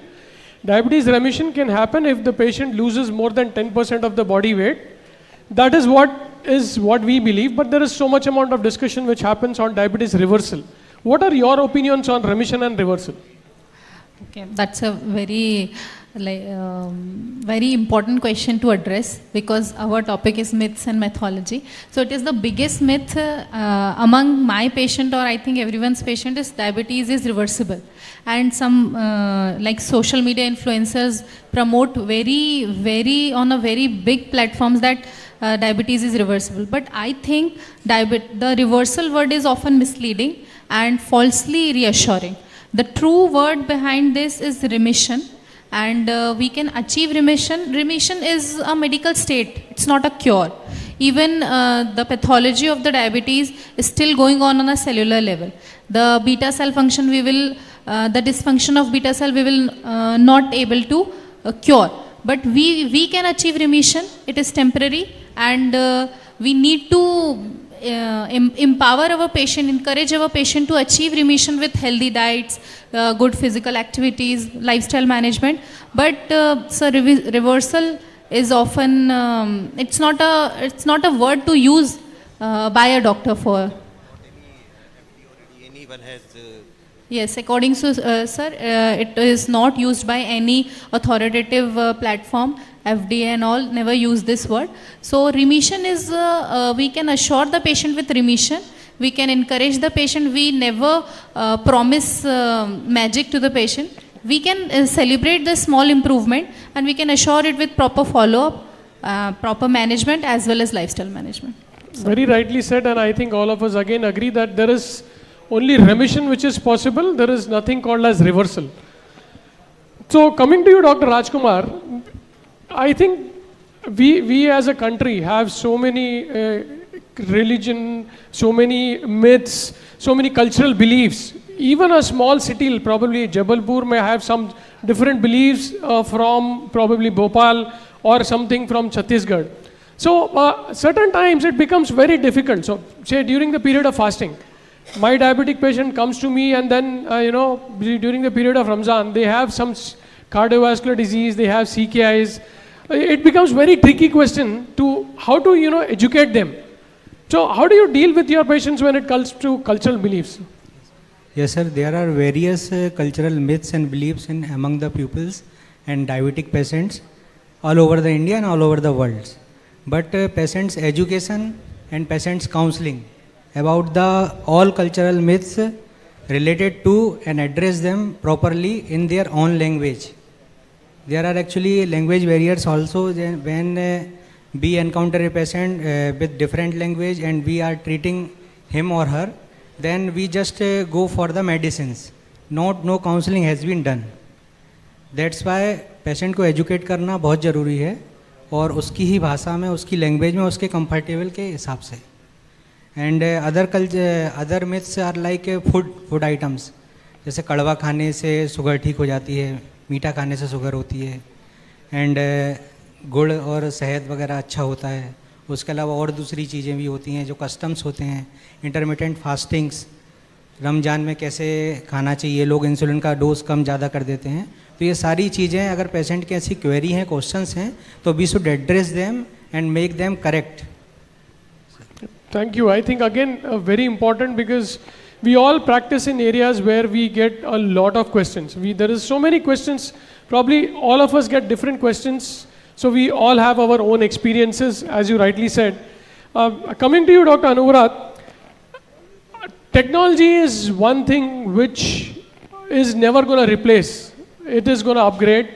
Artificial intelligence is where it is rapidly taking up. So it is not artificial intelligence. Few of my colleagues sitting here, they have rightly labeled it as augmented intelligence. So when it comes to diabetes treatment and management, we have moved from these glucose monitoring, when we used to do with the self-monitoring of blood glucose, to the CGMS. So certain times when we talk to the patient regarding the CGMS, they do not accept it straight away. So what is your opinion and how do you go about it?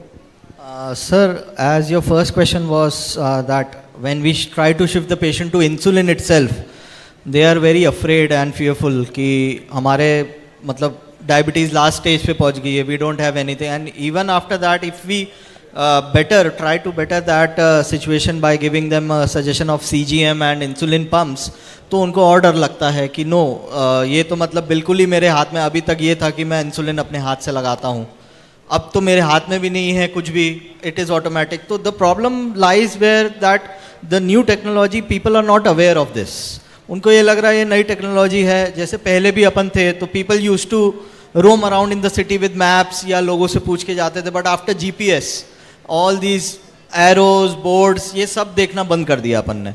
तो technology is always for the better and patient के दिमाग में थोड़ा सा fear रहता है new चीज़ try करने का. Like my parents grandparents भी होंगे अभी, they are very fearful to operate a touch screen mobile. Any new technology is very fearful शुरुआत में, but when they get to know कि know this is good, it eases all the problems. तो ये समझाना patient को ज़्यादा ज़रूरी है. उनको CGM एंड इंसुलिन पम्प्स के बारे में समझाना ज़रूरी है. As a physician when a patient comes to me, the main problem with CGM and technology is that they don't know how to handle it. उनको ये बताना है कि the technology is always for your benefit.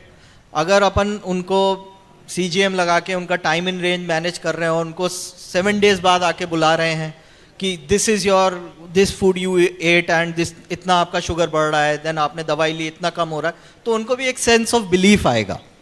एक sense of believe आएगा कि yes this technology is going to get me better. तो अगर ये पेशेंट को थोड़ा सा भी फियर है तो उनकी क्यूरियोसिटी, उनका फियर, इन सबको एड्रेस करके we can give them a trial for 7 days or 14 days for CGM or insulin pumps. Yeah, very rightly said. I think we cannot leave CGMS in this era where there are certain indications all of us know that it is very, very important. So definitely we have to sit with the patient, not only during the when you are keeping it, but as you rightly said, after it. I think that is where it makes more important. When you sit with them and then tell them that this is where your food habits are gone wrong, this is where my treatment is not working, so we can do it much better. Dr. Atul, coming back to you, we always said that yes, obesity is the mother of all diseases, metabolic syndrome is probably the father, everything comes from there. And then now whenever we see a obese patients, we'll tell them that okay, if you are obese, you will get diabetes. So do you still believe that only obesity is leading to diabetes, or we are missing around some patients which are lean as well? Yes, sir. As previously it was seen के diabetes mostly obese patients में ही ज़्यादा देखने को मिलता था. But now as the environment is changing, lifestyle is changing, food habits are changing, day and night cycle is changing. मतलब आज लोग बाग रात को 4 बजे सोते हैं और सुबह 12 बजे उठते हैं, है ना. These all patterns are changing, food habits are changing. And अभी ऐसा देखा, I have seen my mentor is Dr. Sushil Jindal sir. He has shown us 10-year-old child with type 2 diabetes. So now age is not, age doesn't matter कि पहले ये 30-40 के बाद होती थी और अब उससे पहले नहीं हो सकती, पहले ये तो ओबीस में होती थी, अब नहीं हो सकती, because weight is just one important risk factor for being diabetes. जो लीन डायबिटिक्स हैं उनमें आपका रेजिस्टेंस कम है बट बीटा सेल का फंक्शन, रेजिस्टेंस उतना नहीं है बट बीटा सेल का फंक्शन ज़्यादा कम हो रहा है, depending upon fat distribution. When we comes to BMI, we do not calculate the visceral fat. We have subcutaneous fat as well as visceral fat. We have NAFLD. We have genetic patterns, मतलब genetic predisposition towards the disease. So now, because we are not screening the lean patients, so they are continuing in a pre-diabetic or diabetic state for a long time. So it may lead to complicate them very early. So in today's scenario, everyone should be screened for diabetes to prevent these complications to them. I think that is, again, totally agree on that, because central obesity is where I think all of us believe that it is one of the leading factor. And then when it comes to the BMI as well, 25 does not hold good for all of us. Anything above 23 is obese, at least for Asians and Indians. Sir, when I was diagnosed diabetic 3 years back, my BMI was 23. So then probably the right question to the right person. So Dr. Rani, probably we as males are always been very good eaters, but we are not that good when it comes to cooking.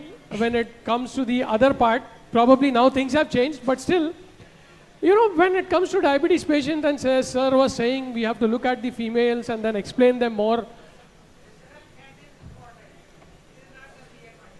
Yes, rightly said, visceral fat is the most important parameter. So when it comes to the diet, very important parameters, nowadays there are so many fancy diets. There are oats, you know, there are quinoa, there are so many superfoods, which even patients and certain times, some of us are also following it. So, but do you think we also had our own ancient grains like millets, which had everything, which was very cheap, which had everything, high glycemic, good amount of fiber, rich in iron, calcium. So what is your take on these fads about these new generation foods? What is our cultural foods? So what I observe in my clinic, or as I talk to my colleague, whenever a new diabetic patient come or a 10 or 15-year-old patient come, both of them must, वो पूछेंगे कि परहेज क्या करना है, diet क्या करना है, चाहे नया पेशेंट आए चाहे 15 साल पुराना patient. They are not doing since 15 years, I'm मतलब the myth originates from here, क्योंकि बहुत there is a awareness gap, there is information gap regarding diet, regarding balanced meal, regarding proper balanced dietary food habits. So that's why the myth originated, that's why the dietary dogmas originated from here. Some people say, and some like fat diets, crash diet, one size fit all regime diet can cause the reduction in the sugar, or you can reverse your diabetes, remit your diabetes with all these diets. But I don't think it is possible with all these things, because these crash diets, fat diets cause burnout, even nutritional deficiencies, gallstones, a lot of side effects originated from these diet, and they don't have a major effects on sustainability of diabetes reduction. So what we need to address, we need to educate our patient regarding balanced meal, regarding the key in one more thing is that there is over focus on sugar free products. The people are eating, the people thinking rice is poison, fruit is poison. They just stop eating rice and fruits and they started eating sugar-free sweets. So the over focus on sugar-free things, they don't know the hidden carbs, sorbitol and fats which disrupts their lipid. So I think there's 4 key principles to address this myth. First is the label reading is the key. We need to educate the patient on balanced diet, proper balanced meal, and the quality and quantity of fiber, protein, and good carbs, timing, portion, all that matter. Only sugar is not the villain, and we will remit our sugar with good balanced diet. Thank you so much. Label reading. I would like to know how many of us do label reading when you go to a supermarket, when you are picking something? Can I see the hands in the air? How many of us do the label reading when you are taking something? Yeah, we always have to raise it anyways. Even if we don't follow, we can't set a bad example. So that is the point. I think that is where it is very easier said than done. We always tell this, but we don't practice this. So I think take home message would be that we start doing it so that we can tell it to our children. We can tell our wives. I think that is where it starts very, very early. So Dr. Rajkumar, we always know we spoke about injections, we spoke about CGMS. There is always that risk of developing hypoglycemias in a diabetic patient. So certain times there is a fear. So what happens if somebody starts on insulin, the patient develops one hypoglycemia, he is not ready to take anything in his life. That one episode has shattered him. So how do you tackle these kind of patients, and then what is your idea on that? Fear is adaptive at only a certain level. If it exceeds that level, then it causes the anxiety, and patient becomes over-conscious about that fear. And that incident that occurred in history, like family person or other members or same patient, if he experienced single time hypoglycemia, then it worries about that hypoglycemia symptoms like palpitation, tremors, sweating and lethargy, and even in case of while he was drawing a car, then accident can happen. That fear is called fear of hypoglycemia, and when it should be a concern if any symptoms persist for more than 1 to 2 minutes of time, or even the hypoglycemia reaches below the 54 milligram per deciliter, then it causes the brain injury or brain hypoglycemia. And how should it be tackled? Then there is a ADA guideline about the 7A. First one is the aware, and patient should be aware about the hypoglycemic episodes and the symptoms of the hypoglycemia. Then second is the ask, and patient should be asked in every visit to the doctor about the hypoglycemia or any hypoglycemic events to raise. And then assess the how much degree of fear of hypoglycemia by the simple score of hypoglycemia fear score, and categorize the patient in mild, moderate to severe category, and then assign even if he required a mental psychiatric treatment or any diabetologist treatment, then please assign, and then arrange the follow-up. Thank you. I think again that 7A's is very, very important when we are treating a diabetic patient. All of us know that, and we practice it as well. So Dr. Anurag, in a country like India, where people always believe in the alternative form of medicines, when they get diabetes, first thing what they would love to hear is that it can be reversed. Second thing is they want to take all that alternative therapies, leaving what we have. So we have seen so many patients landing with complications coming to us in the later stage. But now how do you deal with this kind where patients still, lot of learned patients believe that alternative therapies are more better than what allopathy gives. So how do you treat Sir, this again comes from the myth that allopathic medications, they all cause side effects and all these things. So in India, we already, where there are at least 2 to 3 forms of alternative medicines available. So people like to go there कि चलो इससे पहले ये try कर लेते हैं. तो going into the root of that thought कि क्यों जाना चाह रहे हैं, तो we have to first show empathy towards the patient as well. कि why are they wanting to go not to you but to a non-scientific person or anyone who promises them to even reverse or even decrease the blood sugar in the first place. Why are they trying to do that? So the second thing what I try to do in my practice is whenever the patient comes that we are taking this and my sugar is not controlling, what can I do extra so that I don't want to leave that and you give. So after giving them evidence-based medicine, we have to give them evidence-based medicine के examples देने ही पड़ते हैं. And on this topic, I did my own research, but in all these alternative medicines में कुछ substances ऐसे हैं, जैसे cinnamon tea, एक बहुत basic सा है. It is in few trials, it is related to a modest decrease in fasting glucose. But अगर किसी का 200-300 fasting glucose है, तो it is not going to decrease it to the range level. So, given the fact that even they are having some effects on glucose, postprandial fasting, we can advise the patients to go for that along with our medication, but not at the cost of their health. There are certain things, certain Ayurvedic, homeopathic medications that people believe that hamari sugar kam ho jayegi, but they are found to be hepatotoxic and nephrotoxic. So in that sense, we have to put a foot down. We have to put our foot down at some point, that you can try, but not at the cost of your health. This is what I think. Yeah, I think empathy is the right word which you use, because most of the time, I also certainly certain times do that. When patient comes with that, it comes as a defense mechanism. You feel, what is this? This is all rubbish. So I think empathy is the right word. Probably you sit with your patient, talk to them, and explain them that, okay, whatever you are doing is maybe not that great, but what we have is evidence-based medicine, so that can help you much, much better. We wanted to continue, but I think I can't take the alarms anymore.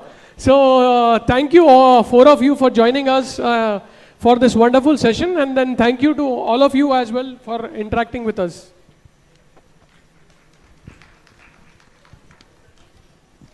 Thank you for the wonderful and engaging session. Now I invite Dr. Naveen Sharma sir to please come up on the stage. I invite Dr. Amit Kinare sir, Dr. Vikas Mishra sir, Dr. Diksha Soni ma'am to please be seated. Please come on the stage.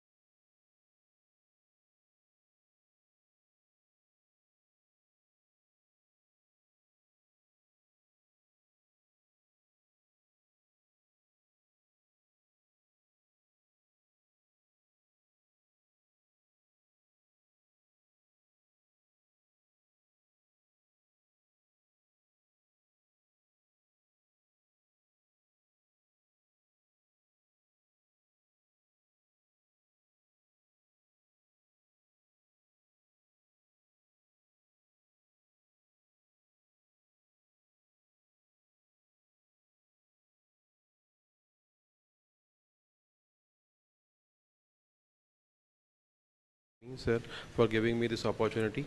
And my topic for today is discussing on the silent ischemia in diabetes, why screening still matters.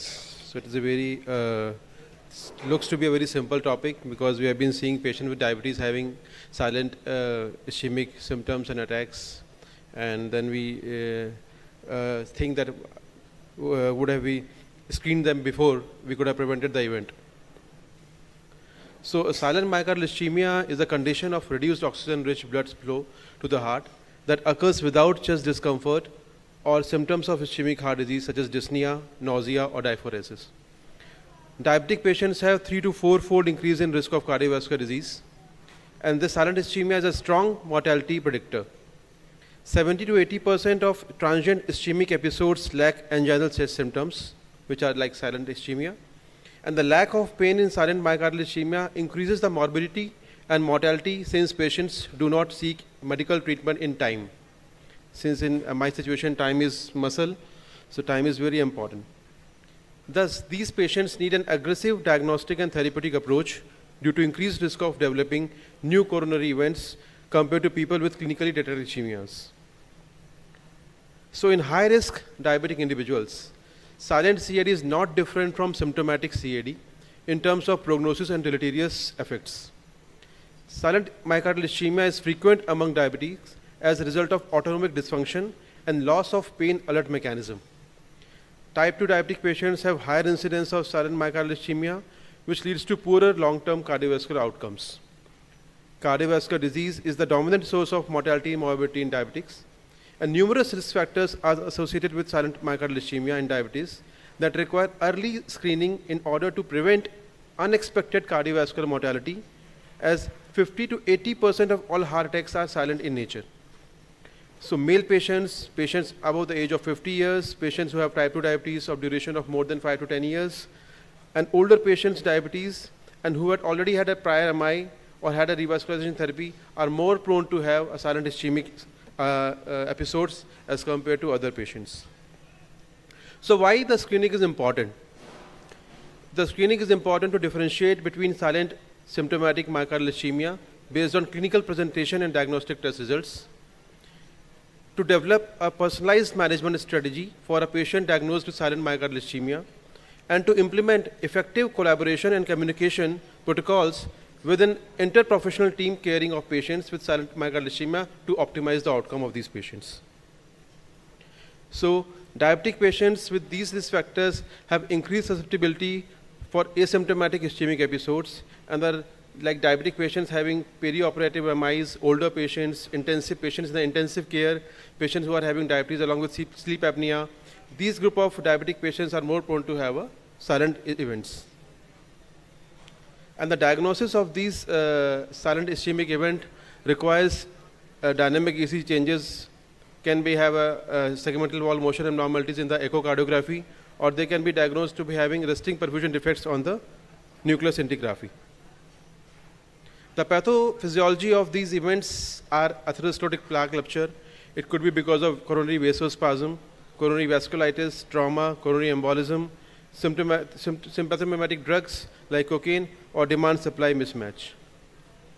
And these silent myocardial ischemias can be classified into 3 categories. Type 1 are the episodes where it occurs in asymptomatic patients without prior MI. These are silent myocardial ischemia, and these are least frequent type of group. The type 2 is the asymptomatic patients who had a prior history of symptomatic myocardial ischemia. And the most frequently we encounter type 3 group of patients where the patients have the symptoms, it's present in patients having symptomatic or asymptomatic CAD is the largest group. So what are the basic tests which we can use to diagnose these silent myocardial ischemias? A bedside ECG monitoring is used for continuous cardiac electrical activity and can detect ischemia like dynamic STT changes, Q wave in the ECG. Cardiac markers like troponin and CPKMB can diagnose myocardial injury.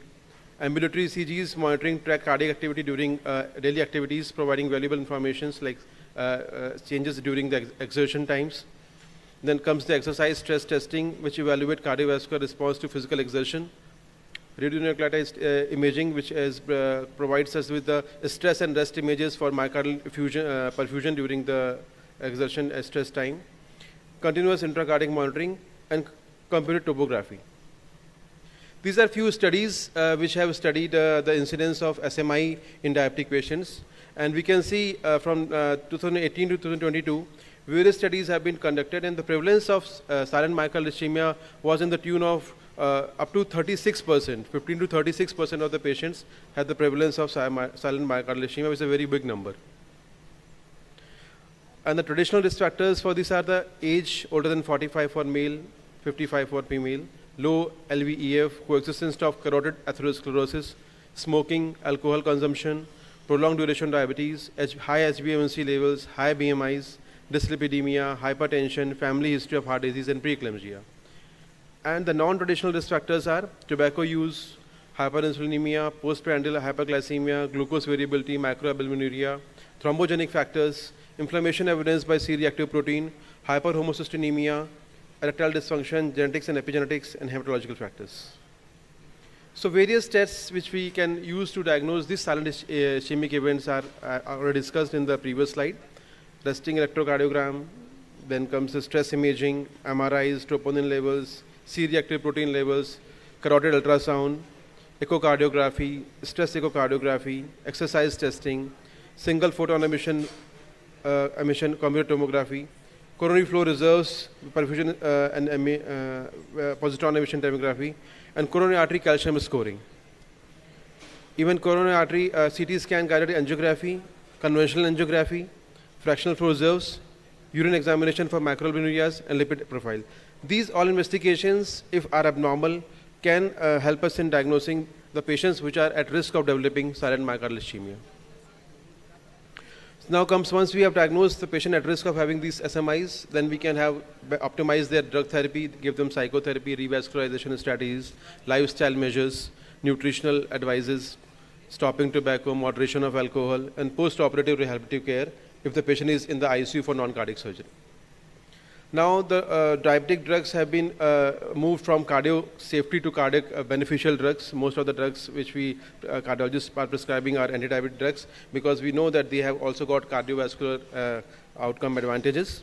So the drugs which we can offer these patients are aspirin, basically for secondary prevention, mainly for secondary prevention of events, clopidogrel for aspirin allergic patients, DAPTs after revascularization or unstable anginas, low dose rivaroxaban anticoagulation along with aspirin for PAD and CSA patients, ACE ARBs, beta blockers, thiazide-like diuretics for hypertension, statins, ezetimibe and PCSK9 inhibitors for uncontrolled lipid goals, SGLT2 inhibitors, GLP-1 analog, which we have discussed in the previous talks. What does the ADA recommend? So the cardiac testing candidates for advanced or invasive cardiac testing include those with typical or atypical cardiac symptoms or an abnormal ECG. Exercise ECG testing without or with echocardiography may be used as an initial test. In adults with diabetes of age more than 40 years, measurement of coronary artery calcium is also reasonable for cardiovascular risk assessment. Pharmacological stress echocardiography or nuclear imaging should be considered in individuals with diabetes in whom resting ECG abnormalities preclude exercise testing. And in addition, individuals who require stress testing are unable to exercise should undergo pharmacological stress imaging or nuclear imaging. The screening of asymptomatic individuals with high CVD risk is not recommended in patients, because these high-risk patients are already getting high-intensity statins, optimized medical therapy for diabetes and comorbidities. So the approach to benefit of revascularization is questionable in these patients. So there is also some evidence that silent ischemia may reverse over time, adding to the controversy concerning aggressive screening strategies.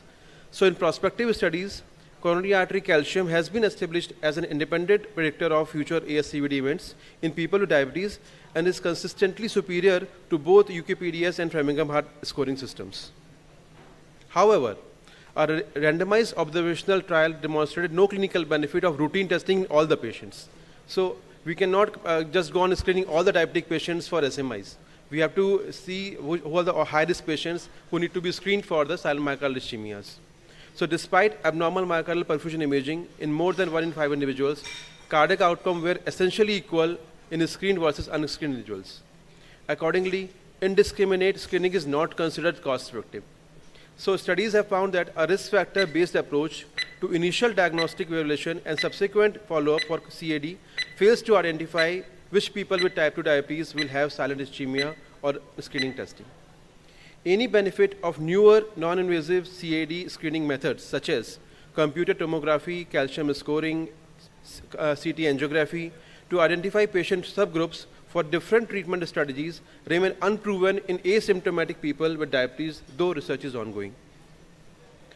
Since asymptomatic people with diabetes with high CAD burden have more future cardiac events, these additional imaging tests may provide reasoning for treatment intensification. We can optimize the dose of statins and add other drugs to decrease their events and to guide informed individuals' decision making and willingness for the patient to take medications for longer in higher dosage.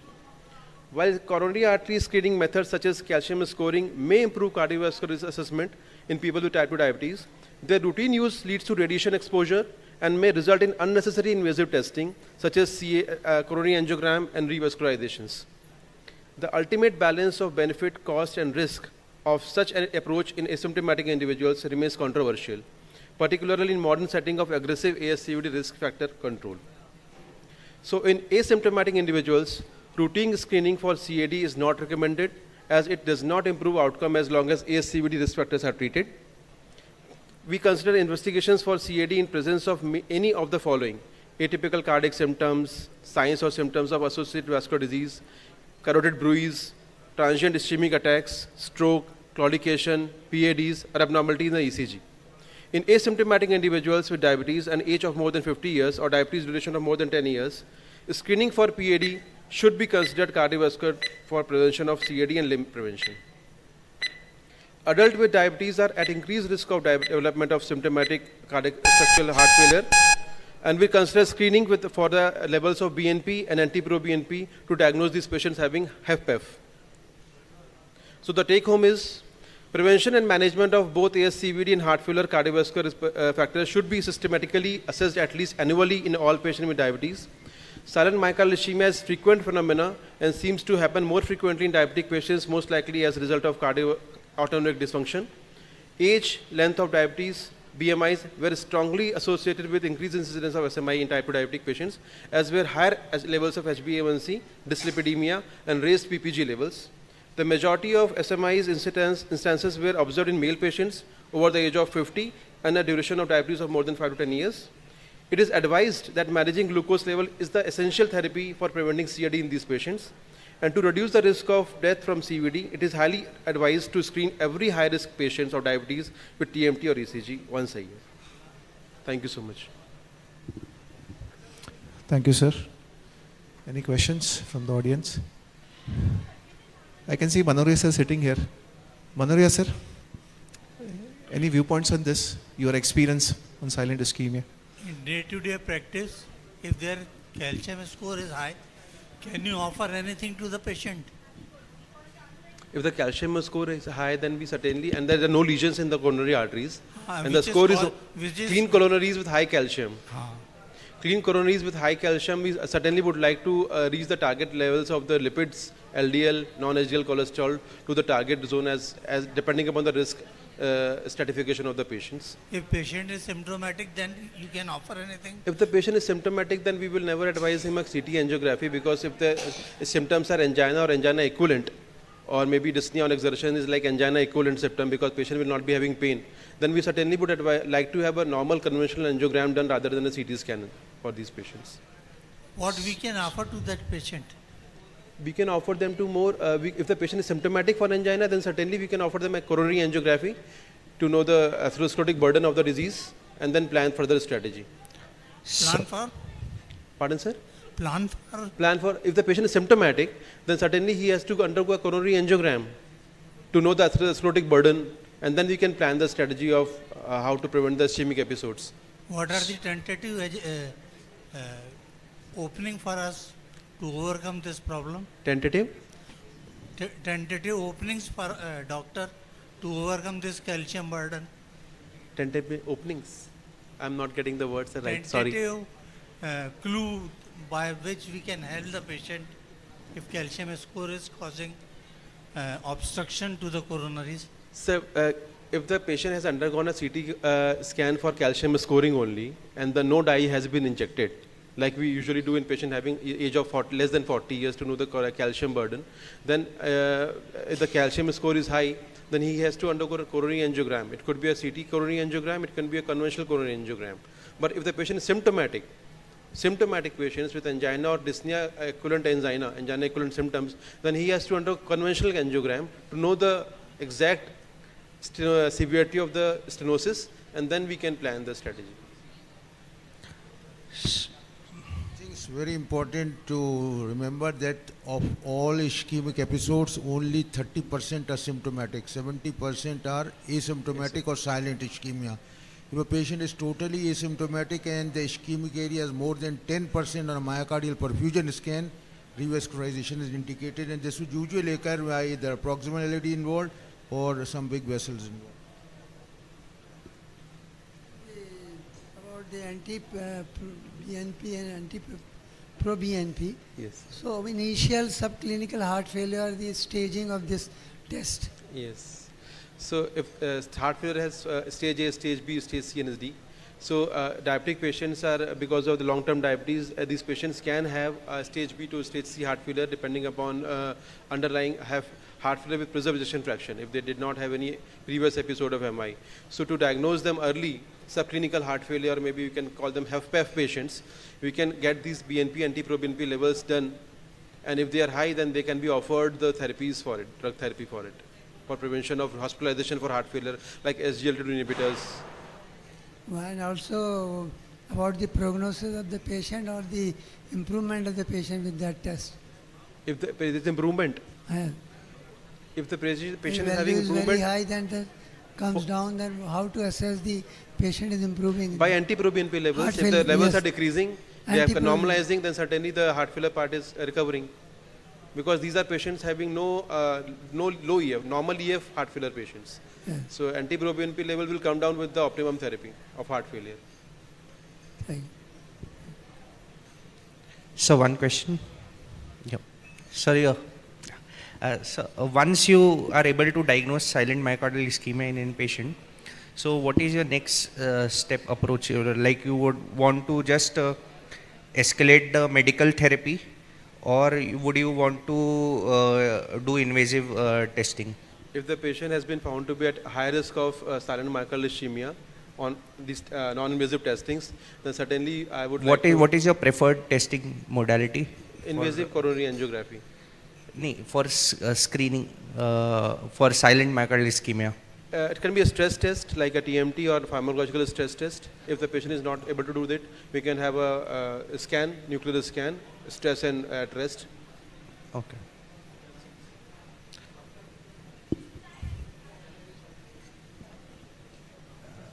Yes, probably. Yes. Stabilized plaque is there in the patient. What is the fallacy of that test plaque? Which fallacy, sir? Calcium score. Calcium can overestimate lesions in the coronary arteries. So if the patient is having high calcium scoring and multiple calcium speckles in the various arteries, then this calcium can overestimate the severity of stenosis in these arteries. So suppose if the calcium is high, 40% lesion can be reported as a 80% lesion on CT angiogram. What does the means stabilized plaque indicates? Stable plaque. So the stable plaque is a thick fibrous cap plaque with low lipid content. So a plaque having low lipid with thick fibrous cap is a stable plaque. It is a stable plaque and it might not be able to rupture in near future. Plaque with a thin fibrous cap and a large lipid core is a vulnerable plaque, and these plaques, even if they are not more severe like 70-80%, even if they are 50-60% stenotic plaque, they can cause MI even with a slight stress or more rupture of the fibrous cap. Thank you. Thank you so much. Thank you. Thank you for the wonderful session, sir. I request sir and chairpersons to please move forward for felicitation. Now, I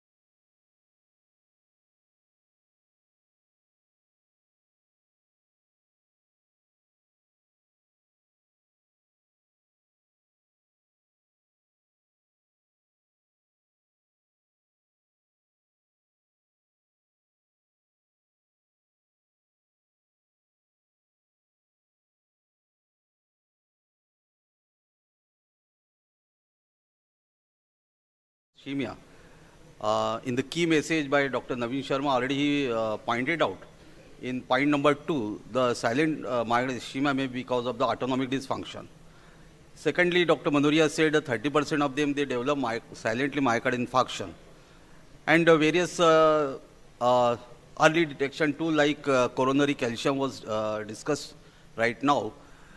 Prior to that, there are many tests by which we can diagnose this silent myocardial infarction or ischemia as a bedside tool whenever we examine some patient who comes with a minor symptoms. So it is very important to know whether the patient is developing autonomic dysfunction, especially in patient of diabetes. So many of them, they may have a parasympathomymetic dysfunction or they have a sympathomymetic dysfunction. Initially they may have a parasympathomymetic dysfunction because of the destruction of autonomic nerves which supplying the blood vessels and heart. So basically it is an impairment in the regulation of heart rate as well as the blood pressure. So these are the tests by which we can just simply see the heart rate and just simply see the blood pressure when patient comes in your clinic. And silent myocardial ischemia and infarction leads to the very high mortality. And it is not only associated with the sudden cardiac death, but there are various arrhythmias. Many of them, they only just have a silent arrhythmias which lead to the silent myocardial ischemia. So it is very important to diagnose very early whether this patient having autonomic dysfunction. So most common cause of autonomic dysfunction is the diabetes. Now, if you see the prevalence, there are many cohort studies where it is around 35 to 37% is seen in diabetic the patient. So it is a large number of the population, they may have a silently autonomic dysfunction. So large number of the population, they may have a underlying microvascular complication also. So autonomic dysfunction is a microvascular complication of type 2 diabetes mellitus. And many of them, they not only develop this microvascular complication during over-diabetic, rather than they develop prior to the development of diabetes. So even in pre-diabetic patient, we must assess for the autonomic dysfunction. So one of the in cohort study, almost it is usually seen in older age, and in one of the landmark trial, that is a cohort trial, where they have shown the women are more affected with autonomic dysfunction as compared to the men. So, but we have to screen equally in men and women both. So as far as the etiology is concerned, the most common cause is diabetic. Apart from that, metabolic syndromes, chronic kidney disease, even some of the cancer, they may have a autonomic dysfunction. And it may be secondary to many infections, some of the drugs which lead to the autonomic dysfunction. If you see pathophysiology, the most important things, it is a destruction of autonomic nerves which lead to the impairment in the function of sympathetic system as well as parasympathetic system. And in diabetic, the most of the times we know there are hypotheses which leads to the various complications. So chronic hyperglycemia and metabolic derangement is the most important cause, apart from the ischemia of vasa nervorum, apart from that the autoimmune destruction of the autonomic nerves. So in chronic hyperglycemia, already you know there are various hypotheses. There is no definite way by which we can confirm this autonomic neuropathy or some other complication like peripheral neuropathy because of this complication. So very important, very commonly is the advanced glycation end product may be responsible. The higher amount of advanced glycation end products is seen in diabetic complication. Apart from the polyal pathway activation, examine pathway activation, protein kinase C activation, all these may lead to the chronic complication. Not only the autonomic neuropathy, it may be responsible for distal polyneuropathy, peripheral neuropathy, and other complications. Then there are many oxidative stresses. They may be responsible. Mitochondrial dysfunction is seen in the neuron, and that lead to the destruction of the autonomic nerves. The ischemia, these are the complication as a microvascular complication. which lead to the destruction of small blood vessels, which are supplying the autonomic nerves, and that results in the hypoxia and axonal degeneration. Autoimmune mechanism, like in type 1 diabetes, many of them, they have a autoimmune destruction of not only the pancreas, but also destruction of autonomic nerves. So it may be an immune-mediated injury. There are studies where they have shown that there is increased circulatory autoantibodies. They may be responsible for destruction of autonomic neurons. Nerve fibers involved in, if we see the pathology, if we examine by biopsy, the parasympathetic fibers as well as the sympathetic fibers, both are affected in cardiac autonomic neuropathy. So these are the neurons, these are the nerves, the sympathetic chain may be affected, and denervation of this sympathetic chain may be responsible.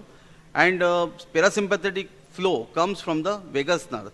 So in the upper panel we can see the vagal nerve is affected first, followed by the sympathetic nerves. So structural changes may have a demyelination, they may have axonal degeneration. So denervation of both autonomic and peripheral nervous system occur in an ascending length dependent manner. Vagus nerve is usually the first nerve to be affected, that resulting in the symptoms of sympathetic dominance. So many of them, they comes with the resting tachycardia because of the dominance of sympathetic system. And once the sympathetic system is also affected, these patients, they may have a important symptoms like orthostatic hypotension. They may have a heart rate variability. You know, with a deep inspiration, the heart rate increases. With expiration, heart rate decreases. So this variation is lost, and the patient becomes symptomatic. Now, what are the risk factors? The most important is the diabetes. Diabetes is the one which is responsible for microvascular complication. Apart from that, if they have add-on obesity, they have a dyslipidemia, they have a hypertension, if they have a OSA, metabolic syndrome. So these are the patients who are susceptible to develop autonomic dysfunction. So cardiac autonomic dysfunction may be responsible for dysfunction of sympathetic as well as parasympathetic system of our body. So initially, if the sympathetic innervation of the heart, parasympathetic innervation of the heart is intact, in that case, the most of them, they have a normal heart rate, they may have a normal heart rate variability. And if the parasympathetic system is affected, in that case, the person comes to you with a resting tachycardia, and they may have a decreased heart rate variability with a standing, with a deep breathing. So this heart rate variability is lost, the patient have a intolerance, and this patient also have a fatal arrhythmia. Once the patient develops involvement of sympathetic system, these patients are susceptible to develop various tachyarrhythmia like atrial fibrillation, ventricular tachycardia. They comes with the orthostatic hypotension and silent myocardial infarction. So these are the complications usually see once patient develop autonomic neuropathy like silent myocardial ischemia, cardiomyopathy, sudden cardiac death. Even they have a chronic kidney disease as a microvascular complication. They comes to you with a atrial fibrillation, ventricular tachycardia, which lead to the sudden cardiac death. So these are the sequelae once patient develop autonomic dysfunction. So what we need when patient comes, we require early detection. Otherwise, all these patients will end up into the various complications. So early diagnosis is very important when patient first comes in our clinics. So American Diabetic Association, they said all patients of type 1 diabetes to be screened, and it is to be begin 5 years after diagnosis. But in type 2 diabetes, we don't know at what time the patient develop disease. So screen at the time of diagnosis, because many patients have a long-standing disease at the time of detection. And if it is normal, if we examine and if it turn out to be normal, we ask them to be repeated after 2 to 5 years. And in those patients who are at high risk with a poor glycemic control, long duration diabetes, or already they have a complication, they must be screened. So this is the guideline. Everyone must screen them. Then how we can test? Once patient comes to you, A very simple bedside test is recommended. What is the heart rate response to deep breathing? You know, after taking a deep breath, there is an increase in the heart rate, and during expiration, there is a decrease in the heart rate. So this is a usual physiological variation. So whether it is lost or not, then Valsalva, then postural changes in the blood pressure. These are the important tools by which we can diagnose very early. So what are the tests? The cardiovascular autonomic reflex test, and it is a non-invasive test. The Ewing's battery in 1989, Ewing established this test. There are 5 tests by which we can score them. If there is a no abnormality, then score is 0. And if out of these 5, if there is a abnormal, it is we have to give score 1. And if it is borderline, then we have to score 5.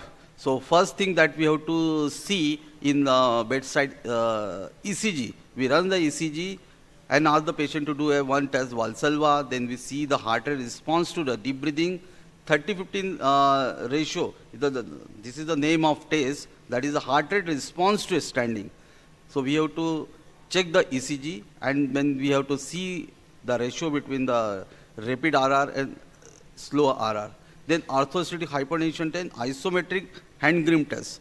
Normally after hand grip, there is an increase in the diastolic blood pressure by 10 millimeter. If it is there is no rise in the diastolic blood pressure more than 10, it is abnormal. So heart rate variability that we have to see, and simple way is the ECG based Valsalva. Apart from some advanced tests like MIBG scintigraphy, where we can see any reduced uptake in the myocardium, and very important in ECG, QT interval. Just 1 minute. So diagnosis with the help of all these Ewing's battery tests. If it is at least, if out of 5, if 2 or more than 2 is positive, then patient may have a autonomic dysfunction. Possibly if only at least one is positive, then there may be possibility.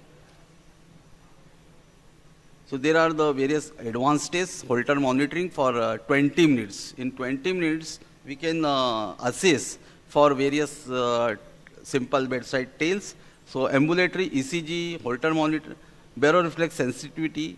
There is one more important way by which we can directly see whether the autonomic nerves is affected or not. This corneal confocal microscopy determine the damage to the corneal nerve fibers in patients with diabetic, and these fibers have been shown to have a similar structure of type A, but delta and some autonomic fibers. So what we have to see, what are the risk factors? So if someone comes with a heart rate variability, QT interval prolongation, resting heart rate is very high, and in radionuclide study, if there is reduced uptake, baroreflex sensitivity test is also abnormal, or if there is a high level of norepinephrine. These are the important prognostic marker which suggest the patient may have a cardiac autonomic neuropathy. In short, about glycemic control, lifestyle modification, the pharmacological treatment.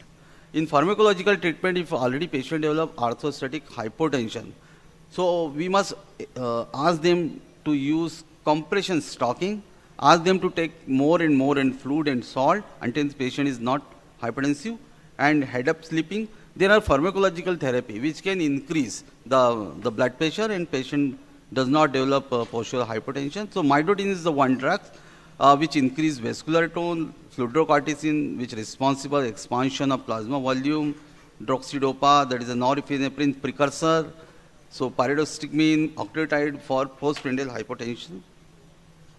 So resting, if person comes, he is asymptomatic but resting tachycardia, patient may have a autonomic dysfunction. In that case, beta blocker may be helpful. Even some calcium channel blocker like diltiazem can be used. There are some supportive treatment like alpha lipoic acid, which is a potent antioxidant drug that can be used. And there are some experimental drugs like acetyl L-carnitine, ranolazine. They may be helpful to certain extent. And some surgical intervention which can responsible for decreasing the sympathetic tone, like thoracic superior anesthesia, stellate ganglion block, cardiac sympathetic denervation, renal artery denervation. These are the way which can decrease the sympathetic tone, and parasympathetic can be increased by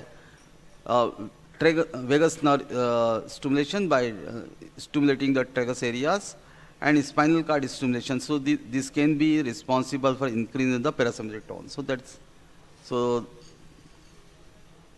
in the last cardiac autonomic neuropathy is a potentially life-threatening situation. Early diagnosis, comprehensive cardiovascular risk, and multidisciplinary approach may reduce the silent myocardial infarction, sudden cardiac death. Thank you very much. Thank you very well, sir, for such a very informative and important topic discussion. Now session is open for question. I think one should never forget, if you are giving a pre-operative fitness of a diabetic of long-standing duration, always check for cardiac autonomic neuropathy, because in the event of a shock or cardiac arrest, it may not be possible to revive the patient, and the blame may fall falsely on the anesthetist.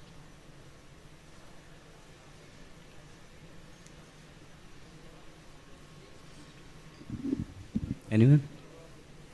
Thank you. Thank you, sir, for the wonderful session. Thank you, chairpersons. I request sir and chairpersons to please move forward for felicitation. Now it's time for panel discussion. I request Dr. Anushri Jamdar ma'am, Dr. D.S. Bahrani sir, Professor Dr. Narbda Patel sir to please be on stage. Kindly join us.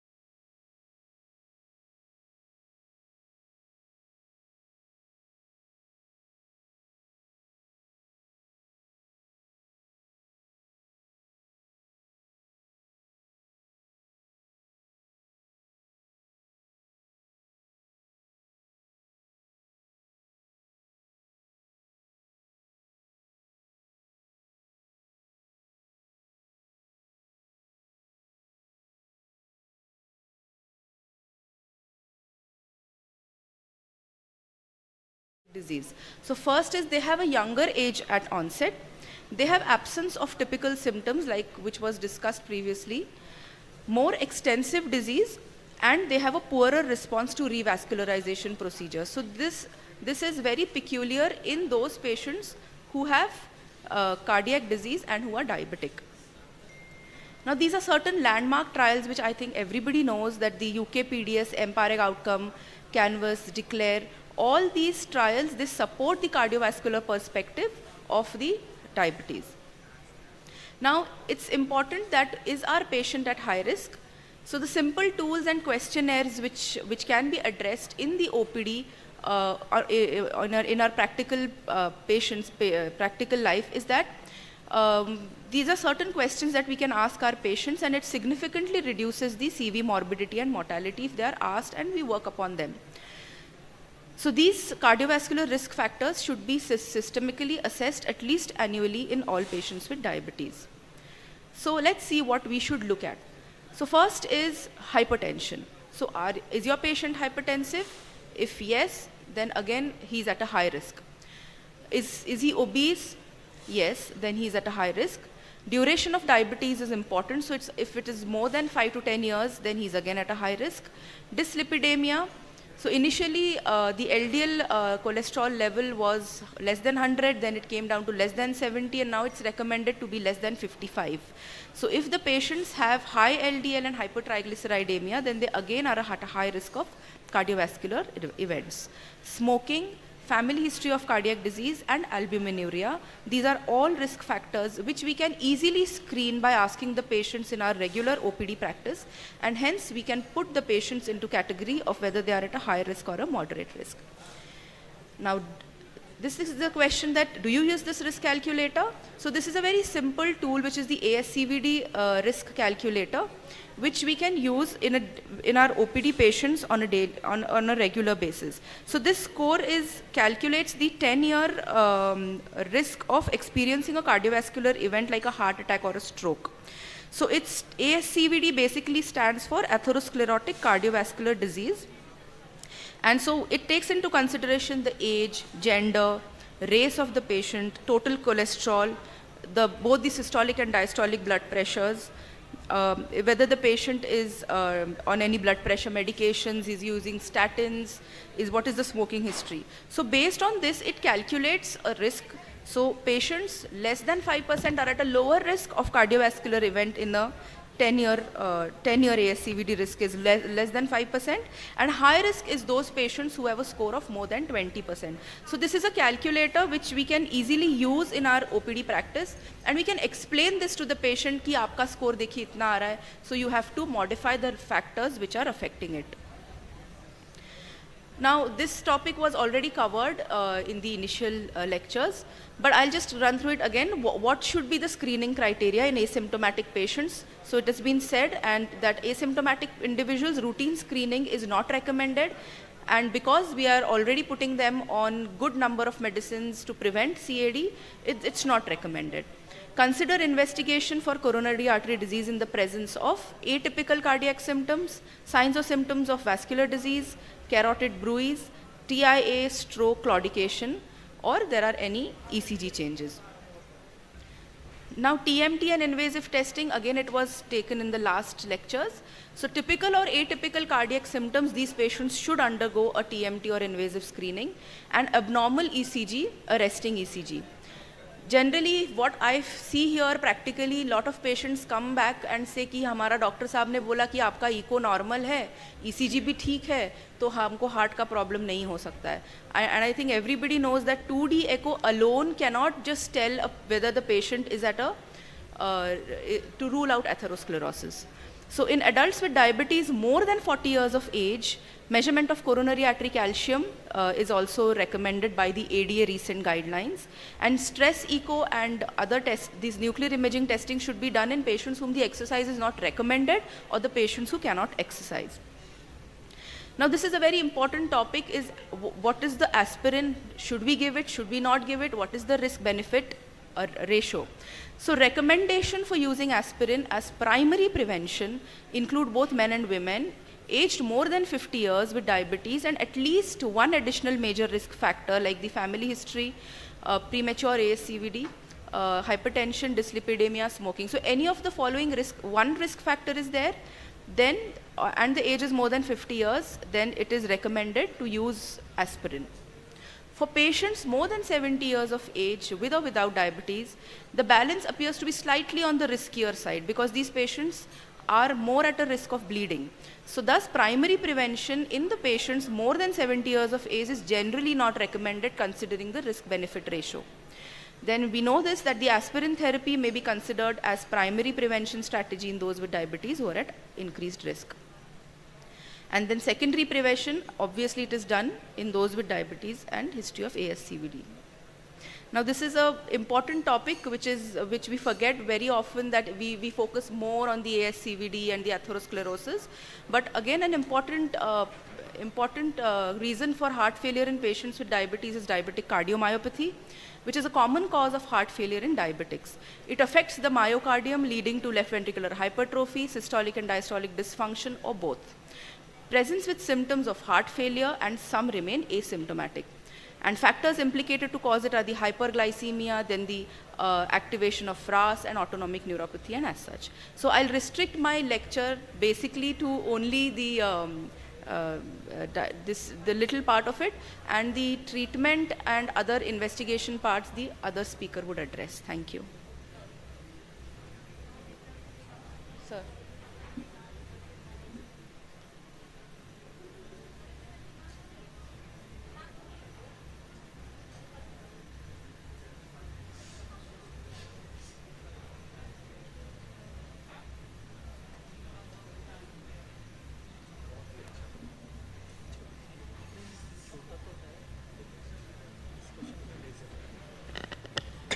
At the outset, I would like to thank Dr.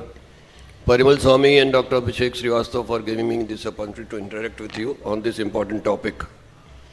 Is diabetes just a metabolic disease or a cardiovascular disease in disguise?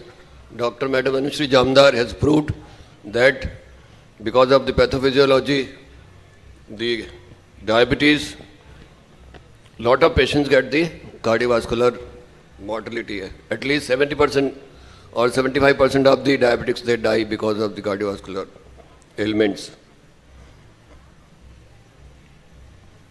So we need to screen the plaques, the stenosis, and change the outcome and prevent deaths. This is the important slide by the ADA. Every year they declare what is the best option for the patients, and they have said if there is a ASCVD, we should prescribe GLP-1 agonist or SGLT2 inhibitor. So established ASCVD in diabetes, GLP-1 receptor agonist or SGLT2 are a must. If there is heart failure, again SGLT2 inhibitors are a must. If there is a diabetic kidney disease, the SGLT2 inhibitors are must. And nowadays the ADA recommends that not only the glucocentric, but we should target the weight-centric measures also, and we should avoid hypoglycemia. We should also consider the cost for the 70% of the patients who are poor. So they have divided into various columns, that the established CAD, SGLT2 inhibitors and the GLP-1 receptor analogs, and heart failure, again SGLT2, the diabetes kidney disease, again SGLT2 inhibitors, and weight-centric, they are again recommending the liraglutide or semaglutide.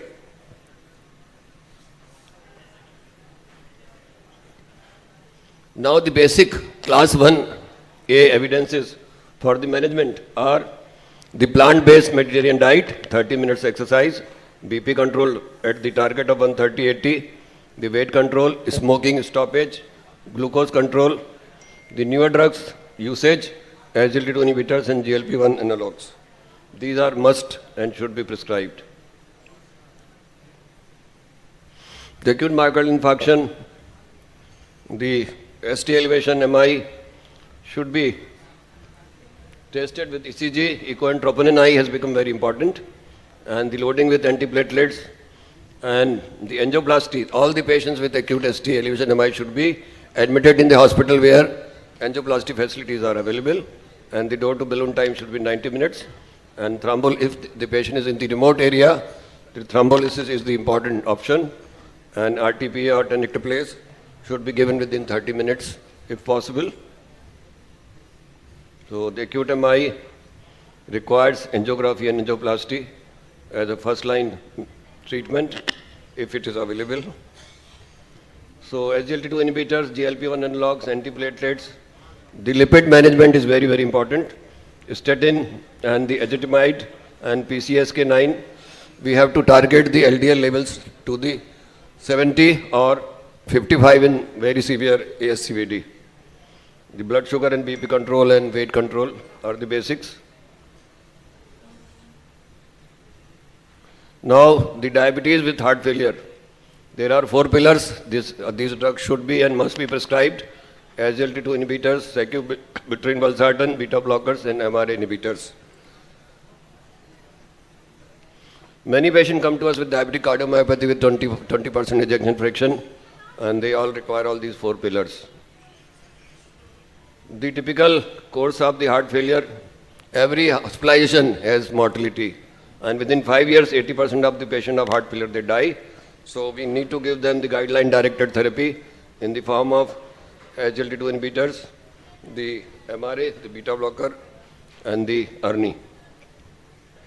These are the new biomarkers being developed for the CAD. Now the DKD, diabetic kidney disease, the important pillars are ARB, SGLT2 inhibitors, finerenone, GLP-1 agonist, the lipid, BP and sugar management. So the class 1A in diabetes kidney disease are LDL lowering up to 70 or 70 milligram or below 100, SGLT2 inhibitors, finerenone and low dose aspirin. SGLT2 inhibitors are important because they reduce the major cardiovascular events by 10% and heart failure events by 30%. SGLT2 inhibitor, they reduce all cause and cardiovascular deaths by 15%. So they should be used. SGLT2 inhibitor, they reduce rate of end-stage kidney disease by 37%. So they are more important for diabetic kidney or CKD patients. And the composite kidney outcome of worsening kidney function, they reduce by 39%.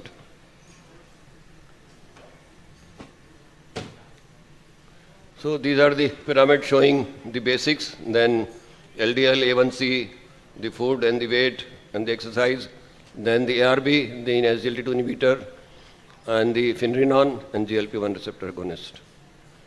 Now if there is AF, the newer oral anticoagulant should be used. Now the management of, basic management of diabetes is diet, exercise, weight control, BP control, and we should use the CV, safe drugs, and like the SGLT2 inhibitors and GLP-1 agonist.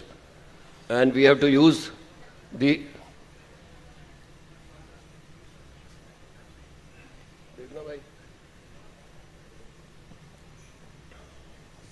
please.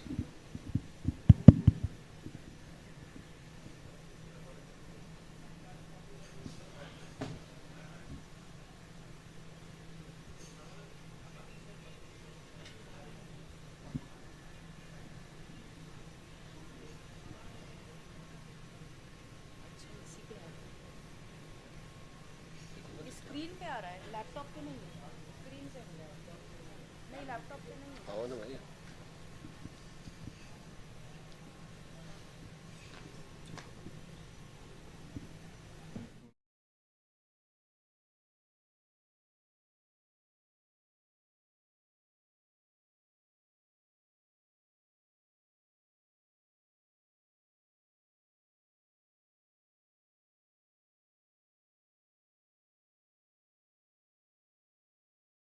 Then GLP-1 agonist, we are not at the goal of HbA1c. We should start DPP-4 inhibitors, sitagliptin, linagliptin, and CV-safe sulfonylurea like glimepiride, CV-safe insulins like glargine and deglutide. In the diabetes and obesity, the GLP-1 agonist, the semaglutide, liraglutide, and tirzepatide, they are being recommended. Now this is a new drug, lipodisiran, which is targeting the lipoprotein A. For this there was no drug till yet, and now this can reduce the lipoprotein A by 90%. There is a problem with the diabetic retinopathy also, so the timely photocoagulations and the vascular endothelial factor inhibitors injections are given. So it is not only the pancreas which is at the center stage, it is the liver and the fat and the lipid LDL molecule which is in the central stage of causing the high incidence of cardiovascular mortality. So type 2 diabetes is a equivalent to MI. The hazard ratio of the future events will be equal in both. So diabetes is considered as a cardiovascular risk equivalent, and 70% of the cardiac patients, they are having either impaired glucose tolerance or undiagnosed diabetes. So this is omnious octet. We must thank the scientists which gave us the miracle drug and the bending and best, and thank you all for your kind attention.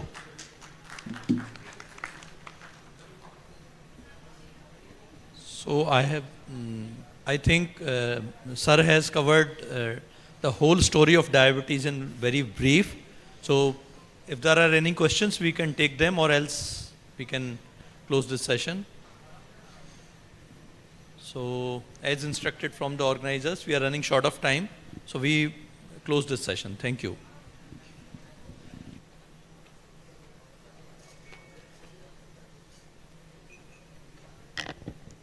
Thank you, sir, for the wonderful discussion. Now, I would like to invite Dhruvi Hasnani ma'am to please come up on the stage. Our respected chairpersons, Dr. Sushil Kelly sir, Dr. R.P. Patel sir, to please come up on the stage. Kindly join us.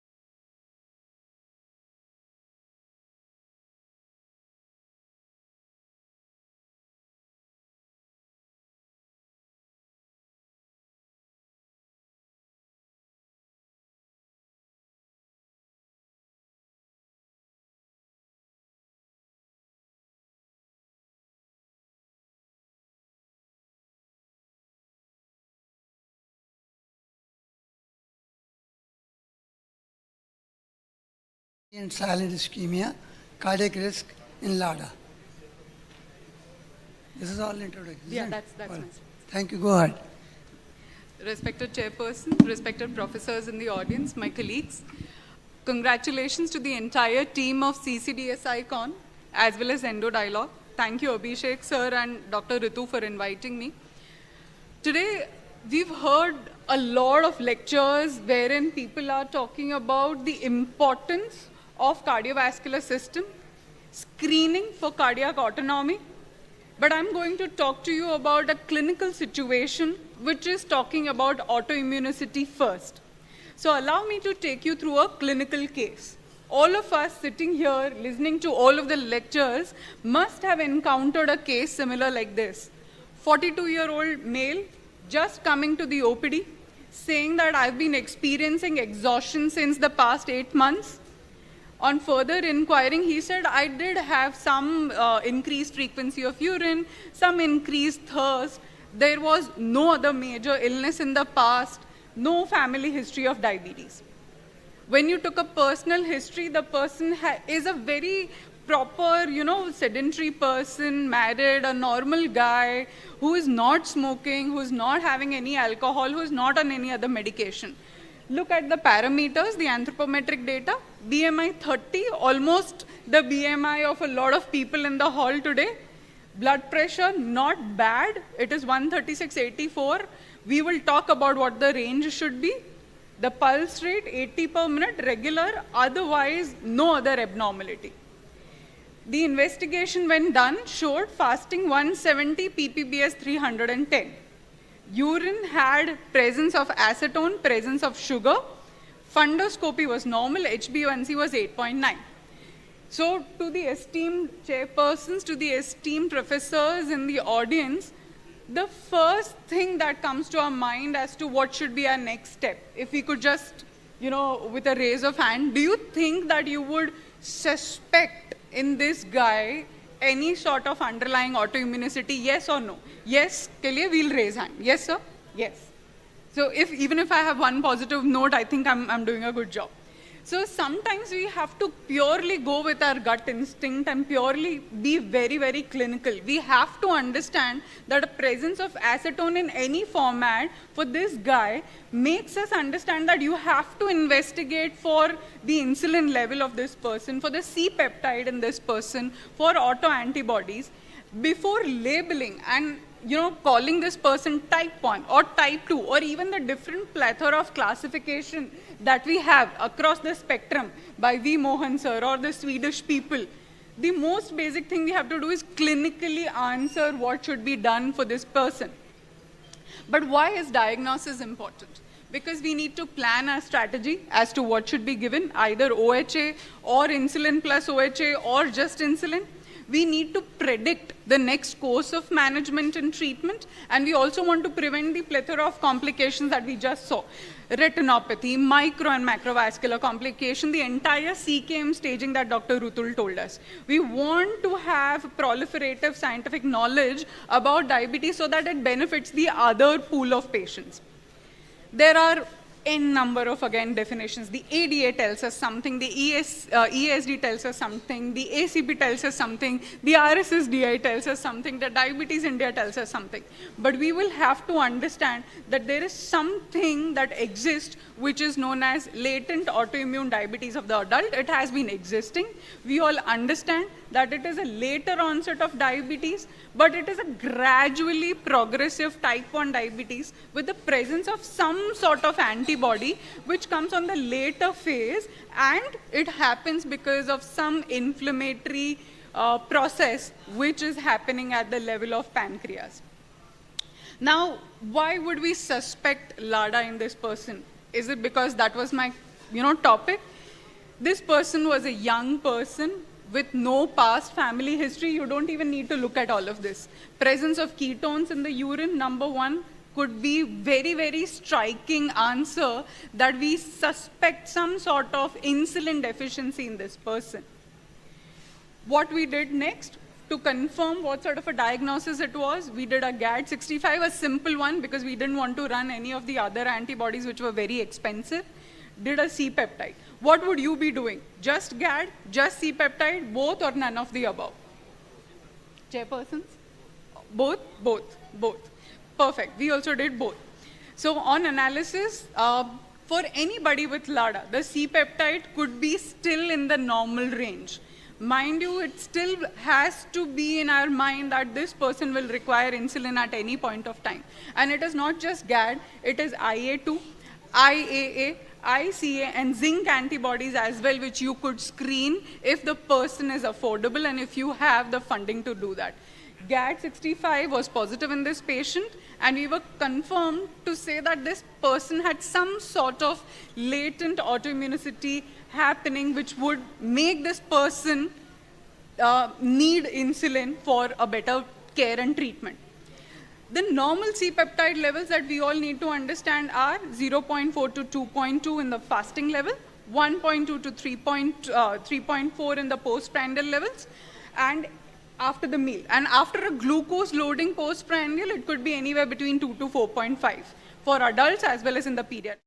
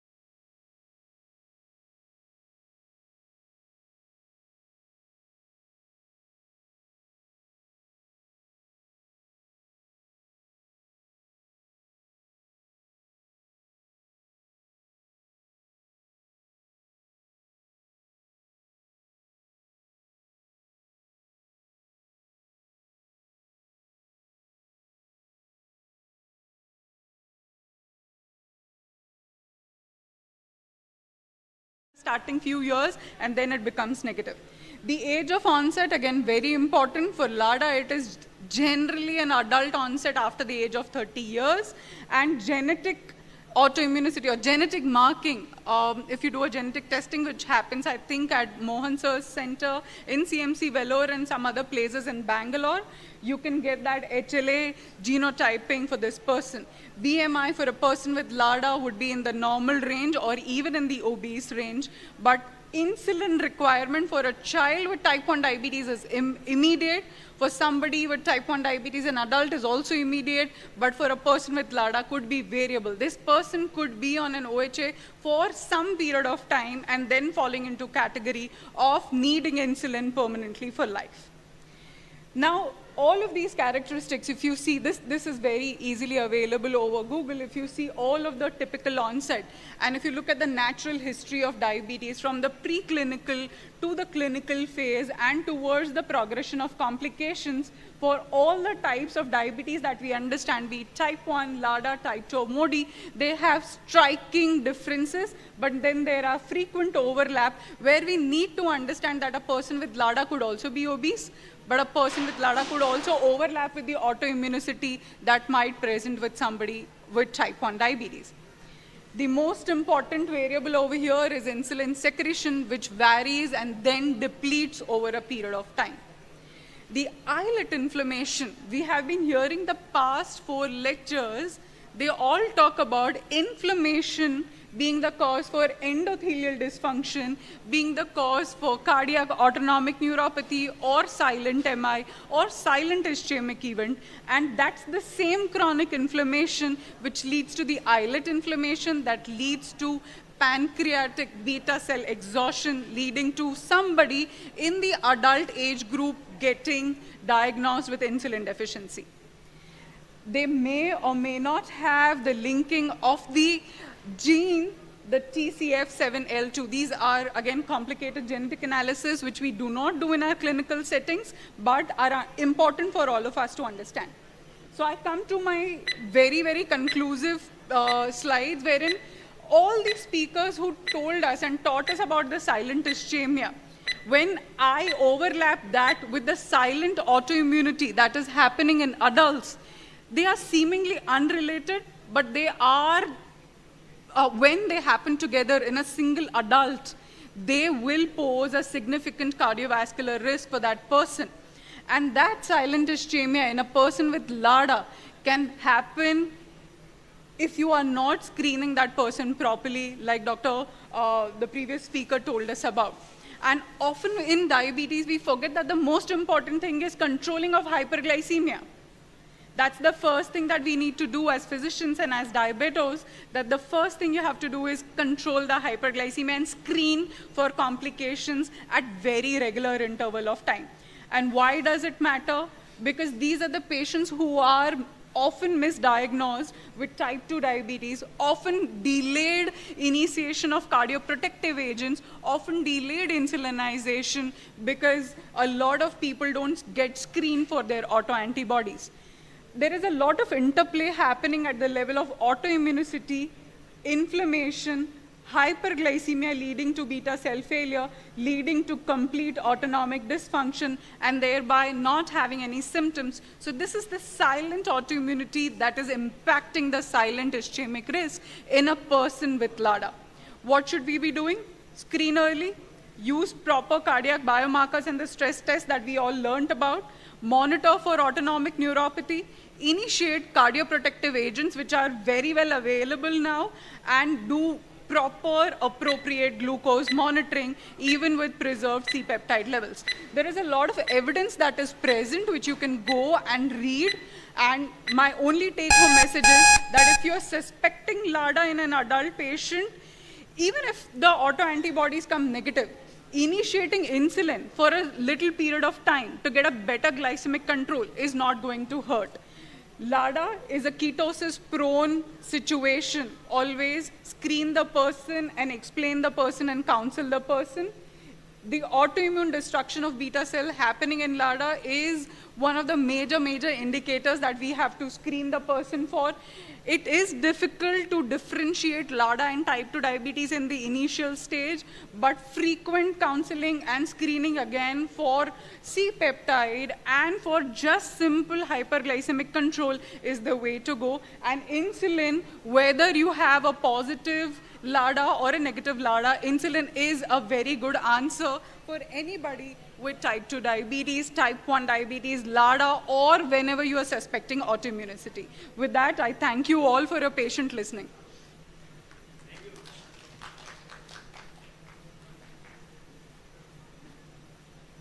Madam, can I ask any question? Yes, sure, sir. Madam, in this case, the C-peptide was only positive, and GAD antibodies are later on become positive.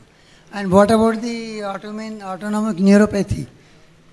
So autonomic neuropathy will happen after a longer period of time. Even with a person with LADA, it will happen, say, probably after 2 years to 5 years. So the screening period for autonomic neuropathy for a person with LADA is also after the onset, 2 years, or 5 years after the onset or detection of LADA. And what time takes from getting all these two parameters positive, like GAD antibodies? Is it a mandatory positive? Sir, any of the antibodies could be positive. GAD is the most frequently done antibody. It is cheaper also to be done, and it is positive in most of the people with LADA. You can do other, which are islet cell antibodies. There are insulinoma associated protein. There is zinc antibody, and there is islet cell antibody, other than the GAD antibody. In Indian scenario, what is the incidence of this disease? I'm not sure, sir. There are papers, different papers, but all older papers that talk about the prevalence, but I'm not sure of the number. So we get clue from the autonomic neuropathy also, isn't it? Sir, autonomic neuropathy and LADA have never been perfectly studied together. For autonomic neuropathy, the only studies that are present are talking about longer duration of type 1 diabetes and longer duration of type 2.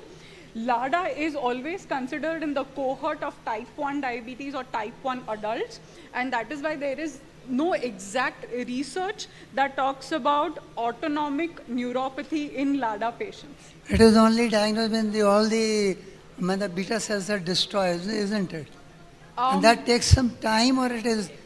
So the preclinical phase of LADA could be equal to type 2 diabetes preclinical phase. So that person gradually starts to develop inflammation of the beta cells along with the normal routine insulin resistance that is happening. It is not as acute as type 1 diabetes. It is very much slower. And that is why sometimes these patients are on OHA like sulfonylureas also for a longer period of time before you are able to put them on insulin. And that is also one of the reasons why they have a accelerated beta cell exhaustion, because we as physicians might not suspect that this person might develop, say, beta cell failure so soon. And you put them on secretagogues, which also leads to beta cell failure. So is there any question from the audience? So, thank you so much, madam. Thank you. Very elaborate and very informative and very diagnostic lecture. Thank you so much. Thank you, sir. Thank you, ma'am, for the very informative lecture. The time is very less for them. We'll take it down. I request ma'am and chairpersons, please go forward for the felicitation.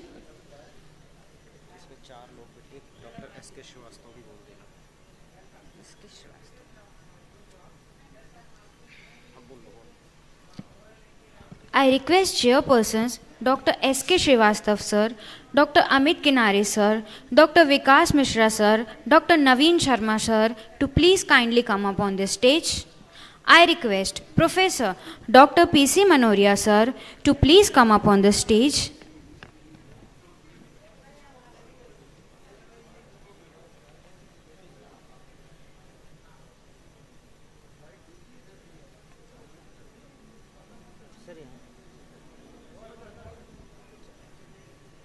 Respected Professor Dr. P.C. Manoria sir, please come up on the stage, sir.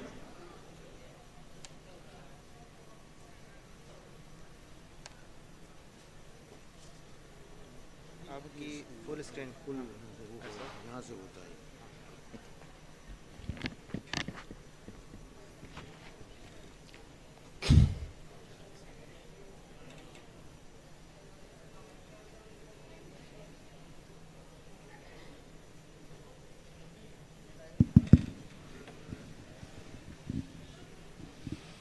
I think obviously Manoj sir needs no introduction. Throughout MP as well as to the cardiology cadre, all of us know him. He has been a very senior person and a thorough academician. I request sir to kindly continue on this topic. Sir, now, please. this is a session sponsored by Novo Nordisk. All of us know obesity is ubiquitous and is a global problem. Prior to 2023, neither lifestyle modification nor use of conventional anti-obesity medications showed decrease in the cardiovascular events. Bariatric surgery was the only ways and means to decrease cardiovascular events. But 2023 came with a breaking news when we have oral semaglutide 2.4 milligrams subcutaneously improved outcome behind weight loss, and that is going to be discussed. So all of us know obesity is rocking the entire world and running the front race in cardiometabolic diseases. If the current trends continues, nearly 2 in 3 adults over 25 could be overweight or obese. So you can easily imagine the magnitude of the problem. Now, if you are obese, obesity is a driver of diabetes on one hand and cardiovascular disease on the other hand. And if you develop diabetes, diabetes itself becomes a driver of cardiovascular disease. So if you are obese, you are likely to be entrapped in the unholy trinity of cardiovascular disease, diabetes, and obesity. And 70% of deaths related to overweight or obesity are due to cardiovascular disease. In the West, the cardiovascular mortality is decreasing, but obesity-related cardiovascular deaths are increased, and they are increased by threefold. If you are obese, you are very likely to develop coronary artery disease, cerebrovascular disease, and heart failure. If you look at the Indian statistics, we have 254 million adults with generalized obesity, that is BMI, and 350 million patients with abdominal obesity. Now, when we look at the memory lane of conventional anti-obesity medications, many drugs which were introduced for clinical use were withdrawn from the market for their side effects. If you remember, sibutramine was withdrawn because of increased myocardial infarction and stroke, fen-phen because of regurgitant lesions, rimonabant because of psychiatric lesions. The naltrexone, bupropion also has some problems, and lorcaserin was withdrawn because of cancer. So SELECT trial was one of the largest cardiovascular outcome trials. 17,000 patients, participants from more than 40 countries with a 40 months of median follow-up, and 492 patients were from India. If you look at the demographics, male 72%, others female, mean age 61, Asians 8.2, black 3.8, white 8.4, and 3.0 others. MI was the dominant ASCVD. 76% has MI, 67% has MI, stroke 17%, PAD 4.4%. The mean HbA1c was 5.8. You can see mean BMI 33, which is high, EGFR 82.5, chronic heart failure 24.3%, pre-diabetics were 64%, and the distribution of BMI, you can see vast majority were in the range of 30 to 35. And subclass HFpEF 12.9%, HFrEF 7.7%, and unknown 3.8%. All were on standard of care treatment, lipid control, blood pressure control, antiplatelet, good glycemic control, and all lifestyle measures. And all these patients were on good secondary prevention drugs, which means antiplatelet drugs, 85%, lipid lowering, 89%, beta blocker, 70%, AC angiotensin converting enzyme inhibitors, 45%, angiotensin receptors, 29%, and CCB 26%. And this shows the result. There was a 20% reduction in the ACVD events in patients who had already suffered from an atherosclerotic cardiovascular event. This means this was a secondary prevention trial. What is very, very striking is that the curve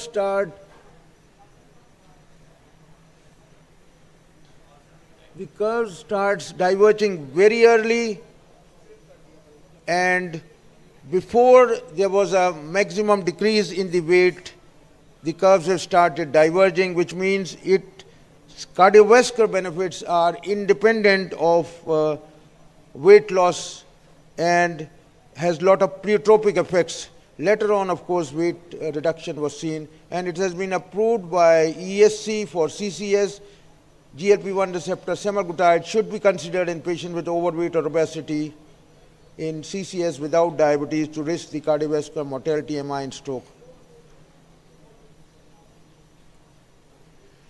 So, injection semaglutide 2.4 milligram is indicated to reduce the risk of major adverse cardiovascular event, cardiovascular death, non-fatal MI, non-fatal stroke in adults with established cardiovascular disease and either obesity or overweight. But this was a secondary prevention trial.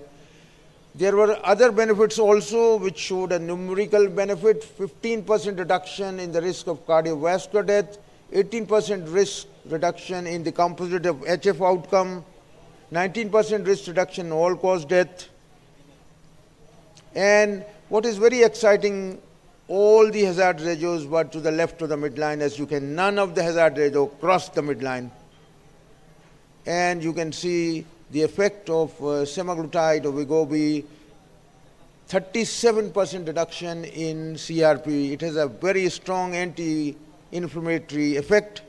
Favorable change in the lipids, 11.7% reduction in weight, 6.5% reduction in waist circumference, reduction in systolic and diastolic blood pressure, and 0.3% reduction in HbA1c.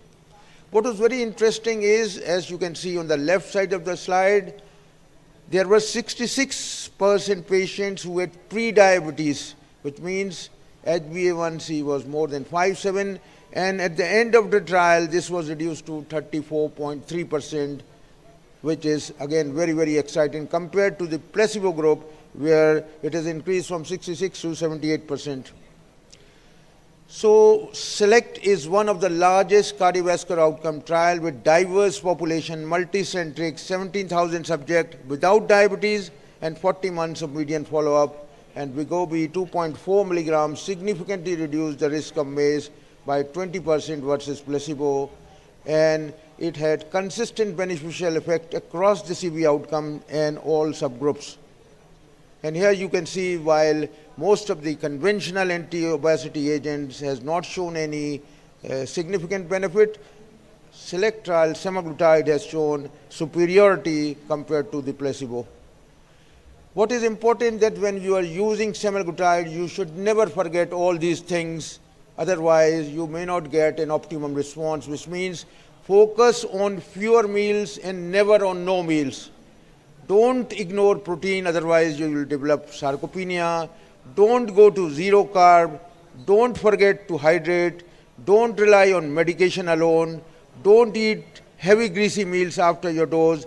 And don't stop staining exercise. Again, you will develop sarcopenia. Don't obsess over the scale. Don't quit too early, and don't try to this alone. Have conversation with your dietitian and other persons so that you get a holistic approach and adopt a holistic tool. So thank you very much for your kind attention. And lastly, of course, this I have finished. Thank you.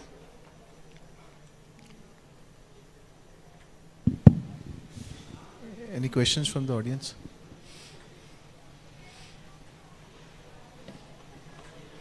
Any questions? So just one question from my side. What is the reason that we have two separate drugs from the innovator for this particular molecule? What is the reason that we have two separate drugs? One is Rybelsus, another is Wegovy. Both of them basically contain semaglutide. What is the reason that the company has launched two separate drugs? Rybelsus is an oral semaglutide. Right. The reduction in weight is 5 kg. This is a very strong injectable 2.4 milligram. The reduction in weight in the scale trials was 15, 16, 17%. This is a strong weight reducing agent, but it should not be called weight reducing. It is a lot of pretropic. It's not an anti-obesity medication, not a metabolic medication. It is a cardiometabolic medication, particularly for reducing ASCVD events. And it has shown in several other trials renal benefits and many other benefits. So if we look at a holistic picture of semaglutide, it has kicked off a new era of cardiometabolic revolution which never existed before. And as we said, for type 1 diabetes, insulin is the savior. In times to come, you will see semaglutide is the savior for type 2 diabetes, and of course other similar agents. Tirzepatide, the outcome data is not just, at the moment, this is the state of affairs. Thank you, sir. Thank you very much, Dr. Professor Manoria, sir, to enlighten us with a very comprehensive talk. Thank you once again.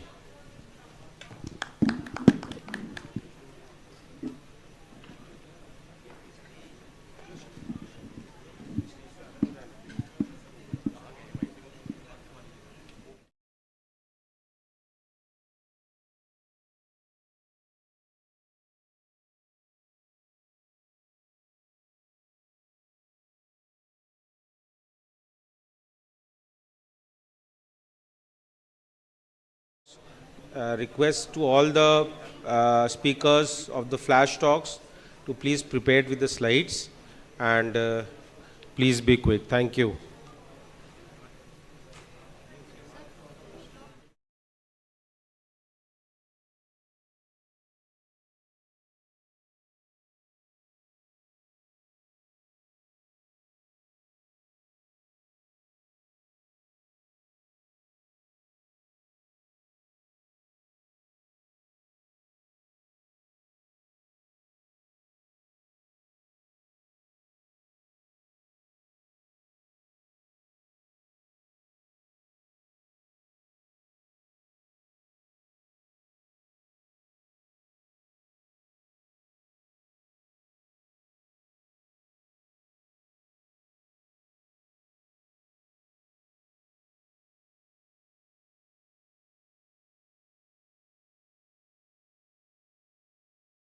Faraz Farishta sir, Dr. Ashok Tiwari sir, Dr. Alka Tiwari ma'am, Dr. Ravi Kumar sir, Dr. Sanjay Mandloi sir to kindly come up on this stage. Please join us. Thank you.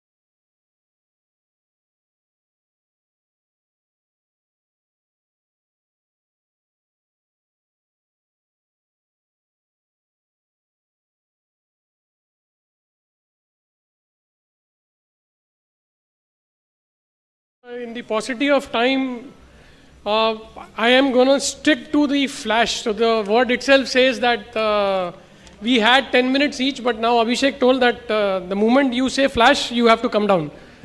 So I said, yes, we will do that. So it's a very interesting topic, but I think again it is a topic which has never been discussed.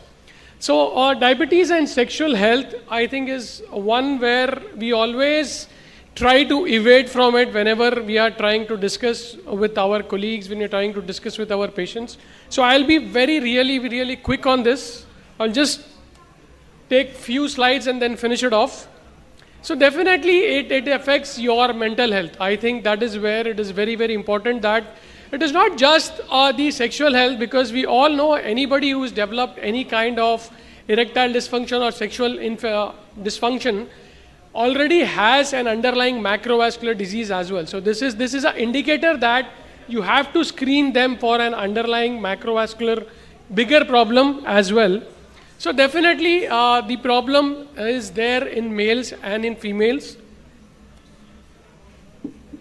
So there are different mechanisms which lead to this. We all know poor glycemic control is the first primary, then there is the nerve damage which happens, the vascular supply which gets affected, and then over and above the hormonal problems as well. So whenever you are trying to look for any underlying cause, you have to look for all of them.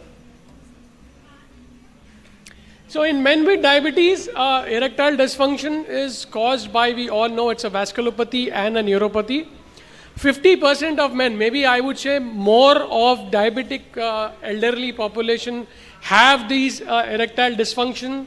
It could be because of this, and it could be because of the lower levels in hormone, that is testosterone as well. So I would say that if you are trying to treat a diabetic patient with erectile dysfunction, he is not responding, then it is very important to look for the testosterone levels as well. I think this is where we miss certain times, that low testosterone levels could also be the problem in a diabetic uncontrolled patient with erectile dysfunction. So the problem can be there with the females as well. So there is vaginal dryness, there is recurrent infections, there is decreased libido, and then there is dyspareunia as well. This leads to a lot of psychological issues. So it doesn't end there. We all know it leads to anxiety, it leads to depression, it leads to a lot of family breakages. So we all have seen that as well. So how do you manage it? Yes, primarily keep the blood sugars under control. Go for the lifestyle modifications. Good lifestyle modification is the primary. And then yes, you have to look at the other metabolic parameters as well. I will not go into the treatment parameters. I think we all know that. Again, before I end, I would, yes, I can hear the bell, I am ending it there. So before I end, I would just like again to reiterate that whenever you are having any patient not responding, check for the testosterone levels. Thank you so much for your patient listening. I would now invite Dr. Ashok Tiwari, sir, to please come and speak on prehypertension. Is there a risk?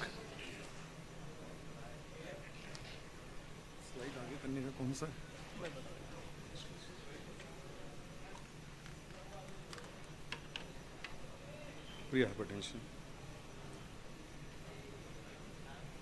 हाँ, ठीक है ये slide आगे बढ़ाने का अच्छा ठीक है.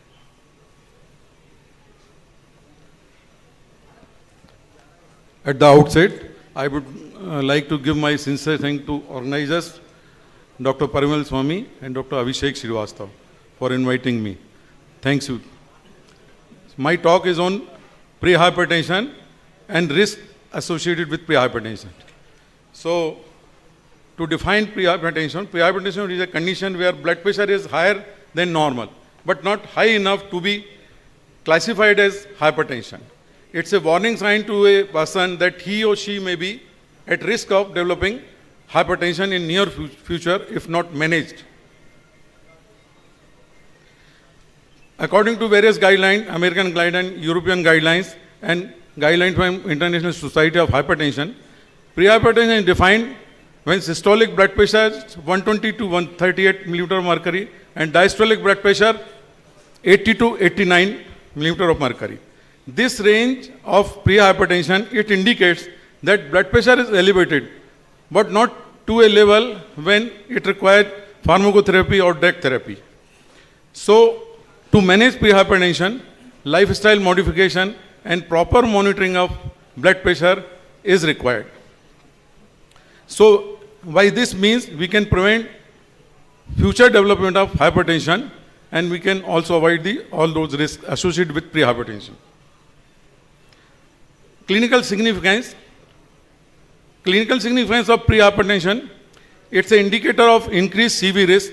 It is associated with progression to stage 1 hypertension, left ventricular hypertrophy, endothelial dysfunction, subclinical atherosclerosis, and it often coexists with other risk factors like obesity, dyslipidemia, and insulin resistance.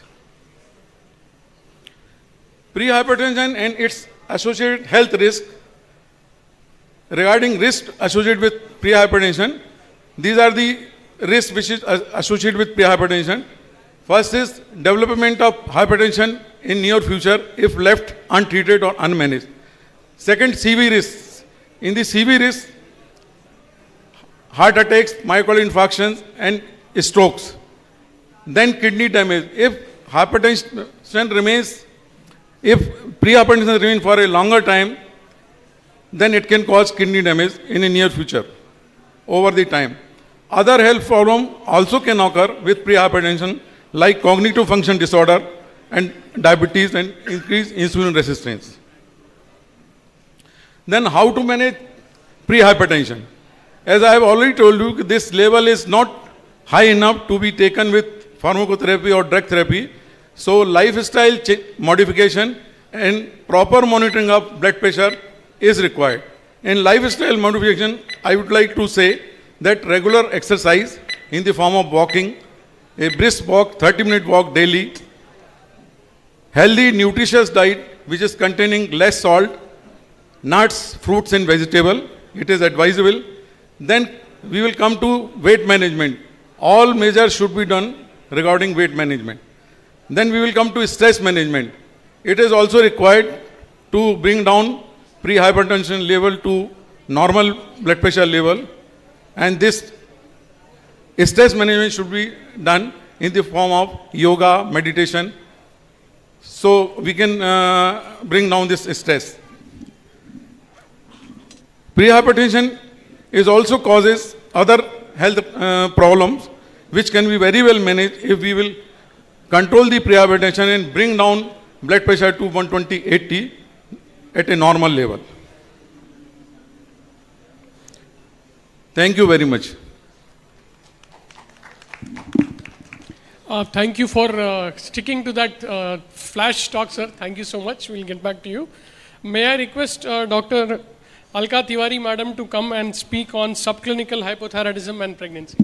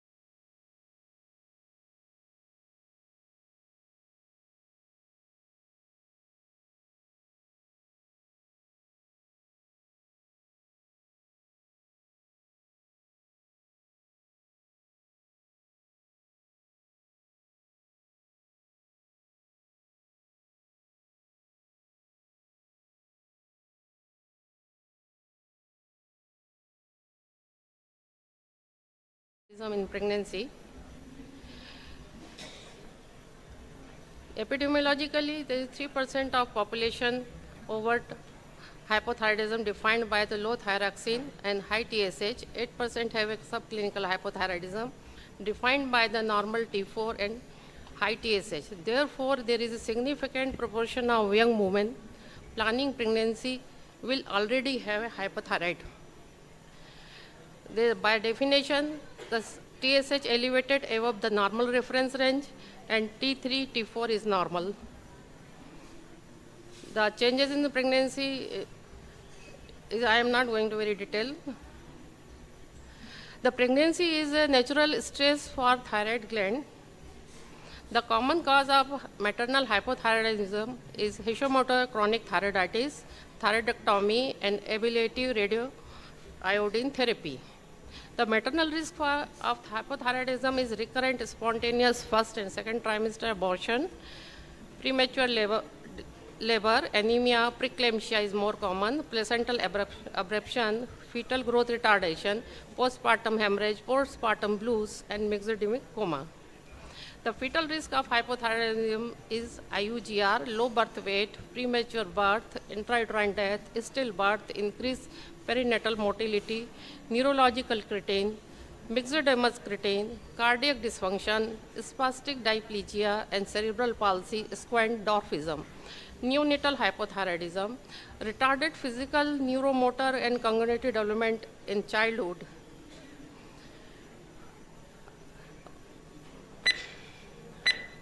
The woman is a high-risk patient.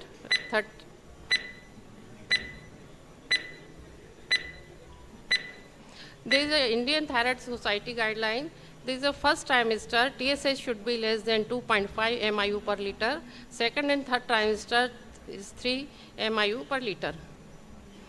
Laboratory tests, the TSH should more than 10 MIU and T4 is normal. Goal is to achieve the clinical and biochemical euthyroidism. The levothyroxine sodium is the drug of choice for treatment of hypothyroidism. And there is a dosing.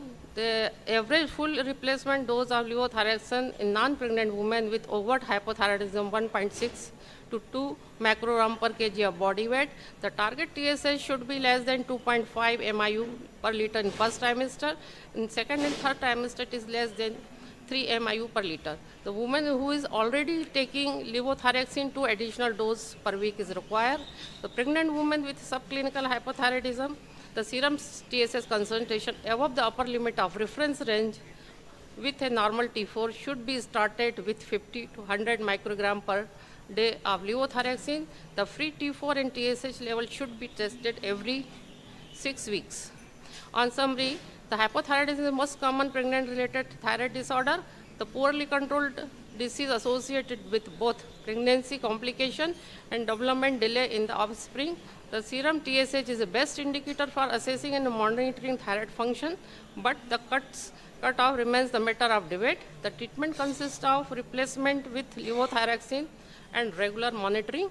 The most pregnant women will require an increase in their dose from 25 to 30%, while treating for subclinical remains controversial. The current recommendations do not support universal screening of low-risk women during pregnancy. Thank you. Thank you for Dr. Abhishek and the entire team. Thank you.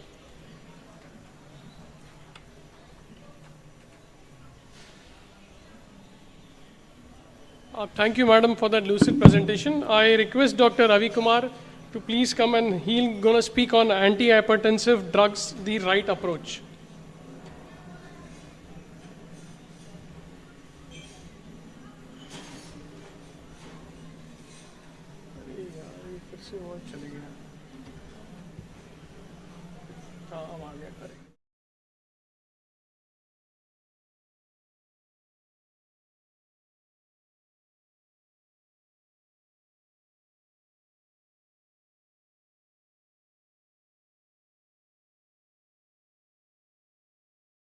Today I am here to discuss about how we should approach for the management of hypertension, especially among the diabetic patient.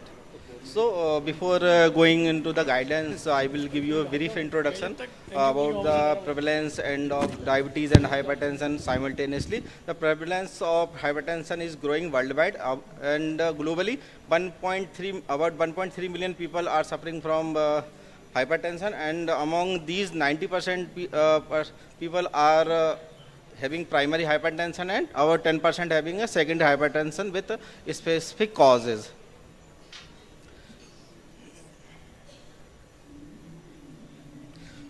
In this slide, you can see there is some specific mechanism for the development of hypertension, especially among the diabetes. So you can see there is a overactivity of sympathetic nervous system, and the renin-angiotensin-aldosterone system, and aberrant renal sodium handling, endothelial dysfunction, blood vessel damage, insulin resistant, chronic inflammation, and the activation of adrenal steroid hormone secretion.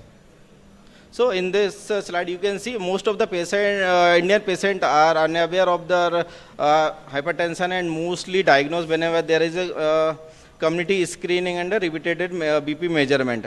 And up to 60% of population above 60 years of age in our country is susceptible to primary hypertension. So inappropriate control of the hypertension may lead to hypertrophy of the left ventricle, damage to the kidney, and stroke, and it causes heart attack and cognitive dysfunction. So in this slide, you can see how hypertension develop among the diabetic patient. So this is a multifactorial, including environmental factor, genetic factor, insulin resistant insulinemia, and persistent hyperglycemia, along with the increased oxidative stress and inflammation, and neurohormonal activation and vascular remodeling, ultimately leading to hypertension among the diabetic patient. So this is the same thing. So what guidelines say? So before going into the guidelines, we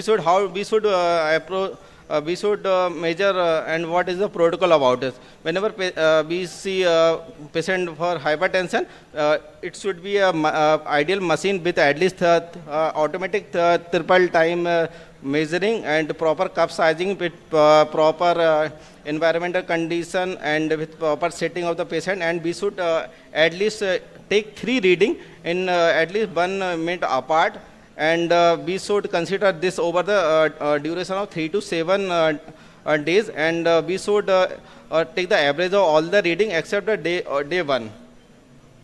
So these are the global guidelines, and what should be the target according to the ADA, ECH, and International Society of Hypertension. It should be less than 130/80. This is the treatment protocol in general. According to ECH, it should be a ACE inhibitor or calcium channel blocker or diuretic. And ECH, target should be less than 130/80, and drug should be ACE inhibitor, ARBs, or calcium channel blocker or diuretics. But according to the ADA 24, whenever BP is less than 150/90, it should be ACE inhibitor, ARBs, or calcium channel blocker and a diuretic. But if there is albuminuria, CAD, then it should be ACE inhibitor or ARBs. And whenever BP is more than 150/90, there should be 2 drugs. One should be ARB, ACE inhibitor, or the calcium channel blocker or the diuretics.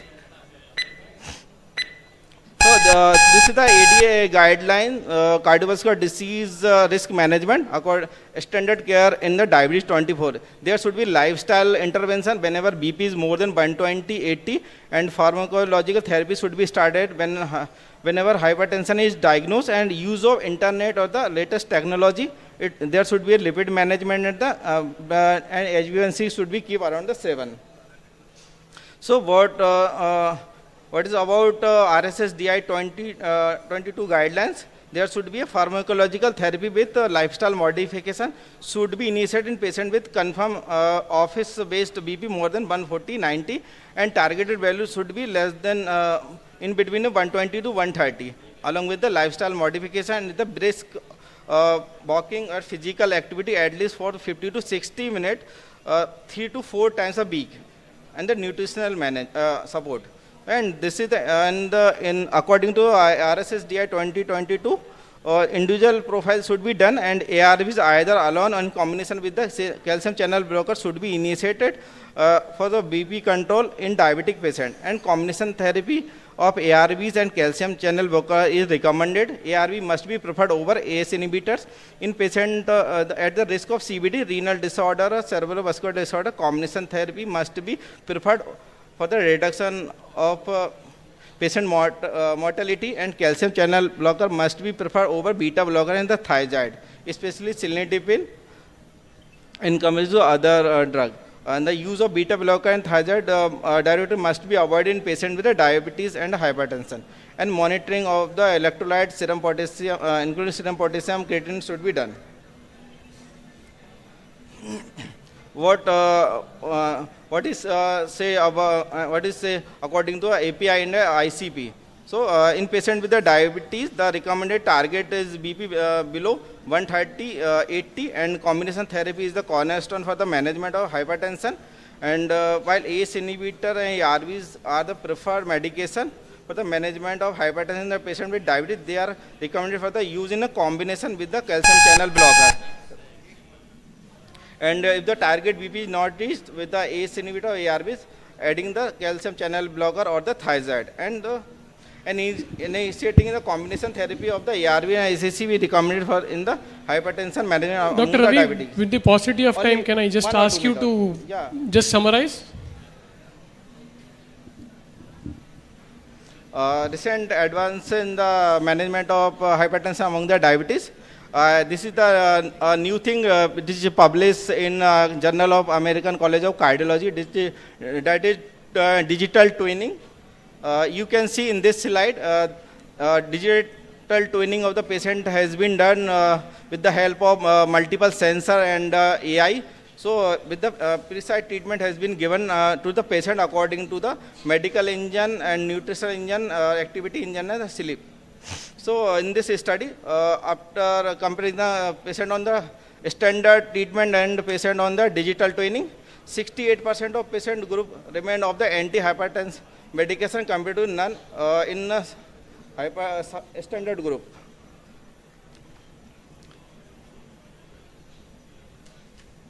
So in the summary, we can see lifestyle modification including weight loss, regular exercise, and appropriate diet prevention is in the treatment of both hypertension and diabetes, type 2 diabetes, and control BP level in diabetic patient even more. Even a small decrease in BP significantly improve macrovascular outcome, and BP should be kept below 130, 80, and a single combination pill are better as compared to other, and we should use the newer technology for the management of hypertension among the diabetic. Thank you.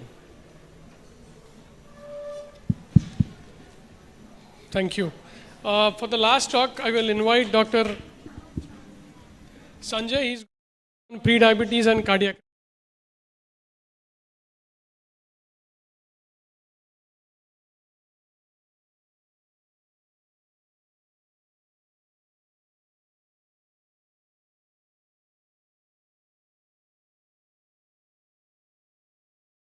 Abhishek sir, Parimal Swami sir. Today they are called me. It's my honor to speak in such a passionate gathering here. So before my topic, I just ask one question. Let's begin with one question. If I told you someone blood sugar would normals are, would you consider them for safe for heart disease or not? Today here I am talk about silent, often overlooked stage pre-diabetes, where stage sugar levels are even high. In fact, the researchers show the people with pre-diabetes already carry a significant higher risk of stroke, heart attack, heart failure, and cardiovascular disease. What is pre-diabetes? Pre-diabetes is defined as the fasting. The pre-diabetes, what is pre-diabetes? The pre-diabetes is defined as the fasting glucose between 100 to 125, and the HbA1c between 5.7 to 6.4, and the OGTT was in between 140 to 200. So that is defined as a pre-diabetes. So in this slide you can see the iceberg phenomena. In the tip you can see there is a diabetes patients. They are diagnosed case of diabetes, and in the submarine there you can see the pre-diabetes patient. The number pre-diabetes patients are underdiagnosed.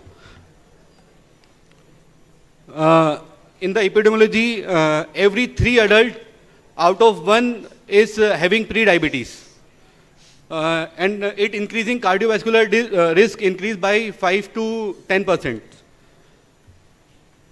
I am not going in the details about for whom we are testing because time is going on fast. The pathophysiology of cardiovascular disease in pre-diabetes are you can see in the slide there are 4 main important factors. One, increasing free fatty acids, increasing visceral adipose tissues, and RAS system and glucose. They can go to inflammation and insulin resistance, endothelial dysfunctions, and increase the risk of vascular event. The cardiovascular outcome increases risk of coronary artery disease, stroke, and heart failure. The CVD may be occur before diabetes is diagnosed. So there are many risk factors for pre-diabetes. There are modifiable risk factors and some are non-modifiable risk factors. Modifiable risk factors are obesity, cigarette smoking, diet, centripetal obesity.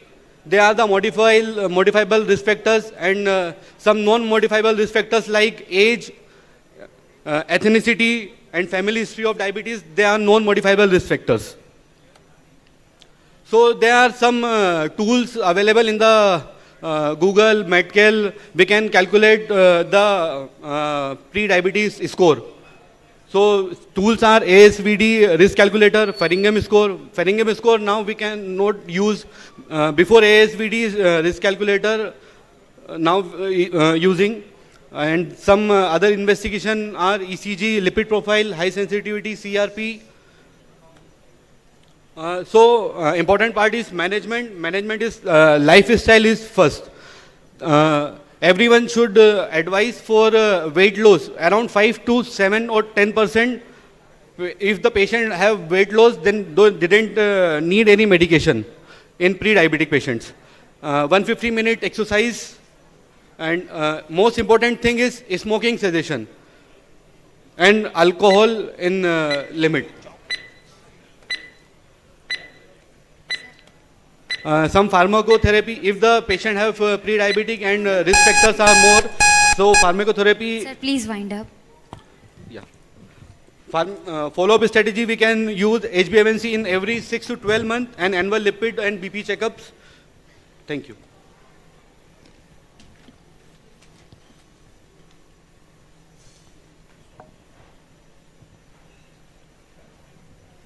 Thank you, sir.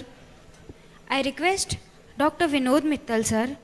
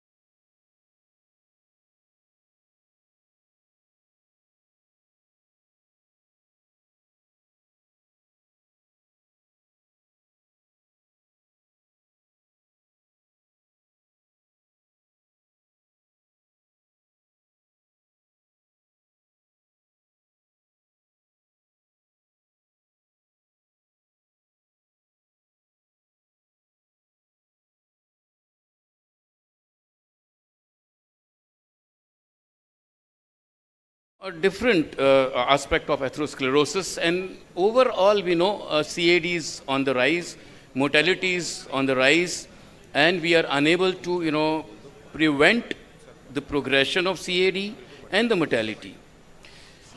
So, and this is a paper which published just 6-7 days back on 16th of June. Residual cardiovascular risk beyond low density LDL, and basically it's because of inflammation, remnant cholesterol, lipoprotein little a. So what are the reasons for this residual? We always talk, we give maximum dose of statins, we give acetamimide, bempedoic acid, inclisiran, PCSK9, and still there are chances of CAD and mortality. So the reasons are, one is we are unable to give maximum dose. we are unable to achieve even the target LDL.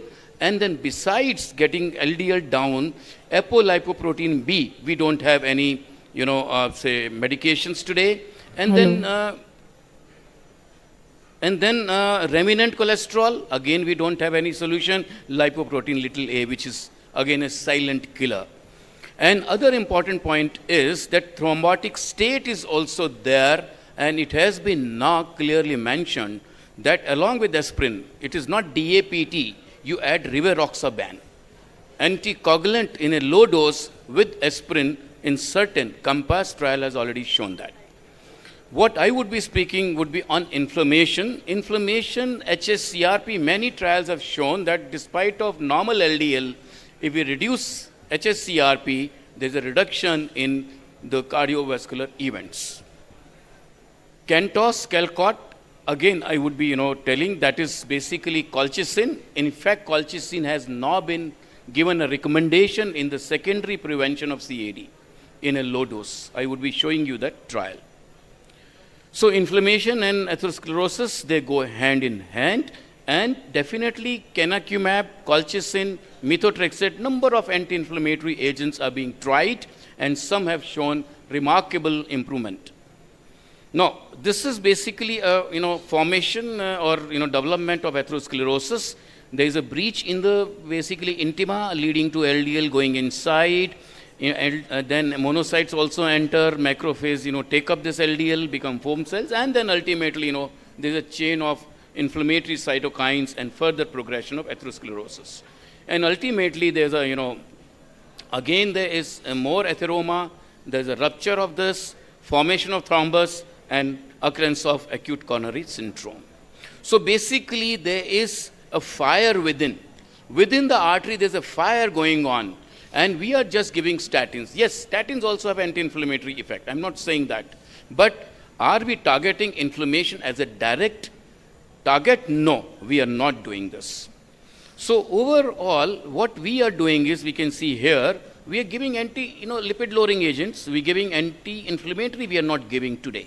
So this is the need of the hour, and antithrombotic in high-risk patients combine aspirin with rivaroxaban. COMPASS trial has already shown that. So basically, can targeting, these, these are so many molecules. Colchicine has already shown in Calcott trial, canakinumab. These trials are going on with ziltivimab, then NR3 inflammasome inhibitors, TNF-alpha inhibitors, and then methotrexate. I'll take one by one in very, very brief. So if we see this cascade, there's an upstreaming from neutrophil, there's interleukin-1 beta comes first, followed by TNF-alpha, followed by interleukin-6, and then even direct release of HSCRP from liver. So we have to target these at the end, because we are failing in our duty in preventing CAD and in managing hypercholesterolemia or dyslipidemia and inflammation. So this is, trial with the interleukin B pathway, and this was with canakinumab, CANTOS trial. And, this showed very, remarkable results we can see here. There was a robust reduction of CRP, and there was decrease in interleukin-1 beta, although there was no change in the atherogenic profile. Just imagine, no change in LDL or other lipid parameters, only reduction in interleukin-1 beta and HSCRP, and that lead to 15% reduction in coronary events, further so future cardiovascular events. So this trial shown very, very remarkable results. This was after this, the next one. This actually canakinumab was also studied in patients with CKD. One is CAD. Even CKD, there's an inflammation going on, and we can see here that in CANTOS trial, we can see very, very clearly that patients with CKD, hazard ratio 1.5 with HSCRP, and LDL it is 1.04. So that means HSCRP is more dangerous, more harmful in patients who have normal LDL with raised HSCRP, and we are not targeting it. Now colchicine, FDA has already recommended colchicine 0.5 milligram tablets for reducing the risk of myocardial infarction, stroke, revascularization and death in patients with established coronary artery disease. So ESCVD patients, if we give colchicine, there is a further reduction in future cardiovascular events. So we can see here again the two trials for colchicine, LODOCO 2 and COLCOT trial, and we can see the divergence of the graph in both the cases, almost 33% reduction in the future cardiovascular events with colchicine, which we know only, we use it in the gout, but in a small dose, it is useful as an anti-inflammatory to reduce interleukin 1. Then we can see here 3% reduction in basically primary endpoints achieved in terms of CV death, resuscitated cardiovascular arrest, MI and stroke. So these are primary and secondary endpoints, which I will not be going into detail. Adverse events, GI adverse events are there versus placebo, not significant. So overall, colchicine in a dose of 0.5 milligram per day significantly reduces the risk of first and the total ischemic cardiovascular events by 23% and 34%. And it has already been approved to be used in secondary CVD, not primary prevention of ESCVD.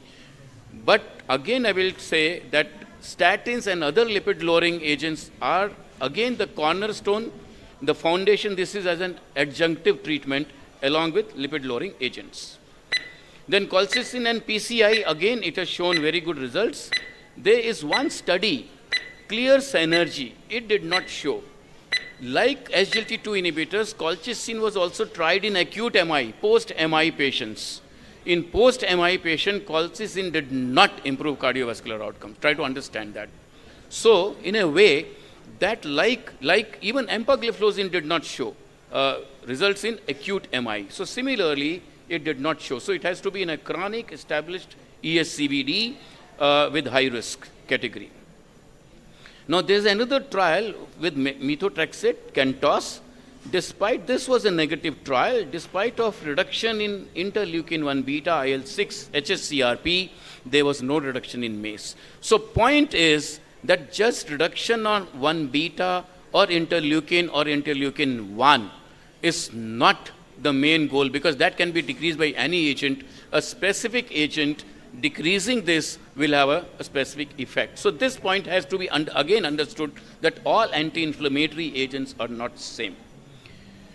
So interleukin 6, again this is the latest trial, and this is with Ziltimizumab, and this trial is already ongoing, rescue trial, and then we have another GS trial. Both these trials, and these are again positive, but the results are not yet been final. So interleukin 6. So what I want to say, like this is only another arm in reducing or managing atherosclerosis besides lipid-lowering agents. So overall, this is my last slide, that inflammation is a significant process. It is there right from day one. There is a fire within the vessel in the form of inflammation, and the residual risk is always there despite of best of our efforts. So what is required is anti-inflammatory treatment as an adjunct with other medications. CANTOS, COLCOT trial have shown some good results.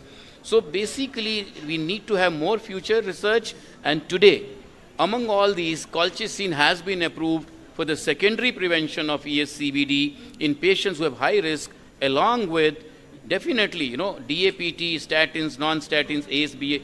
These are all, they have to be there. Along with this, so maybe in times to come, we add colchicine as the next agent, fourth or fifth or sixth agent, along with other agents to prevent the future cardiovascular risk. So with this, I conclude, and I convey my thanks to everyone.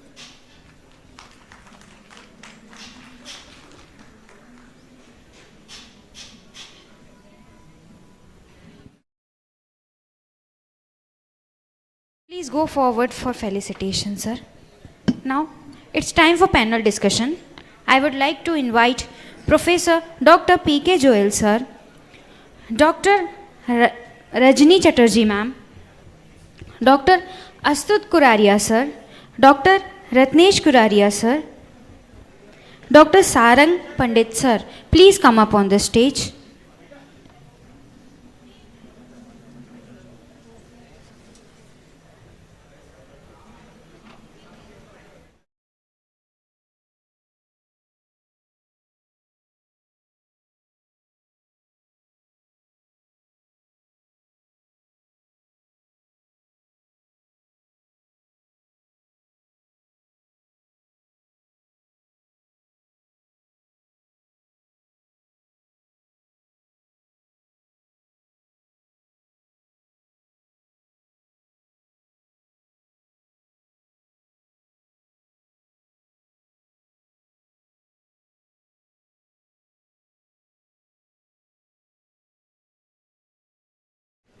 हम लोग हर जगह घुस जाते हैं क्योंकि मन एक ऐसी चीज़ है जो शरीर से अलग नहीं हो सकती। आज हमको यहाँ आमंत्रित किया गया, उसके लिए we are very thankful to the organisers. And what we are going to talk about, my panel is going to talk about and discuss is the mental health issues which are associated with diabetes. Mental health problems can cause endocrinological issues, and endocrinological issues can lead to mental health problems. They are both interchangeable. Before I move on, let me introduce the panel. First and foremost, our senior most retired professor from BMHRC Bhopal, Dr. Rajni Chatterjee. Next is Dr. Ratnesh Kuraria, who is from Jabalpur, in Jabalpur, but went and did his post-graduation in psychiatry in NIMHANS, Bangalore. Dr. Sarang Pandit, who is doing practice in Jabalpur, and Dr. Astut Kuraria, our newest entrant. The topic given to us was very biological. So, सबसे पहले उसको समझने के लिए we would like to call Dr. Astut Kuraria for a 5-minute talk, and after that 5 minutes, any questions from the audience can be answered. Astut.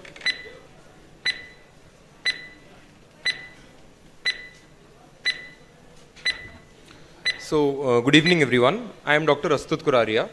Currently, I am a senior resident in Department of Psychiatry, Netaji Subhash Chandra Bose Medical College.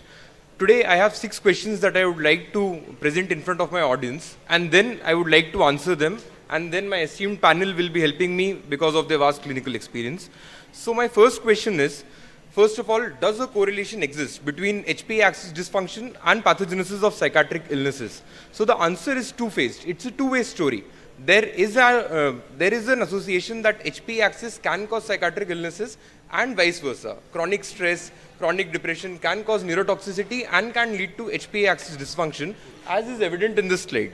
So chronic stress and early life adversities or early childhood adverse experiences can increase glucocorticoid, can lead to GR dysfunction, which can in turn lead to reduction of BDNF expression, that is the neurotrophic factor of the brain.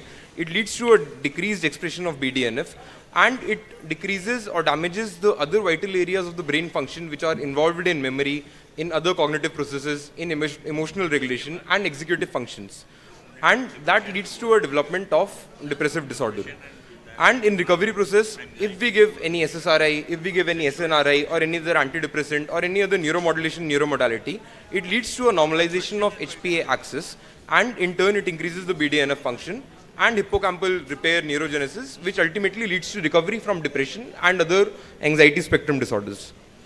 So this is a flow chart that explains how chronic stressors or any other acute stressors that we usually refer to in post-traumatic stress disorders or in acute stress reactions, how they alter your HPA axis and how they lead to a state of chronic hypercortisolemia. And as I spoke about, it leads to hippocampal degradation, prefrontal cortex degradation and amygdala hyperactivity, potentially leading to psychiatric illnesses. The other pathways that are involved along with the HPA axis is neuroinflammation, dysfunctional genes, increase in the tryptophan kynurenine pathway, and the abnormal microbiome in the gut, which leads to other mental illnesses. The second question is, what comes first, the HPA axis dysfunction or the psychiatric disorders? This is the old story, the chicken or the egg dilemma. So basically, a normal stress response, there is an acute elevation of glucocorticoids that helps for the flight and the fight response. But in chronic stress pathology, and it leads to a state of cortisol resistance. That cortisol resistance leads to other metabolic parameter derangements, which are very evident in disorders such as depression and anxiety. This is the flowchart that shows neurotoxicity at the level of hypothalamus and pituitary gland, which leads to other endocrine and metabolic alterations, ultimately leading to an immune system hypoactivity and nutritional and metabolic changes, which contribute to the development of other mental health diseases, which include both neurotic and psychotic spectrum disorders. Question 3 is, what are the biological underpinnings and what is the clinical utility of HPA axis in diagnosing and managing psychiatric illnesses? So we have age-old dexamethasone suppression test and we have the CST test, the corticotrophin stimulation test. So in dexamethasone suppression test, we see hyposuppression of cortisol associated with melancholic and psychotic variety of depression, whereas there is more suppression of cortisol, which relates to the trauma-related psychopathology, whereas there are a few variety of non-suppressors also that we see. Again, that I spoke about hypercortisolemia, it leads to insulin resistance, abdominal obesity, which in turn leads to CNS inflammation because of the interleukin 1, interleukin 6 and the tumor necrosis alpha factor, which again contributes to reduction of BDNF. It reduces neurogenesis and causes functional and organic CNS damage, which in turn may present as depression, mania, anxiety, can have suicidal thoughts or cognitive impairment. This is taken from a study which was published in Indian Journal of Psychological Medicine. The amount of non-suppressors from dexamethasone suppression test in mixed bipolar and psychotic depression, it was almost more than 2/3, whereas in normal control it was just less than 10%. Also important at the interface of endocrine and psychiatric illnesses is the drug-induced or primary endocrine disorders which masquerade as psychiatric illnesses, which makes it important for us to look at the root cause of clinical presentation. Again, management dilemmas exist. Management in liaison with endocrinologists for psychiatric illnesses.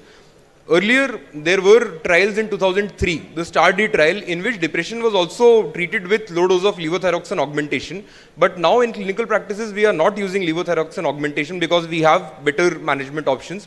But still, in some cases which are treatment resistant, which are difficult to manage, very early onset depression or very late life geriatric depression, these strategies still help.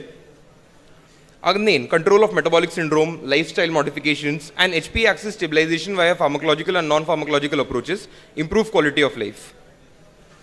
The last point is high degree of suspicion and evaluating the HPA axis functions in treatment-resistant cases becomes important, such as in drug-resistant epilepsy or in neuropsychiatric comorbidities. I would like to end my presentation here, and if there are any other questions or suggestions, my panel would be happy to answer that. Thank you, Astut. Any questions, or we can, if you want, we can talk a little about depression and anxiety, which are very commonly seen in association with endocrinological problems, especially diabetes. I would like to request Dr. Rajni Chatterjee to give us a small idea about depression and Dr. Kuraria about anxiety. Good evening, everyone. I'm really thankful to the organizers to invite us here today and to the audience to give us a patient listening. We all know that the HPA axis and mental health coexist. We see so many cases of depression every day. Every 1 in 10 women, 1 in 5 women has depression once in their lifetime, and 1 in 10 men have depression once in a lifetime. This is clinical depression. And for the last 2 hours, I was sitting here and waiting for my talk, and I was only listening to stress, and how to get rid of stress. So it is chronic stress, acute stress, even stress in the childhood, any trauma in childhood, all that affects the mind through the HPA axis, which itself is influenced by the cortisone increase, BDNF, etc. Even the gut microbiota stimulates.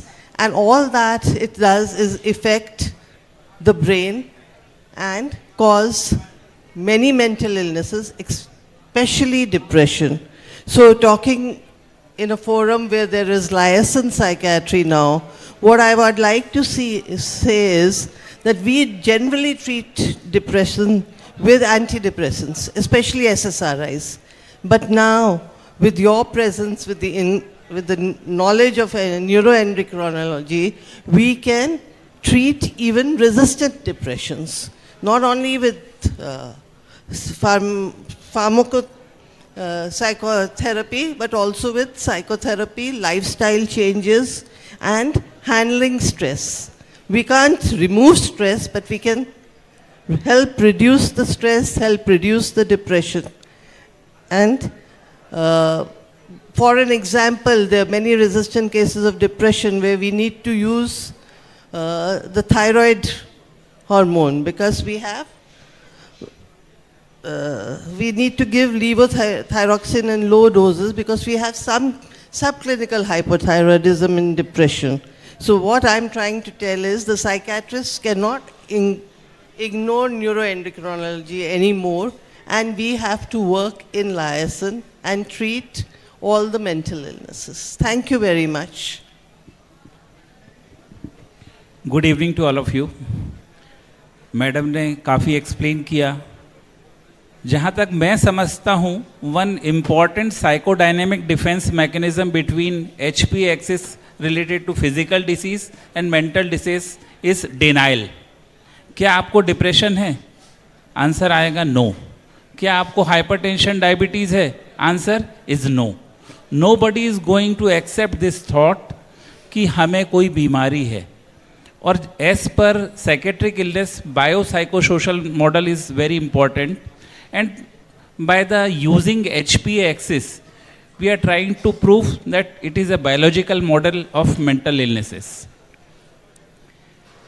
जैसा कि विभिन्न बीमारियों में होता है, जो NCD concept is a newly evolving for controlling hypertension or diabetes. Now it is also proven in mental disorders कि lifestyle modification is the only mainstay for controlling physical as well as mental disorder.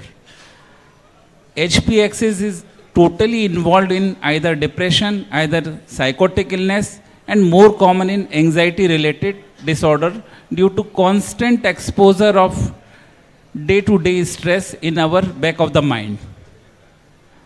So my last conclusion is lifestyle modification in any form, either diet, physical exercise, quality time, equally important to control all these type of disorders. Thank you.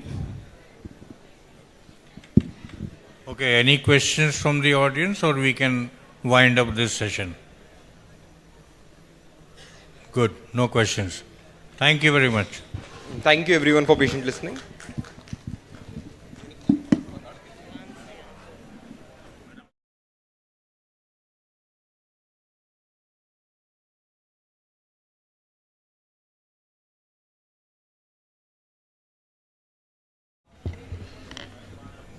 Now, I would like to call for oration Dr. V.V. Vaidya, sir, to please come up on the stage.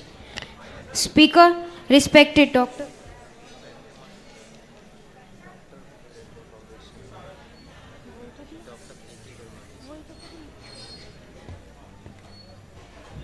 Dr. A.K. Virmani, sir, to please come up on the stage.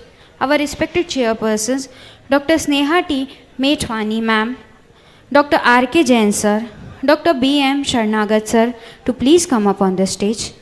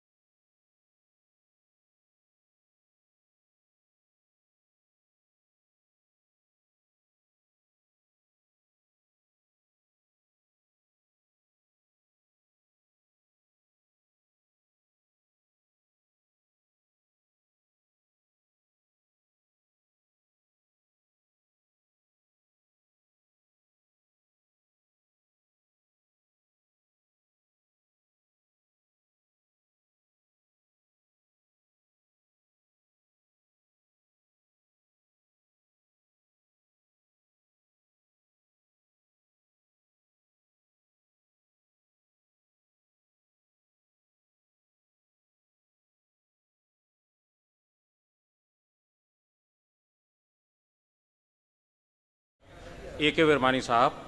This is Dr. V.V. Vaidya Memorial Oration. It is bestowed upon Dr. A.K. Virmani, FICP, FIACM, FACP, FDI, FRSSDI, FICCMD, FISH, CCIO, FISC, FRCP, London and Edinburgh. Dr. Virmani did his MBBS in 1976 from LLR Medical College, Meerut. MD General Medicine in 1985, RMCH, that is RIMS, Ranji. Diploma in Radiation Medicine in 1991 from RMC BAR, Mumbai. Dr. Virmani at present is practicing as a consultant physician and cardiodiabetologist, Jamshedpur, ex-head of the Department of Nuclear Medicine and Specialist, Department of Medicine, Tata Main Hospital, Jamshedpur, Cyber Crime Intervention Officer in Jamshedpur. He is past Chairman, Cardiological Society of India, Jharkhand Chapter, year 2009 and 2011. President, Clinical Cardiodiabetes Society of India, 2022 and 2023. Past President, Indian Medical Association, Jamshedpur Branch. Chairman, Indian Association of Clinical Medicine, Jharkhand Chapter. Faculty, New Yorkshire Foundation Teaching Program, UK School of Diabetes, PHFI. Executive Council Member, East Zone RSSDI. Advisory Council Member, Advanced Career Physician, ACP. Numerous publications in API, RSSDI Update, Textbook, JIMA and JAPI. Awarded the Chapter Leadership Award of ACP in 2023. Awarded the Excellence Award as the Best Teacher Award, Indian Society of Cardiology 2023. Awarded the Master Teacher Award 2023, Clinical Cardiodiabetes Society of India. He has got fellowship from Indian College of Physicians, Indian Association of Clinical Medicine, American College of Physicians, Diabetes India, Indian College of Cardiology and Metabolic Disorders, RSSDI, Indian School of Hypertension, Indian Society of Cardiology, Royal College of Physicians, London, Royal College of Physicians, Edinburgh. His achievements are started the diabetic clinic in 1985 at Tata Main Hospital for the first time in Jamshedpur with blood and urine test and monthly follow-ups, member of the steering committee for the formation of API Jharkhand. He has organized chapter in various local and state level conferences of Association of Physicians of India, Cardiological Society of India and RSSDI. Sir, we are honored to confer you this oration, Dr. V.V. Vaidya oration of Endo Dialogue 4.0.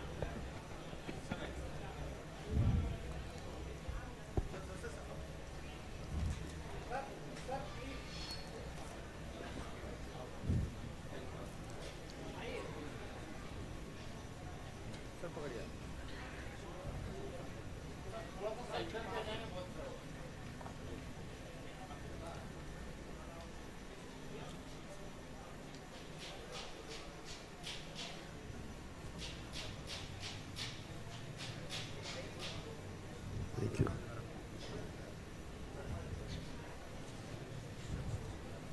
Thank you, sir.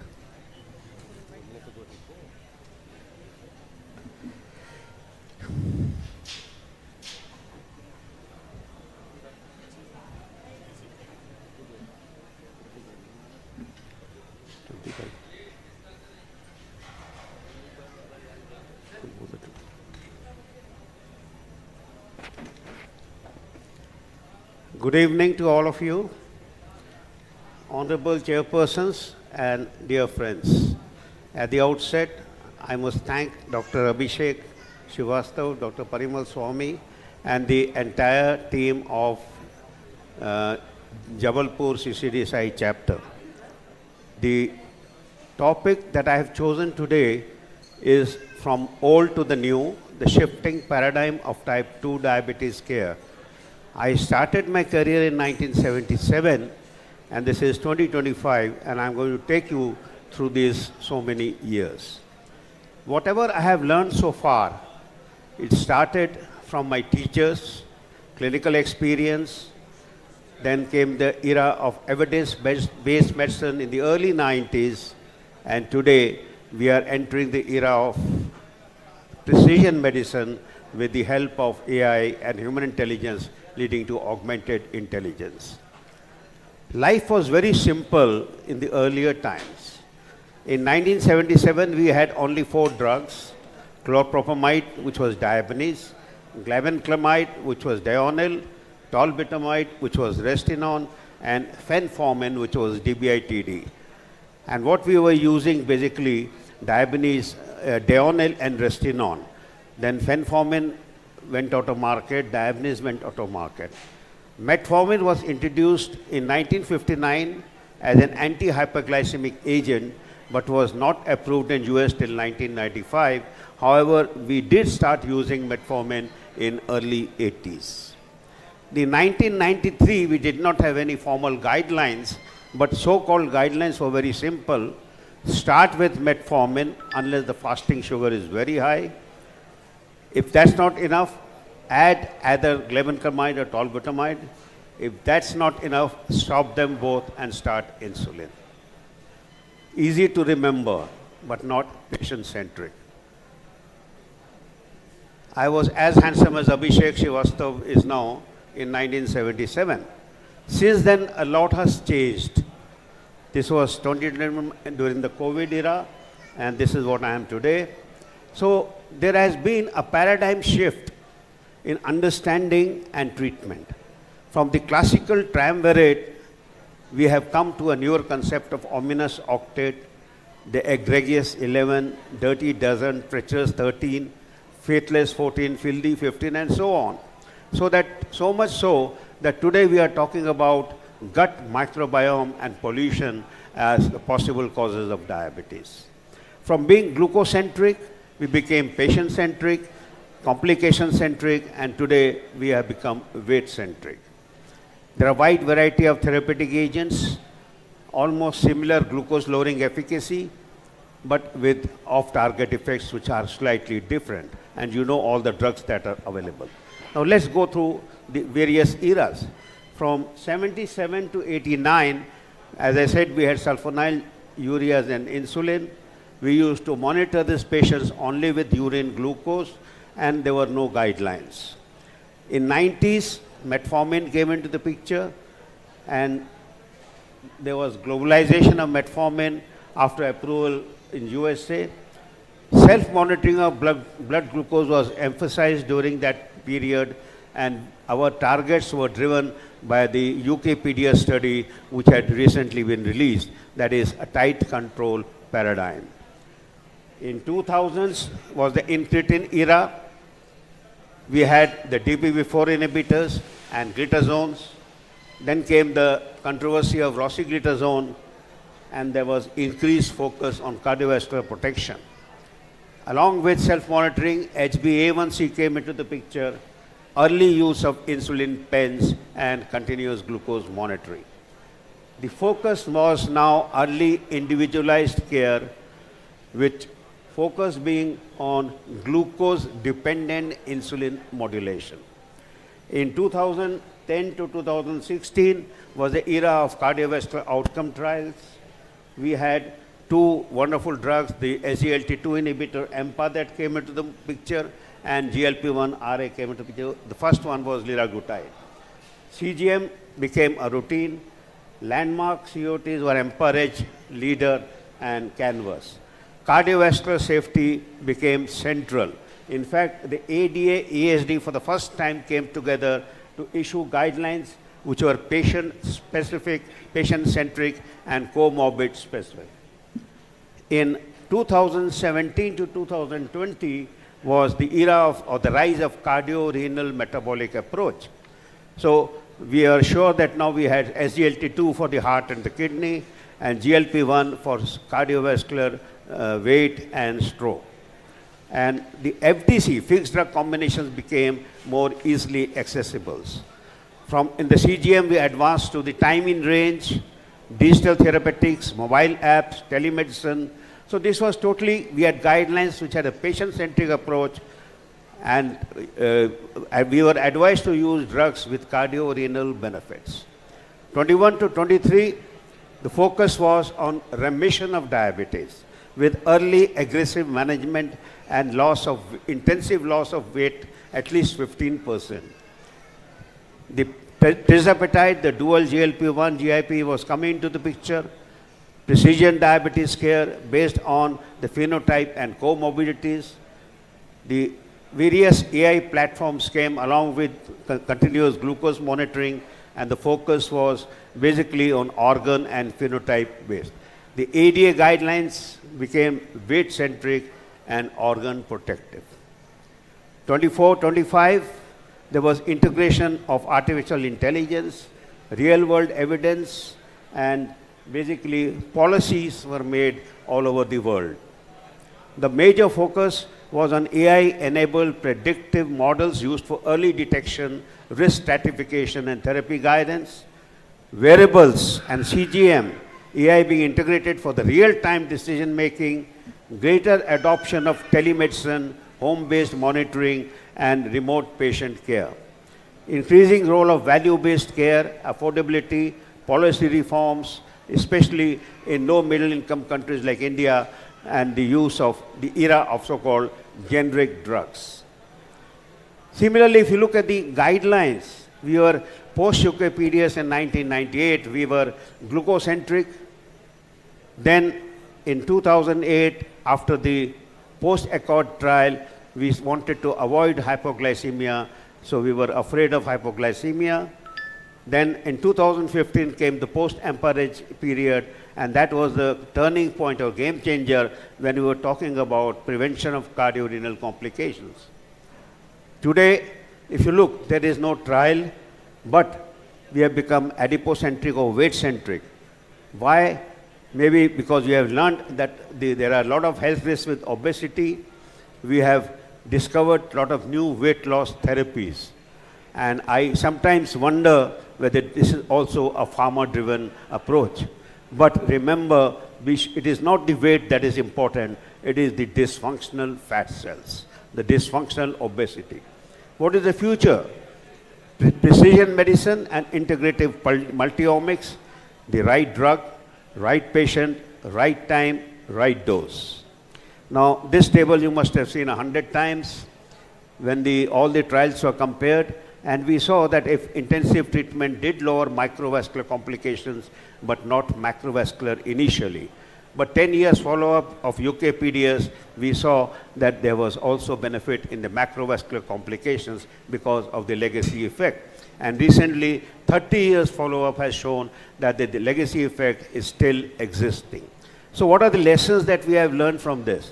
The first lesson, intensive glycemic control in patients recently diagnosed with will greatly reduce microvascular complications.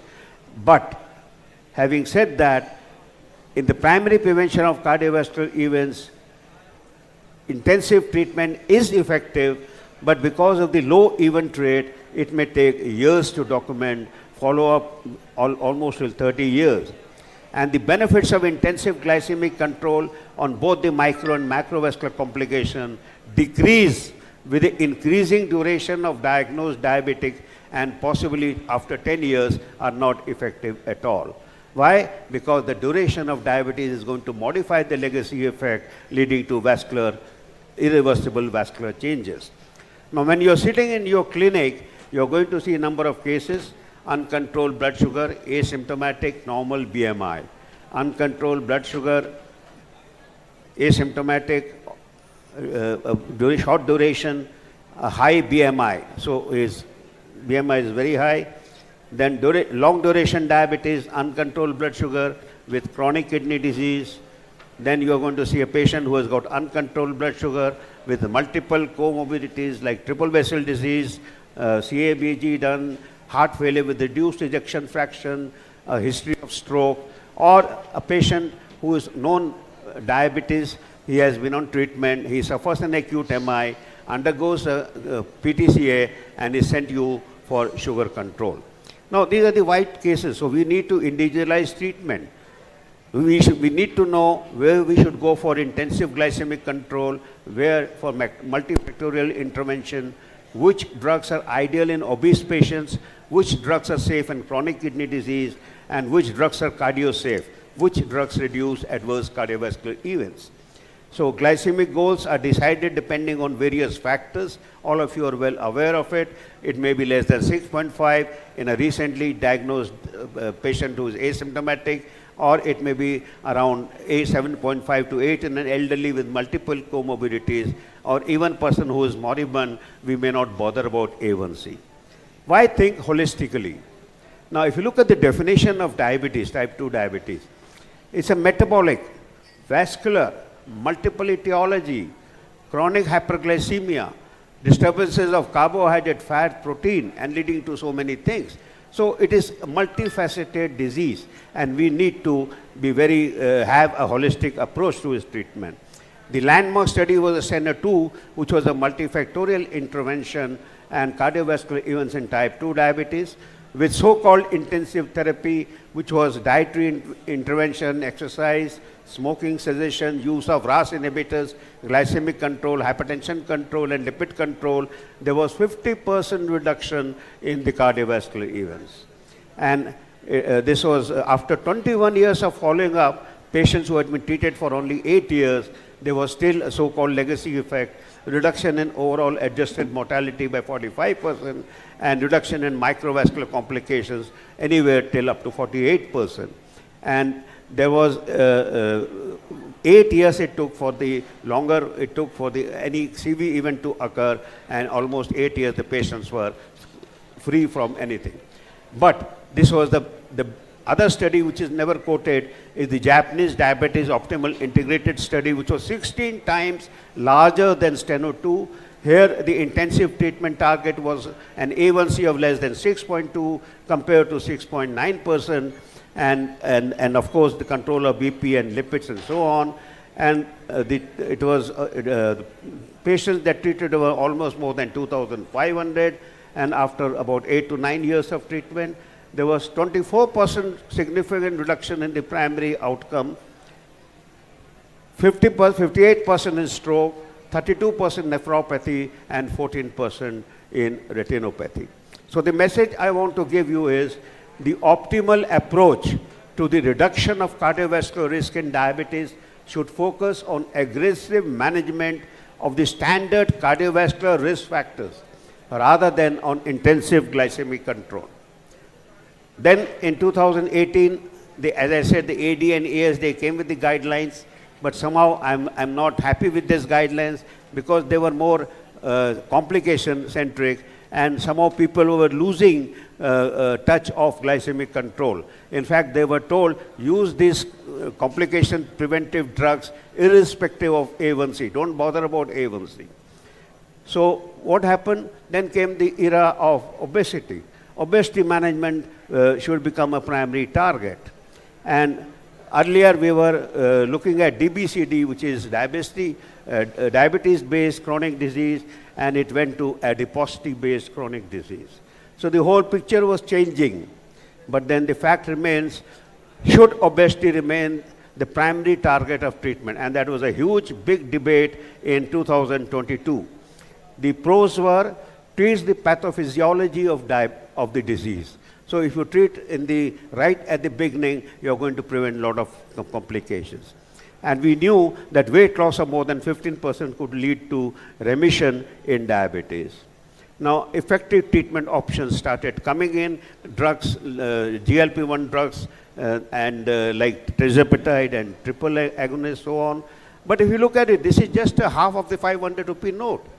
It has no relevance. If you really want to have the full 500 rupee note, you have to look at the cons. Remember, care plans are tailored based on the stage, metabolic drivers, social determinants, and other clinical priorities. So there are multiple primary targets. Adiposity is one of them, dysglycemia, cardiometabolic risk factors, and they should all be prioritized based on the relative risk, the logistical ease and cost, and individual factors. So all primary targets should be addressed concurrently and not sequentially. So one should not be saying first reduce weight and then we'll think. No, that is not. Obesity and glucose control are not mutually exclusive. So now we have a new term, CMBCD, that is cardiometabolic-based chronic disease, which is a combination of adiposity and diabetes-based. And this includes the factors of dyslipidemia, hypertension, and metabolic syndrome.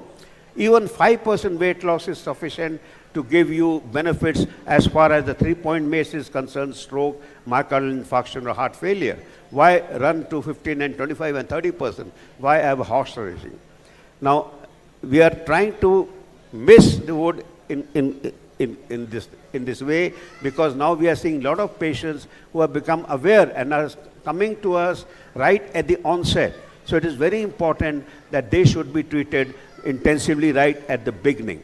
And this study has shown that if you can get the A1C to less than 6.5% within the first year of diagnosis, the complication rates can be reduced drastically. So don't forget that glycemic control is also very important. Of course, integrating glycemic control and targeting cardiorenal, the optimal management of type 2 diabetes, reducing the complications, as well as multifactorial management. Now, these are the guidelines I like the best because they have also two hands. One is the cardiorenal track, the other is the hyperglycemia track. And like two horses pulling a carriage, they have to be in tandem. It's not that one first, the second later. No, both have to run together. In the cardiorenal track, you are going to use an SGLT2 inhibitor in patients with heart failure and CKD, and a GLP-1 in patients with atherosclerotic cardiovascular disease and stroke.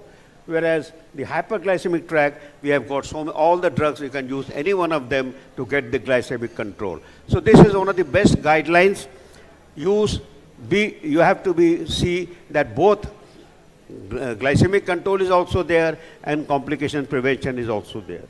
So from a reactive approach of treatment to fail, we are entering the proactive treatment where we had early combination therapy, early aggressive therapy, and of course along with weight management. So we had 4 pillars earlier: glycemic management, blood pressure management, lipid management, and agents with cardiovascular protection. And now we have weight management. What lessons we have learned from the scientific evidence? Duration of diabetes less than 5 hours, no comorbidities, strict glycemic control. Duration of diabetes more than 10 years, be complication centric, optimal glycemic control. Duration of diabetes between 5 to 10 years, gray zone, individualized approach, but have a holistic approach, see and address everything. And all should be targeted simultaneously in diabetes management. These are the weapons of mass destruction.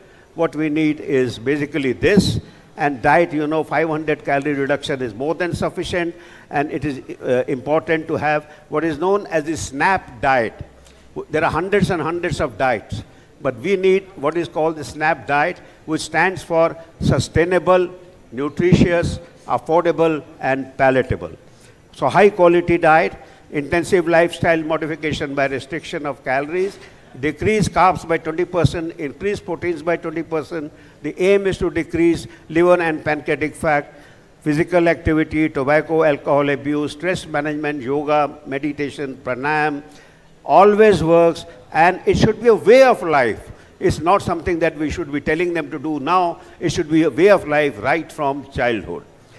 Evolution of CGMs and insulin pumps, right from this in 1960 to the latest Dexcom GA. We have various wearables for continuous glucose monitoring like the Apple Watch, then we have activity and lifestyle tracking, and we have smart insulin delivery system. There has been a revolution in diabetes care through AI, from automatic meal analysis to nighttime insulin effect, hypo and hyper identification. Now this is the 2025 statement by IDF, the principles of type 2 diabetes care, a holistic approach to delivering evidence-based care centered around the person with diabetes, empowered through self-management, education, and support. A well-trained multidisciplinary health professional team and decision support system like registering reminders, audits, and feedback. So I would like to leave you with certain clinical pearls.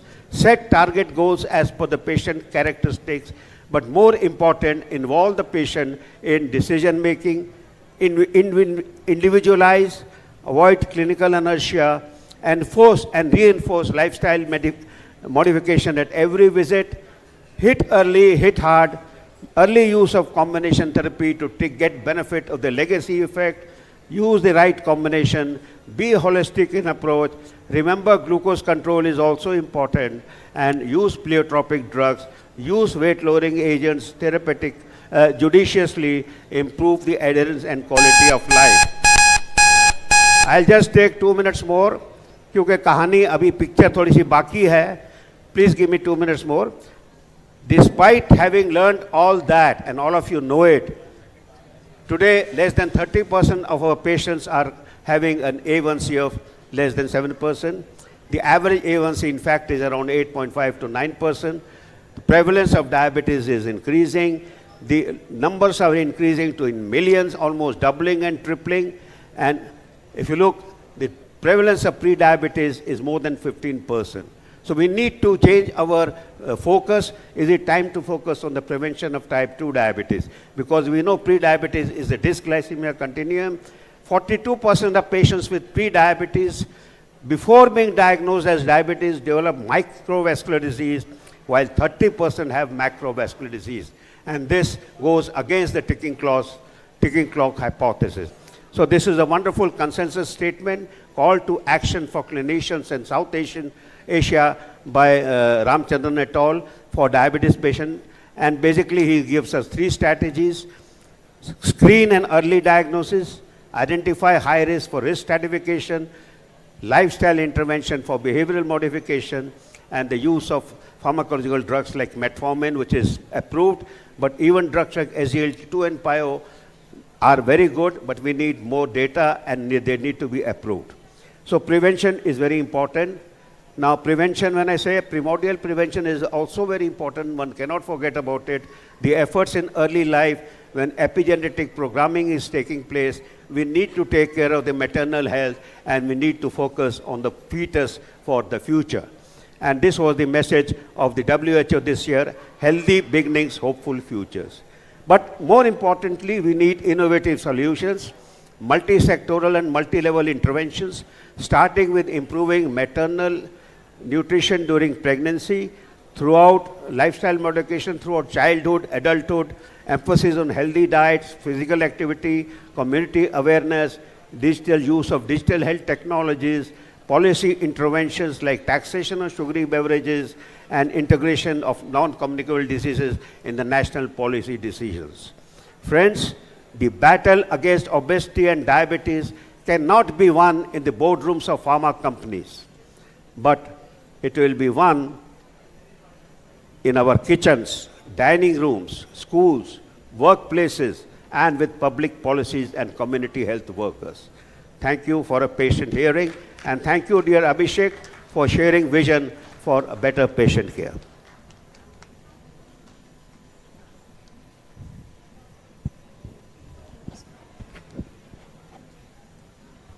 Thank you, sir, for the knowledgeable session.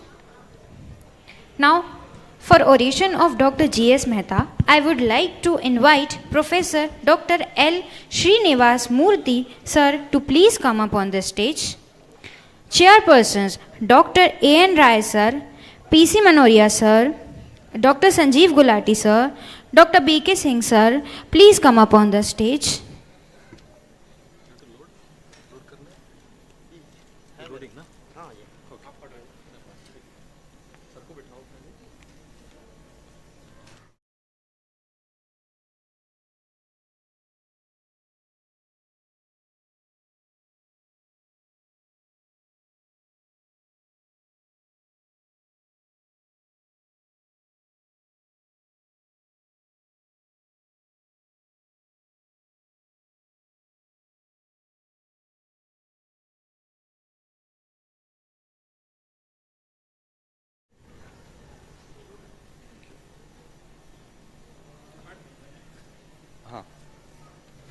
So today we have respected Professor L. Srinivas Murthy sir with us.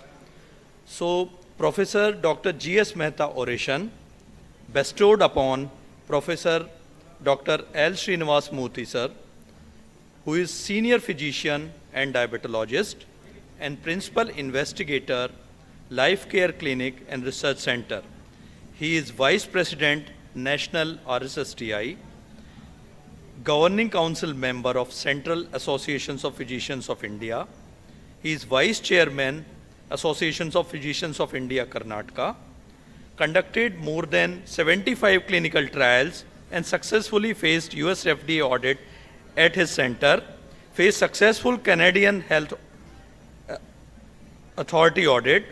Professor Srinivas Murthy graduated in internal medicine from Kempegowda Institute of Medical Science, which is affiliated with Rajiv Gandhi Health University, Bangalore, India. He specializes in diabetes research and has over 21 years of experience in medical consultation, healthcare advisory services, research and teaching. He is currently a senior consultant physician, diabetologist, principal investigator and medical director at Life Care Hospital and Research Center, Bangalore. Professor Srinivas Murthy sir has conducted over more than 60 multinational clinical trials, including involvement in SUSTAIN, SOUL and FLOW. He has presented several international conferences including AACE, IDF and ISPOR. Professor Srinivas Murthy sir has professional diploma in clinical research and is a fellow of Royal College of Physicians, a fellow of Indian College of Physicians, fellow of Research Society for Studies of Diabetes in India, and fellow of American College of Physicians. He is currently governing council member of South Zone American College of Physicians and the National RSSTI, Karnataka RSSTI, API Karnataka, CCDSI, and Indian Society of Chrono Medicine. So respected sir, we present this oration to you. Thank you for being with us.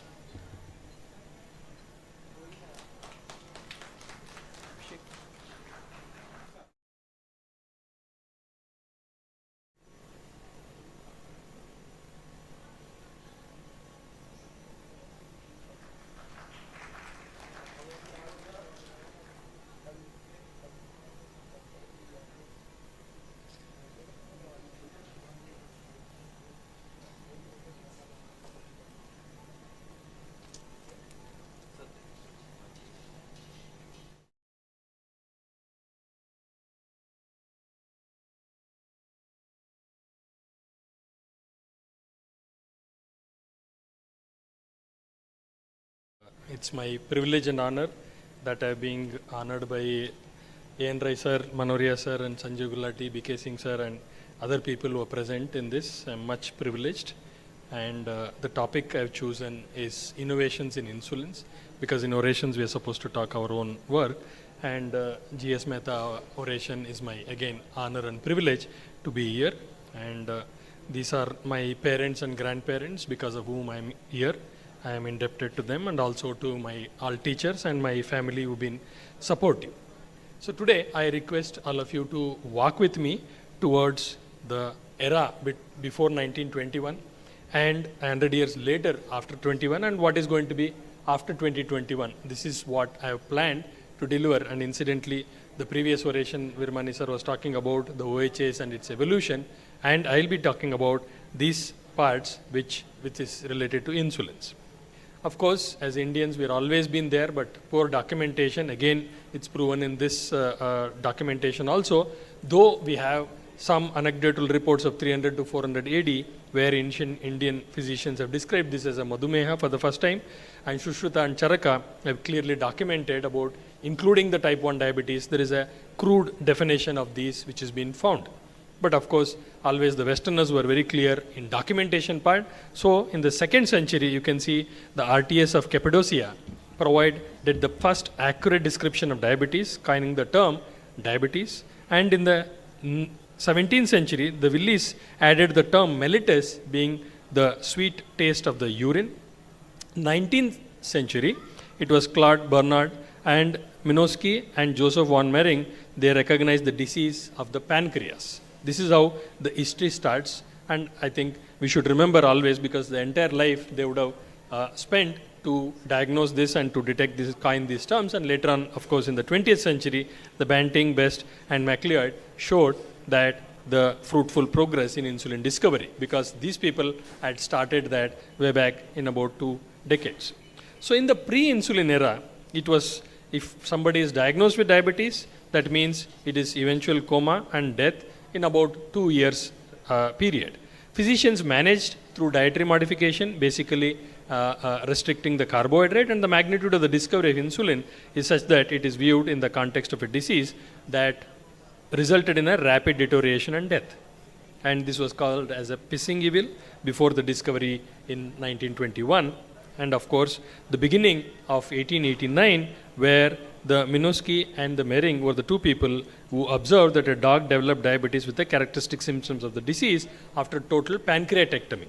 And that's where it all started in 1889, and this finally confirmed the central role of the pancreas in the etiopathogenesis of diabetes. And the Eugene Ope, who see the darkened face there, and he was a person who discovered that the specific cells in the pancreas are responsible for developing diabetes, and eventually this is Ope's point of view that the association between the islet cells and the diabetes was confirmed in 1901 by the Eugene Ope, who connected the degeneration of the islet cells to the appearance of diabetes. So this is a glimpse of 20th century multiple efforts and failures which have been clearly shown there year-wise, and the eventual isolation and purification of insulin in a series relatively crude experiments in the early 20s heralded a new dawn of the management of disease. And this is, you can see the handwriting of the Benting and the Best during their labs in Canada, where they documented the progress of this evolution of insulin discovery. And of course, providing hope for the first time, all those people who suffered from this debilitating disease, the Frederick Banting conceived the idea that the discovery of insulin eventually happened. And the left-hand side, you can see Sir Jocelyn's statement about 40 years with insulin and 4,000 years without. Today, there must be 3 million people with diabetes whose lifespan has increased in the average of at least 10 years each, and this makes a total of 30 million years of productive human life in one country alone. This was the amount of influence the discovery of insulin resulted with. And of course, many accolades for Benting and Best, and of course the most cherished moment was a Nobel Prize for these two gentlemen. And of course the Fantastic Four, which the other names we tend to forget is Collip and MacLeod, though the Benting and Best are the people who always take the credit. I mean, we give the credit, but these are the other two people who are equally world. So let's look at the journey of insulin now, 100 years from that 1921, what happened. Now this is where the discovery started in Toronto University, and later on you can see from the Yale University, these two Scandinavians, husband and wife, took the permission to fly this to the Denmark, and that is where the production of insulin started in the Scandinavia. And of course, the discovery of insulin significantly improved the life expectancy. As you can clearly see, in 1945, a child with type 1 at the age of 10 expect to live more than 30 years longer than a 10-year-old with type 1 before the discovery of insulin. And of course, three important landmark journeys of insulin innovations are in 36, the protamine, and in 1996, the analog discovery for the first time, and introduction of recombinant human insulin by the biotechnology firm, the Genentech, which used the recombinant DNA technique to produce for the first time in 1982. And that was the change. And of course, we know the structure of insulin, the two chains bonded by disulfide, and on the right hand side you can see the physiological insulin secretion, which we are still not able to match till today.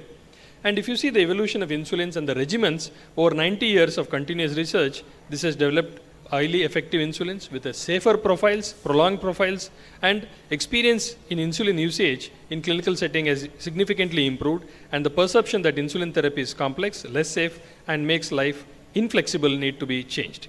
And of course, innovations in basal, bolus, as well as premix insulins, co-formulations have been made insulin therapy safer, flexible, patient-friendly, simple, and affordable as well over a period of time.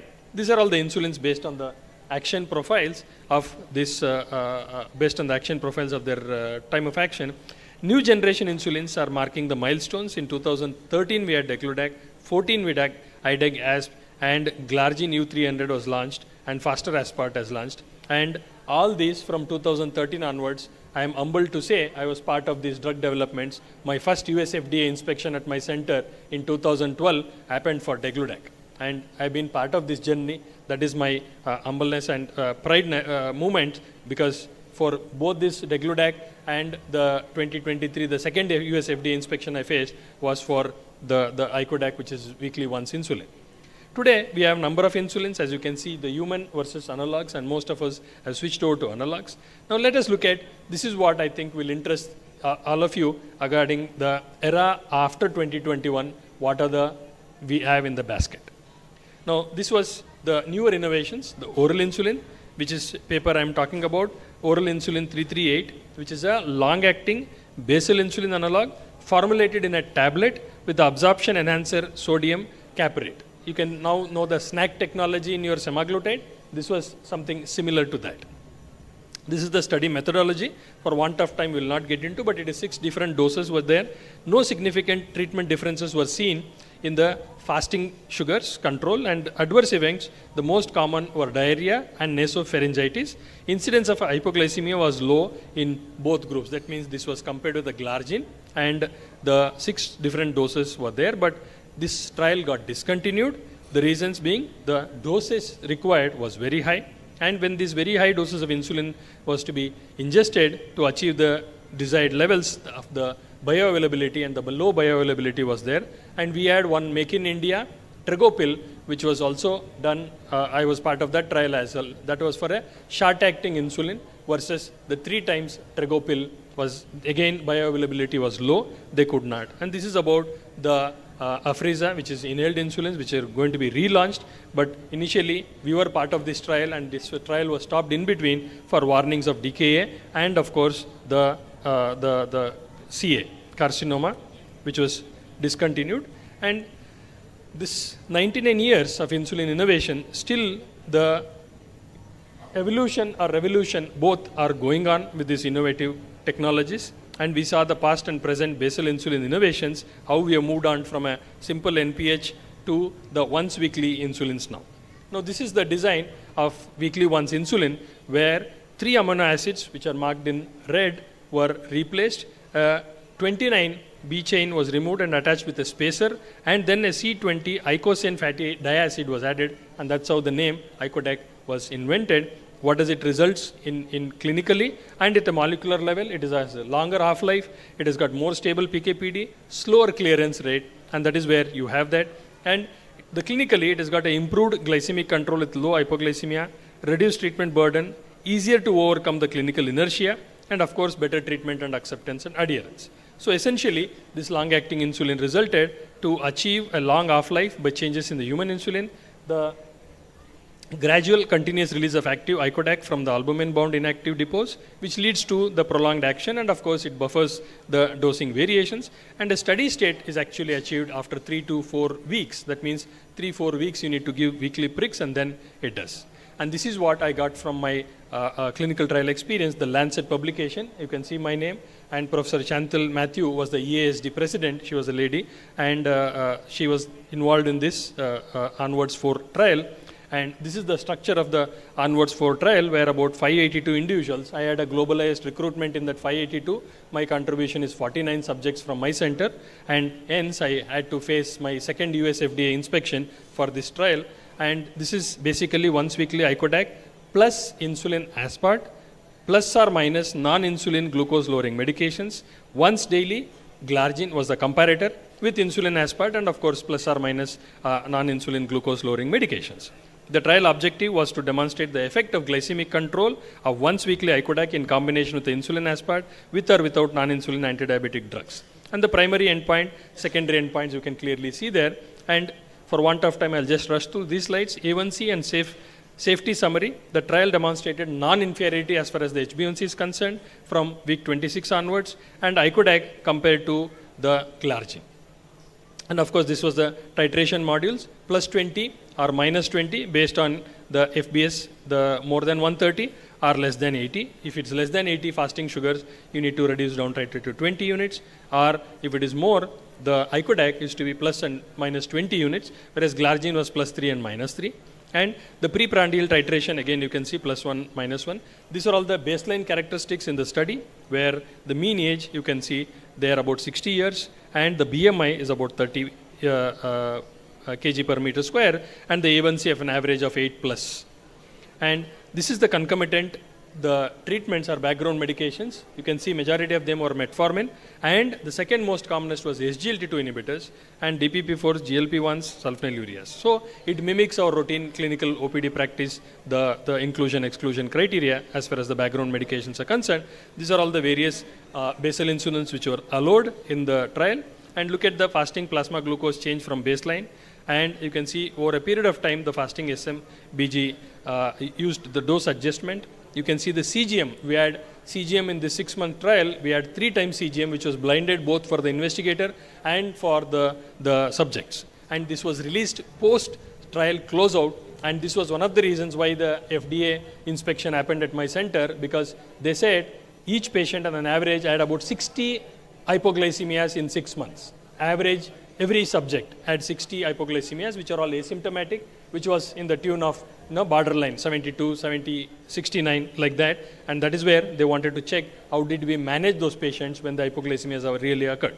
So this is the overall hypoglycemia episodes. You can clearly see there the severe hypoglycemias are comparable both in the glargine and in the icodec group. The nocturnal hypoglycemia, which many insulins claim that this is the most dangerous part of it because we are not monitoring the subjects during that time, and that is where it achieves the A1C target at the end of 26 weeks vis-a-vis your glargine. And the weekly total insulin dose change over time, you can see there the statistically significantly lower mean total insulin dose. Lower mean insulin dose when you calculate over a period of time, 26 weeks, the icodec had less insulin requirement, and weekly basal insulin dose change over time. This was statistically significantly higher mean weekly basal insulin dose with icodec when you compare with the glargine. The bolus insulin again was lower in the icodec arm. Body weight change comparable, no significance. Adverse events, again, most of us were worried about the hypoglycemias because the prolonged usage. Until today, we are not able to explain the hypoglycemias, the severe hypoglycemias which happens, gets corrected like your routine daily insulin. It doesn't prolong for a week or so.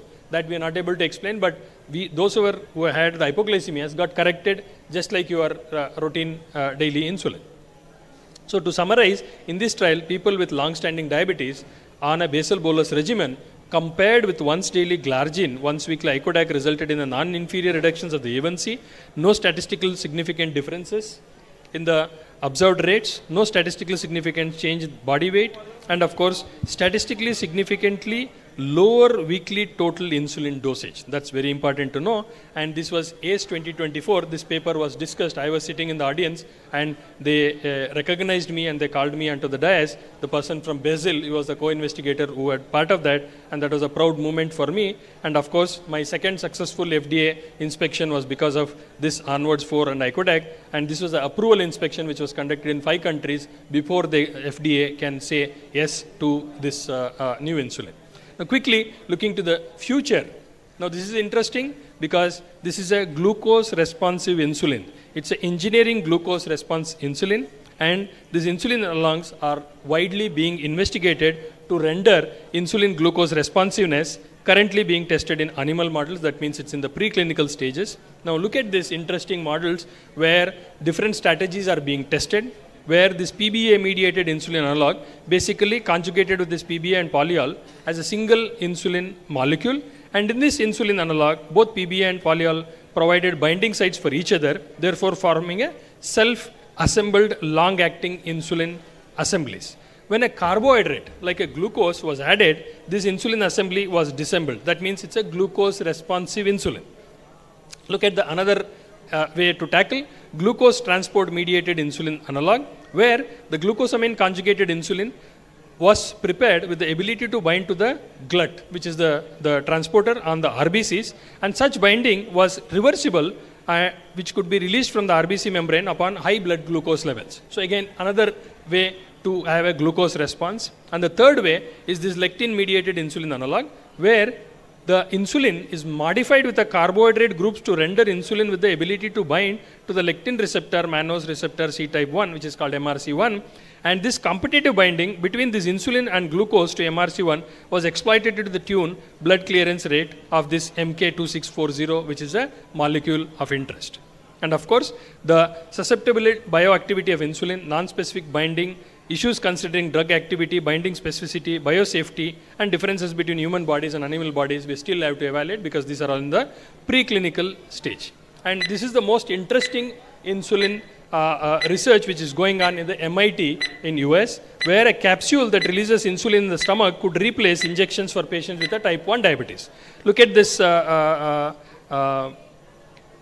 shape of this highly curved shell, which enables the animal to balance. So similar technology they have used here. I think the pointer is not working. So this is you can see on the bottom where it stays there, and once on the stomach lining, the device releases injection into the tissue. The last one on the bottom, you can see the needle pricks in the stomach, and compared spring, the compressed spring fixed in a sugar glass, which provides a force for the drug-loaded needle to disperse the insulin. This is what is going on.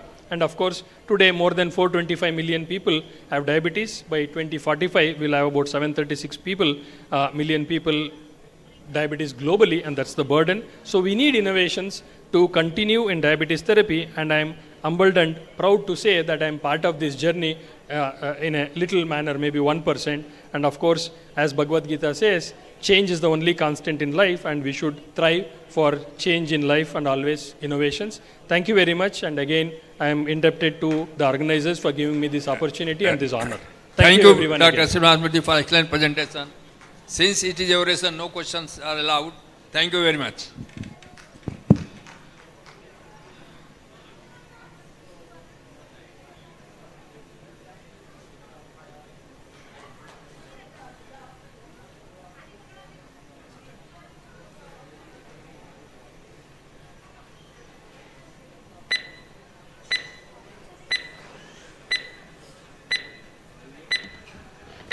Swami sir.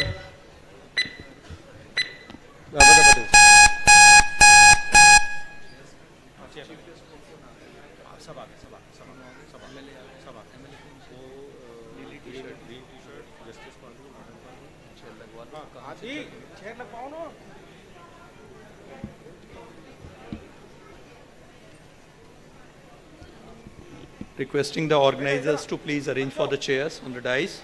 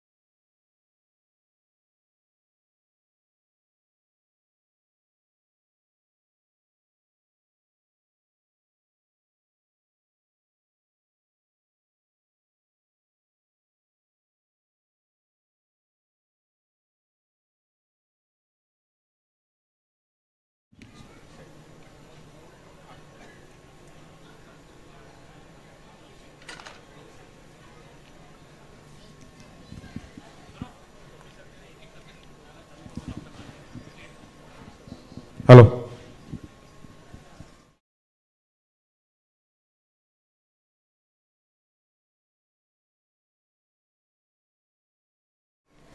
को हम इस conference के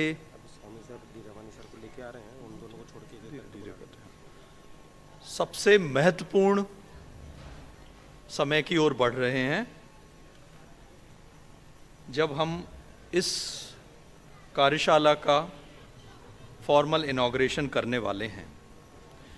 बड़ी ही विनम्रता से मैं हमारे सम्माननीय अतिथियों को बुलाना चाहूँगा। मैं चाहूँगा कि हमारे गेस्ट आदरणीय जस्टिस मैडम अंजलि पालो, आदरणीय justice Shri S.K. Palo sir, आदरणीय डॉक्टर राजेश धीरवानी सर, आदरणीय member of MLA Shri Abhilash Pandey ji, CMHO doctor Sanjay Mishra sir, आदरणीय doctor PC Manoria sir, doctor AK Virmani sir, doctor Parimal Swami sir and doctor Abhishek Srivastava, doctor Ritu Srivastava मंच पर आएं। नहीं है ना, बैठे हैं सामने, बुलाया है, अनाउंस किया।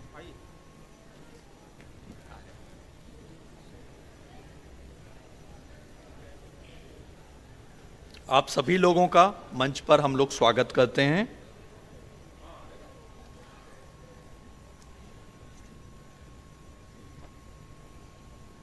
आप कृपया मंच पर अपना स्थान ग्रहण करें।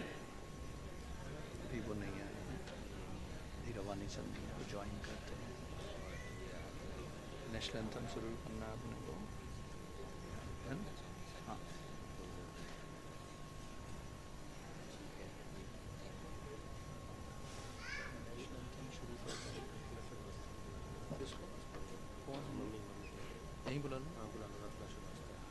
आग्रह करूंगा, हमारे बीच माताजी मिसेस रत्ना श्रीवास्तव मैडम मौजूद हैं।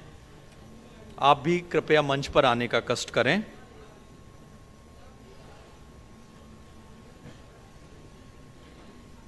आप सभी से परिमल स्वामी सर कृपया मंच पर आने का कष्ट करें। हाँ, आ गए हैं। स्वामी सर अंदर है।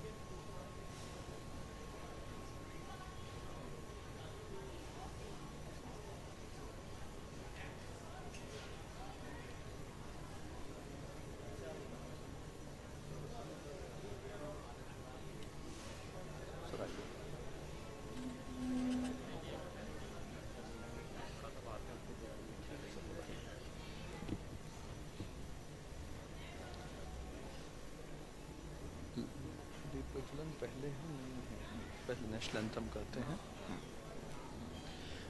आप सभी से मैं रिक्वेस्ट करूंगा कि हम लोग नेशनल एंथम के लिए खड़े होंगे और राष्ट्रगान से इस प्रोग्राम की शुरुआत करेंगे।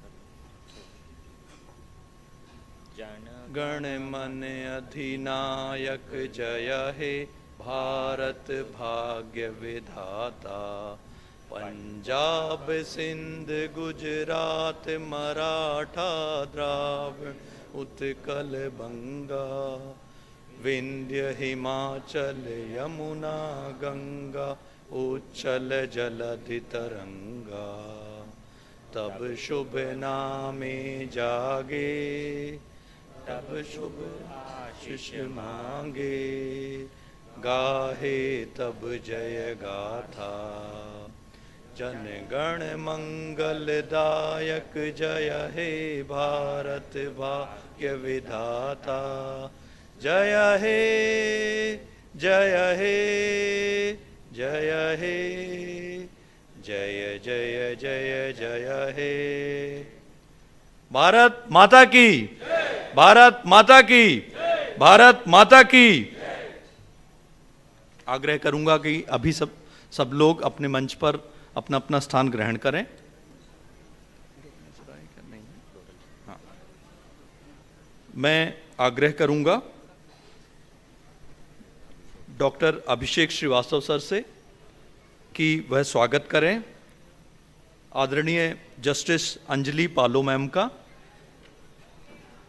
पुष्पगुच्छों से स्वागत करें डॉक्टर अभिषेक श्रीवास्तव।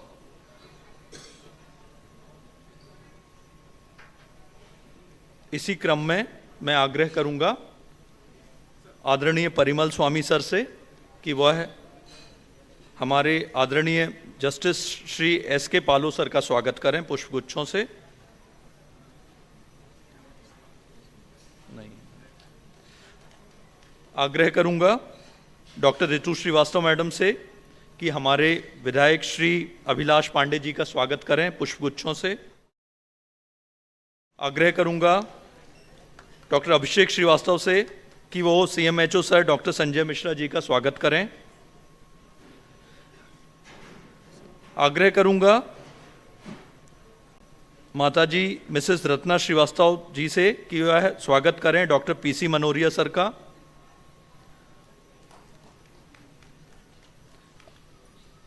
आग्रह करूंगा डॉक्टर ऋतु श्रीवास्तव मैडम से स्वागत करें डॉक्टर ए.के. विरमानी सर का।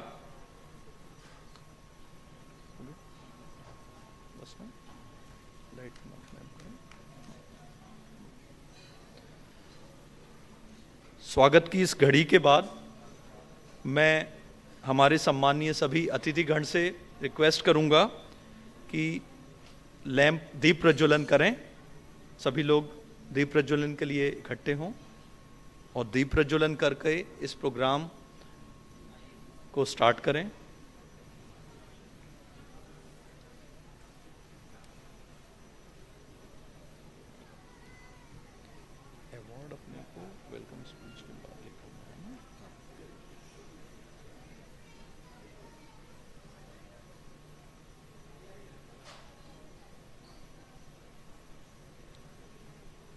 आग्रह करूंगा आदरणीय डॉक्टर राजेश धीरवानी सर से कि आप मंच पर आएं सर और दीप प्रज्वलन कर इस प्रोग्राम की गरिमा में शुरुआत करें।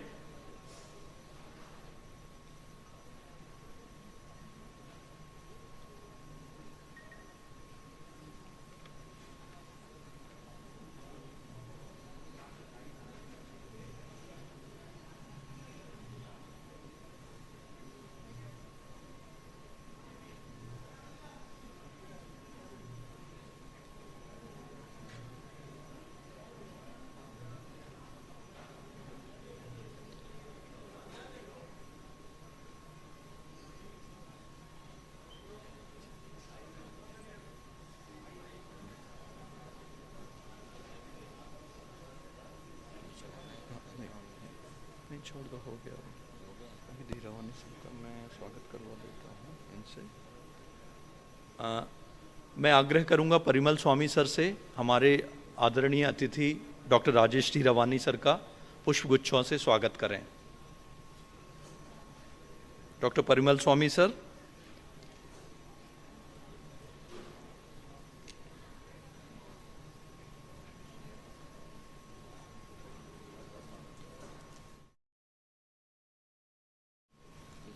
वेलकम स्पीच के लिए बस।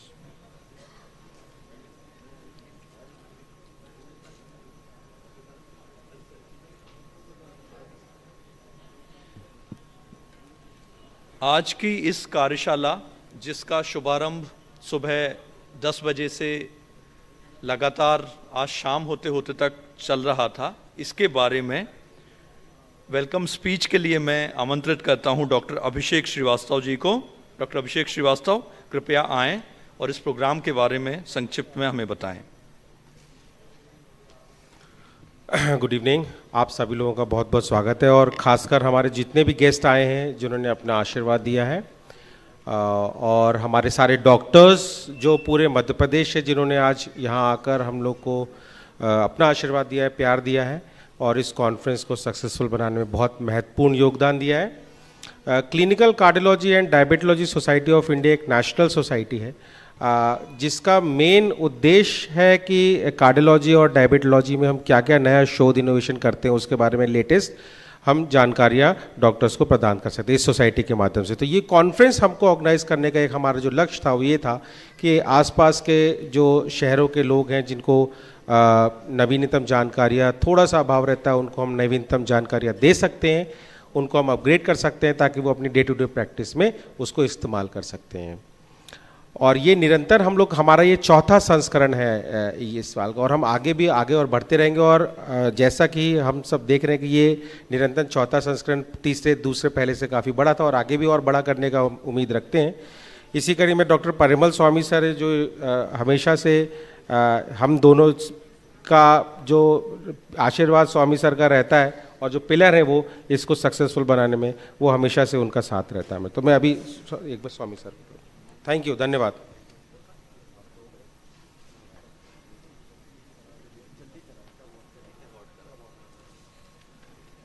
So thank you, Dr. Abhishek Srivastava. So today we have a lot of special guests among us, including the doctors who are working in very remote area of Madhya Pradesh and India. And we also have the trainers of them. So today, in presence of esteemed guest, I request our esteemed guest to facilitate couple of doctors who are working extremely in a wonderful fashion to improve the healthcare of the region. In this contest, I first announce Master Teacher Award. These teachers are working very, very hard for training graduates and postgraduate in multiple institutes of Madhya Pradesh. I request Professor Dr. Manoj Indulkar sir, who is head of the Department of Medicine, Riva Medical College, to please come to the dais. Dr. Manoj Indulkar sir, he is training graduates and postgraduates for number of years, maybe decades together. Requesting everyone to please clap for sir. This is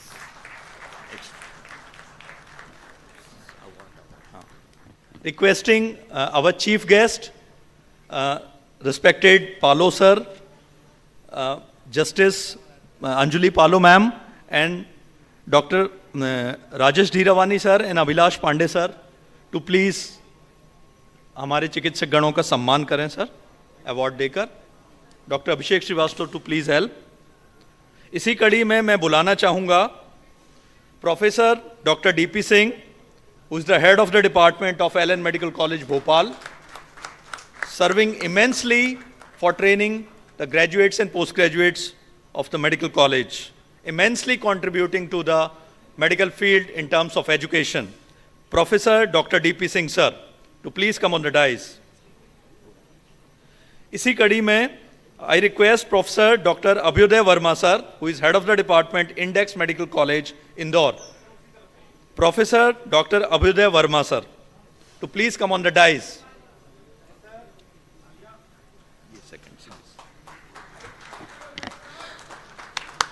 तालियों की आवाज़ थोड़ी कम पड़ती जा रही है।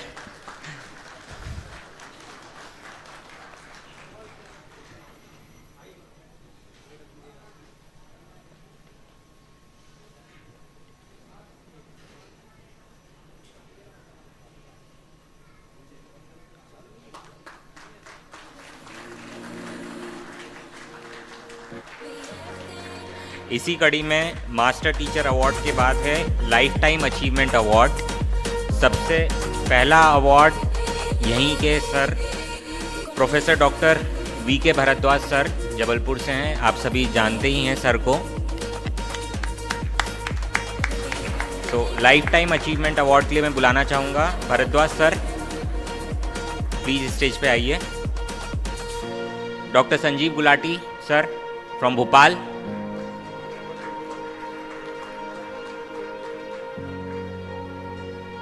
Doctor Kusum Jain ma'am from Jabalpur,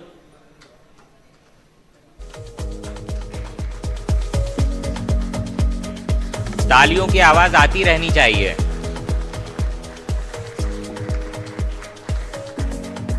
doctor Raka Shivre sir from Raipur,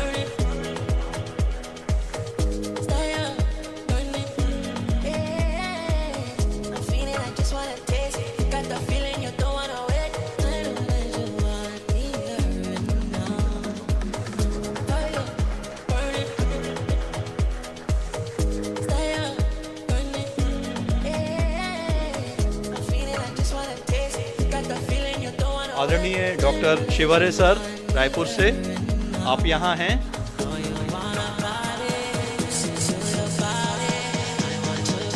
इसी कड़ी में आगे बढ़ते हुए हमारे बहुत सारे डॉक्टर्स कम्युनिटी में बहुत अच्छा काम कर रहे हैं कई दशकों से। इन रिस्पेक्टेड सीनियर डॉक्टर्स को मैं बुलाना चाहूँगा इसी कड़ी में। Respected doctor Ashok Tiwari sir Bhopal से, respected doctor RP Patel sir Bhopal से। चाहूँगा कि respected doctor Ashok Tiwari sir, doctor RP Patel sir मंच पर आएं। Respected doctor SN Dubey sir,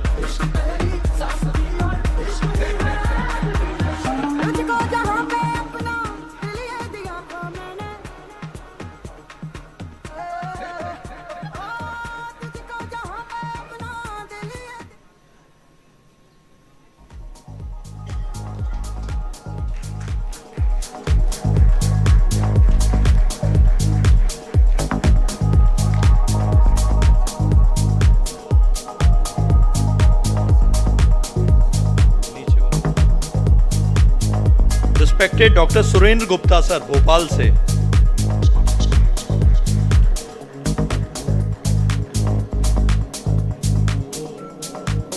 respected doctor Alka Tiwari ma'am,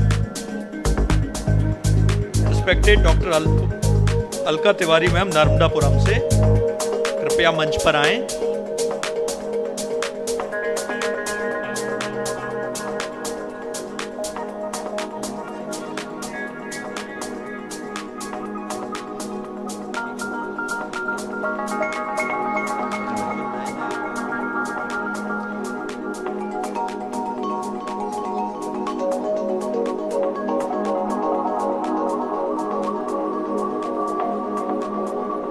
After the Community Service Award, we have the Young Brigade who would be shaping the future of medicine, who would be taking care of the health.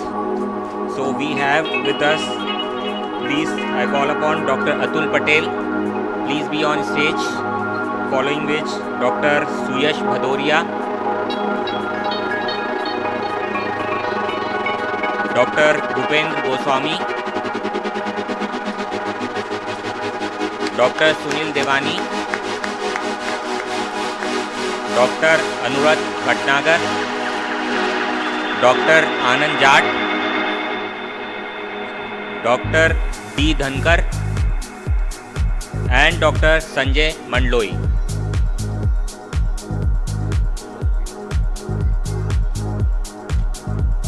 मैं चाहूँगा यहाँ पर सभी बैठे लोग इनका उत्साहवर्धन करें। ये वो लोग हैं जो एक्चुअली फ्यूचर में सारे डिसीजेस को ट्रीट करेंगे, future of the new generation, right? And probably they would be treating many of us also. So we have doctor Atul Patel, doctor Suyash Bhadauria, doctor Bhupendra Goswami, doctor Sunil Dewani, doctor Anuradh Bhatnagar, doctor Anand Jat, doctor D Dhankar and doctor Sanjay Mandloi. Please be on stage.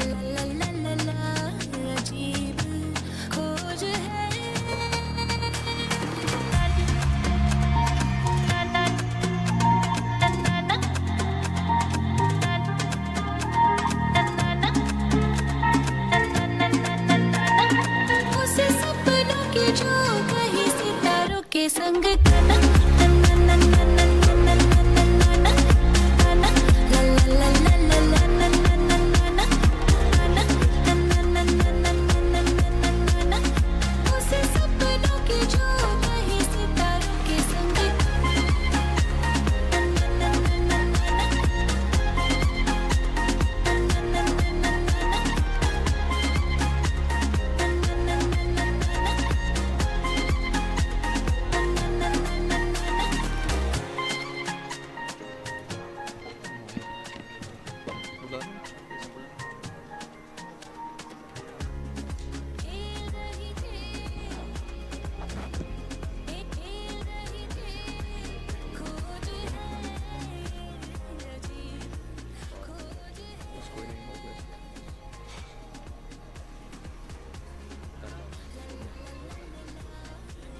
हमारे सम्मानीय अतिथियों का बहुत बहुत हृदय से धन्यवाद कि उन्होंने हमारे डॉक्टर्स का सम्मान किया और उनका उत्साह बढ़ाया।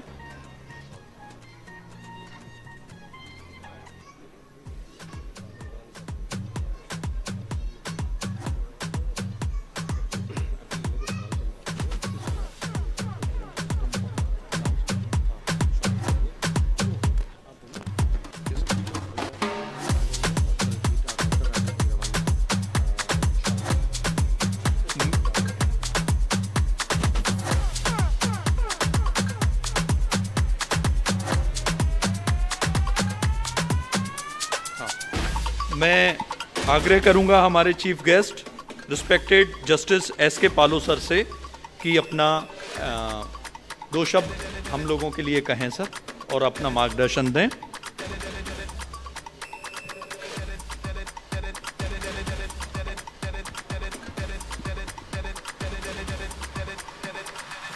Distinguished guests on the dais and off the dais, Dr. Abhishek Srivastava, Dr. Parimal Swami, and all invited participant doctors. It has been a great pleasure in my part to be here, and I feel it is privileged. As people say, doctors are next to God. When a patient comes and he is cured, he is treated and given a life, the patient feels that he has been blessed with a second life. And it is the doctor who treats him and gives the life. Therefore, people think if anyone is there to help him at that situation, it is the doctor. So doctor is respected as next to God. So I feel that all the doctors have been servicing the people, servicing the society, and they are really doing a very good, great job. Judges invariably are not good speakers. They listen more, speak less. Not in the office, also at home. So there are so many other speakers, and I wish that you should also listen to them. I congratulate the organizers for the nice conducting of this program. I'm told this is the 4th edition, and in future also I think there will be such editions. I am very happy, and I feel very proud that all the doctors have been doing their great job. So I congratulate you all. I congratulate the organizers, and thank you for calling me. Thank you again. मैं एक बार फिर से स्वागत हो नहीं पाया, तो मैं रत्ना मैम से बोलूँगा कि शॉल और फूल माला से अभिलाष पांडे भैया का स्वागत करें।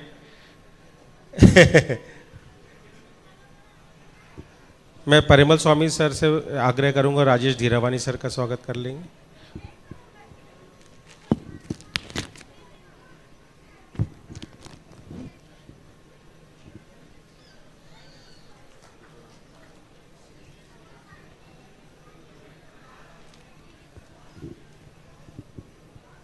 मिश्रा सर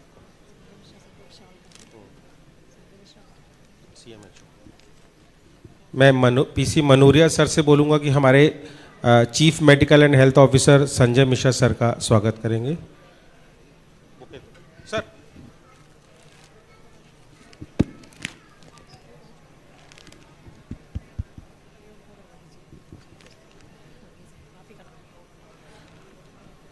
मैं ए.के. विरमानी सर से बोलूँगा कि जस्टिस एस.के. पालू सर का स्वागत करेंगे शॉल से।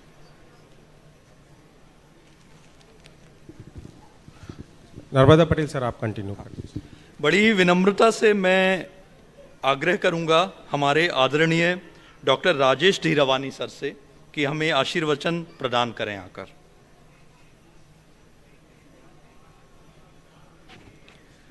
आज के इस गरिमामय कार्यक्रम के मुख्य अतिथि ऑनरेबल जस्टिस एस.के. पालो सर, ऑनरेबल जस्टिस श्रीमती पालो, आदरणीय अभिलाष पांडे जी, हमारे यहाँ के बहुत ही लोकप्रिय विधायक doctor Manoria sir, doctor Virmani sir, हमारे CMHO doctor Sanjay Mishra sir,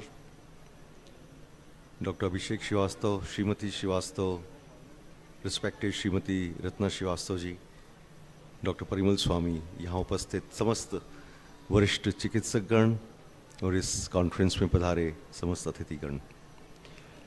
इस तरह की कॉन्फ्रेंसेस जब भी कहीं होती हैं तो मन में एक ही विचार आता है कि डॉक्टर्स अपने व्यस्ततम समय में से यहाँ आते हैं, कुछ नया नॉलेज दे के जाते हैं, कुछ सीख के भी जाते हैं, और ये जो इंटरेक्शन होता है वह मरीज़ों के फ़ायदे के लिए ही होता है।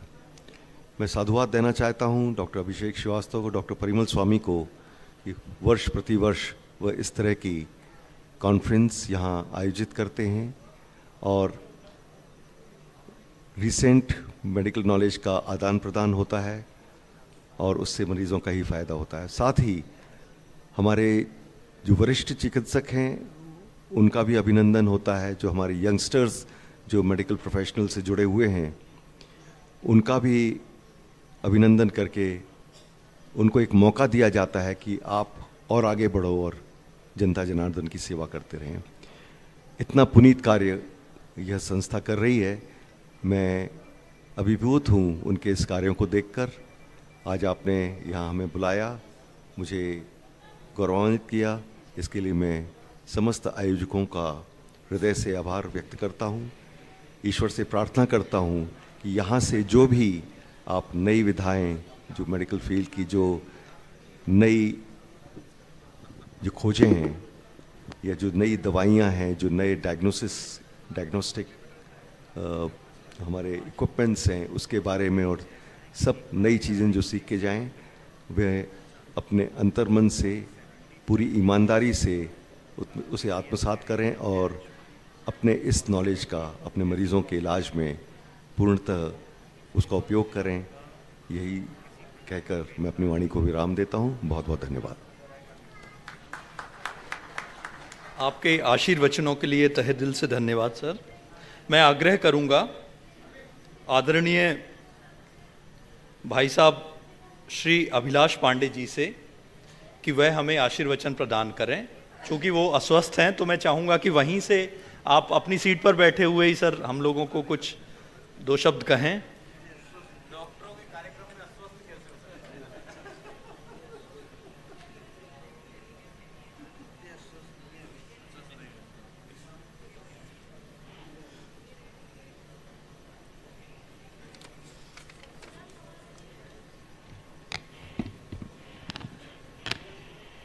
सबसे पहले तो आप सबको नमस्कार और आप सबका संस्कारधानी के विधायक होने के नाते मध्य प्रदेश सरकार की ओर से आप सबका स्वागत है, अभिनंदन है।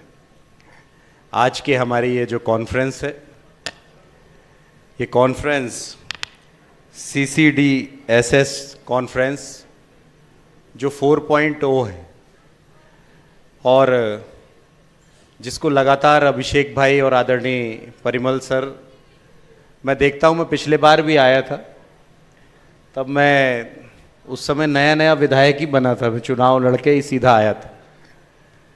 तो निश्चित तौर पर जो इस तरह का जो ये कार्यक्रम आप ऑर्गेनाइज करते हैं, ये हम सब के लिए और शहर के लिए भी बहुत अच्छी बात है।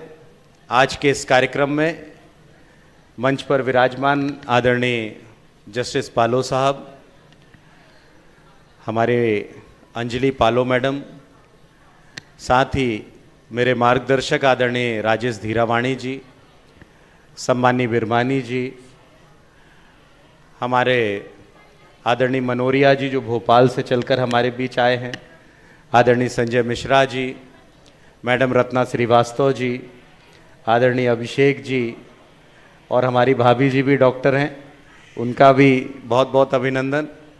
और साथ ही जबलपुर संस्कारधानी में पधारे हुए आप सब डॉक्टर बंधुओं का भी मैं बहुत बहुत स्वागत और अभिनंदन करता हूं।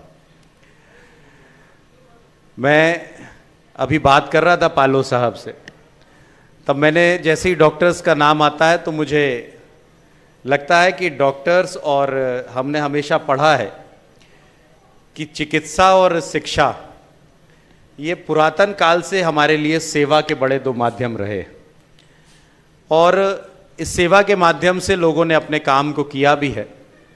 और जैसा पालो साहब ने कहा कि डॉक्टर्स को देखते ही ऐसा लगता है कि धरती का भगवान है, और आप सब उस भगवान की भूमिका में, हमने भगवान को तो नहीं देखा लेकिन उसके एग्जिस्टेंस को देखा है कि जब कभी कोई व्यक्ति ऐसा होता है जिसके लगता है कि अब इसका जीवन समाप्त हो रहा है, लेकिन उसको फिर से जीवन देने का कोई काम करता है तो हमारे डॉक्टर्स करते हैं। इसीलिए भी मैं आपके प्रति कृतज्ञता ज्ञापित करता हूं। लेकिन एक बात कहते हुए आप सबके प्रति इस बात के भाव के साथ भी ये बात कहना चाहता हूं कि कभी कभी जब हम पूरे देश के परिदृश्य में बात करते हैं और जिस तरह से देश के प्रधानमंत्री जी बहुत गंभीरता से मेडिकल इश्यूज को लेते हैं, और अभी आयुष्मान कार्ड पे भी हम काम कर रहे हैं, तो देश के अंदर लोगों के लिए जिस तरह का काम प्रधानमंत्री जी कर रहे हैं, मध्य प्रदेश के डॉक्टर मोहन यादव जी कर रहे हैं, जब हम पूरे मध्य प्रदेश के और देश के परिदृश्य में बात करते हैं तो कहीं ना कहीं मेडिकल फील्ड में किन्हीं कारणों से अभी भी हमारा मध्य प्रदेश पीछे है, और कई बार लोगों का विश्वास भी कई स्थानों पर नहीं है। मैं अभी अभिषेक जी से देख रहा था कि आपने जो कॉन्फ्रेंस की है इसमें लगभग ऑलमोस्ट मध्य प्रदेश के से महाकौशल का रीजन है, चाहे शहडोल हो, रीवा हो, होशंगाबाद हो, भोपाल हो, ऐसे सारे जगह के डॉक्टर्स यहाँ पर आए हुए हैं। बस मैं यही चाहता हूँ, चूंकि मध्य प्रदेश की विधानसभा का विधायक हूँ, इसलिए ये मेरी मंशा भी है और आप सबसे अपेक्षा भी है कि मैं ये चाहता हूँ कि जब भी मेडिकल साइंस पे नाम आए तो मध्य प्रदेश का नाम भी अव्वल दर्जे पर आना चाहिए। यही हम सबकी आप सबसे अपेक्षाएं भी हैं, और आशा ही नहीं, पूर्ण विश्वास है कि मेडिकल की फील्ड में जो मध्य प्रदेश है वो निरंतर आगे की ओर बढ़ तो रहा है, धीरे धीरे ग्रेजुअली उसका विकास हो रहा है, लेकिन आने वाले समय में और हम प्रगति कर पाएं और नई टेक्नोलॉजी के साथ आप सब काम करेंगे, इस बात की अपेक्षा के साथ। और एक चिंता व्यक्त कर रहा हूं, चूंकि मध्य प्रदेश की विधानसभा का युवा विधायक हूं और मैं यूथ विंग का मध्य प्रदेश का स्टेट प्रेसिडेंट भी रहा हूं, इसलिए मुझे इस बात की कई बार चिंता होती है कि आजकल डॉक्टर साहब जिस तरह की परिस्थितियां देखने को मिलती हैं कि बड़ी संख्या में यंगस्टर्स हमारे, चाहे वो अटैक हो, चाहे इस प्रकार की चीज़ें आजकल यंगस्टर्स में बहुत ज़्यादा देखने को मिल रही हैं, और आने वाला समय हमारे लिए और भयानक है, क्योंकि आने वाले समय में हमको देखने को मिल रहा है कि हर मोहल्ले में, पहले एक गांव में, एक कस्बे में यदि किसी को कैंसर हो जाता था तो लोग चिंता किया करते थे कि उसको कैंसर है, लेकिन आज की परिस्थिति में हमको बहुत सामान्य सी बात सामने ध्यान में आ रही है कि बहुत लोगों को कैंसर जैसी बड़ी बीमारियां फैलती चली जा रही हैं।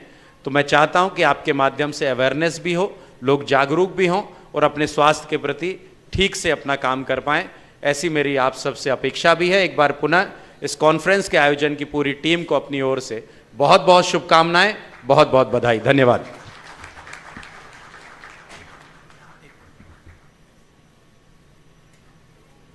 बहुत बहुत धन्यवाद आदरणीय भाई साहब, आपकी चिंता बिल्कुल वाजिब है, क्योंकि इस बात में कोई शक नहीं है कि जो नेशनल हेल्थ के जो पैरामीटर्स होते हैं, जैसे maternal mortality rate, infant mortality rate, लगातार पिछले 5 वर्षों से मध्य प्रदेश देश में सबसे नीचे के स्तर पे है।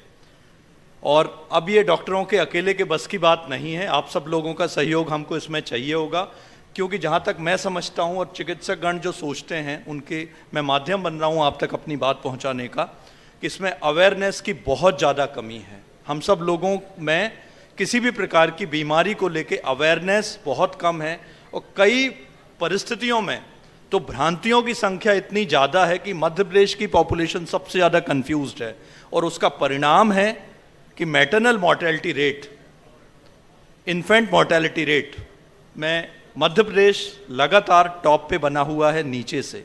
वहीं देश में कुछ ऐसे राज्य भी हैं जैसे केरल, जिनकी इन्फेंट मोर्टेलिटी रेट अमेरिका से भी अच्छी है।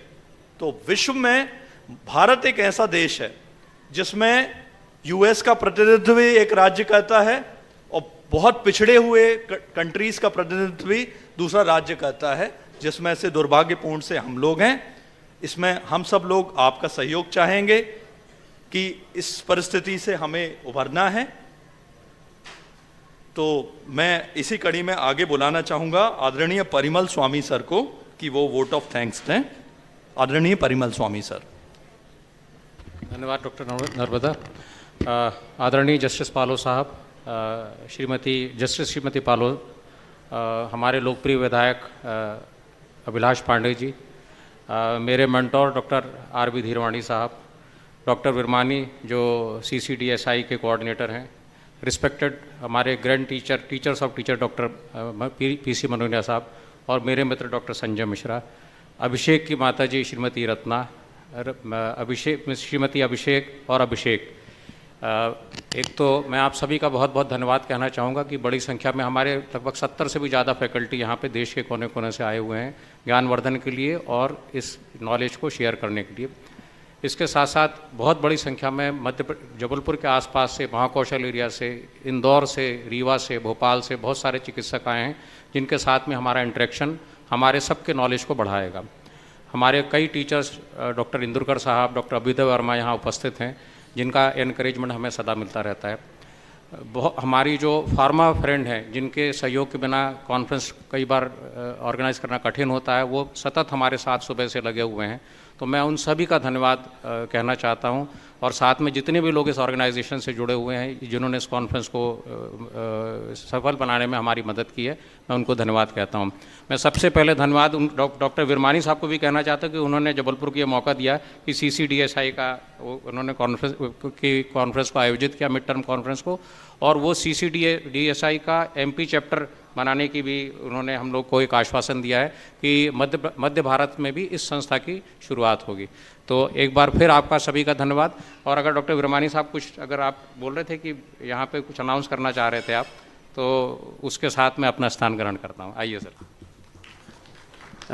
Dignitaries on the dais and off the dais, I would like to congratulate the doctors of Madhya Pradesh, especially Dr. Parimal Swami and Dr. Abhishek and Dr. Manoria, who have taken the lead in starting a chapter of the Clinical Cardiodiabetes Society of India in Madhya Pradesh. This was one of the states. We have already having chapters in 13 states. This is the 14th state that we are starting. And the elections, there are no elections. In fact, it is a unanimous decision.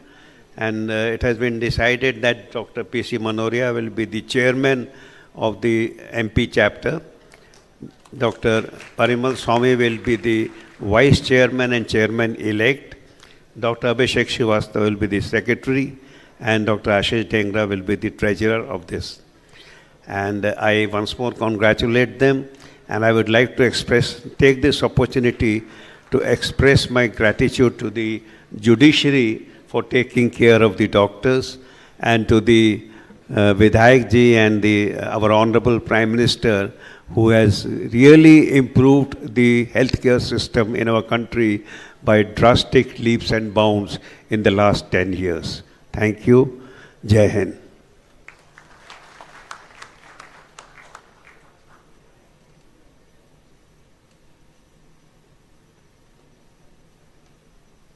मैं हमारे सभी अतिथियों को और बाहर से आए हुए और लोकल के सारे डॉक्टर्स को डिनर के लिए इनवाइट करता हूं। इस गरिमामय प्रोग्राम में आपकी उपस्थिति के लिए सादर धन्यवाद। आप सभी का डिनर में आमंत्रण है। Thank you.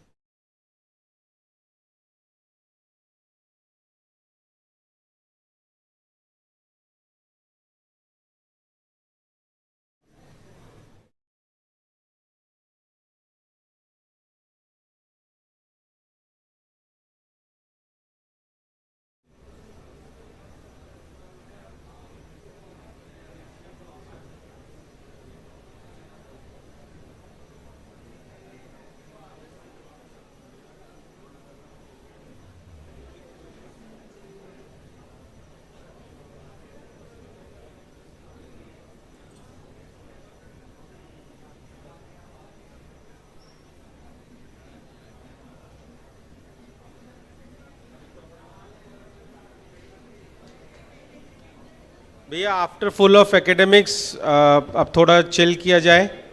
So dinner and drinks are open and हमने कुछ जो हमारे गायक हैं साथीगण उनके लिए भी कुछ हमने रखा हुआ है कि वो अपनी हसरत पूरी कर सकते हैं.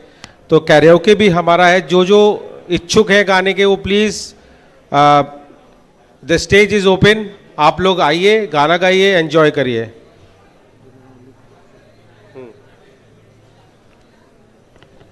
नहीं बोलना थोड़ी है, बोलना नहीं है ना, तो पता ही है ना. हेलो.